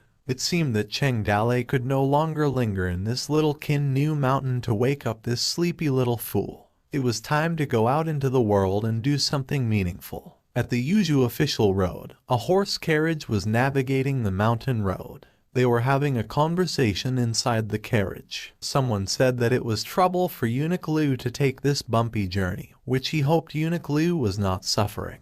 Eunuch Liu answered they were all doing this work for His Majesty. There was no such thing as suffering, it was their good fortune. Court Eunuch Liu added that the people of Yuzhou have suffered because of the warring Ring tribes. Now he had a great victory. The Kui family had chosen a good son-in-law. Kui Yun Giant of the Kui family sighed as he replied that they should have done this for the country and the people. The carriage was almost upon the city of Yuzhou. A few moments later, Yang Longting on horseback inquired if the men had arrived yet, to which a soldier replied telling him not to worry. The scouts reported that they were still 10 miles away from them. Yang Longting thought of getting off his horse and meeting them since they were 10 miles away. An old man beside him reminded his lord that he did not have to do that because he was a noble. Yang Longting explained that the eunuch who delivered the order this time was the close friend of Emperor Ming. A single word from him in the emperor's ear could determine the fate of a person. The old man inquired if it was Liu Aji of the inner court, which Yang Longting confirmed. The old man added that with his status, he was willing to suffer on his journey to travel this far. A horse carriage arrived, and Yang Longting of Yuzhou welcomed Eunuch Liu and Lord Kui. Eunuch Liu humbly responded that there was no need to greet them. He was a meritorious hero of the empire. He did not have to salute them like this. It was offending them. Yang Longting respectfully replied to Lord Liu and invited him to talk in the city. They went inside the city with utmost respect and formalities. Later, Liu Aji still insisted that he did not need to be so serious. They were only here to convey His Majesty's wishes, and they were all admirable officials, so all other formalities were exempted. This time, the Ring tribe rebelled against their empire. Although they were finally driven away, the people were in a miserable state. Liu Aji added that especially in Yuzhou, they were directly facing the most powerful northern clan of the Ring tribe. And finally, they survived, which was a great honor for them. Yang Longting responded that it was for the country and the people. It was only a matter of duty. Liu Aji continued, stating that His Majesty said those who should be punished would be, and those who should be rewarded would be, so that the people of the world could see there were heroes in the empire, and no reward for heroes was too much. This time, Yang Longting did a great job. When Liu Aji left for the capital, he would ask the historian in the capital to write a biography about him. When the time came, Yang Longting would be invited to the capital and would teach others how to fight. He laughed, because the Lord of Yuzhou was also famous in the first war against the Rings. Liu Aji went on to say His Majesty was very pleased and once said if the empire had such brave generals and warriors who had no fear, what could the Ring tribe do? Fang Boshan inquired if His Majesty knew him as well, to which Liu Aji answered he was often mentioned.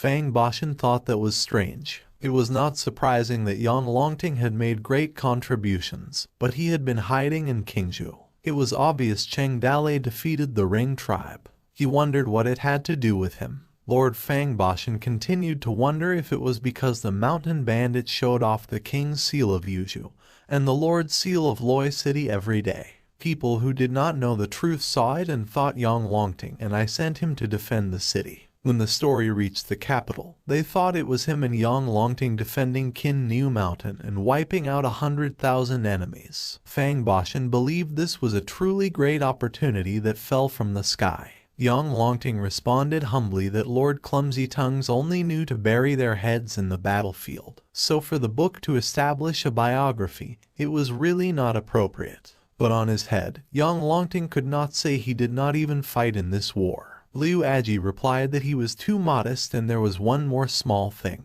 Liu Aji inquired who Cheng Dalei was, as he would like to meet him. All the city lords were left speechless. Yang Longting, unable to respond, was questioned by Liu Aji and inquired what was wrong. The lord had such a brave general, why hide it? Yang Longting eventually retorted that Cheng Dalei was a mountain bandit. Liu Aji heard that he was originally entrenched in Qin Niu Mountain, but Yang Longting recruited him at his command. So what if he was a bandit? He defeated the Ring tribe and now he's the empire's hero. Yang Longting found a great talent for the empire and did not let Liang Yu be buried in the mountains. Yang Longting responded that he was doing what he was supposed to do. His Majesty the Ming's Emperor said, City Lord Fang and Cheng Dalei contributed 3 parts in repelling the Ring tribe, and they were both to be given credit for the 3 points each. They laughed because they believed His Majesty was too kind, which made this humble servant terrified. Liu Aji inquired where Cheng Dalei was and could they let him meet him first. It was best to take him to the capital so that His Majesty could also meet him. Yang Longting responded that those vulgar mountain people did not know etiquette. He originally was a mountain bandit, and he was afraid he would offend Eunuch Liu. Yang Longting added that in the future, he would listen to the teachings of Eunuch Liu, to which he agreed and commended. Liu Aji replied that in fact, he had another purpose for coming there because this time the Ring tribe rebellion disrupted the country and led to numerous deaths for the empire. The imperial court decided to launch the martial arts competition, and the date was set in a year. His brave generals should not have been too proud to send them to the capital, participate in the martial arts competition, and compete with the other heroes around the world. Someone asked that the court seemed to attach great importance to this martial arts competition, and he responded that His Majesty personally decided that. It was almost night time. Yang Longting sat across the table and asked his second brother about the situation in the capital, where his second brother, Kui Yun Jian, responded that the empire lost miserably in the war when the army of the Ring tribe came to the city and forced His Majesty to sign the treaty which concluded the enemy that had reached the city wall. However, the Yuzhu side actually wiped out more than 100,000 enemy troops. As a result, the empire dared to negotiate peace with the Ring tribe entirely because of this war. Their victory was so precious in their case of total defeat. His Majesty would now need to greatly reward the Yuzhu brave general, so the whole country knew they did not lose miserably. Therefore, his brother-in-law would be treated as a hero, and the Kui family will also have the power to voice out in the court because a certain imperial official actually filed a complaint against their Kui family. Kui Yun Jian went on to say that a certain person had a birthday and didn't come to celebrate. Could it be that 2 families had a grudge,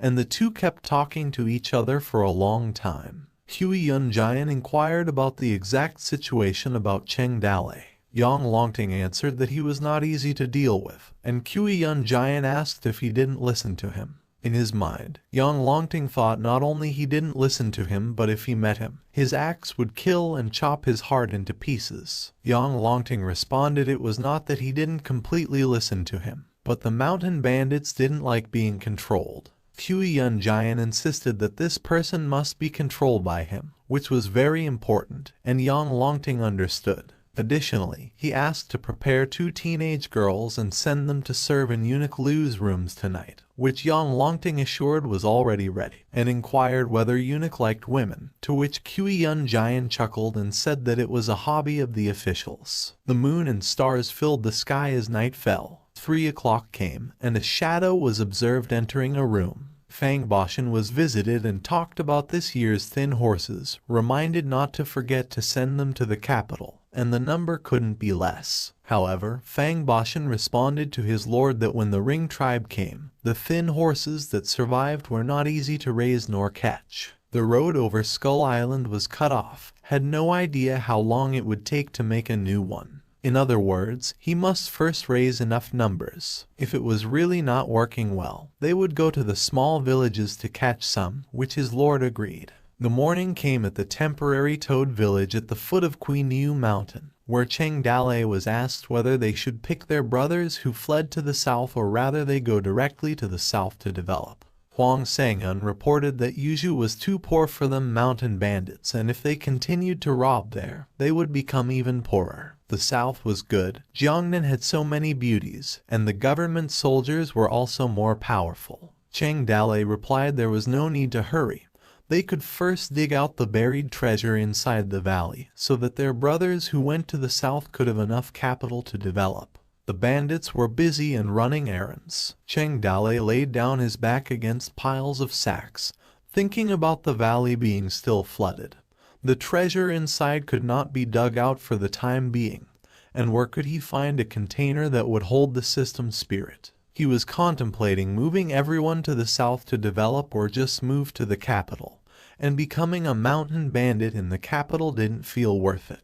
Cheng Dale couldn't decide where to go next. A bandit informed Cheng Dale that he caught a hare, which he replied to kill and made it into a jerky. Another bandit came and told Cheng Dale they found hundreds of horses that amazingly didn't drown, which he mistakenly replied to kill but to put them to work. Another bandit found a wild boar, which he ordered to kill and make it into jerky. This became a repetitive order of Cheng Dale every time his people caught something. While they were out butchering pigs, Zhang Fei informed Cheng Dale that a man came and claimed to have orders from the Lord of Yuzhu and wanted to recruit them.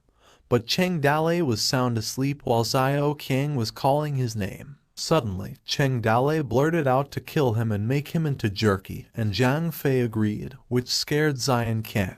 He pleaded with Cheng Dale to recognize that Xiao Qiang was his brother as he frantically called Cheng Dale to confirm it was him. Cheng Dale woke up and confirmed that he was him. Then they couldn't kill him, so he ordered the third elder to put away the sword first. Xiao Qiang explained that he and Cheng Dale felt like old friends at the first meeting.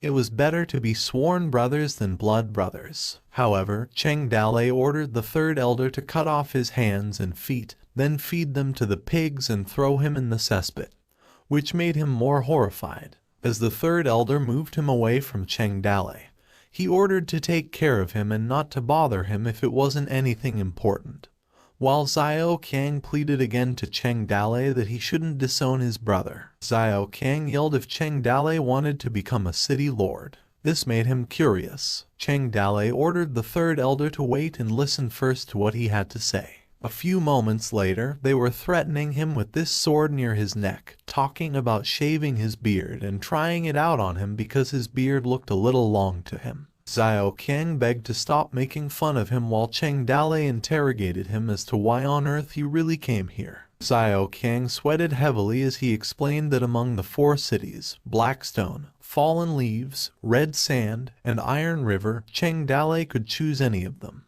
His lord would request this from the imperial court and reward it to him. Cheng Dale questioned what he was trying to say. Xiao Qiang further explained that Cheng Dale had turned the tide this time, defeated the Ring tribe by holding on to Qin New Mountain. It was said that he had made great contributions, and his lord couldn't let Cheng Dale bleed and shed tears. Tomorrow, his lord was going to host a banquet in the Rain and Wind Pavilion. The villagers, nobles, soldiers, and generals of Yuzhu would all be there, and all brothers of Toad Village could join them. The people of Yuzhu were waiting to see all the heroes, but Gao Fei who questioned the Rain and Wind Pavilion again. Xiao Qiang chuckled that before tomorrow, Cheng Dale better decide which city to choose, so his lord could also make early arrangements. Everyone had to attend. He would be waiting for them in the Rain and Wind Pavilion tomorrow. The Toad Bandits talked about which city would be most suitable for them and were surprised that Yang Longting gave them a city which they didn't expect in the battle, and at least they didn't fight for nothing. They went on talking since Blackstone had been destroyed, definitely not in consideration, so they had 3 cities left to decide: Fallen Leaves, Red Sand, and Iron River. They were cheerfully excited and kept talking about their promising future of becoming young generals, as it would bring honor to their ancestors rather than being mountain bandits, and people would not think of them as bandits anymore. They giggled as if it were a blessing in disguise, despite losing their Toad Village. But they got a city, and having a city they could do business in confidence, and the land would be more prosperous than before while Cheng Dale sat still. Cheng Dale thought that perhaps after becoming a city lord, there would be more ways to find containers for the system. Also find a good way for his brothers, while as for the treasure buried in the valley, they could dig it up later. Anyway, their legs would not grow if they continued running, and they would be able to get it when he became a city lord. Cheng Dale stood up and called the attention of his brothers. They would pack up that night and go to the Rain and Wind Pavilion the next morning.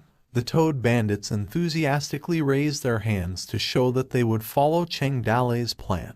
The next morning, in a mass burial with an offering and gravestone, they visited their brothers and told them their blood had not been shed in vain. Chang Dalei retorted that they all survived and their mountain fortress was destroyed. The Ring tribe had been driven away so their parents and children could live in peace. They were going to live a good life and no longer be spurned by others. Chang Dalei went on to say they were all leaving, and it was time to say goodbye to this place forever. Even if they came back to visit them, they wouldn't be mountain bandits anymore. Chang Dalei rode his horse and ordered his brothers to go. At Yuzhu official road, where the toad bandits were on horseback traveling the mountain road. They were talking and laughing on their journey. The law-abiding people were depressed every day. The ruffians sang merrily every night, riding a mule and harming others for its own benefits, starving with integrity and fairness, building or repairing bridges and mending roads for the blind, murdering and arsoning many children. Chang Dalei and his people saw an old man and child on their way, while the old man kept talking. He went to the western heavens and asked his Buddha, and Buddha said he could not do anything. Chang Dalei approached the old man and a child on his horse with a loud thud, carrying a banner that read, "See through the human world." Chang Dalei was about to be passed by the old man when the old man abruptly stopped. He looked back and asked where they were going. Chang Dalei said that they were going forward, then the horse stopped moving. The old man replied, "Don't go, go back," and there was no way forward there. Chang Dalei inquired why he couldn't go further. Was the road being repaired? The old man turned and explained that he was an old Taoist, knew roughly about righteousness. He understood a bit about yin and yang. He traveled around the world and told people the future to make a living. The old man approached near Chang Dalei and inquired if he would like the ancient Taoist to predict the future for him. He responded to what he was able to do, like palm reading with bones, 8 years of hand signs, yin and yang or astrology. The old man chuckled as he stroked his beard. Chang Dalei inquired if he could do it all, to which the old man replied he couldn't do any of it. Chang Dalei kept inquiring about tarot horoscopes, purple power, or spirit summoning, to which the old man replied no. If he really couldn't do anything, he could just tell him a joke, to which the old man was silent. Chang Dalei, who seemed irritable, inquired more about what he knew. The old man replied that he would never be able to do astrology. He knew nothing about palm reading with bones. There was only one thing that he could do. It was to see through the human world and let God show him the way. Chang Dalei inquired if he could show him the way too, to which the old man replied he only knew a little bit about it. The old man went on to say that there was no way to move forward. If he continued, there was only death, which Chang Dalei asked what if he went back. The old man responded that going back, there was no hope waiting for them. 9 times out of 10 of them would die. Chang Dalei then had to ask the old man where was his way of being alive. The 4 divine states and the 8 heavenly realms were his paths to existence. The old man replied. Chang Dalei was silent and looked pissed. The old man continued with his phrase, "See through the human world." Chang Dalei got off his horse, which made the old man confused. While approaching the old man, he remained silent and prepared his arm. Suddenly, his fist landed on the old man's face and fiercely yelled to eat his fist. Chang Dalei continued to punch at the old man, chastising him for what happened when certain people didn't speak clearly,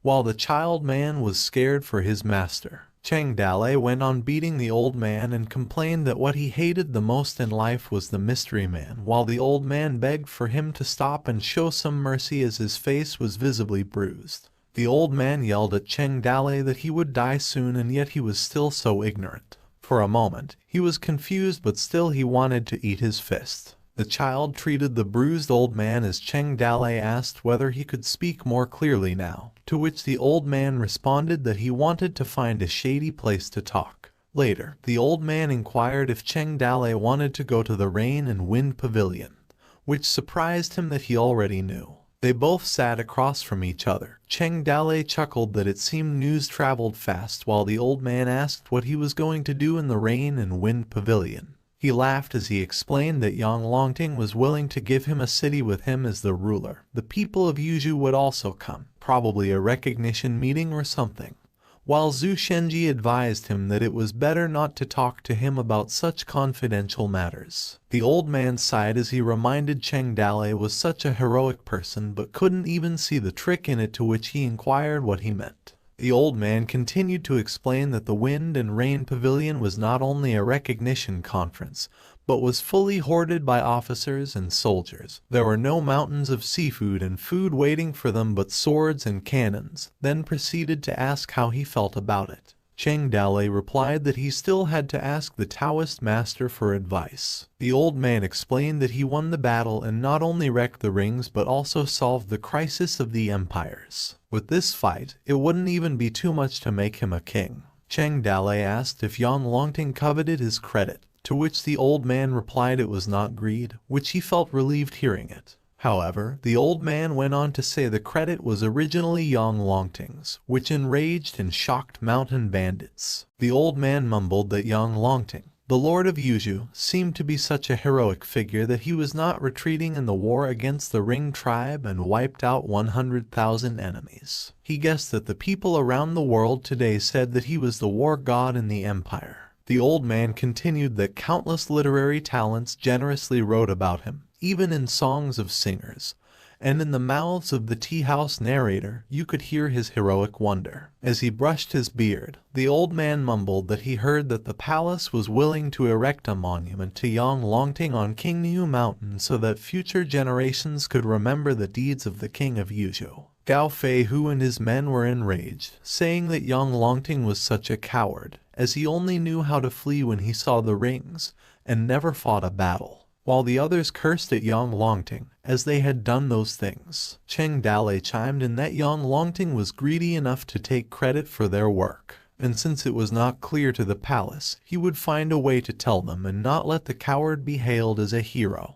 The old man believed that there was no point if he wanted to explain it to the palace. Cheng Dalei questioned why it was pointless. The old man sighed and said that Cheng Dalei was giving him the impression that he really knew nothing about the policy of the government. He asked him if he thought that he would receive the government's reward if he won a battle, as he claimed that it was not like that. The old man informed him that the policy of the government was far more complex than he could imagine, and so the same thing could produce a completely different result for different people. For example, the Northwest General Lin Wenchen, he fought the Ring tribe and refused to retreat, and eventually ran out of food, causing him to be unfortunately defeated. But he was considered a disgrace to the kingdom, and instead of dying by the rings, General Lin was executed in the palace, and his grave was spat upon after his death. The old man asked if anyone really knew what Yang Longting was. He disagreed, and it's something that many people didn't even want to know. And as long as the people around Emperor Ming said one thing, that Lord of Yuzhu fought well. Cheng Dalei was contemplating as he listened to what the old man was saying, that countless people would benefit from this, and those who benefit will hold Yang Longting up as the god of war of the empire. He questioned Cheng Dalei's identity, as he was just a mountain bandit that didn't fit in anywhere. The old man asked who could benefit from his victories. When he said he fought the war, they would say that was a mountain bandit who also wanted to compete with the merits of the god of war of the empire, and they asked how low he was. He concluded that a lost battle could become a won battle, and a coward could become a war hero, and that now Yang Longting has become the idol of the imperial soldiers and has been given a higher rank. But many people in Yuzhou knew that he actually was nothing to do with the contribution made by a mountain bandit named Cheng Dalei. As the old man pointed at Cheng Dalei, he said that if Yang Longting wanted to have a good time, he had to control this mountain bandit. And there were two ways to control him. One was to make him one of yourself, but he knew that this mountain bandit was clearly not a master of obedience. As the old man was about to say another method, Cheng Dalei's face darkened as he added that it was to kill him, to which the man agreed. Cheng Dalei clasped both his hands, thanking the old man for his guidance, saying that he couldn't thank him enough for his kindness, as he also asked the Taoist master to show them again which path they should take next. The master closed his eyes and paused. He began muttering Cheng Dalei's name, suddenly raised his staff, saying that he had just hit him really hard. The staff struck Cheng Dalei's head, turning his face dark. The master sighed as he felt much better now. Concerned, Gao Feihu and the others called for their village master, while the other men asked the master what he was doing. Cheng Dalei's hands trembled and he told his men not to be rude to the Taoist master. He mumbled that if it had not been for the Taoist master today, he would still be living in a dream, and had made his men jump into the fire with him without anything. Cheng Dalei called the Taoist master again, clasping both of his hands, asking him for guidance for the subordinate to unravel a secret. The master said that he would tell him more. He informed him that the front of Yuzhu had done splendidly, and all the city lords were trying to collect the benefits. So the lord of Yuzhu was by no means the only one who wanted to kill him. The master started drawing on the ground and said the first thing was that Yuzhu's army was waiting in ambush near the rain and wind pavilion for him to fall into their trap, while the Fallen Leaf City, Qixia City, Beizhen City, Tea City, and other forces with a large army surrounded and blocked the surrounding terrain.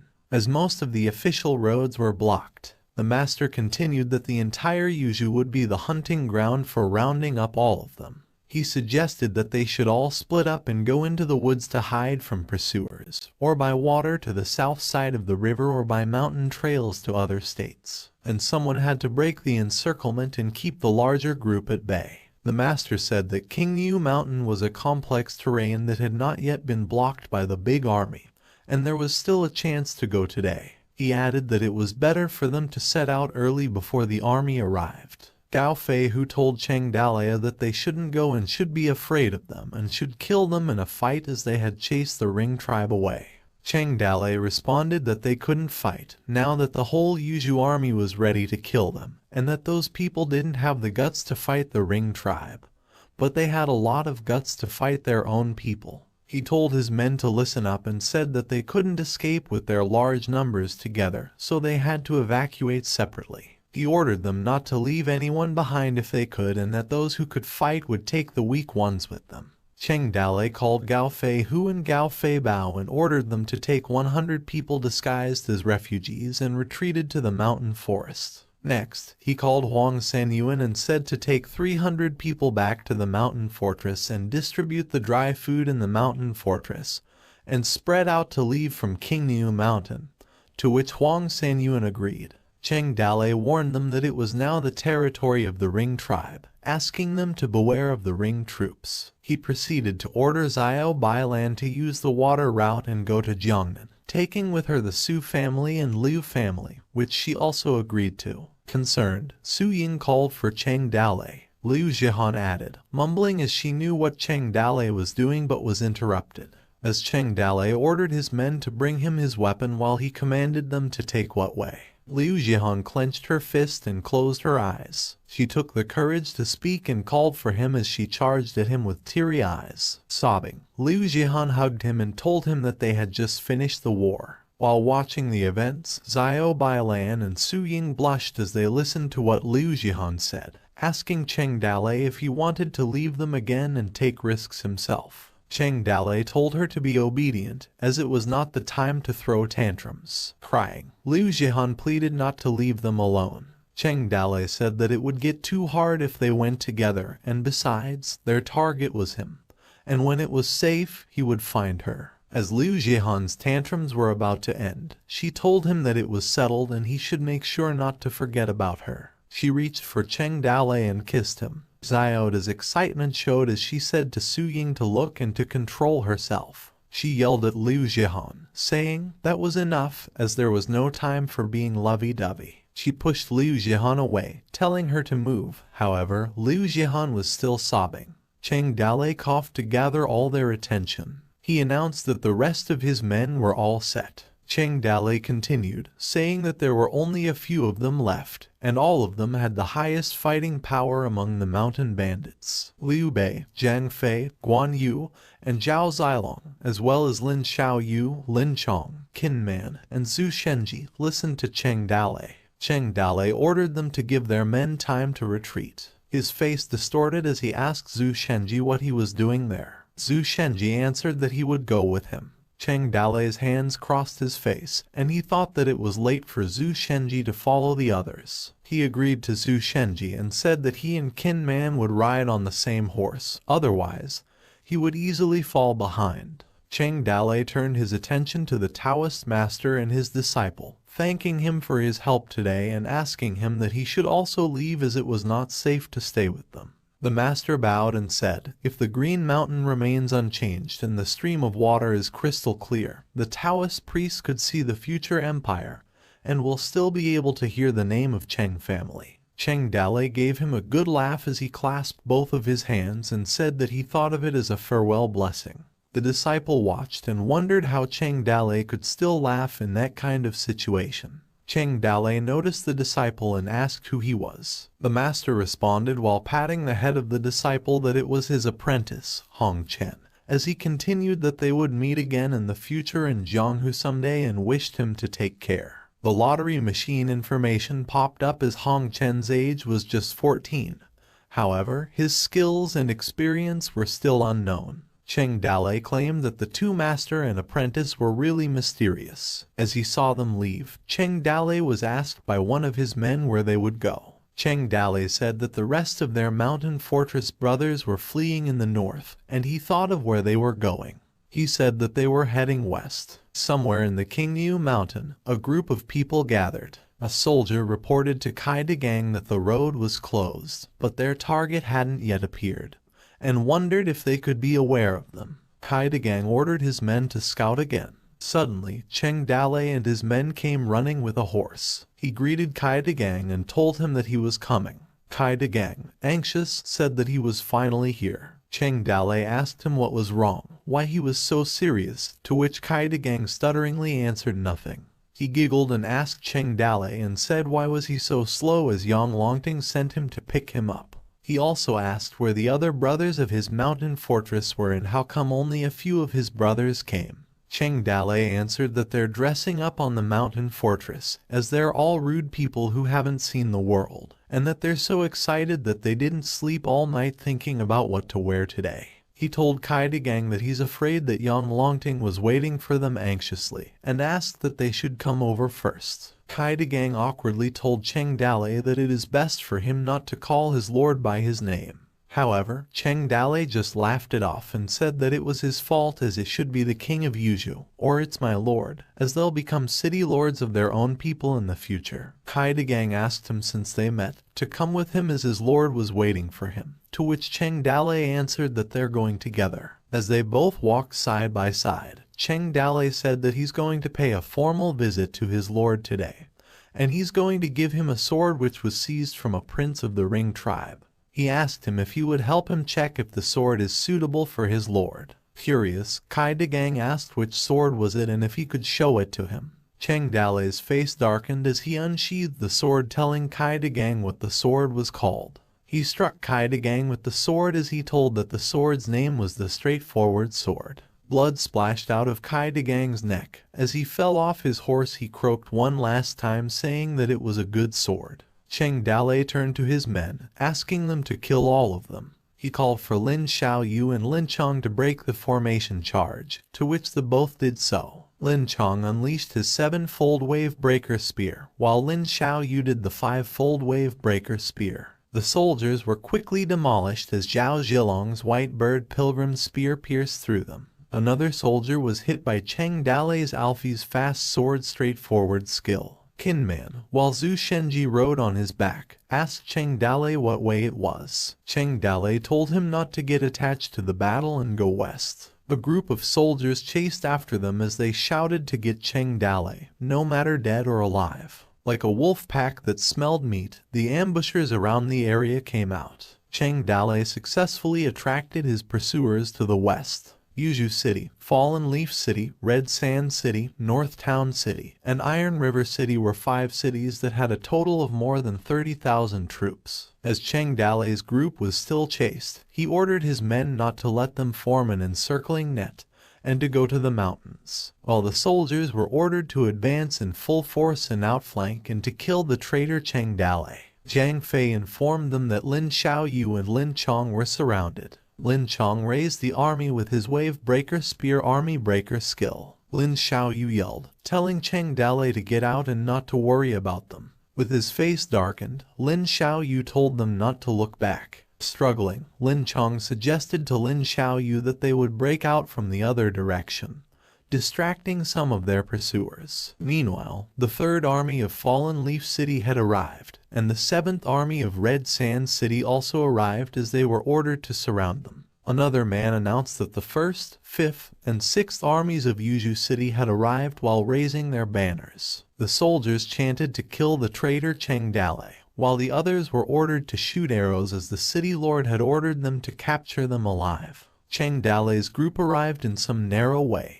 Zhang Fei grinned as he felt interested that there were more and more pursuers. Huan Yu, on the other hand, told them not to stay in the plain and to go into the deep mountains. Zhao Zilong added that there's a fork road ahead and that he'll wait for his brother and they'll distract the pursuers. He told Cheng Dale to take the opportunity to enter the mountain, while Liu Bei told them to turn left and bid his farewell to Cheng Dale.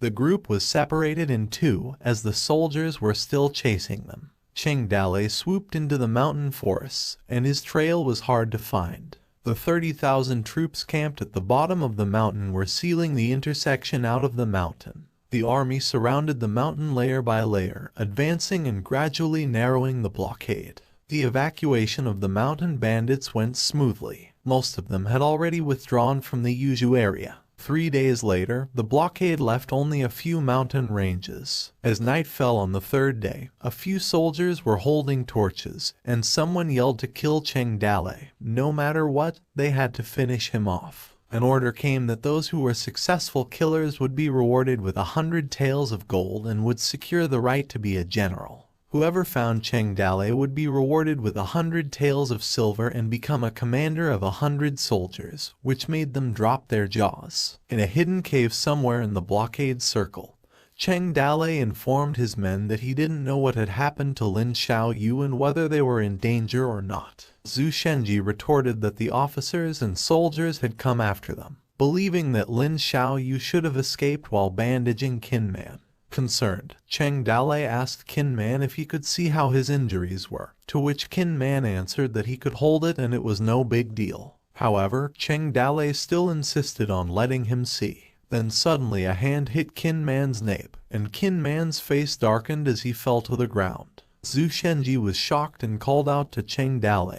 Cheng Dale interrupted, saying that the soldiers were, in fact, coming for him, believing that if he left, they would be safe. Zhu Shenji argued and told him not to do anything stupid, that if they didn't go together, he might not be able to get out. Cheng Dale also snapped Zhu Shenji's neck, making him unconscious. As Zhu Shenji's sight faded, he heard Cheng Dale saying that after he lured the soldiers away, he should get the opportunity to leave. Zhu Shenji's sight faded slowly as he called his village master in his thoughts. At some part of the mountain, there was a hidden cave. The soldiers were yelling to charge. Cheng Dale held his sword in front of him as he rode his horse charging towards the soldiers. He yelled at them, saying to come and kill him. The soldiers mumbled that Cheng Dale was coming, while someone ordered for the spearmen to advance and surround him. Another command arrived to shoot the arrows as the city lord gave orders that if they killed Cheng Dale, they would get a high position with high pay and bring honor to their ancestors. However, Cheng Dale charged at them without stopping, and the soldiers muttered that it was not good as their leader had been beheaded. Cheng Dale leaped towards a group of soldiers, making his way into a narrow road, while the soldiers yelled to go after him as he was breaking out, while the others were ordered to send the signals and chase him and shoot the arrows. A fireworks exploded in the sky, making the soldiers across the mountain notice as they believed that they had found the target over that area. Another soldier said to the others to leave some men to block the road. A voice added telling the 3rd Army to hurry and head over there. While escaping, a soldier told his men to listen to the order. The 5th Army troops should go around the forest valley ahead to intercept Cheng Dale. Cheng Dale held onto his horse tightly as he was getting away from the soldiers. Cheng Dale ran wildly, breaking out of the siege and led the pursuers to the west and fled to a mountain forest. His horse huffed in exhaustion, and moments later its movement began to be so clumsy, making Cheng Dale fall to the ground. Cheng Dale kneeled down as he mumbled to his horse that he had been running wild for several days and it hadn't been easy for him to hold up till now. As he patted his horse, Cheng Dale said that he'd better run for his life, to which the horse neighed. Cheng Dale stood up and walked forward, mumbling that if he didn't die, they would meet again, leaving his horse behind. The horse whinnied loudly. Cheng Dale, without looking back, moved forward. 30,000 officers and soldiers surrounded the mountain only to kill one person. Perhaps this would become a one and only unique history of the empire. Meanwhile, an officer ordered his men to search carefully and thoroughly and not miss a single tree or rock, while one notified the soldiers to narrow the area and set up roadblocks not to let him break out. A report came, bearing that General Hua's body had been found, and the entire squad he was leading was killed. Young Longting's eyes widened as he was in disbelief about General Hua's death and also wondered how they were all killed when he had dozens of men under him. The report continued that all of them were slaughtered and cut in the throat with a sword, and everyone was killed by a single sword. One officer added that Lei Zhen of Yuzhu, Zhang Lemon of Fallen Leaves City, Han Bao of Red Sand, Dong Fengmeng of Bizan, and Sun Lianshan of Iron River were all dead, claiming that Cheng Dale was actually good. While another one of the officers also said that those were the strongest people of all cities. The Ring tribe failed to kill them, but they died under Cheng Dale's sword. Another man also believed that Cheng Dale's strength was not weak if he could wipe out 100,000 cavalry of the Ring tribe in one fell swoop, while the other suggested that they stop sending more people, as it's just asking their men to die. While the other said that they should continue to surround the mountain until Cheng Dale forces out to show himself, and they'll shoot 1,000,000 arrows at him as he would certainly die. Enraged, Yang Longting slammed his hands on the table as he cursed. With a look of irritation, he told all of the men under him that Cheng Dale is all alone now and told them that they're a bunch of losers. He ordered all the soldiers to go into the mountains and surround him, as he didn't believe he could grow wings and fly, to which the soldiers obliged. Meanwhile at the mountain, an officer commanded his men to go up the hills and search well, not leaving their groups. After searching the mountain for 7 days, Cheng Dale was finally forced out. A sword clashed. As Cheng Dale fought a soldier while his hand was pierced with an arrow, he managed to cut 2 soldiers. Quite a few blood splattered from one soldier. The men were in shock as they couldn't believe that he also killed General Liu too, while the other said that another one was also killed. Wounded and exhausted, Cheng Dale knelt down holding his axe to balance himself while on his other hand was his sword. On the edge of death, one soldier told him that he already had no way out, as the soldier continued saying that resistance is futile, promising that they would keep his whole body intact if he finished himself. Cheng Dale spoke, questioning them if he had no way out. He rose and told the soldiers who were pointing arrows at him if they had heard of a kind of superb martial art called the Phoenix colorful body flying without wings. As he spread his arms like one surrendering, he said that hearts were linked as one, and he mentioned the fusion skill system. A system notification popped up and warned him that fusion function was available,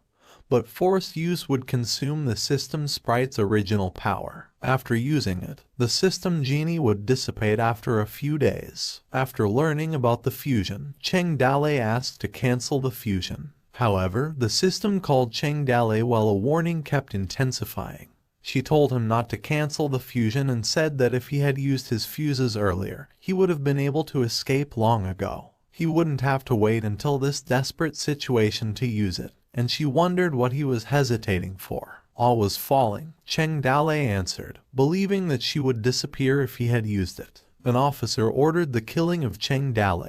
Hart continued, saying that if it weren't for him, she wouldn't have been born, and if he died, she would also disappear from the world. She told him to take it, as it was her last source of strength, making Cheng Dale glow in bright light. Cheng Dale apologized to her in his thoughts. Hart said that when she's gone, he doesn't have to worry and should reset the system quickly, and at that time, a new system sprite will be born. She continued that maybe the new sprite would understand him better than she did. The soldiers above the cliff were ordered to release their arrows. As a barrage of arrows fell down, hitting Cheng Dale, Hart bid her farewell to him. The fusion skill system spirit was capable of trampling the world of martial arts. Using Phoenix flying without wings was just like dancing in the sky. As Cheng Dale was dodging the arrows, he stepped lightly on a passing bird. Confused, the bird as some of its feathers fell. Rumor had it that mountain bandit Cheng Dalei had jumped into the 10,000 feet cliff while walking on the wind in the rain of arrows. 30,000 soldiers searched for his body for 10 consecutive days, but no trace of him was found.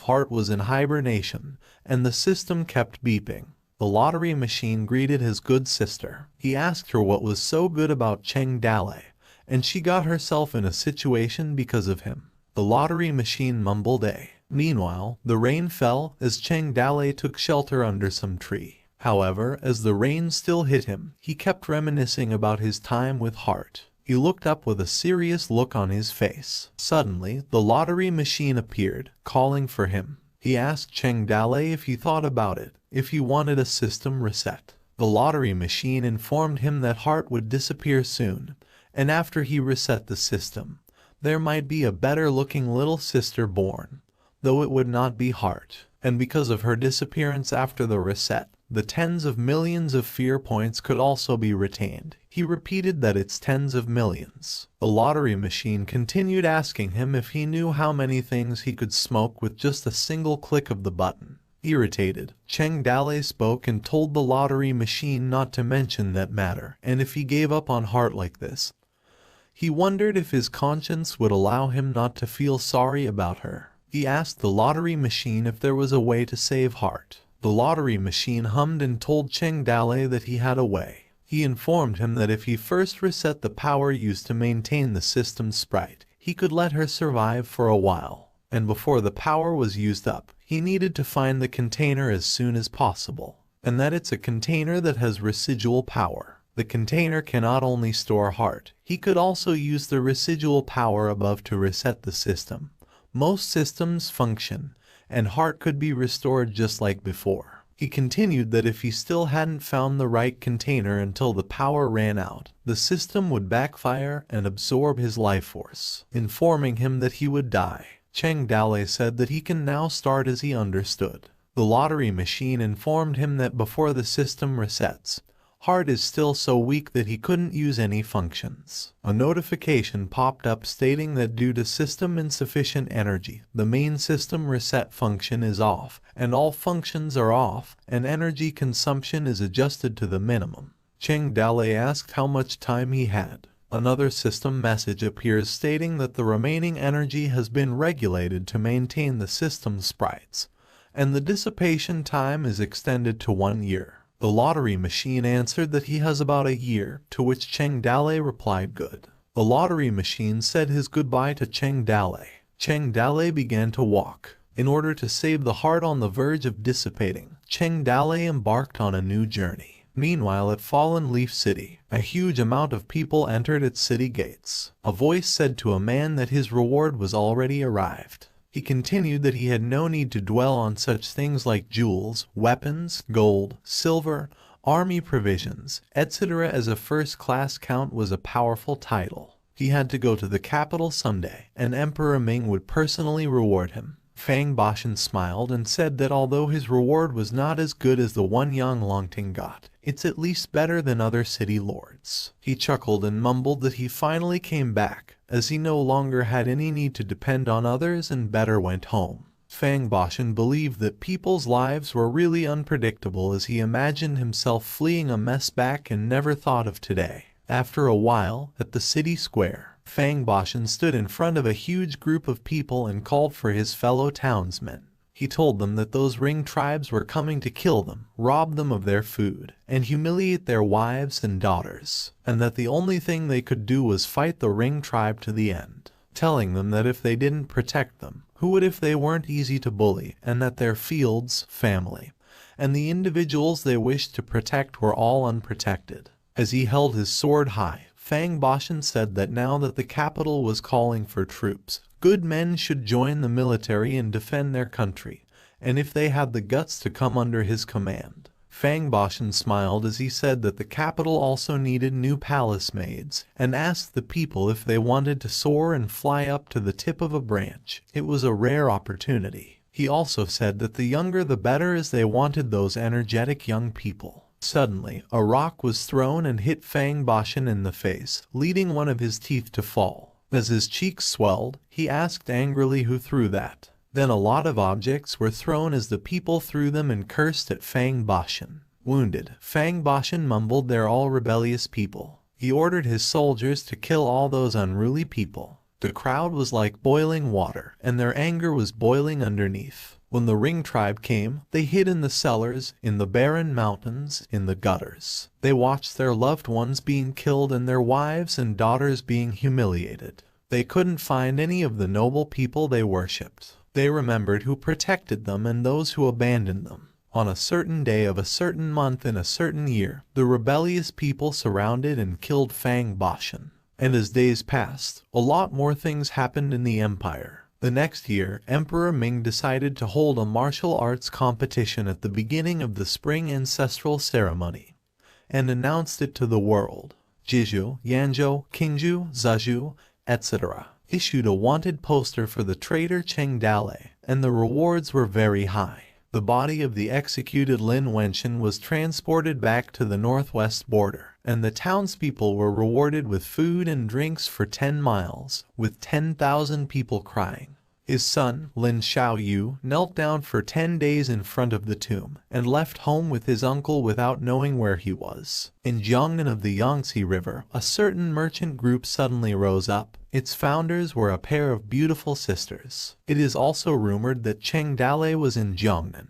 There are rumors that there were suddenly more bandits around the capital. And what is more puzzling is that there were so many mountain bandits, but they didn't fight for the territory. Rumor has it that Princess Mingyu returned to the capital, and the emperor was pleased and issued an imperial edict to find the trace of the sixth prince. Rumor has it that a strange Bulgar appeared in Jingzhou. And rumor has it that the Queen of Flowers was threatened by a big official and was rescued by a man. Rumor has it that a certain thing of the previous emperor in the royal tomb was stolen. And a lot of rumors still spread. Time flew by in the blink of an eye, and it was already half a year. 10 miles away from Jing City, a group of people traversed the mountain as a man asked if they were almost at Jin City yet. Another man answered that he was correct, and asked him if he was going there to take the test. The bald man agreed and said that since the imperial court had announced that they were holding a martial arts tournament, every martial artist had been rushing to Jing City as the way there had been very lively. At the roadside, a tea stall, the owner told his guests that the tea and meat dish they had ordered was here. He asked Zhu Shenji and his group if they were also rushing to Jing City to take the test. Zhu Shenji chuckled and responded that it was obvious that he was heading there with his eldest son. The owner was in disbelief and said that looking at Qin Man's build, he was sure he could become a centurion at least. Qin Man listened, as the owner said that if he were a few years younger, he would have joined the test himself even if he had to sacrifice his old bones. He would still take down a few Ring tribe generals with him. The other customer chimed in telling the old man to stop bragging. And if the Ring tribe were so easy to kill, why would the great generals back lose all their battles, getting beaten all the way to the imperial capital? While the man beside him said that it's just a shame that there's no one in the empire who's able to stop the Ring tribe. As the owner poured water, he asked them who said that there's no one as they have Yan Longting. In a single battle he killed over 10,000 enemies, helping all of the empire vent its anger. The customers agreed and said that if they could meet the war god this time and learn a few moves from him, they would be set for life. While the others questioned who doesn't want to learn from the war god and wondered if it's easy to meet that kind of figure. They might be able to get a look at the war god when the imperial court awards him. Zhu Linger, who was holding her cup, listened to a customer who said that if only their empire was filled with great generals like Yan Longting, the Ring tribe wouldn't dare to bully them anymore. Zhu Linger pouted and scoffed. The customers who noticed her expression pointed at her, telling her what she meant by that, and how dare she disrespect the war god, asking her if she does not know gratitude. While the other scolded the man and said that he shouldn't argue with her as the girl is still young, so she hasn't seen the world yet. Zhu Linger, with her hands crossed, cursed at the customers, asking them why she would respect him as their war god was just a stray dog, which made the people mad. Zhu Shenji calmed them down, asking them to please calm down and that his daughter was not good with words and had offended everybody. He asked Zhu Linger what she meant by dog shit, as it was not something a lady like her should be saying. However, Zhu Linger just scoffed at him. Zhu Shenji placed his payment for the food on the table and asked everyone if they could forgive his child, as she didn't know what she was talking about. He told them that they would be taking their leave first, as the customers responded for them to get lost. On Chang'an, the official road, Zhu Linger believed that Cheng Dalei was already dead, as they had been looking everywhere and still hadn't found him yet. However, Zhu Shenji said that 1 year ago, while Cheng Dalei was forced to jump off a cliff, the officials never found his body. He had a gut feeling that Cheng Dalei was still alive, but he just didn't know how to find him. Qin Man chimed in and said that for this time's imperial martial exam, all the empire's martial artists would be attending it. He believed that Cheng Dalei would definitely be there. Plus, the one surnamed Yang was there too. Zhu Shenji responded that after the Toad village fell, he claimed that many of their brothers had turned homeless, forced to wander the lands, and it was all caused by Yang Longting. Not only that, Yang Longting even stole the fruits of their effort and is now hailed as the war god. He continued that the Toad village did not need the glory, nor did it need the rewards, but they would not be easily taken advantage of. Otherwise, the brothers who died in battle would not have a peaceful death, as all of the survivors from the Toad village bore a grudge against Yang Longting. It's just that it's hard to kill him while he is hiding in the city, but this time they would have an opportunity. Qin Man believed that Cheng Dalei would come to Jing City if he was alive, and if Lin Xiaoyu and Ling Chong were alive, they would also be in Jing City. He also believed that the four brothers Liu Bei, Guan Yu, Zhao Zilong, and Zhang Fei would also be there, and as of today, as long as the brothers were alive, they would meet them there, at Chang'an imperial capital, Jing City. Meanwhile, at an inn, a voice asked if they had found anything. Zhu Shenji said that there were two major events in Chang'an recently. The first was the martial arts examination, and the second was Yang Longting coming over, as he was sure that there was no need to elaborate. He continued saying that he also heard another thing, that the Ring tribe's Hedan battalion was coming over to take away the imperial princess. And another thing was that the 6th imperial prince had been missing since a year ago, as his current whereabouts were currently unknown. Qin Man added that he also heard something while looking around the market, that there were 1,000 plus bandits residing on the Hulu Mountain near the east side of the city. The army tried to take them down a few times but failed every time. Qin Man believed that they might have been their missing brothers. Zhu Linger also pointed out that she found out that the biggest brothel in Chang'an was the Full Fragrant House, and that the most popular courtesan was called Yi Jidao, as Yi Jidao did not entertain guests, and there were numerous people who would spend thousands of gold and still failed to see her. She continued that for the martial examination this time, Yi Jidao had already announced that whoever won the tournament could have her. Zhu Shenji blushed as he rubbed his beard as he mumbled Yi Jidao's name. Qin Man told him that he did not think his body was capable of that anymore. Zhu Shenji retorted and said that he was still completely healthy. He told them that he was just wondering whether it had something to do with Cheng Dalei. Qin Man asked him how it could be related to him. Zhu Shenji chuckled and told Qin Man that it was nothing. He pointed at Zhu Linger and asked her how she had been able to find out about the news on the Full Fragrant House. Zhu Linger told him that she had gone in and pretended to sell flowers as they had let her in. Zhu Shenji said how could a little girl like her go into a place like that? As she recalled her time at the house, she informed Zhu Shenji that all the big sisters there were very talented and kind. She wanted to stay there longer and asked why she couldn't go there. Zhu Shenji's face darkened as she asked him if he also went there often. Stuttering, Zhu Shenji answered that when he went there, it was for work because she wouldn't understand even if he told her. Zhu Shenji said that there were still many things in Chang'an, and they should look around for more news tomorrow. If there was nothing, they would head to the Hulu Mountain. Zhu Linger asked if Cheng Dalei would be in Hulu Mountain. Qin Man believed that he should be there, as he would never forget his true nature. Meanwhile, Zhu Shenji overheard the conversation at the other table, stating that to enter the imperial residence like that, the toad was very impressive. The three of them quickly realized the word toad. The man couldn't believe that the imperial residence was full of experts, as they didn't detect even a single intruder, while the other man beside him said, what was the use of such an expert? At that time, even the imperial army was sent out to search the entire place, yet they couldn't find a single trace of the intruder. Then suddenly, someone interrupted them, asking what they were talking about. The man turned and said that he was talking about the great master that broke into the imperial residence, the flying toad. Smiling, Zhu Shenji asked the man if he could tell more about the matter. While the other man poured a drink into Zhu Shenji's cup, he asked him if he was new in Chang.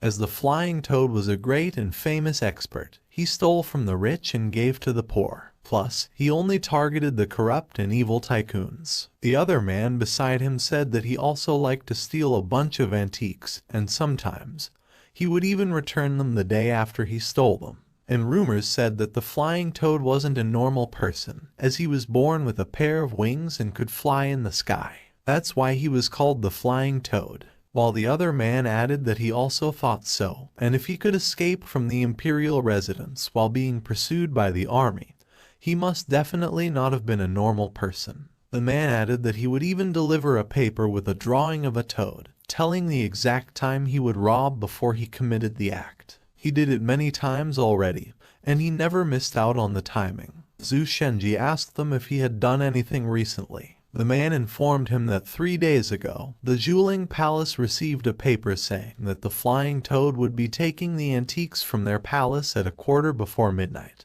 Zhu Shenji laughed as he said that great experts indeed were great experts. The way they did things was really different from their normal folds. Zhu Linger thought that the way the flying toad did things was very similar to how Cheng Dalei did things. Qin Man clasped both of his hands as he asked the men where the Zhuling Palace was. Night came as the three of them ran in the streets of Chang'an. Qin Man told Zhu Shenji that they were almost there. Sweating, Zhu Shenji agreed and said not to be too flashy or else he'll scare Cheng Dalei away. Zhu Linger added that they still didn't know if it was Cheng Dalei. Zhu Shenji believed that it might have been, as he had a feeling that Cheng Dalei was in the city right at that moment. Qin Man told them to be quiet, as the Zhuling Palace was right ahead. He asked them if they wanted everyone to know they were there. They arrived, and a huge group of people gathered. Exhausted, Zhu Shenji asked Qin Man if they had arrived, to which he received no answer. The crowd enthusiastically sold some food while others promoted their businesses. Qin Man and the others' faces darkened from what they saw.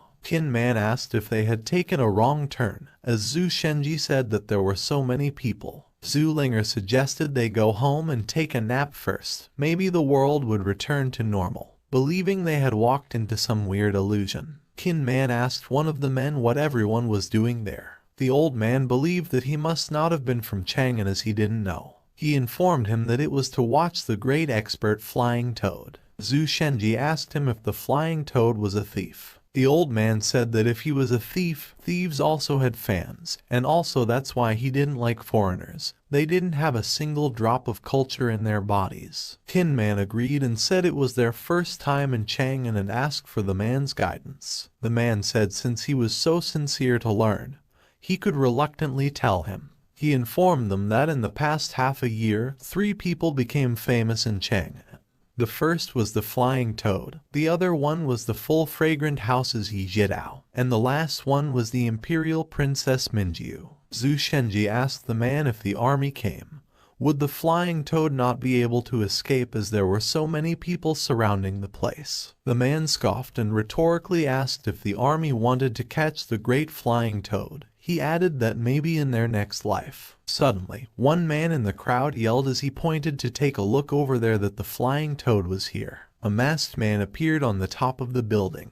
As he mumbled, why bother hiding in the night, when dark clothes shine brighter than a pearl's glow? But when you step through the sky to find a path, you can escape from God's wrath, the flying toad said. Dozens of people cheered at the flying toad as Qin Man just stared at him. The flying toad stood up and said that he'd already obtained what he came here for today, as it was like hunting fish in a barrel. He came and went like the wind, robbed the rich, and helped the poor. He was the great hero of justice, as he posed in a weird way. He told them his name. Tin Man's face darkened and claimed that at his build he was nearly identical to Cheng Dale. Zhu Shenji added that his shamelessness was also identical to him. Tin Man believed that the change of Cheng Dale was a little extreme. Zhu Linger suggested that they just went back and took a nap, believing that everything would return to normal after they woke up. The crowd yelled that the soldiers were here, which made the Flying Toad on alert. He told them that he would be going first and told them that he loved them all. He laughed as he leaped from building to building. Zhu Shenji ordered Tin Man to go after the Flying Toad and said not to let him out of his sight, to which Tin Man agreed. The Flying Toad leaped from one building to another while Tin Man was chasing behind. Tin Man wondered since when Cheng Dale had such a beautiful lightning-type ability. He claimed that he was almost like lightning in the dark. Tin Man was exhausted from all the running and cursed under his breath. He picked up a rock and thought that if he let him get away that day, it wouldn't be easy for him to find him again. As he was about to throw the rock, he told the Flying Toad to get down there and released it. The Flying Toad was hit from behind, which made a noise. He fell down to the ground and wondered where the stone came from. Behind him, Tin Man stood as he called for Cheng Dale. He knelt and asked the Flying Toad why he ran away when he saw them, which made the Flying Toad confused. Tin Man grabbed the mask and told the Flying Toad that he was wearing such a weird mask. As the mask came off, Tin Man was shocked. Zhu Shenji and Zhu Linger arrived asking Tin Man how the situation was and wondered if it's Cheng Dale. Tin Man told them to see it for themselves. Zhu Shenji and Zhu Linger didn't speak a word. The man behind the mask asked Tin Man to give him back his mask, as the Flying Toad never took his mask off. Zhu Shenji asked who the guy was. Zhu Linger grabbed the collar of the man and asked him to tell her why he was pretending to be the Flying Toad. The man asked Zhu Linger to calm down and asked her what she meant by pretending to be, as he really was the Flying Toad. Zhu Shenji tapped Zhu Linger's head and told her that it's alright. He said that they've been looking for Cheng Dale for most of the year, as it's like this every time. He sighed and told her that Cheng Dale might no longer be alive. Zhu Linger cried and said that it had been so hard for them to have hope. But every time it disappeared, and wondered where Cheng Dale was. Tin Man clenched his fist, making the mask crumble, and cursed. The man's face darkened as he saw his mask split. He asked the three of them what was going on, and since they didn't want to take him for a reward, they didn't have to work so hard to catch him. He suggested that they're just going to pretend they didn't know each other without accusing each other of anything, and asked them if he could go now. He also asked if he could have his mask back. The three of them gathered as Zhu Shenji asked what they should do with the kid. Tin Man said that since the man was injured by his throw, a lot of the work was already done by that, as he couldn't run anymore. Zhu Linger suggested that they should just hand him over to the government, as there would also be a lot of silver as a reward, and that they didn't have money or an onward journey. Tin Man believed that the man's contact did not seem small and warned them of his revenge. As the man was listening, Tin Man said that he had noticed that they were looking for Cheng Dale,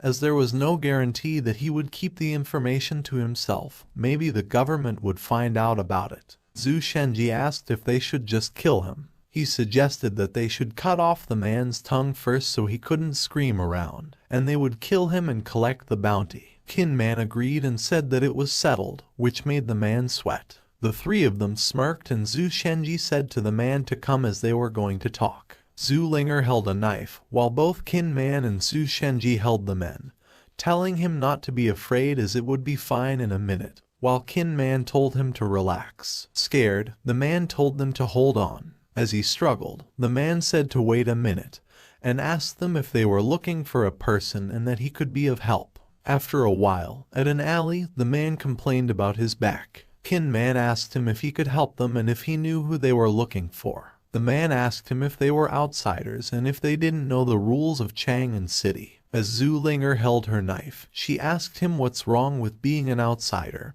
and also if an outsider had done anything bad to him. She threatened him that she would castrate him if he kept talking nonsense, to which the man didn't mutter a single word. Zhu Shenji hit Zhu Linger in the head and told her to watch her tone and that he should never have let her get that close to Xiao Bailang. The man chuckled awkwardly and thought that Zhu Linger looked pretty cute, but he didn't expect her to be so fierce. He asked them if they were bandits. Zhu Shenji asked him how he knew about that. The man asked another question about the area they were working in, whether it was the waterway, the dry way, or the Hulu mountain. He thought it was obvious enough that a young girl dared to pick up a knife. Zhu Shenji asked the man if that was something he should be asking and told him to tell them about himself. The man agreed and informed them that they had just arrived in Chang'an City and might not know the current situation in Chang'an yet. He mentioned that the city of Chang'an was so big that finding one person was like looking for a needle in a haystack, but there was one person who could help them. Zhu Shenji asked the man, to which the man answered, "Big brother." Annoyed, Zhu Shenji told him that he didn't need to be so friendly and just said his thing. The man said that he was talking about the person who could help them was called Big Brother. He said that there were many people pretending to be Big Brother Chang'an, but there was only one real brother Chang'an. The man informed them that if they wanted to find someone, he might be able to help them. Qin Man asked the man if Big Brother was the big boss. The man continued that Chang'an had an underground city. Killers, thieves, bandits, fugitives, hidden prostitutes, and so on. These people were nestled in the underground city, and that Big Brother was the master of the underground city. He told them that if the underground city toll was 10 copper, the 3 copper coins would fall in the hands of Big Brother, and if the people inside got into trouble, Big Brother would not bother them, as Big Brother was still a very righteous man.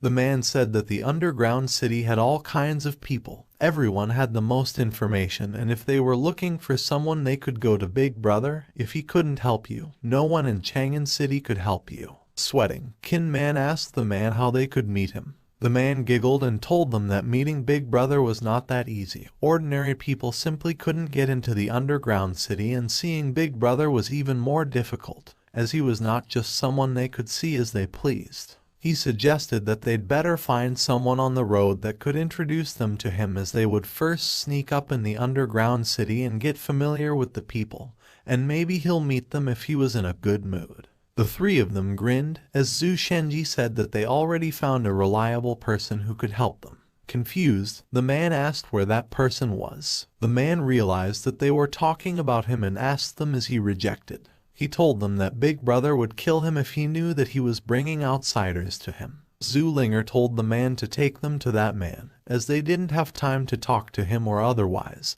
The man should prepare to be a eunuch in his next life. Qin Man also said that if the man refused, there was no use in keeping his 3rd foot, suggesting to break his hamstring. The man backed off towards a wall and told them he'll take them to the underground city right away. At Chang'an City Corner, Qin Man asked the man if there was a history of the underground city. The man answered that it was said that 30 years ago, when Emperor Ming ascended to the throne, he built a tomb for his ancestors, but soon after the tomb was finished, the Ring tribe invaded and Emperor Ming escaped from Chang'an. And when he returned to Chang'an, he heard the Feng Shui masters say that it was the bad Feng Shui of the tomb that brought the Ring tribe. Emperor Ming believed those words, so the tomb was abandoned. And over the past 30 years, the pace gradually became the gathering of all sorts of people. As the man opened and picked up the stone, a stair was visible and told them that they had already arrived. He told them to follow him and not to run around. The man informed them that night was the busiest time in the underground city, and below them was the night market of the underground city, to which Zhu Shenji turned to look. He continued that the city's night market was a place for gambling, singing, selling stolen goods, and all kinds of business, and also hiring fighters, buying slaves, killers for revenge, and hidden prostitutes, a variety of stolen goods, a variety of rare treasures, and unseen things. As long as you had money, you could buy anything in the underground city, the man said. As they climbed towards the stairs, 2 guards were guarding a huge door. The man told them not to talk nonsense in front of Big Brother. He informed them that Big Brother had a rule: if they wanted to ask him for help, they had to do something for him. Qin Man asked what it was. The man said that sometimes he would ask them their family heirloom, and sometimes he would ask to kill someone or steal a treasure, and also sometimes he would ask what you ate in the morning. The 3 didn't speak a word. The man greeted the guards and asked them if they had time, as he has friends in Jonghu and they wanted to ask Big Brother for a favor. Axie spoke first and asked the man if he got the treasure that Big Brother asked him to steal, and if so he could put it and he can go. Aku added and told the man to go back, as Big Brother didn't want to see outsiders. The man looked at the three and told Axie and Aku if they could please tell Big Brother that his friend's business was very urgent. A voice inside the door spoke, calling Axie, and asked him what's with all the noise and ordered him to let them in.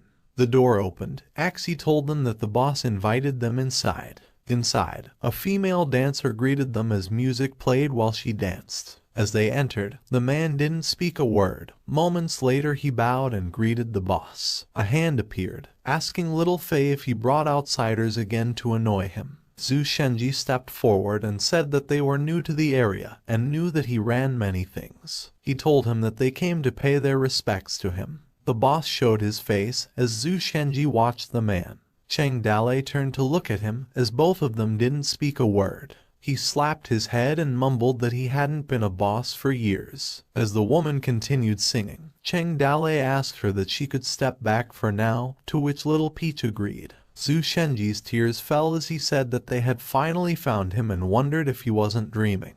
Cheng Dalei answered that he was real and not fake at all, asking him not to pinch him as it hurts. As Zhu Shenji pinched Cheng Dalei's face, he said that he's really alive. Cheng Dalei told Zhu Shenji to stop touching him as he already pinched him enough. Annoyed, Little Fei told them to stop and asked how they could be so rude towards Cheng Dalei. Tin Man asked Cheng Dalei where he had been for most of the year. Zhu Linger added that they searched hard for him. Cheng Dalei smiled and said that he understood that they were looking for him and asked why he wasn't looking for them. He ordered Little Fei to go down to get some good wine, as today his friends arrived and no one would return sober, to which Little Fei agreed. Little Fei thought that it was the first time he saw Cheng Dalei happy, believing that it seemed like they'd known each other for a long time. Moments later, they sat in front of the dining table. Zhu Shenji asked Cheng Dalei how he became like that. Cheng Dalei sighed and said that it's a long story. He said that the day he fell off the cliff, if it hadn't been for a friend who helped him with his life, his soul would have already been in heaven. Although he just barely escaped, it took him a whole month to heal the injury, and since he was looking for something, he wandered on. But Cheng Dalei's wanted list was everywhere, and he was afraid to show his face outside. But he still had some work to do, so he could not keep hiding in the mountains. He traveled far away from the Yuzhu area to explore the world in search of clues. So he sneaked secretly into the kingdom's top city, the Chang'an city. People like him, who couldn't just go out in public, hid in the underground city. The underground city was ruled by a boss before him, and when he first arrived, he naturally had a disadvantage and such. The guy rushed up to him and said, "Young man, you are still young, the days are still long. Take out the precious things on your body and in the future you will work for me, as you are my subordinate from today onwards." Cheng Dalei, at least, was once a village master who, of course, couldn't stand it. On the spot, he broke the guy's leg bone with a kick. Then he summoned dozens of thugs. After he knocked them all down one by one, Cheng Dalei replaced him and became the new boss of the underground city. He still had some management experience and he applied the carrot and stick judiciously. If someone was in trouble in the underground city, he would help. If someone made a mistake, he would also punish them. And later, he started bribing the high-ups in the government. Thus, the underground city acquired a protective shield. So in just 6 months the place flourished. Everyone called him boss, as they felt a deep admiration because of that. In the underground hideout, Cheng Dalei asked about the situation of the others. Shenji replied that Gao Fei Hu and Gao Fei Bao brothers were still in the south of the Yangtze River, occupying the mountain as bandits. He sadly added that, for the others, who were departed a year ago, they never met them again. Cheng Dalei sighed, expressing frustration at the chaotic state of the army and their lack of knowledge about their lost people. Kinman remained optimistic and mentioned that this time, many of their people would join the martial arts examination. Cheng Dalei also thought of the idea. He explained that he left a mark in the city to help their lost people find them. Curious, Kin Man inquired about the nature of this mark, admitting that he hadn't noticed it. Cheng Dalei clarified that he set up tea stalls with toads painted on their banners outside every city gate. He questioned if they were not noticed when they passed by. A whimsical moment followed when Kin Man, Linger, and Shenji tried to recall the painted toad on the signage. Kin Man recalled what Shenji had said about that mark. Linger answered Kin Man with her father's humorous comment about the fat puppy painted on the banner, while Shenji silently smiled. Cheng Dalei doubtfully said that there might be a reason why they could not find him. Suddenly, the young man burst in. He happily presented to Cheng Dalei that he stole from the imperial kitchen, explaining that it was the 18-year-old apricot flower liquor, while pouring the liquor into Cheng Dalei's cup. Shenji, perplexed by Fei Yuan, questioned Cheng Dalei about him. Cheng Dalei introduced Bai Fei Yuan to them. He shared the life of Fei Yuan. When he was young, his parents died, got raised by an old ape in the mountain, saw a living person at the age of 12 and had no other skills, so he became a burglar. He also shared the time Fei Yuan was caught by officials and saved by him. He told him that character disguise is important. Fei Yuan chimed in with a cheeky remark about Cheng Dalei's life. Without him, there would be no flying toad today. Amidst their conversation, Jai Tao called Cheng Dalei and explained that she knew that his friends were present, so she had taken the liberty to offer a toast of a cup of wine. She poured wine into her cup and drank it elegantly. While she drank, Shenji flusteredly smiled at her while Linger and Kin Man looked at her without much reaction. After she drank the wine, Jai Tao then assured Cheng Dalei that she wouldn't disturb him today. While placing the cup on the table, she mentioned that whenever Cheng Dalei wasn't feeling well, he could call on her. She was there for him, displaying graceful respect. Ji Tao included that she would wait for him. She said it with a hint of flirtation in her eyes. Cheng Dalei acknowledged her offer and suggested she go back and practice the new song he had taught her. He asked her to sing it for him the next time they met. Shenji was curious and asked Cheng Dalei about Jai Tao while he pervasively stared at her. With a proud expression, Cheng Dalei remembered her name and asked Shenji if he knew about her. Linger, however, expressed her disinterest, remarking that Cheng Dalei had fallen quite low. Cheng Dalei defended himself, claiming his innocence. He then shared the story of how he helped Jai Tao. He explained that when a big-shot person wanted Jai Tao's body, she was in a vulnerable situation, and Jai Tao asked him for help. He couldn't bear to ignore a weak and lonely woman at that time, so he decided to assist her. Cheng Dalei continued, saying that he taught her some songs, which she quickly learned, and it helped her rise to popularity, eventually becoming the first queen of flowers in the capital. Interested, Shenji couldn't help but emphasize Jai Tao's beauty, prompting bored reactions from Kin Man and Linger. Cheng Dalei maintained his innocence but couldn't help but wear a sly grin, acknowledging Jai Tao's beauty in the situation. However, Linger mentioned the names Flying Toad and Jai Tao while expressing her suspicion. She then raised the question of whether Cheng Dalei had any connection with Princess Minjiu, who was still missing, and whether Cheng Dalei had a relationship with her. Cheng Dalei calmly clarified that Princess Minjiu was actually Wanner, causing surprise among Shenji, Linger, and Kin Man. He wondered why they were looking at him in shock. The three of them went silent after hearing it. Axie interrupted their conversation with the news that a foreigner had arrived to visit him. He also reported that the foreigners had found their way through the tea stalls set up by their brothers at the city gates, suggesting that they might be the person Cheng Dalei had been waiting for. In response, Cheng Dalei gave the order to let them in. Liu Zhai expressed her unease about the eerie atmosphere. After they got inside, Liu Zhai questioned whether Cheng Dalei was really present. As the both of them walked through the room, Cheng Dalei and Su Ying locked eyes, and they both fell silent. Su Ying appeared surprised. Cheng Dalei greeted them with a smile, remarking that it had been a long time since they had last met. On the other hand, Liu Zhai couldn't contain her excitement and rushed to hug Cheng Dalei with joy, embracing him tightly. At the same place in the underground hideout, a man with a pleading expression was sharing his awkward situation with Cheng Dalei. He began by describing Chang'an as a place where his ancestors had lived for generations. The man revealed that the restaurant he owned had been passed down from his grandfather to his father and eventually to him, having been in his hands for 2 decades. The man recounted a recent incident where the palace butler had visited his restaurant and ordered a roasted goose, a glass of floral wine, and 4 small dishes. He explained that the customer had consumed the entire glass of white wine and half of the roasted goose at his restaurant. After consuming the wine and half of the roasted goose, the butler fell ill at home and blamed the restaurant's food, demanding 1,000 silver coins as compensation. He also explained that the recipe for roasted goose had been passed down through generations in his family,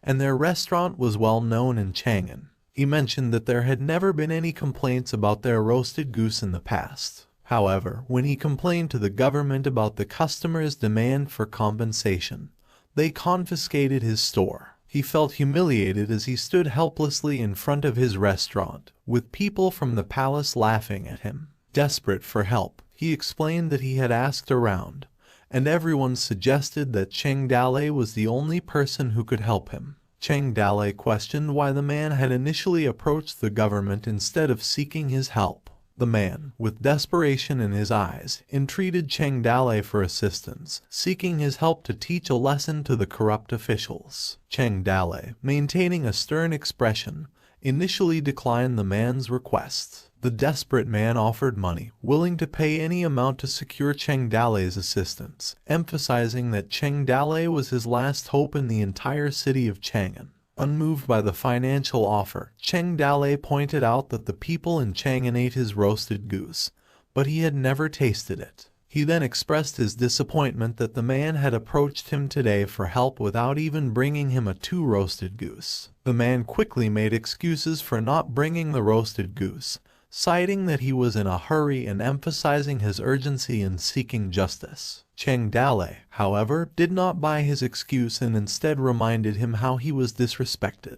He treated him like a tyrant, a murderer, and even brought silver to ask Cheng Dalei to kill someone. The man was without a response to him while gritting his teeth. Cheng Dalei understood his predicament. He then mentioned that the man started his restaurant with the hope of making money and believed that the law and government would protect his interests. Cheng Dalei continued, revealing that the man never sought his friendship, causing the man to leave searching for a response, unable to find a reason. He highlighted that the man only sought help to get his right when he had no other choice left, and noted that throughout their conversation, the man failed to address him as boss. In response, the man stuttered, while hesitantly addressing Cheng Dalei.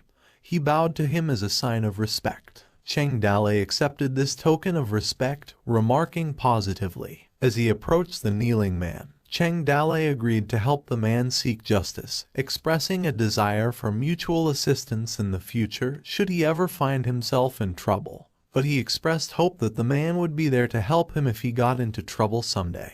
The man was visibly nervous, acknowledging Cheng Dalei's request for reciprocal support. On the other side of the room, Qin Man, Shenji, and Linger observed the situation. They were all stunned and speechless. Fei Yuan then chimed in, conveying Cheng Dalei's belief that a person's image held significant importance, and he said it with a proud expression. After that moment, in the Chamber of Commerce of Su, the inn where they were staying, Su Ying confronted Cheng Dalei. She began by noting that a few months ago, Cheng Dalei had come to the south side of the river but had not shown himself, leaving only a message. Su Ying mentioned that Cheng Dalei had tasked her with collecting the relics of kings and generals, which she had now brought. She asked if there was anything specific he wanted. Su Ying expressed her concern about Cheng Dalei's busy schedule over the past few months, wondering if he had become so occupied that he couldn't find time to visit them. Cheng Dalei explained that his underground men had also received orders to steal treasures from wealthy nobles, except for the royal treasury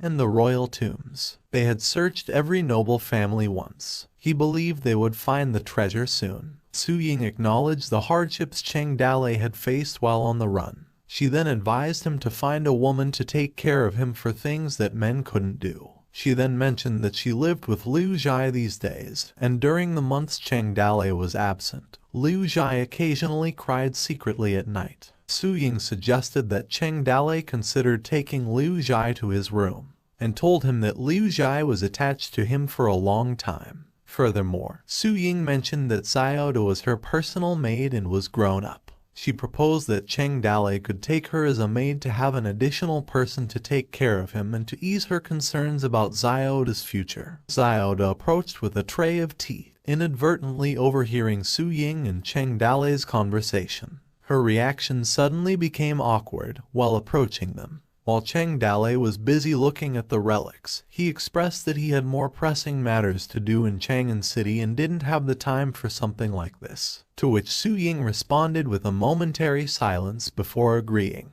She fell silent again and displayed a demure expression before eventually speaking up. Su Ying then asked about the matter concerning Zhai Tao, which seemed to stir a noticeable reaction in Cheng Dalei. Su Ying voiced out her concerns, highlighting that she wasn't a jealous woman, yet she questioned Cheng Dalei for not visiting them for months. She asked what he was doing with Zhai Tao and Chang'an, expressing concern about what people might think of them. Her face turned red as she expressed her concern. Cheng Dalei, with a slight tremor in his voice, nervously reassured Su Ying that he and Zhai Tao and Chang'an were innocent and told Su Ying not to listen to other people's nonsense. Su Ying responded with a subtle smile and let out a small chuckle. She continued, acknowledging that she believed Cheng Dalei and Zhai Tao had not done anything wrong. She blushed while mentioning the way Zhai Tao looked at Cheng Dalei, implying that it seemed like Zhai Tao had feelings for him. As she stood up from her seat, Su Ying offered guidance, urging Cheng Dalei not to mislead people and suggesting that he should resolve the matter before it became a problem. She expressed her coldness as to whether Cheng Dalei chose to accept or end his relationship with Zhai Tao. Su Ying then noted that it was getting late and mentioned she was going back to her bedroom. Blushing, she suggested that Cheng Dalei should come over to get some rest once he was done working. Cheng Dalei remained motionless, his expression frozen, seemingly lost in contemplation about the complexities of a woman's heart, noting that it was like a shallow needle in the sea. Midnight, Cheng Dalei continued to carefully examine the various pieces of jewels, relics, and other items scattered. He pondered silently, recognizing the authenticity of these treasures. He thanked Su Ying's clear-sighted skills, that most of them likely belonged to kings and princes. Cheng Dalei's thoughts, mentioning that he was searching for a suitable container for quite some time, and his frustration was visible. He wondered to himself whether it was truly hard to find a suitable container. Suddenly, as he pondered his thought, he recognized the uniqueness of the treasure. As he picked up the treasure from the box, the system suddenly beeped, indicating that he had acquired the container. Cheng Dalei's face contorted in shock as he recognized the relic's name. Chosen Son of God, Emperor Guanwu, Liu Xiu. The system chimed in, establishing a link now that Cheng Dalei had obtained the container. It warned that the container had limited capacity, only suitable for storing the system's sprite. Another beep indicates that a decision had to be made to transfer the system's sprite or not. Cheng Dalei agreed, and the system's sprite was successfully transferred to the container. The system then announced that the system administrator, Xin, was offline. It presented to him the option to reset the system.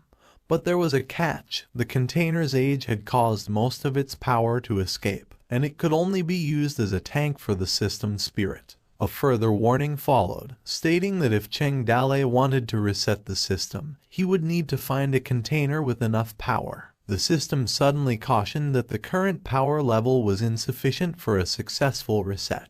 In the underground world, Aku approached Cheng Dalei with updates. He informed Cheng Dalei that the Jiang Palace was lost a night glow pearl, and couldn't find it after searching everywhere. They were now seeking their help in finding the pearl. Cheng Dalei, while lying on his bed, responded, and instructed Aku to bring the person responsible for the pearl's mission to Xiao Fei, who possessed the pearl. Cheng Dalei emphasized the need for caution and to avoid Xiao Fei falling into a trap. which Aku acknowledged the orders. Next, Aku brought up a conflict between the Black Fox Gang and the Iron Burden Gang over territorial disputes. He sought guidance on how to deal with the matter. Cheng Dale responded with an insult, questioning if they were beggars, expressed surprise that cultured people resorted to violence, and instructed Aku to tell them to split the territory in half with no violence allowed. Aku once again acknowledged the orders. Aku then reported another situation in which the Shenwu escort team had been robbed by Hulu Mountain while escorting an item. They were requesting their help to recover it. Cheng Dale expressed his lack of interest in helping the Shenwu escort team recover their stolen goods, suggesting that if they had failed to pay tribute to Hulu Mountain, they should learn a lesson and suffer a little. He seemed unwilling to assist them, to which Aku agreed. Aku then mentioned another report that the leader of a troop, whom Cheng Dale had previously saved from jail, wanted to meet him and personally express gratitude. Aku inquired if Cheng Dale wanted to see him. Cheng Dale appeared curious as he stood by his bedside and sat down, asking if it was a good idea to meet him. Aku mentioned that the leader of the troop Cheng Dale had rescued was a male, which led to Cheng Dale's response to Aku to tell them to get lost and not to bother him. Aku nodded and acknowledged Cheng Dale's decision. Just as the conversation was concluding, Fei Yuan entered the room with news from the imperial residence, specifically about an event scheduled for tomorrow afternoon at Chang'an's wine house. Later in Chang'an City, Shenji couldn't help but question Cheng Dale's if he put on makeup when he went out. Cheng Dale sighed and explained that he had to wear a disguise when he went out because his wanted posters were plastered all over Chang'an. Without a disguise, he would essentially be a walking pile of silver. Curious about Cheng Dale's future plans, Shenji asked if he intended to remain in Chang'an or if he would seek another mountain to rule over and find their missing brothers. Cheng Dale expressed his opinion that despite the appeal of Chang'an, there were too many laws in the city compared to ruling over an entire mountain. However, he mentioned that he had some things to do in Chang'an, prompting Shenji to confirm and change the topic by asking who they were going to meet next. Cheng Dale responded that they were going to meet the boss. Shenji was surprised and asked him if there was still someone higher up than him, to which Cheng Dale revealed that there was indeed a boss above him in Chang'an and emphasized the importance of having someone to rely on in Chang'an.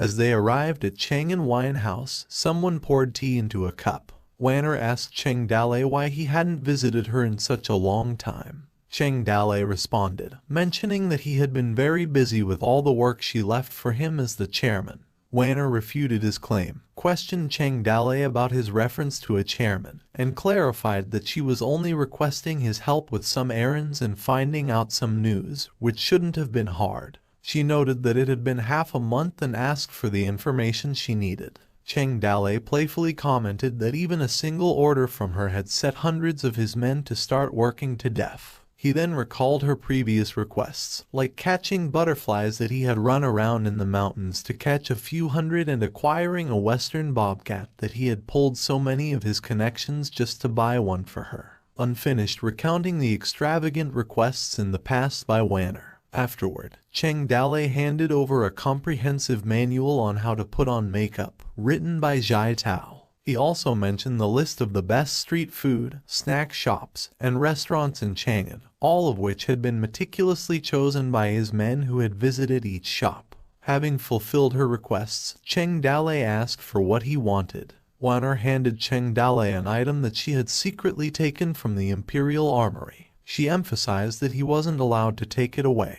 Cheng Dale recognized the item Wanner had shown him, stating that it was the founding Emperor Lai Manzi's long spear. As he finished examining the weapon, Cheng Dale realized that the relic wasn't the key he had been searching for. He pondered the past story of the legend Lai Manzi with only his spear ending 19 years of war and creating the Great Dao Empire, but came to the conclusion that the key didn't lie with the weapon. Satisfied with his brief inspection, Cheng Dale handed the weapon back to Wanner, who was puzzled by his lack of interest, asking Cheng Dale if he didn't want to look at it further. She commented on his weird behavior, mentioning that all effort was just to take a single look to see her ancestor's prized weapon. He chuckled and explained that he admired ancient heroes and felt a sense of fulfillment in his heart upon seeing their legendary treasures. Suddenly, Cheng Dale changed the topic by inquiring about the reason why she was looking for him, reminding her that they were in agreement in which he would run errands for her in exchange for taking a look at her family's treasures. Initially, Wanner couldn't utter a word because she hesitated in her request and her face turned red.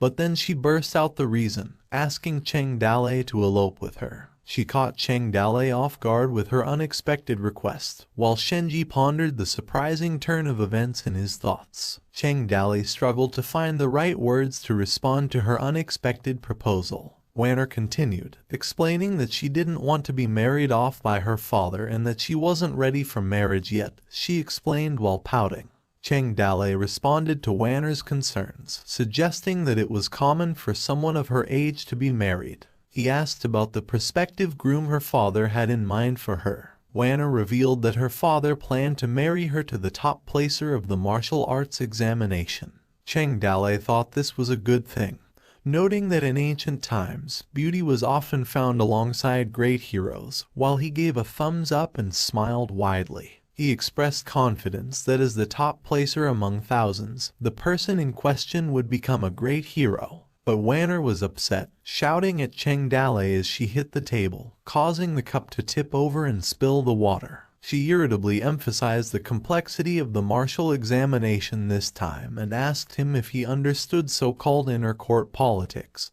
to which Cheng Dale asked Wanner to teach him about it. In response, Wanner pouted, as if she found it hard to believe him. However, Wanner still explained that the upcoming examination would not only assess martial arts but also troop formations, war strategy, and commanding ability. She mentioned that there were 3,600 spots allocated for representatives from cities across the empire, and each city would select talents to represent them in the examination this time. Cheng Dale expressed his amazement at the size of the empire, noting that among the 3,600 chosen people, there were definitely plenty of experts. Wanner straightened up in her seat as she responded that there wouldn't be many experts, but rather a lot of nobles. She then asked Cheng Dale if he knew how the representatives for the examination were chosen. Cheng Dale speculated that the representatives would likely excel in both pen and sword, with local competitions choosing those who excelled the most, who were then sent to the examination. However, Wanner made it sound as if she wasn't satisfied with his explanation. Cheng Dale questioned Wanner, asking if she was implying that it was not like what he had described. Wanner explained that the imperial court was paying a lot of attention to the examination this time. She mentioned that even if the participants didn't win in the end, a good performance could still be viewed highly by the court. She continued to describe how the chances to participate in the examination were distributed. Some spots were quietly given to influential families, while others were auctioned off to the highest bidder. Shenji interjected, questioning whether this would turn the martial examination into a feast for the nobles. Cheng Dale considered the implications of this new information. He realized that this examination could be more complicated than Wanner had initially thought. As he thought about the past, the imperial court only held academic exams and never martial ones, and it was an opportunity for people from Jianghu to showcase their skills and potentially rise in ranks. He considered the possibility that people from Jianghu might try to rob an official token from those coming to take the exam and use it to enter the test. Cheng Dale contemplated that in this era without pictures, he could claim the name on the token as his own, and no one would be able to confirm if his name was truly Zhang Mazai or not. He mused on the idea that among the individuals who had already entered the exam, there might be a considerable number of bandits and murderers. Cheng Dale found the situation increasingly interesting. He let out a smirk. Cheng Dale chuckled despite the seriousness of the matter, which didn't sit well with Wanner. She questioned his laughter, clearly annoyed by his reaction. Cheng Dale brushed off his laughter by coughing and urged Wanner to continue with her explanation. Wanner emphasized that with the current level of conflict among the people, the competition for the top position was intense. Whoever secured it would command the border defense forces and receive land and authority from the court. She pointed out that the nobles, whether from scholarly or martial families, were fiercely competitive and all wanted the winner to be someone from their families. Wanner mentioned that the host of the examination was also from a noble family. Cheng Dale noted the conflict of interest where the organizers of the examination were acting both as referees and competitors in the competition. Wanner expressed her concern about how the examination would assess military strategies, as they couldn't engage in actual war with each other, but merely write it down on paper. She continued, stating that whoever they claimed to be unqualified was unqualified. Cheng Dale expressed his understanding that the judges were already corrupt. He questioned whether her father was aware of the corruption surrounding the examination, and whether he was willing to let this mess continue. Wanner revealed that her father was aware of the situation and intended to marry her off to the top placer in order to establish a connection between the royal family. With a shallow expression, Cheng Dale commented on the emperor's ruthlessness. Wanner expressed her reluctance to become a political tool and her desire not to be married to anyone, emphasizing that even if she were to marry someone, she passionately aspired to marry a great hero who led millions of elite soldiers under his command, much like the legendary war god Yang Longting, who repelled 100,000 ring tribesmen, her admiration evident in her expression. Wanner, with admiration and delighted eyes, mentioned the empire's god of war, Yang Longting, who was renowned for annihilating 100,000 enemies. However, Cheng Dale and Shenji couldn't help but hold back their laughter upon hearing her statement. Puzzled by their reactions, Wanner inquired about their amusement. Cheng Dale couldn't help but burst into laughter, playfully suggesting that Wanner read more books to enhance her aesthetics. Shenji cleared his throat as he stopped laughing. Wanner then continued her statement, expressing her expectation for Cheng Dale to help her now that he was considered one of her people. However, Cheng Dale hesitated, explaining that he couldn't leave Chang'an just yet as he had something to do. Wanner, somewhat disappointed, responded by saying she already suspected Cheng Dale was waiting for the imperial examination results. She decided to make arrangements on her own and asked him to help her with something. Cheng Dale, displaying his determination, offered to ruin the martial arts examination if that was what Wanner needed. He was ready to gather his people and create chaos in Chang'an in 10 days to prevent the examination from succeeding. Unimpressed, Wanner told him to stop being so violent, that he was really a mountain bandit. Cheng Dale sought clarification from Wanner and requested that she specify what she needed him to do as he expressed his confusion. Wanner proposed a plan to Cheng Dale, explaining that it would allow him to participate in the martial arts examination and eliminate the things she found ugly and repulsive. However, Cheng Dale, expressed doubt, stating that he was just a mountain bandit and had no desire to win the martial arts examination to become a border guard for the empire. Wanner clarified her intentions, noting that she didn't want him to take the imperial examinations. Instead, she wanted him to be an examiner. Cheng Dale appeared hesitant and questioned how she was able to put him in the examination room. Wanner reassured him, revealing that she had already checked it. She explained that there were 100 examiners this time, representing various factions,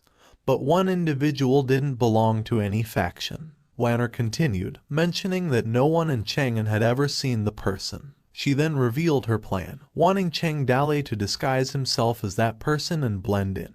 Prompting Cheng Dale to inquire about the identity of the person, Wanner disclosed that it was Northwest Yun Xiaoguan Guard General Niu Sanjin. After their conversation 10 miles away from the official road to Chang'an, a couple was on their journey toward Chang'an. But the wife was growing impatient, asking her husband about their proximity to Chang'an and the urgency of their child's hunger. She implored him, urging him to pick up the pace. Anxiously, the wife raised the issue of their lengthy journey and questioned her husband whether they were heading the wrong way once more. The husband defended himself, explaining that he never was to Chang'an before and blamed Kan Chai for providing incorrect directions. Exasperated, the wife sighed and lamented her misfortune, expressing regret for following him. The husband attempted to reassure her, mentioning that their situation would improve once they arrived in Chang'an, where he was transferred by the imperial court. It revealed that the husband was Yun Shui Guan Guard General Niu Sanjin. However, their journey was interrupted by Cheng Dalei and his group, who ambushed them on the road and demanded toll fees or threatened to harm them. Cheng Dalei asserted his ownership of the mountain road and demanded all of their belongings as a toll fee for passage. He further issued a menacing threat, hinting at potential harm if his demands weren't met. 4 of them were covered in masks. Sanjin's wife, taken aback by the sudden encounter with these apparent bandits, expressed her regret, implying that marrying Sanjin might have been a mistake. She even stood up from her seat in agitation. Although displaying a touch of fear in his expression, Sanjin attempted to reassure his wife, assuring her that he was there. Sanjin, with a resounding battle cry, unleashed his swords in a burst of anger. He boldly confronted Cheng Dalei's group, accusing them of being bandits who dared to rob an imperial military officer. He pointed his swords at Cheng Dalei's group, his fury evident. Cheng Dalei inquired if he indeed was Niu Sanjin. Niu Sanjin confirmed his identity as the Guard General of Yun Shui Guan. Shenji chimed in with historical context, mentioning that hundreds of years ago, the ancestor Sanjin had gifted a horse to their great ancestors, which led to him being assigned to Yun Shui Guan. The duty had passed down through generations, and now it was in the hands of the 5th generation Niu Sanjin. Shenji continued, explaining that in the previous year, during a large-scale invasion by the Ring tribe, Yun Shui Guan hadn't lost a single soldier in the conflict, which had earned them recognition from the imperial court. Cheng Dalei made a humorous remark about Yun Shui Guan's poverty and limited number of soldiers. Shenji then mentioned that Emperor Ming appreciated the Niu family's dedication to guarding Yun Shui Guan for generations without asking for resources for many years, which was recognized as the backbone of the empire. Sanjin, after revealing his identity, displayed a confident demeanor and expressed his satisfaction after Cheng Dalei learned his name, suggesting that he should back off. Shenji added more context, explaining that the imperial court designated Sanjin as an examiner for the martial arts examination, emphasizing that Sanjin did not belong to any faction. Cheng Dalei called upon Kinman, who promptly acknowledged the order and proceeded to engage in an attack, attempting to tie Niu Sanjin and his wife. In response, Niu Sanjin bravely faced the confrontational attack, challenging Kinman and mentioning his technique, the whirlwind chopping autumn wind sword. As the battle raged on, Niu Sanjin emitted cries of pain, vocalizing his struggle to break free. Despite Sanjin's bruised face, Linger noted his square face, purple coloration, wide mouth, and long beard. She questioned his appearance, wondering if he truly matched the description, and questioned whether he was a bandit. Kinman, with a satisfied smile, announced that he finished tying them up. He even placed his foot on Sanjin's back to assert control. His wife expressed regret for marrying him, and their son called out to his father. Sanjin, despite his injuries, emphatically questioned the audacity of anyone trying to impersonate him, asking what they wanted from him and pleading for the release of his wife and son. Cheng Dalei instructed Kinman to take Niu Sanjin and his family to Hulu Mountain and hide them there, as he was done wearing Sanjin's armories. He also instructed Kinman to return to the underground city and let Su Ying manage its affairs. Shenji and Linger pretended to be his old slave maids. With their plan in motion, they continued their journey, now approaching the city of Chang'an. At Chang'an Palace, Cheng Dalei was stopped by the eunuch. He held a portrait, inquiring if the representative Cheng Dalei was the real Sanjin. Cheng Dalei, who was disguised as Sanjin, affirmed that the portrait represented him. However, the eunuch remained skeptical, suggesting he looked nothing like the portrait, and questioned if Cheng Dalei was pretending to be someone else. Cheng Dalei calmly explained that he had been fat at the time. The eunuch continued to assert that the portrait did not resemble Cheng Dalei.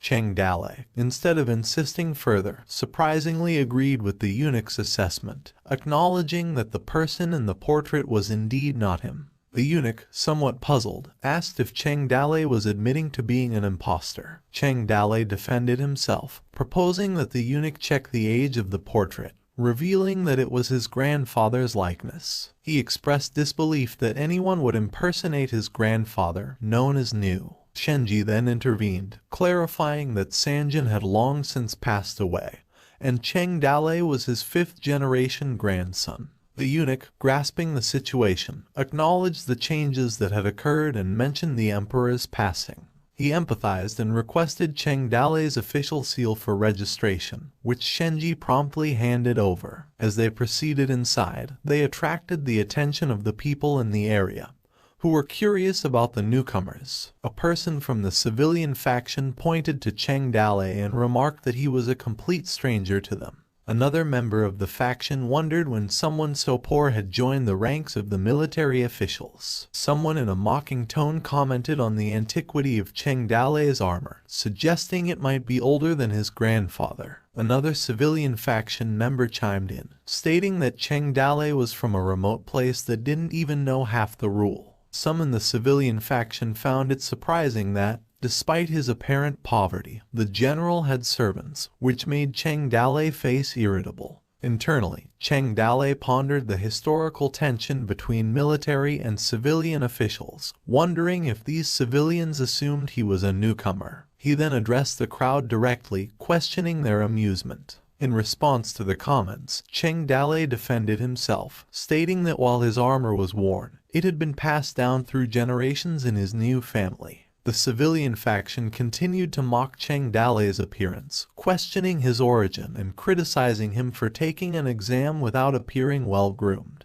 Another member of the civilian faction made a reference to the importance of the temple and the reverence shown to the Son of God. Amidst the mockery from civilian factions, a member of the military faction also expressed their disapproval of the general's unkempt clothing, seeing it as a sign of disrespect to His Majesty. Cheng Dale acknowledged the state of his old and worn armor, admitting that it no longer shone like the official uniforms. He explained that he couldn't afford new armor but would wear it in battle if the rings attacked, following the tradition of his new family's ancestors. Members of the civilian faction commented on the importance of the examiners as representatives of the martial arts examination. They raised concerns about the general's appearance, suggesting that if everyone looked as unkempt as he did, it would invite ridicule from the world. Cheng Dale defended his choice to wear his worn armor, asking if there was any shame in it. He questioned whether the battles fought against the rings, the loyalty he displayed, or the glory of serving the emperor's soldiers were ridiculous. A member of the civilian faction was left speechless by his response, while another person in the group acknowledged Cheng Dale's eloquence talents. Cheng Dale, somewhat surprised by the comment, asked about this mention of eloquence. Cheng Dale passionately emphasized that imperial soldiers didn't defend the borders with arguments but rather relied on their worn armor, sturdy bodies, and unwavering determination.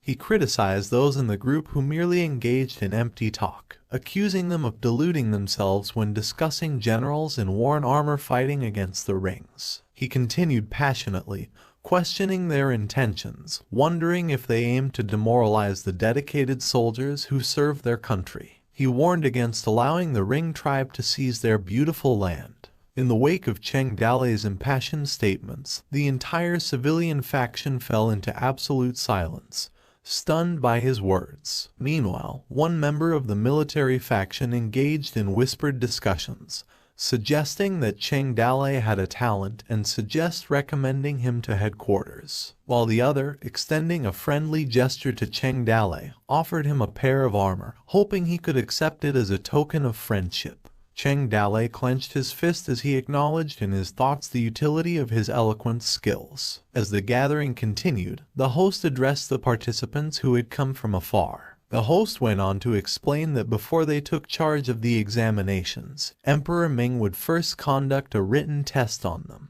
This would determine their level and position in the group of examiners. Continuing, the host clarified that the three with the best scores would serve as principal investigators. Together with His Majesty Emperor Ming, the last military leaders were selected, and that made both the civilian and military factions form shock on their faces. Inwardly, Cheng Dale admitted that written exams weren't his strong suit. Cheng Dalei considered that he was running out of time to practice his brush writing skills, recognizing the importance of paper notes in the current era. He thought that the topic of military management struck him as quite broad. He observed the civilian officials who had recently faced a defeat and noted their eagerness for a fight, as they seemed determined to teach the military a lesson in this test. As he looked at the old military men, many of whom struggled with writing, he sensed their discomfort and embarrassment. Acknowledging his own role as a military officer, he couldn't help but feel that he was already putting on a show,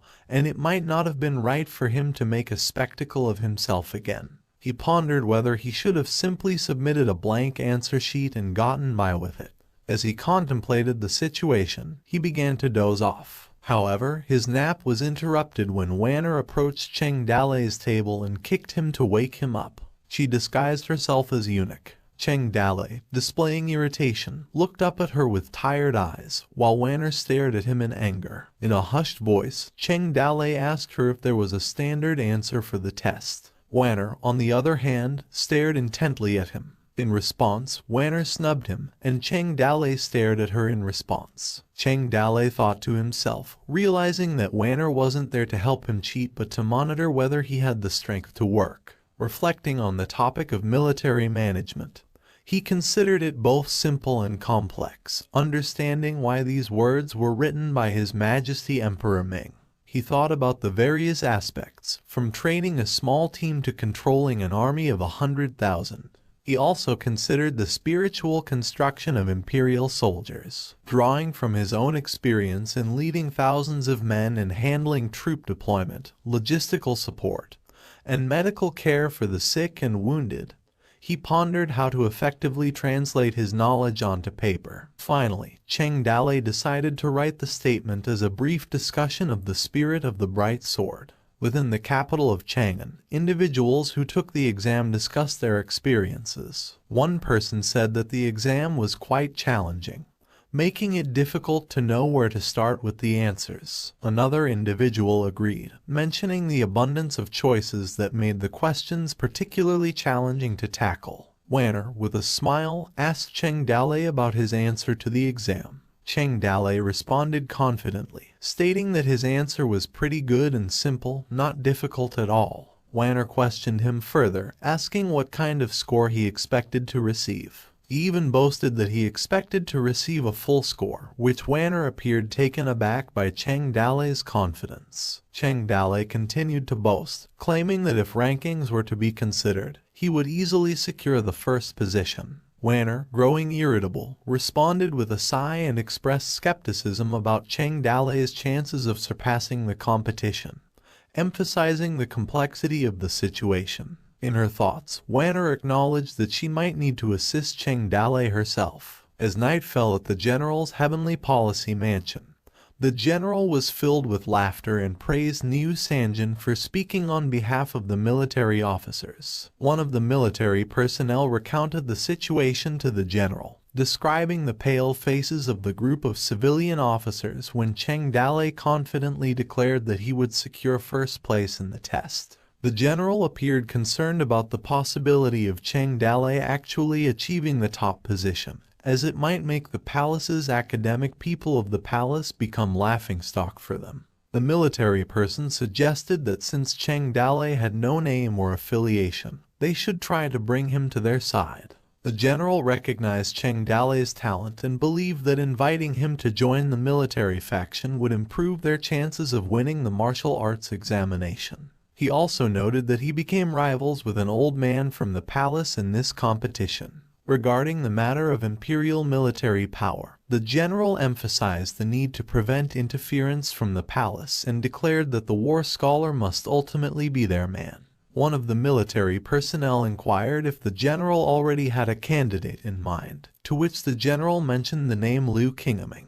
At the residence of Magistrate Kui the following day, discussions were taking place. Magistrate Kui expressed his skepticism about Cheng Dalei's ambition to claim the first position. He considered Cheng Dalei nothing more than a clown and instructed his people to examine Cheng Dalei's writing closely. Magistrate Kui emphasized the need for caution in the upcoming martial arts exam, as the old martial artist was not weak. He then presented their candidates' work and instructed that it be read and the list burned. The magistrate made it clear that their people were top positions on the list, and he specifically mentioned that Jiuzhong was the top scholar this time, which the officer acknowledged his instructions and bowed. As evening fell at the residence of the martial arts examiners, there was a loud knock at the door. Cheng Dalei responded to the noise, called out that he was coming. As he opened the door gate, he addressed Wanner, expressing concern that they might get caught. However, Wanner responded with a mischievous smile, seemingly untroubled by the potential risks. As Linner served them tea, she observed Wanner blankly. Wanner started talking to Cheng Dalei,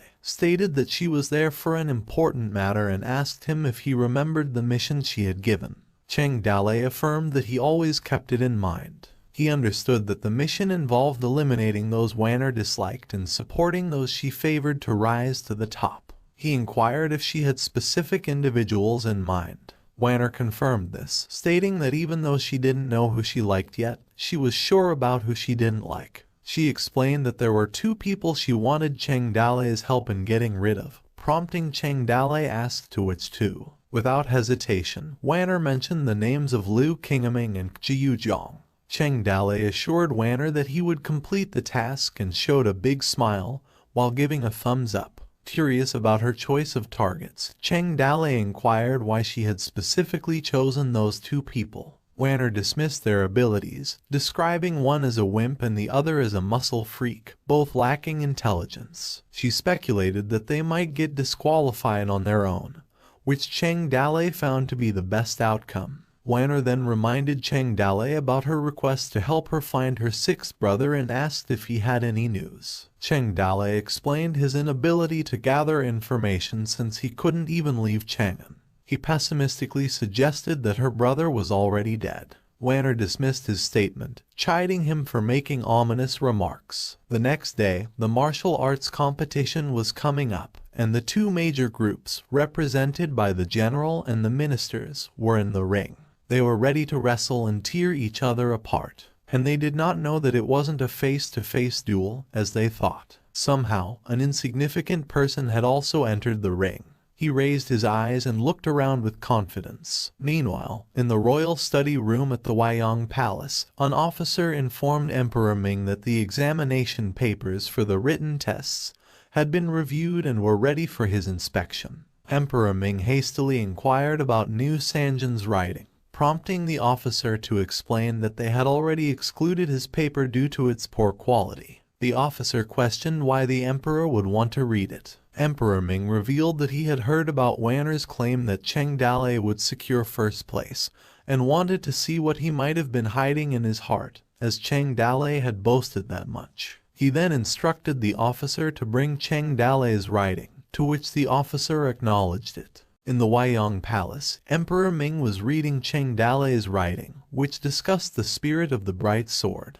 The text described the mindset of a swordsman when facing an opponent, emphasizing that even if they knew they would lose, they would draw their sword and engage in combat. It emphasized that losing under the opponent's sword would still bring pride, embodying the spirit of the bright sword. Emperor Ming contemplated the article, noting that it didn't employ flowery language like civil officials, nor was it as cryptic as military officials. He found the writing style to be simple and easy to understand, though he remarked that the handwriting was a bit ugly. Continuing to read, Emperor Ming encountered the phrase, "Facts prove that an army with fine traditions often had the soil to cultivate heroes." As Emperor Ming continued to read Cheng Dalei's writing, he read the statement, "Faith showed how powerful the spirit of an army was." Emperor Ming contemplated this and then read on, where the writing emphasized that with faith, they could protect the country, with pride, they could maintain peace, and with duty, they could uphold righteousness, embodying the spirit of the army. Emperor Ming expressed his approval, praising Cheng Dalei for his strong allegiance to the country. His officers were surprised and somewhat disbelieving by the emperor's enthusiastic response. Emperor Ming decided to reward talented individuals and ordered that Cheng Dalei be awarded first place in the examination. The officers were uncertain about how to respond, knowing that they accepted money from the civil factions, and they exchanged looks while bowing to the emperor. The officers expressed their concerns to Emperor Ming, pointing out that although Cheng Dalei's article was good, it might attract unwanted attention, especially from the Ring Tribe peace envoy who was due to arrive soon. They worried that the Ring Tribe negotiators might doubt the sincerity of their peace talks if they knew that Cheng Dalei's article had been placed first. One of the officers emphasized the need to focus on regaining their strength after the war rather than showcasing the article on the bright sword. Emperor Ming considered their advice and decided not to alter Cheng Dalei's ranking. Instead, he suggested that the article be copied and distributed among the army for study. However, he wanted the writing to be improved to make it less vulgar. The officers agreed to this plan. One of them mentioned the conflict between Cheng Dalei and a civil official before the examination and speculated whether Cheng Dalei could be a member of the general's family. Emperor Ming dismissed the officers, instructing them to leave. After the officers departed, another person within the palace approached Emperor Ming and expressed concern about Cheng Dalei's origins, suggesting that the Snake team investigate further. Emperor Ming decided against such an investigation, stating that as long as the balance of factions was maintained, he would allow them to do as they wanted. This person, introduced as a monk, acknowledged the emperor's decision. Emperor Ming inquired about any news regarding Xing Zai, and the monk reported that the Crane team and the Deer team had been dispatched. Some reports indicated that Xing Zai had been seen in Yangzhou, so there should be news soon. Emperor Ming expressed his thoughts about Xing Zai, showing a sense of sadness